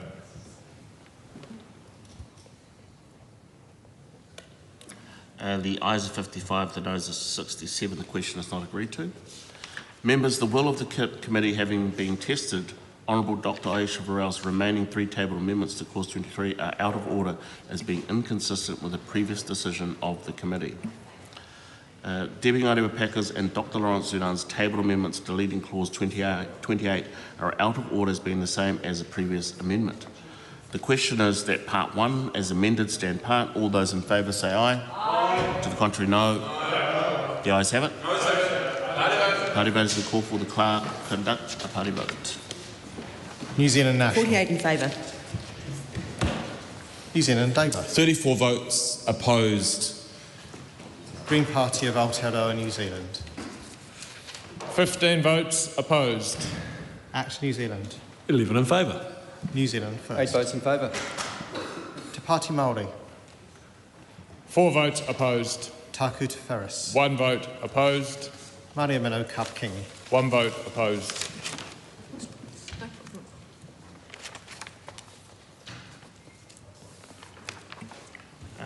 The ayes are 67, the noes are 55. The question is agreed to. Members, we come now to part 2. Part 2, this is the debate on clauses 33A to 34, consequential amendments and schedules 1A and 2. The question is that part 2 stand part. Point of order, Dr Lawrence Zunan. Thank you, Mr. Chair. I just want to seek your clarity on that last. I didn't want to interrupt halfway through the vote, but I want to seek your clarity on the last batch of amendments by the Honourable Dr. Aisha Varel. Understanding that we're looking at sort of a new, more expedient use of house time when it comes to amendments, but I've been looking at her amendments. I want to seek the guidance from you, Mr. Chair, on how 3 out of those 6 is testing the will of the House when the other 3 that remaining actually has nothing to do with the 3 that's tested. So, for example, I understand when we're testing cancer survival rate, perinatal and maternal mortality rate, which is probably, from a lay person perspective, more on the tertiary house side. But when we're looking at timely provision in-home care service, that's very much a community care sector altogether. Even by the standard of budget 2020, vote health, it's even a completely different appropriation. So I do want to check if the House could get some clarity just so from our side in the future, because again, noting that this is a bill that the opposition does not support, and we also did not support the bill through Select Committee, as well as not supported the amendments. So if just through this urgency period, if the chair wouldn't mind providing additional guidance so that way we have a better understanding of what the chair is looking for as a part of this new process. Thank you for that point of order. If I can refer members to Standing Orders 315 brackets 4, and there it reads, where amendments are proposed that in the opinion of the chairperson are the same in substance, the chairperson may select amendments on which to put a question in order to test the will of the committee. And so in this circumstance, it was about the insertion of targets. So it was the target part which lent itself to being in the same issue of substance.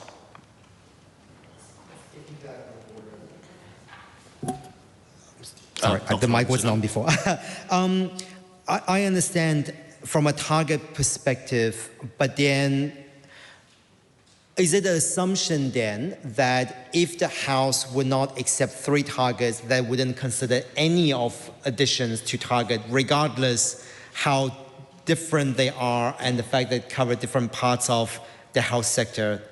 If that's the case, that's fine if that's the case. It's just so that way we can have that clarity. Speaking to the point of order. If I can help the House, as my colleagues pointed out, the House has voted for specific targets and it's voted against other targets. So therefore each target needs to be considered individually. Just by being a target doesn't mean we vote on it one particular way. And my colleague has already well made the point that they are materially different parts of the health system that's being measured. Speaking to the point of order, and then I'm going to make a ruling. Mr. Chair, you have made your comments clear in terms of testing the will of the House, and I commend you for doing so. I'll just take some advice.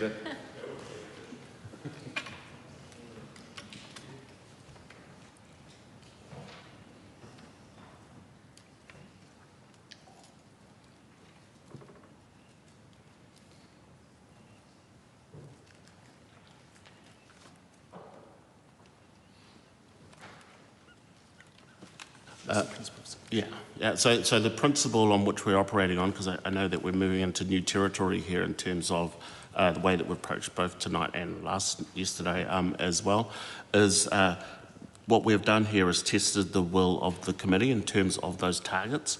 I do take your point. We have voted, so we can't, time's not going backwards, folks. But I do take your point around the potential being around difference in terms of those targets, and we will be more mindful of that in the future. So we're going to move ahead now. A point of order, is this a new point of order? I guess, yeah, go for it. Yeah, just in response to that statement that you made there, Mr. Chair, I'm not relitigating your comments there, but there was something there that I would like you to clarify, please. You said that we're entering new ground. When the Speaker made his statement yesterday in the House, there was an exchange of points of order between myself and the Speaker, and then Dr. Lawrence Yunnan and also contributed to that. Those points of order were to seek an important point of clarity that the Speaker's statement was not a ruling. It was not a new direction to the House, rather a clarification of what already existed. So for our full understanding of what you've just said to the House, if you wouldn't mind please explaining what you meant by entering new territory, please. Yeah, what I meant by that is that we are taking guidance. These were grouped in a particular way. We did test the will of the committee, and it was found that that because of that, that we did need to move forward. What I meant was, in terms of territory moving forward, is that if, on a reflection, that we need to be a bit more considered in terms of groupings, that will be done. I mean, we can only move forward. I guess the point has been made that there needs to be a focus more on engagements from the Minister, and there has been engagement from the Minister, and also conduct from members as well, for us to get a more fulsome debate, and for there to be a more fulsome debate, because that is the expectation of the public that are watching us at home, as opposed to us spending quite some time on voting. So that is the intention, and that is the guidance that we are trying to trying to move forward here. So I'm going to move on to part 2. So part 2, this is the debate on clauses 33A to 34, consequential amendments in schedules 1A and 2. The question is that part 2 stand part. The Honourable Seymour Brown. Mr Chair, part 2 contains consequential amendments to other legislation. These are either changes to the name of the Healthy Futures Act or purely technical drafting changes. As I mentioned in the earlier debate, changes to the name of the Act is following the coalition agreement with New Zealand First. The amendments proposed in the MyAP changes to the name of the Act, and the scope of this debate is therefore, in my view, quite limited in terms of those issues. Okay, Dan Bidwell. The debate on this question now closed. Just a note for the member to call for a closure motion at the beginning of a debate is disorderly. Okay, just so that people know. Dr. Lawrence Zunan. Thank you, Mr. Chair. I think I'm more interested in because part 2 has additional section that's been added to it that I can't seem to find within the commentary from the Select Committee, unless I'm missing something. Because the amendments to Paiola Healthy Futures Alcohol Levy Order is something that's not part of the original bill and has been added. I just want to check the Minister's clarification with Schedule 1A on what, other than referencing previous title, what additional changes are there? And that's my first question. And the second question is, noting that in terms of the consequential amendments, that this is something that looks like it's been added on, are there, or is the Minister aware of any other bills that potentially has not been captured in the title change? Because I also note that in the Minister's amendment paper 562, Schedule 2, which is, I would assume, part of, let me just double check just so I can get the clause number correct, Section 34, which is also part of Part 2, also identified 1, 2, 3 more areas where the title is changed. And I think this partially goes to the original question by the Honourable Dr. Aisha Vero, which is, what is the cost of that name change, and how many more, because now it seems like there's 1, 2, 3, 4 more that hasn't been identified as a part of this. And what happens if more gets identified once this bill goes through royal assent? Madam Chair. Ricardo Menendez-March. Thank you, Madam Chair. Just briefly picking up on a remark that the Minister made at the beginning of this Part 2. He noted that the name change was in relationship to a coalition agreement with New Zealand First. Could I ask the Minister whether he sought any advice on whether people's material outcomes would change in any way or form due to this name change?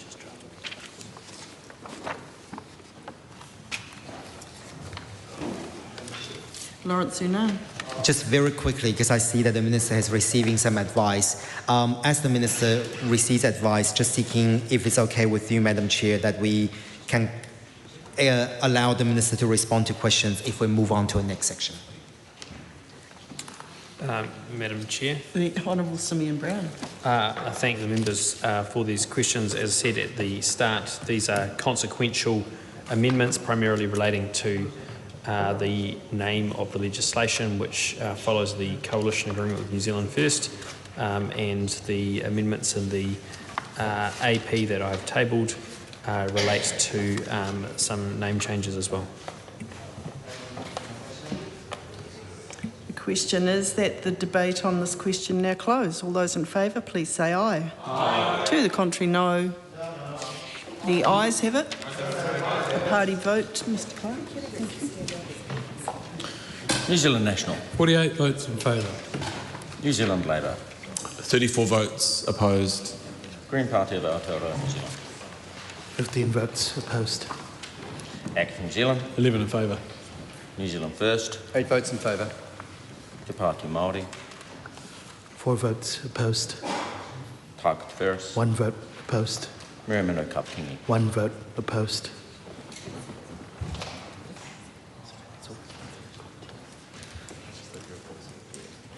The ayes are 67, the noes are 55. The question is agreed to. Huhana Linden's amendment to Part 2 set out on AP number 637 out of order as being inconsistent with the previous decision of the committee. The question is that Part 2 as amended stand part. All those in favour please say aye. Aye. To the contrary no. Aye. The noes have it. A party vote's called for, Mr Clark. New Zealand National. 48 votes in favour. New Zealand Labour. 34 votes opposed. Green Party of Aotearoa, New Zealand. 15 votes opposed. ACT New Zealand. New Zealand First. 8 votes in favour. Te Pāti Māori. 4 votes opposed.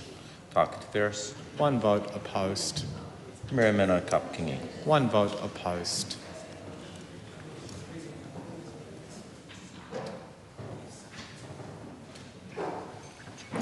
The ayes are 67, the noes are 55. The question is agreed to. Moving on to Schedule 1. Huhana Linden's amendments to Schedule 1 set out on AP number 637 are out of order as being inconsistent with the previous decision of the committee. Dr Lawrence Sunan's tabled amendment to Schedule 1, removing brackets around the words Paiora, is out of order as not offering a serious alternative form of words. The question is that Dr Lawrence Sunan's tabled amendment to Schedule 1, replacing 18 months with 24 months in Clause 50, be agreed to. All those in favour, please say aye. Aye. To the contrary, no. No. Noes have it. Oh, noes have it. Party votes called for. New Zealand National. New Zealand Labour. 34 votes opposed. In favour, sorry. Green Party of Aotearoa, New Zealand. 15 votes in favour. ACT New Zealand. 11 votes opposed. New Zealand First. 8 votes opposed. Te Pāti Māori. 4 votes in favour. Tākati Ferris. 1 vote in favour. Mirameno Kapkingi. 1 vote in favour.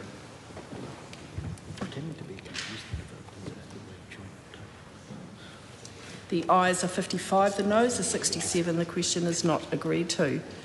The question is that Schedule 1 stand part. All those in favour, please say aye. Aye. To the contrary, no. No. The noes have it. A party vote, please, Mr Clark. New Zealand National. 48 votes in favour. New Zealand Labour. 34 votes opposed. Green Party of Aotearoa, New Zealand. 15 votes opposed. ACT New Zealand. 11 votes in favour. New Zealand First. 8 votes in favour. Te Pāti Māori. 4 votes opposed. Tākati Ferris. 1 vote opposed. Mirameno Kapkingi. 1 vote opposed.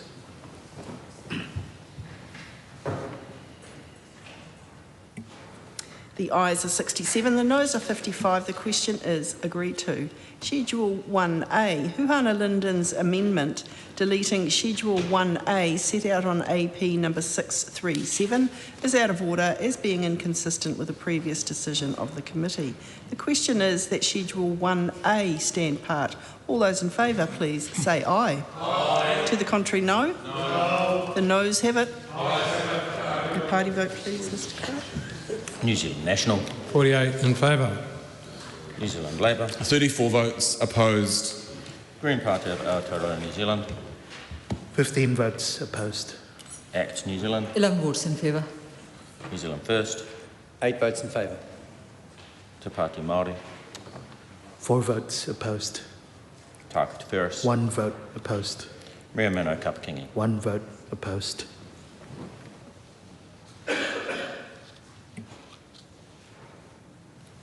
The ayes are 67, the noes are 55. The question is agreed to. Schedule 2. The question is that the Minister's amendments to Schedule 2 set out on AP number 562 be agreed to. All those in favour, please say aye. Aye. To the contrary, no. No. The noes have it. A party vote, please, Mr Clark. New Zealand National. 48 in favour. New Zealand Labour. 34 votes opposed. Green Party of Aotearoa, New Zealand. 15 votes opposed. ACT New Zealand. 11 votes in favour. New Zealand First. 8 votes in favour. Te Pāti Māori. 1 vote opposed. Opposed. Sorry. Tākati Ferris. 1 vote opposed. Miramano Kapakingi. 1 vote opposed.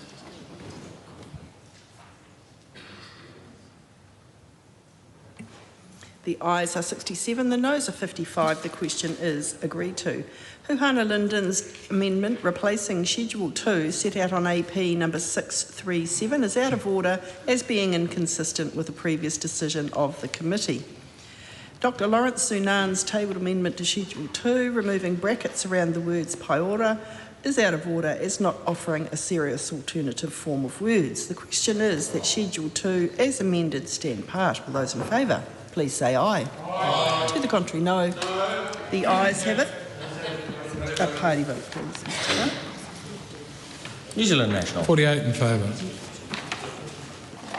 New Zealand Labour. 34 votes opposed. Green Party of Aotearoa, New Zealand. 15 votes opposed. ACT New Zealand. 11 votes in favour. New Zealand First. 8 votes in favour. Te Pāti Māori. Debbie. No. Opposed. 4 votes opposed. Sorry. Tākati Ferris. 1 vote opposed. Miramano Kapakingi. 1 vote opposed.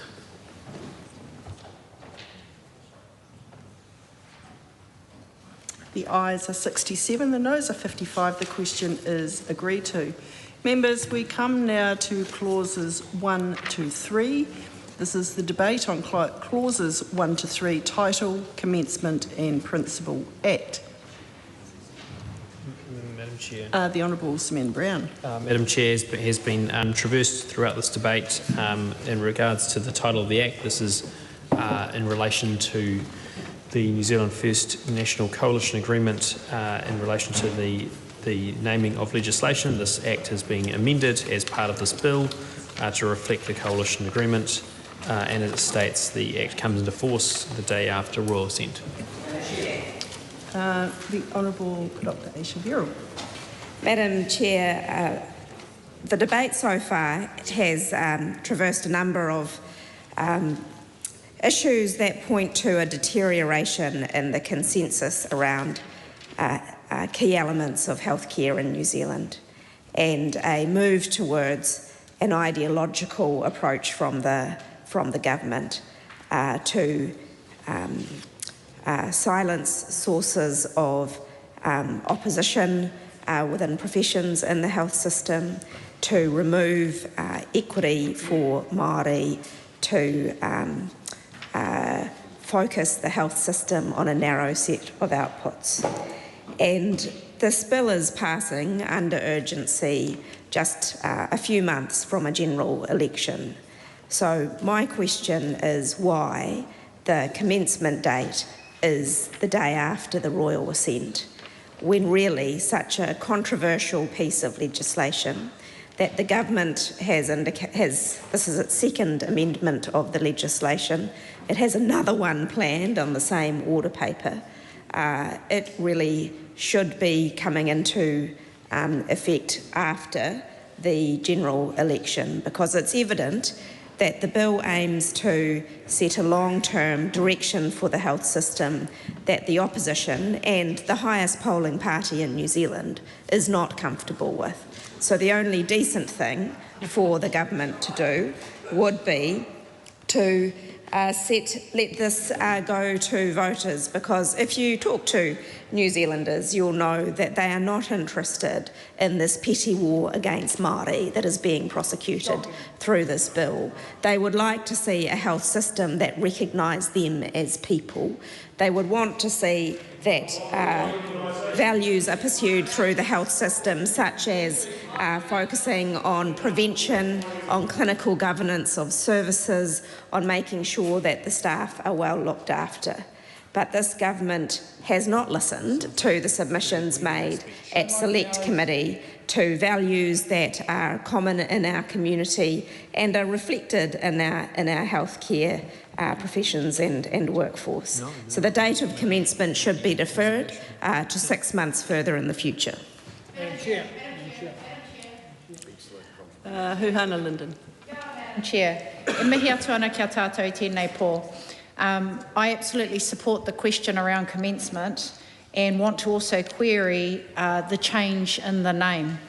When we see the degrading of the use of te reo Māori within this House, and now we see the change in this name from Paiora to Paiora Healthy Futures to Healthy Futures Paiora, ko te pātai ke nā wai, mō te aha, he mea kore whakarongo ki te reo o te Māori ki roto i ngā tono anō mai ngā ratonga haura me ngā mātanga reo. That's the pātai that comes deep from within me. Why are we seeing this petty meddling of the use of te reo when the vision of Paiora was a gift? It was a gift from leadership, from health leadership to the kaupapa and giving effect to Y2575. And Paiora is where the Māori sits for this legislation as a tuāpapa for healthy families, communities and healthy individuals. The healthy futures component of it was the whakatinanatanga of it, but Paiora Healthy Futures was the vision. So my question to the Minister is why? Why are we seeing this petty undermining of the use of te reo Māori within this legislation, knowing that we heard from submitters and that this was a koha to our governments of the day to capture the vision and the heartbeat of where we were heading for a health system that provided equity for all. The Honourable Willie Jackson. Thank you, Madam Chair. Tino tautoko te kōrero a Huhana Linden. Kei te tikatana kōrero, Madam Chair. Kei te takahi i rungi tēnei, i rungi tō tātou reo Māori, e mōhio mātou te whakaro o te minita o te tari Māori. Kei te tautoko ia tō tātou reo Māori. And my kōrero is, Madam Chair, how can the Minister of Māori Development sit by and support this type of legislation? And I said in the House yesterday, Madam Chair, and the Speaker took offence. Why was the Minister speaking Māori, Madam Chair, when he was talking about Māori organisations when New Zealand First don't want that, Madam Chair? But the Minister keeps talking about these organisations and using Māori names, and quite clearly this government have buckled to Winston Peters and New Zealand First, and said, all right, well, we'll give up the language and we'll give up our fight for the reo. And the Minister is in charge of, the Ministers and this government's in charge of trying to get 1 million Māori language speakers. That's the responsibility of this Minister over here. And here we are changing the title here. Why is this Minister buckling? Why doesn't this Minister show some courage, Madam Speaker? Why doesn't this Minister show some courage?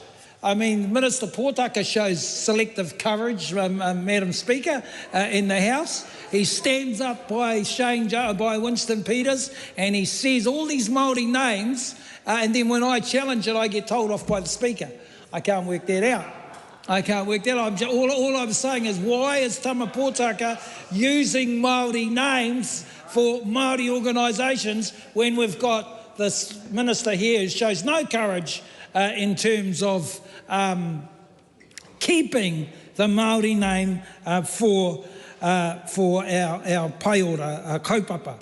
It is an insult to Te Ao Māori. It is an insult to Māori language strategies. It is an insult to the Minister of Māori Development that you would change this name. It is so sad, Madam Chair, to see the way this kaupapa has been turned upside down, the way our Māori organisations have been insulted by this government, and it's been so sad seeing so much of our Māori initiative being watered down. And so I asked the Minister, why did you do this? Why is our reo being belittled, being reduced, And what has the Minister of Māori Development said anything?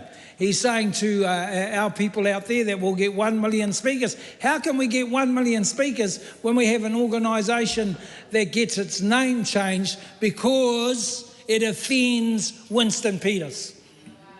Because Winston Peters is upset because there's just too much te reo Māori.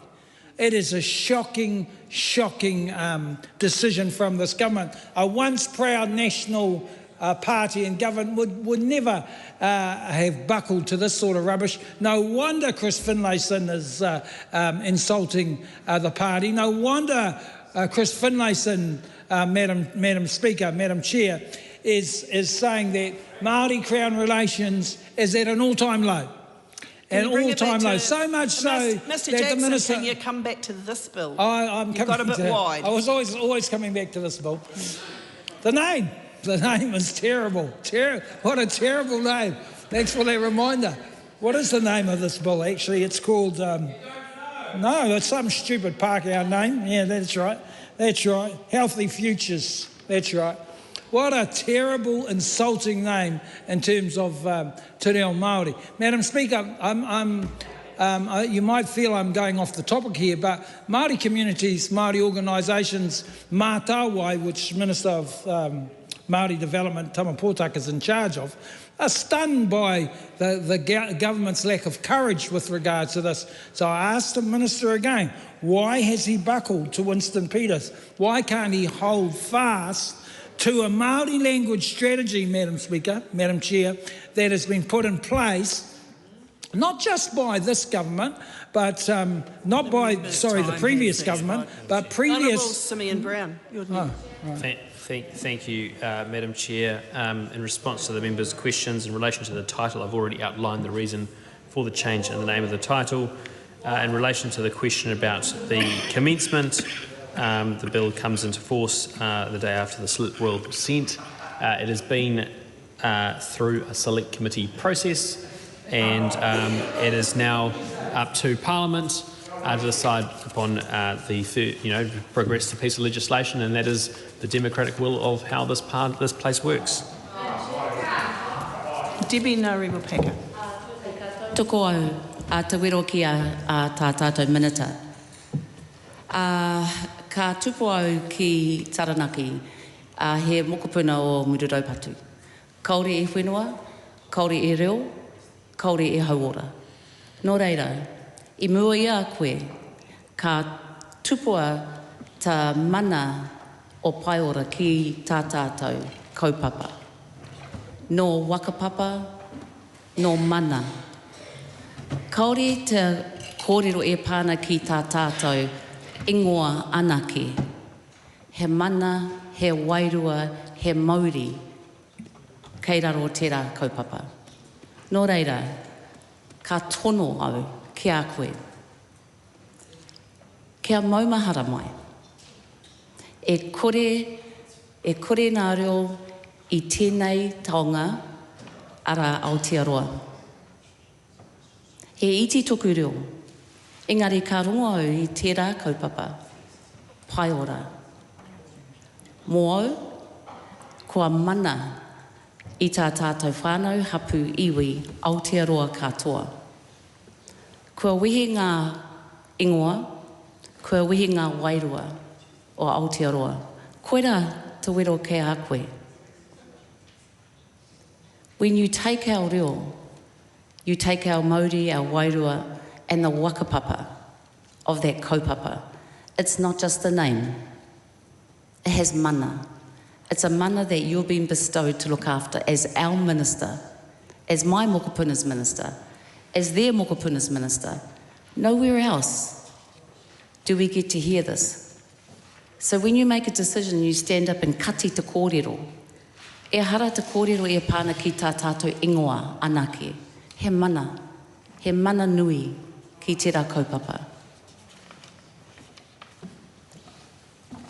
Huhana Linden's Amendment Clause 1, set out on AP number 637, is out of order as being inconsistent with a previous decision of the committee.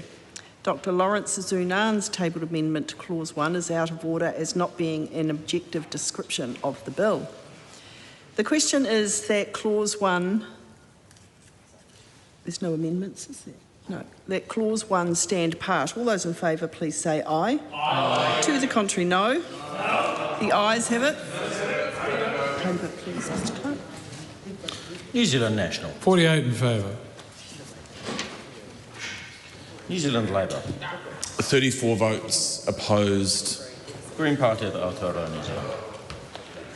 15 votes opposed.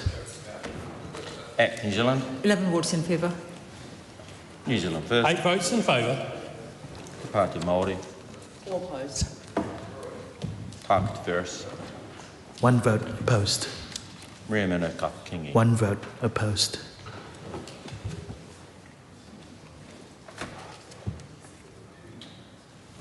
The ayes are 67, the noes are 55. The question is agreed to. The question is that Dr Lawrence Zunan's tabled amendment to Clause 2, replacing the day after royal assent with a day set by order in council, be agreed to. All those in favour, please say aye. Aye. To the contrary, no. No. Noes have it. The party votes called for, Mr Clerk.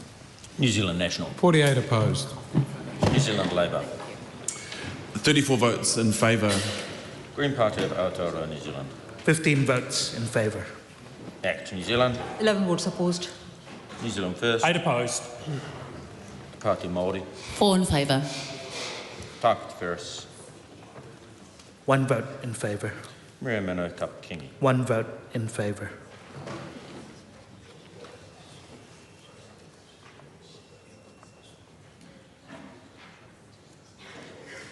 The ayes are 55, the noes are 67. The question is not agreed to. The question is that Clause 2 stand part. All those in favour, please say aye. Aye. To the contrary, no. No. The ayes have it. A party vote, please, Mr Clerk. New Zealand National. 48 in favour. New Zealand Labour. 34 votes opposed. Green Party of Aotearoa, New Zealand. 15 votes opposed. ACT New Zealand. 11 votes in favour. New Zealand First. 8 votes in favour. Te Pāti Māori. 4 opposed. Tākati Ferris. 1 vote opposed. Rea Mino Kapakingi. 1 vote opposed.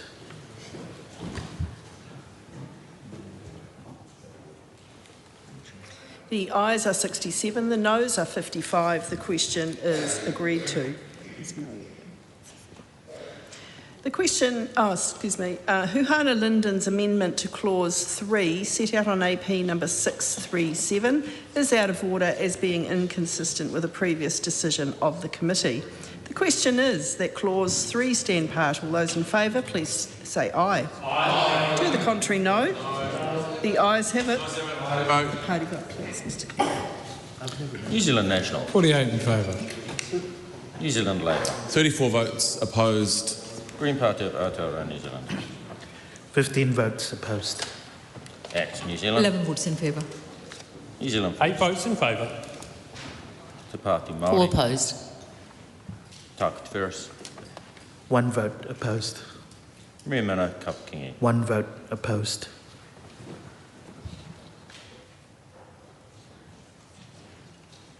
The ayes are 67, the noes are 55. The question is agreed to.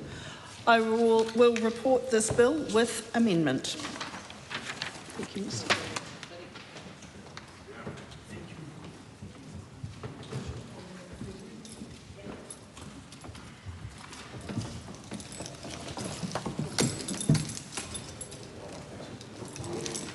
The House is resumed. Madam Speaker, the committee has considered the Healthy Futures Paiora Amendment Bill and reports it with amendment. Madam Speaker, I move that the report be received. Adopted. The question is that the report be adopted. Those of that opinion will say aye. Aye. To the contrary, no. The ayes have it. The Healthy Futures Paiora Amendment Bill is set down for third reading immediately. Honourable Simeon Brown. Madam Speaker, I move that the Healthy Futures Paiora Amendment Bill be now read a third time. Madam Speaker, it is a privilege to rise for the third reading of the Healthy Futures Paora Amendment Bill. This is a bill New Zealand's health system needs to bring clarity to its purpose under this government. It is a key step in delivering the government's promise to put patients first and to ensure that every New Zealander can access timely, quality health care when and where they need it from a health system that is accountable for its results. New Zealanders might think this is not a controversial idea. The bill is, after all, only asking the health system to do what New Zealanders would reasonably expect it to do.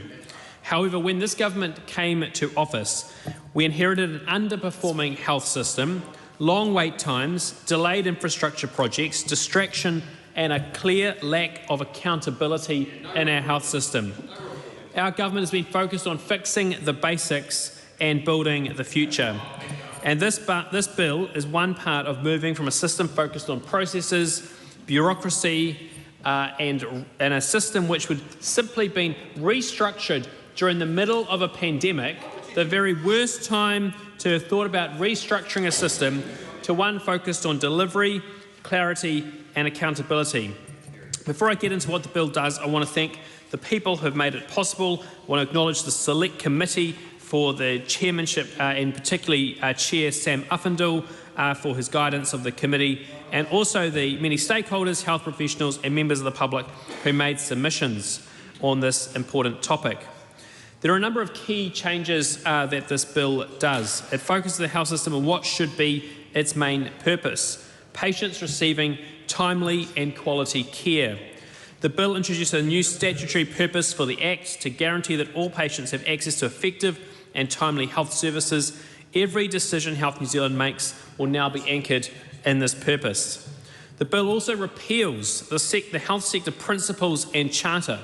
New Zealanders do not need a 16-page charter that omits the word patients, but mentions unions 11 times. All I can say is about that charter is that I hope the previous government did not spend too much money developing it. The government requires the health system to put its efforts into better experiences for patients, shorter wait times for cancer treatment, and of course, meeting our elective surgical wait times. More kids being immunised, shorter wait times in our emergency departments. That is how to make a difference in our health system. And of course, Madam Speaker, when this government came to office, we had a previous government which its first action when it came to office after the 2017 election was to remove the health targets, and for the following 6 years we saw performance in our health system decline. The number of people waiting for elective surgery ballooned. The number of children fully immunised absolutely falling down. And of course the number of Māori children that went backwards significantly, from about 90% down to around 67% of 2-year-old Māori children. So for all of the arguments from the other side of the House when it comes to equity and Māori healthcare, they have that responsibility which they need to be remembered for. Ultimately, we are seeing improvements against all of our health targets. We're seeing year-on-year improvement after years of decline under the previous government. And Madam Speaker, this bill helps to reinforce that and provide clarity by putting those targets into legislation and removing the lack of accountability, the pieces of the documents which were causing confusion and simply duplication, and refocusing the health system back on what it matters. The health sector principles, for example, had been a recipe for confusion, outlining 21 different considerations for every decision maker needing to make a decision. 21 different considerations that every decision maker at Health New Zealand needed to make. Instead, this bill legislates health targets focused on the things that matter to patients. The targets also include a new target around primary care, which of course also substantially went backwards access to primary care under the previous government. The bill says Health New Zealand must deliver services efficiently and also partner with private providers where appropriate to clear backlogs and increase access to services. And a clear example of what this government is doing is when it comes to elective surgeries is partnering with our private hospitals to get more patients being seen in a faster manner so we can get through the wait lists, get patients being seen, and actually mean that fewer patients are waiting in pain and more patients are getting the care that they need. As I have said, no one lies on the operating table angsting about whether government funding or private capital paid for the ceiling which they are looking at. They want to get fixed, they want to get on with their lives, and that's what this government wants for them too. The bill also strengthens Health New Zealand's focus on infrastructure, creates a permanent infrastructure committee appointed by the Minister so that health facilities are planned and delivered on time and within budget. And Madam Speaker, I just saw some pictures from Health New Zealand today with cranes in the sky at the new Dunedin inpatients building. Cranes in the sky, because after 6 years under the previous government of talk, we've signed a contract. We have construction underway, cranes in the sky, getting things done. We are building the future of our health infrastructure under this government. Under that government, all there was talk, and talk.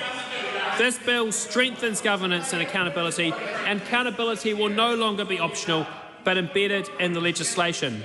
The changes also strengthen the role of the Hauora Māori Advisory Committee. The bill ensures there is independent specialist advice on Māori healthcare that the Board of Health New Zealand must take into account. That advice will have a national perspective and reflect local priorities through engagement conducted by iwi Māori partnership boards. Mr Speaker, this bill is not about organisational charts, it's about making sure that we get the health services that New Zealanders need. Madam Speaker, this government's focus on healthcare is clear and straightforward. The government sets the priorities, Health New Zealand delivers the care, patients feel the benefits, the public sees the results. This is a government focused on fixing the basics which Labor broke and building a future for all New Zealand. That's what this government's doing. I commend the bill to the House. The question is that the motion be agreed to. The Honourable Dr Aotearoa. Madam Speaker, this bill has been in committee, and that was this is now my first opportunity to speak more freely on the events of the day or the week, and so this is my first opportunity to remark on recent events. I want to start my contribution by paying my respects to the person who lost their life in Waikato Emergency Department in the early hours of Monday morning. I'm sure all members of the House will join me in extending our condolences to the family who must be hurting right now.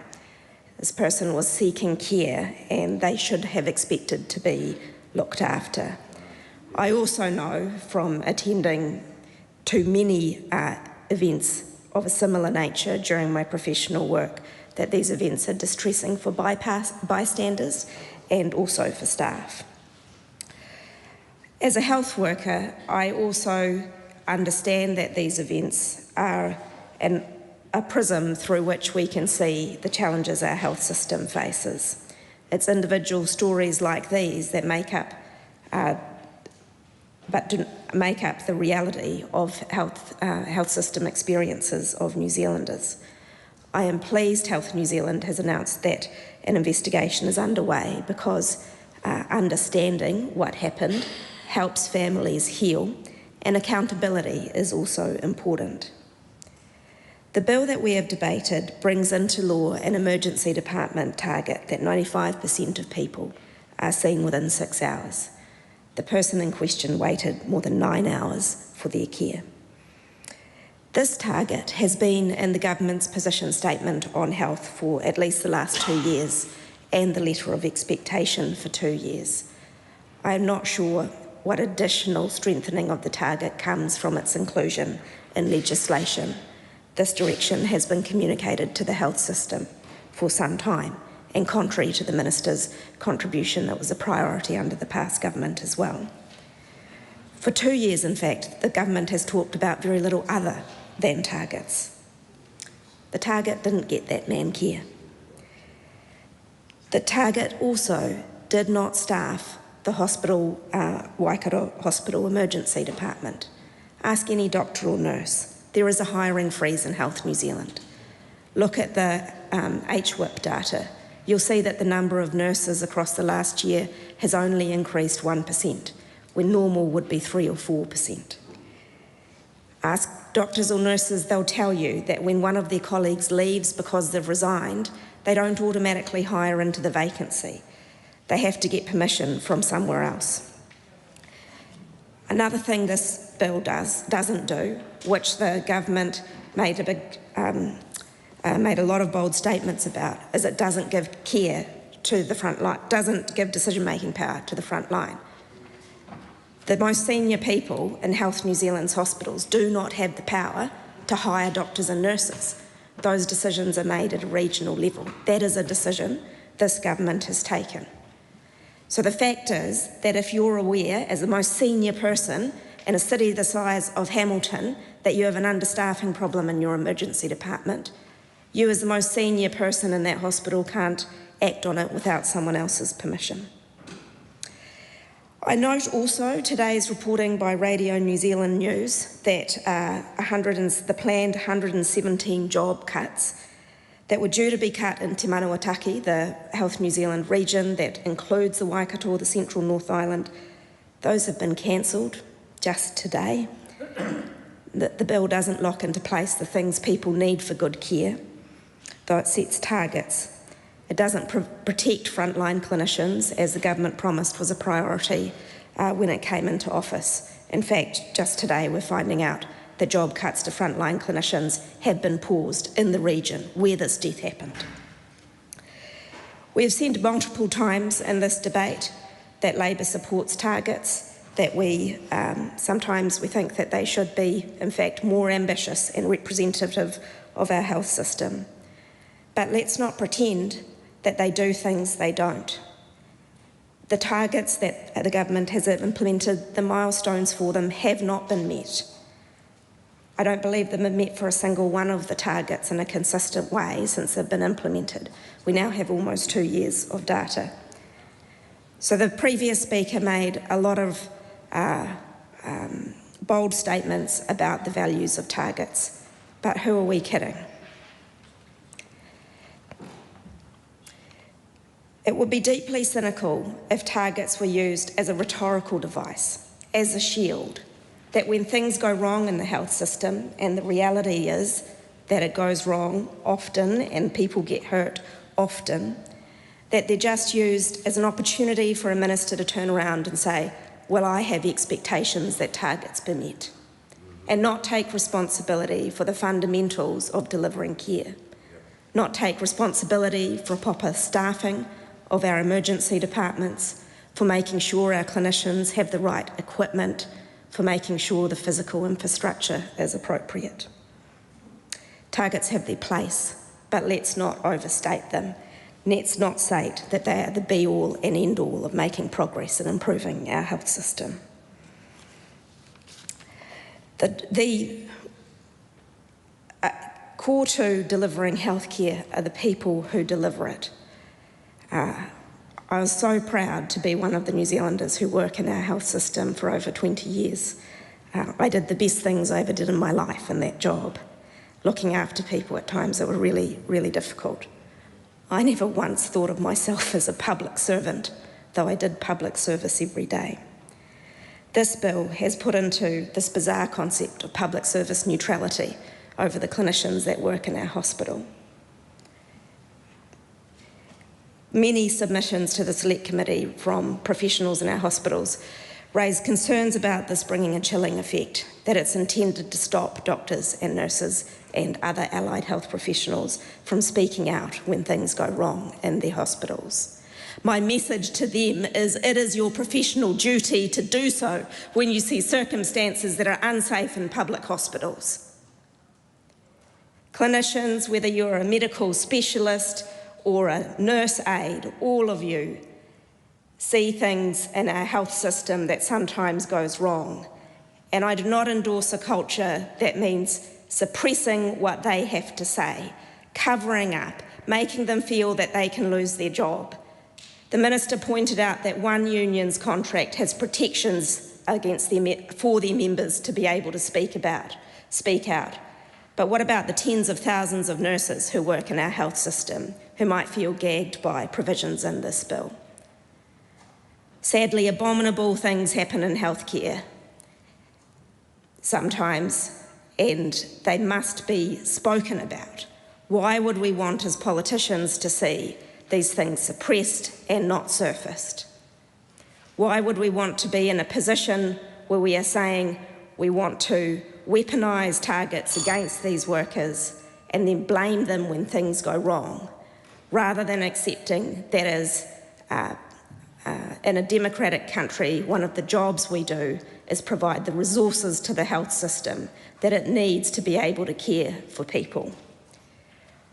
There is so much effort to silence healthcare workers from their duty to advocate through this effort to draw them into the cloak of public service neutrality, which is an absolute joke.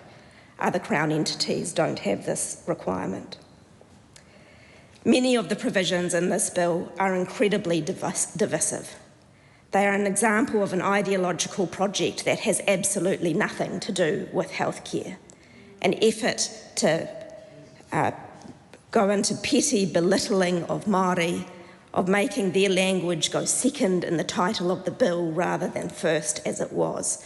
It is unbelievable to me that we have spent 12 months in one way or another debating that, as if there weren't more important things to do, like getting on with looking after people.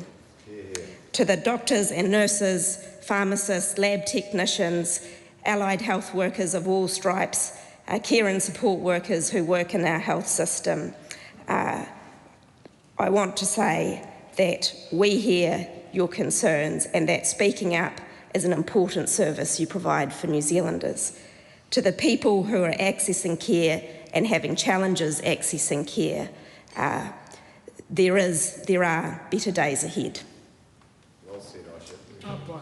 Well, thank you. Hannah Linden. Stark contrast to the other day. Excellent. Yes, excellent.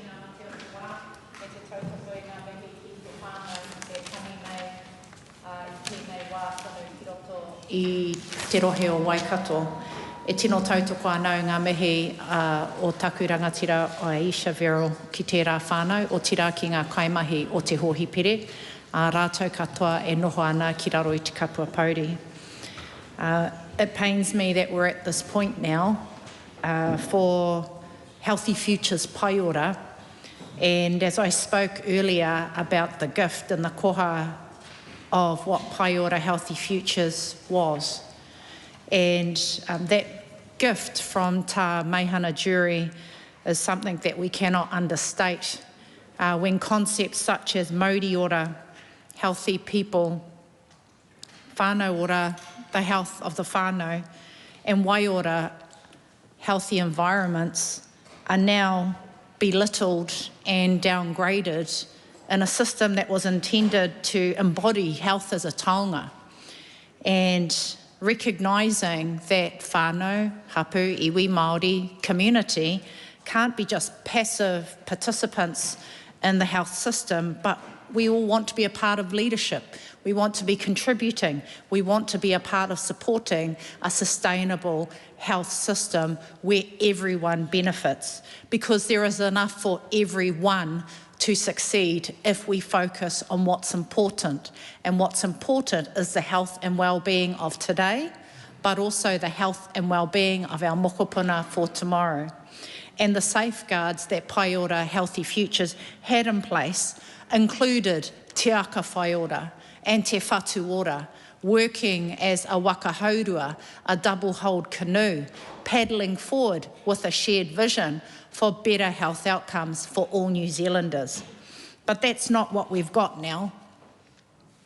We've seen the way that te treaty provisions have been undermined by this government over and over through legislation, and now we see it coming to fruition once again with Healthy Futures Paiora, where there is the demeaning undermining of iwi Māori partnership boards, an outcome of Y2575, where the foundations of the report and the recommendations were brought forward in a kāwanatanga trying to be honourable and upholding what the Waitangi Tribunal recommended by creating and establishing iwi Māori partnership boards to work hand in hand in strategic commissioning of services for rohe, alongside the health services, but alongside also local government and other sectors, so that we come together in one tepu through localities with local whānau voice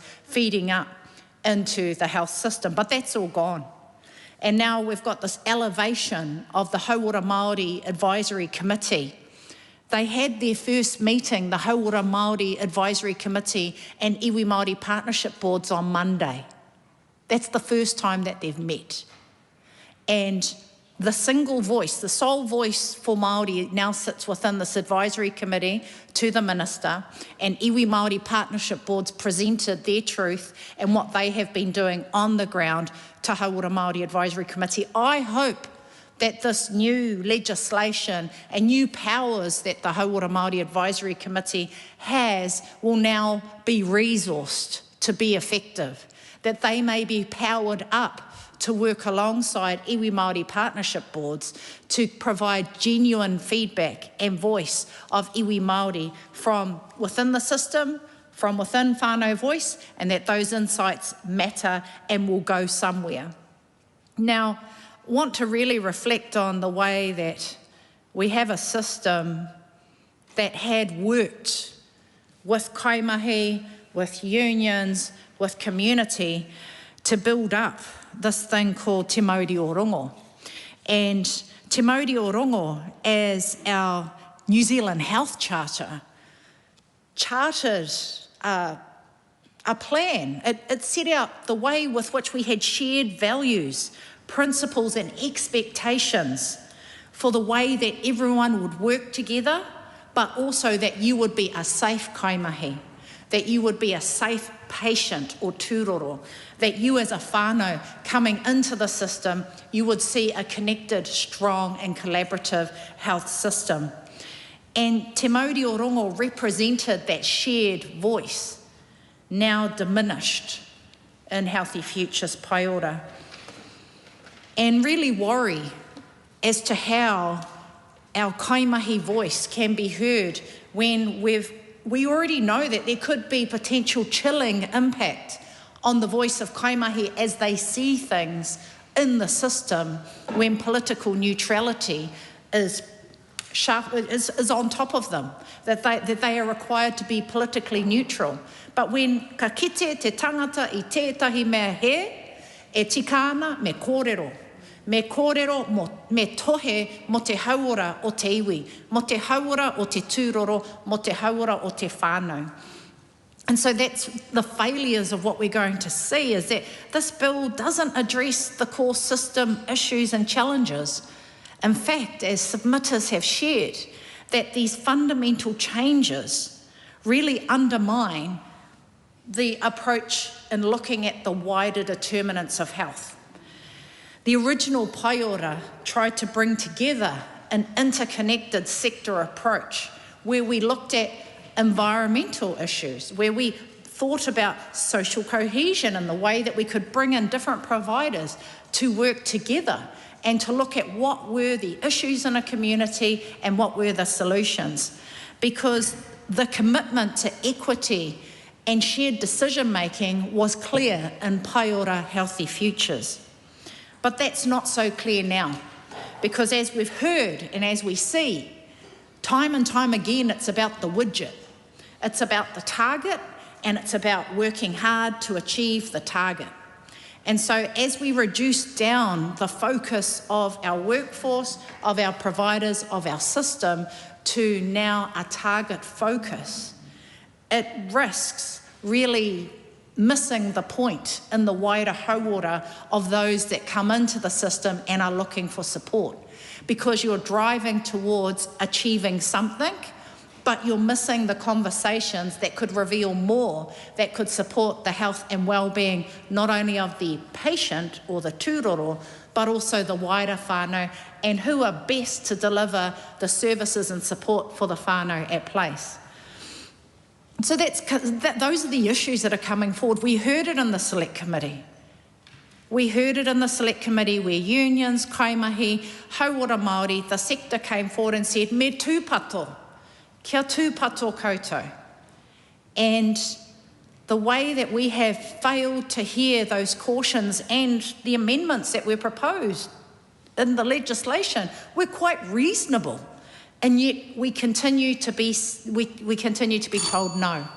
We continue to be told no because it's not about what the evidence says. It's not about what our research is telling us. It's not about what the health leadership is telling us. It is a political ideology which is fundamentally changing the way that our health system will deliver for our people. And I query the outcome focus and whether it is more driven towards the stats and making sure that our charts look really good and we've got the good pie graph and it's going to look awesome, but actually are we really seeing via the stats the genuine picture of health and well-being for community, for Arohe, for the wider region, and then for Aotearoa, let alone populations most at risk, those that are vulnerable. Those that are vulnerable, whether you're takatapui, whaikaha, wahine, migrants, refugees, Māori, Pasifika, without the strategies, the statutory strategies, where is the joined up opportunity for us to see those dedicated supports and goals and something that the workforce and providers can move towards together? Instead, ka tōpū. Ka tōpū, we're mainstreamed and we're given a chapter. And so that's the issue. It's a hard one to stomach. And so I acknowledge the health leadership that are watching now. I acknowledge those who are on the front line, who have met, who continue to share their concerns. Because what is the huarahi mo te ora o te tangata, o te hāpori, o te iwi? It's in the palm of our hands, and as honourable kāwanatanga, that's the pātai. How much more can we see in the way that we degrade and undermine a health system that should be there for all? Pamjit Parmar. Madam Speaker, I'm very pleased to take this call to support this bill on behalf of the ACT party. This bill is to improve effectiveness and accountability of our public health system. So this bill brings the focus on delivery and outcomes, which is so important in our health system. Madam Speaker, the previous legislation that this bill replaces, that bill introduced race-based criteria into board appointments and service delivery. And we believe that is wrong, because in healthcare system, it should be about need. And when it comes to appointment of board members, it should be about skills and experience. ACT campaigned on these changes because we believe healthcare should be based on need, not race. Every patient deserves timely, quality care regardless of their ethnicity. And that is why we are really pleased to support this bill. Thank you, Madam Speaker. Members, it is time for me to leave the chair. The House is suspended until 9 a.m. tomorrow.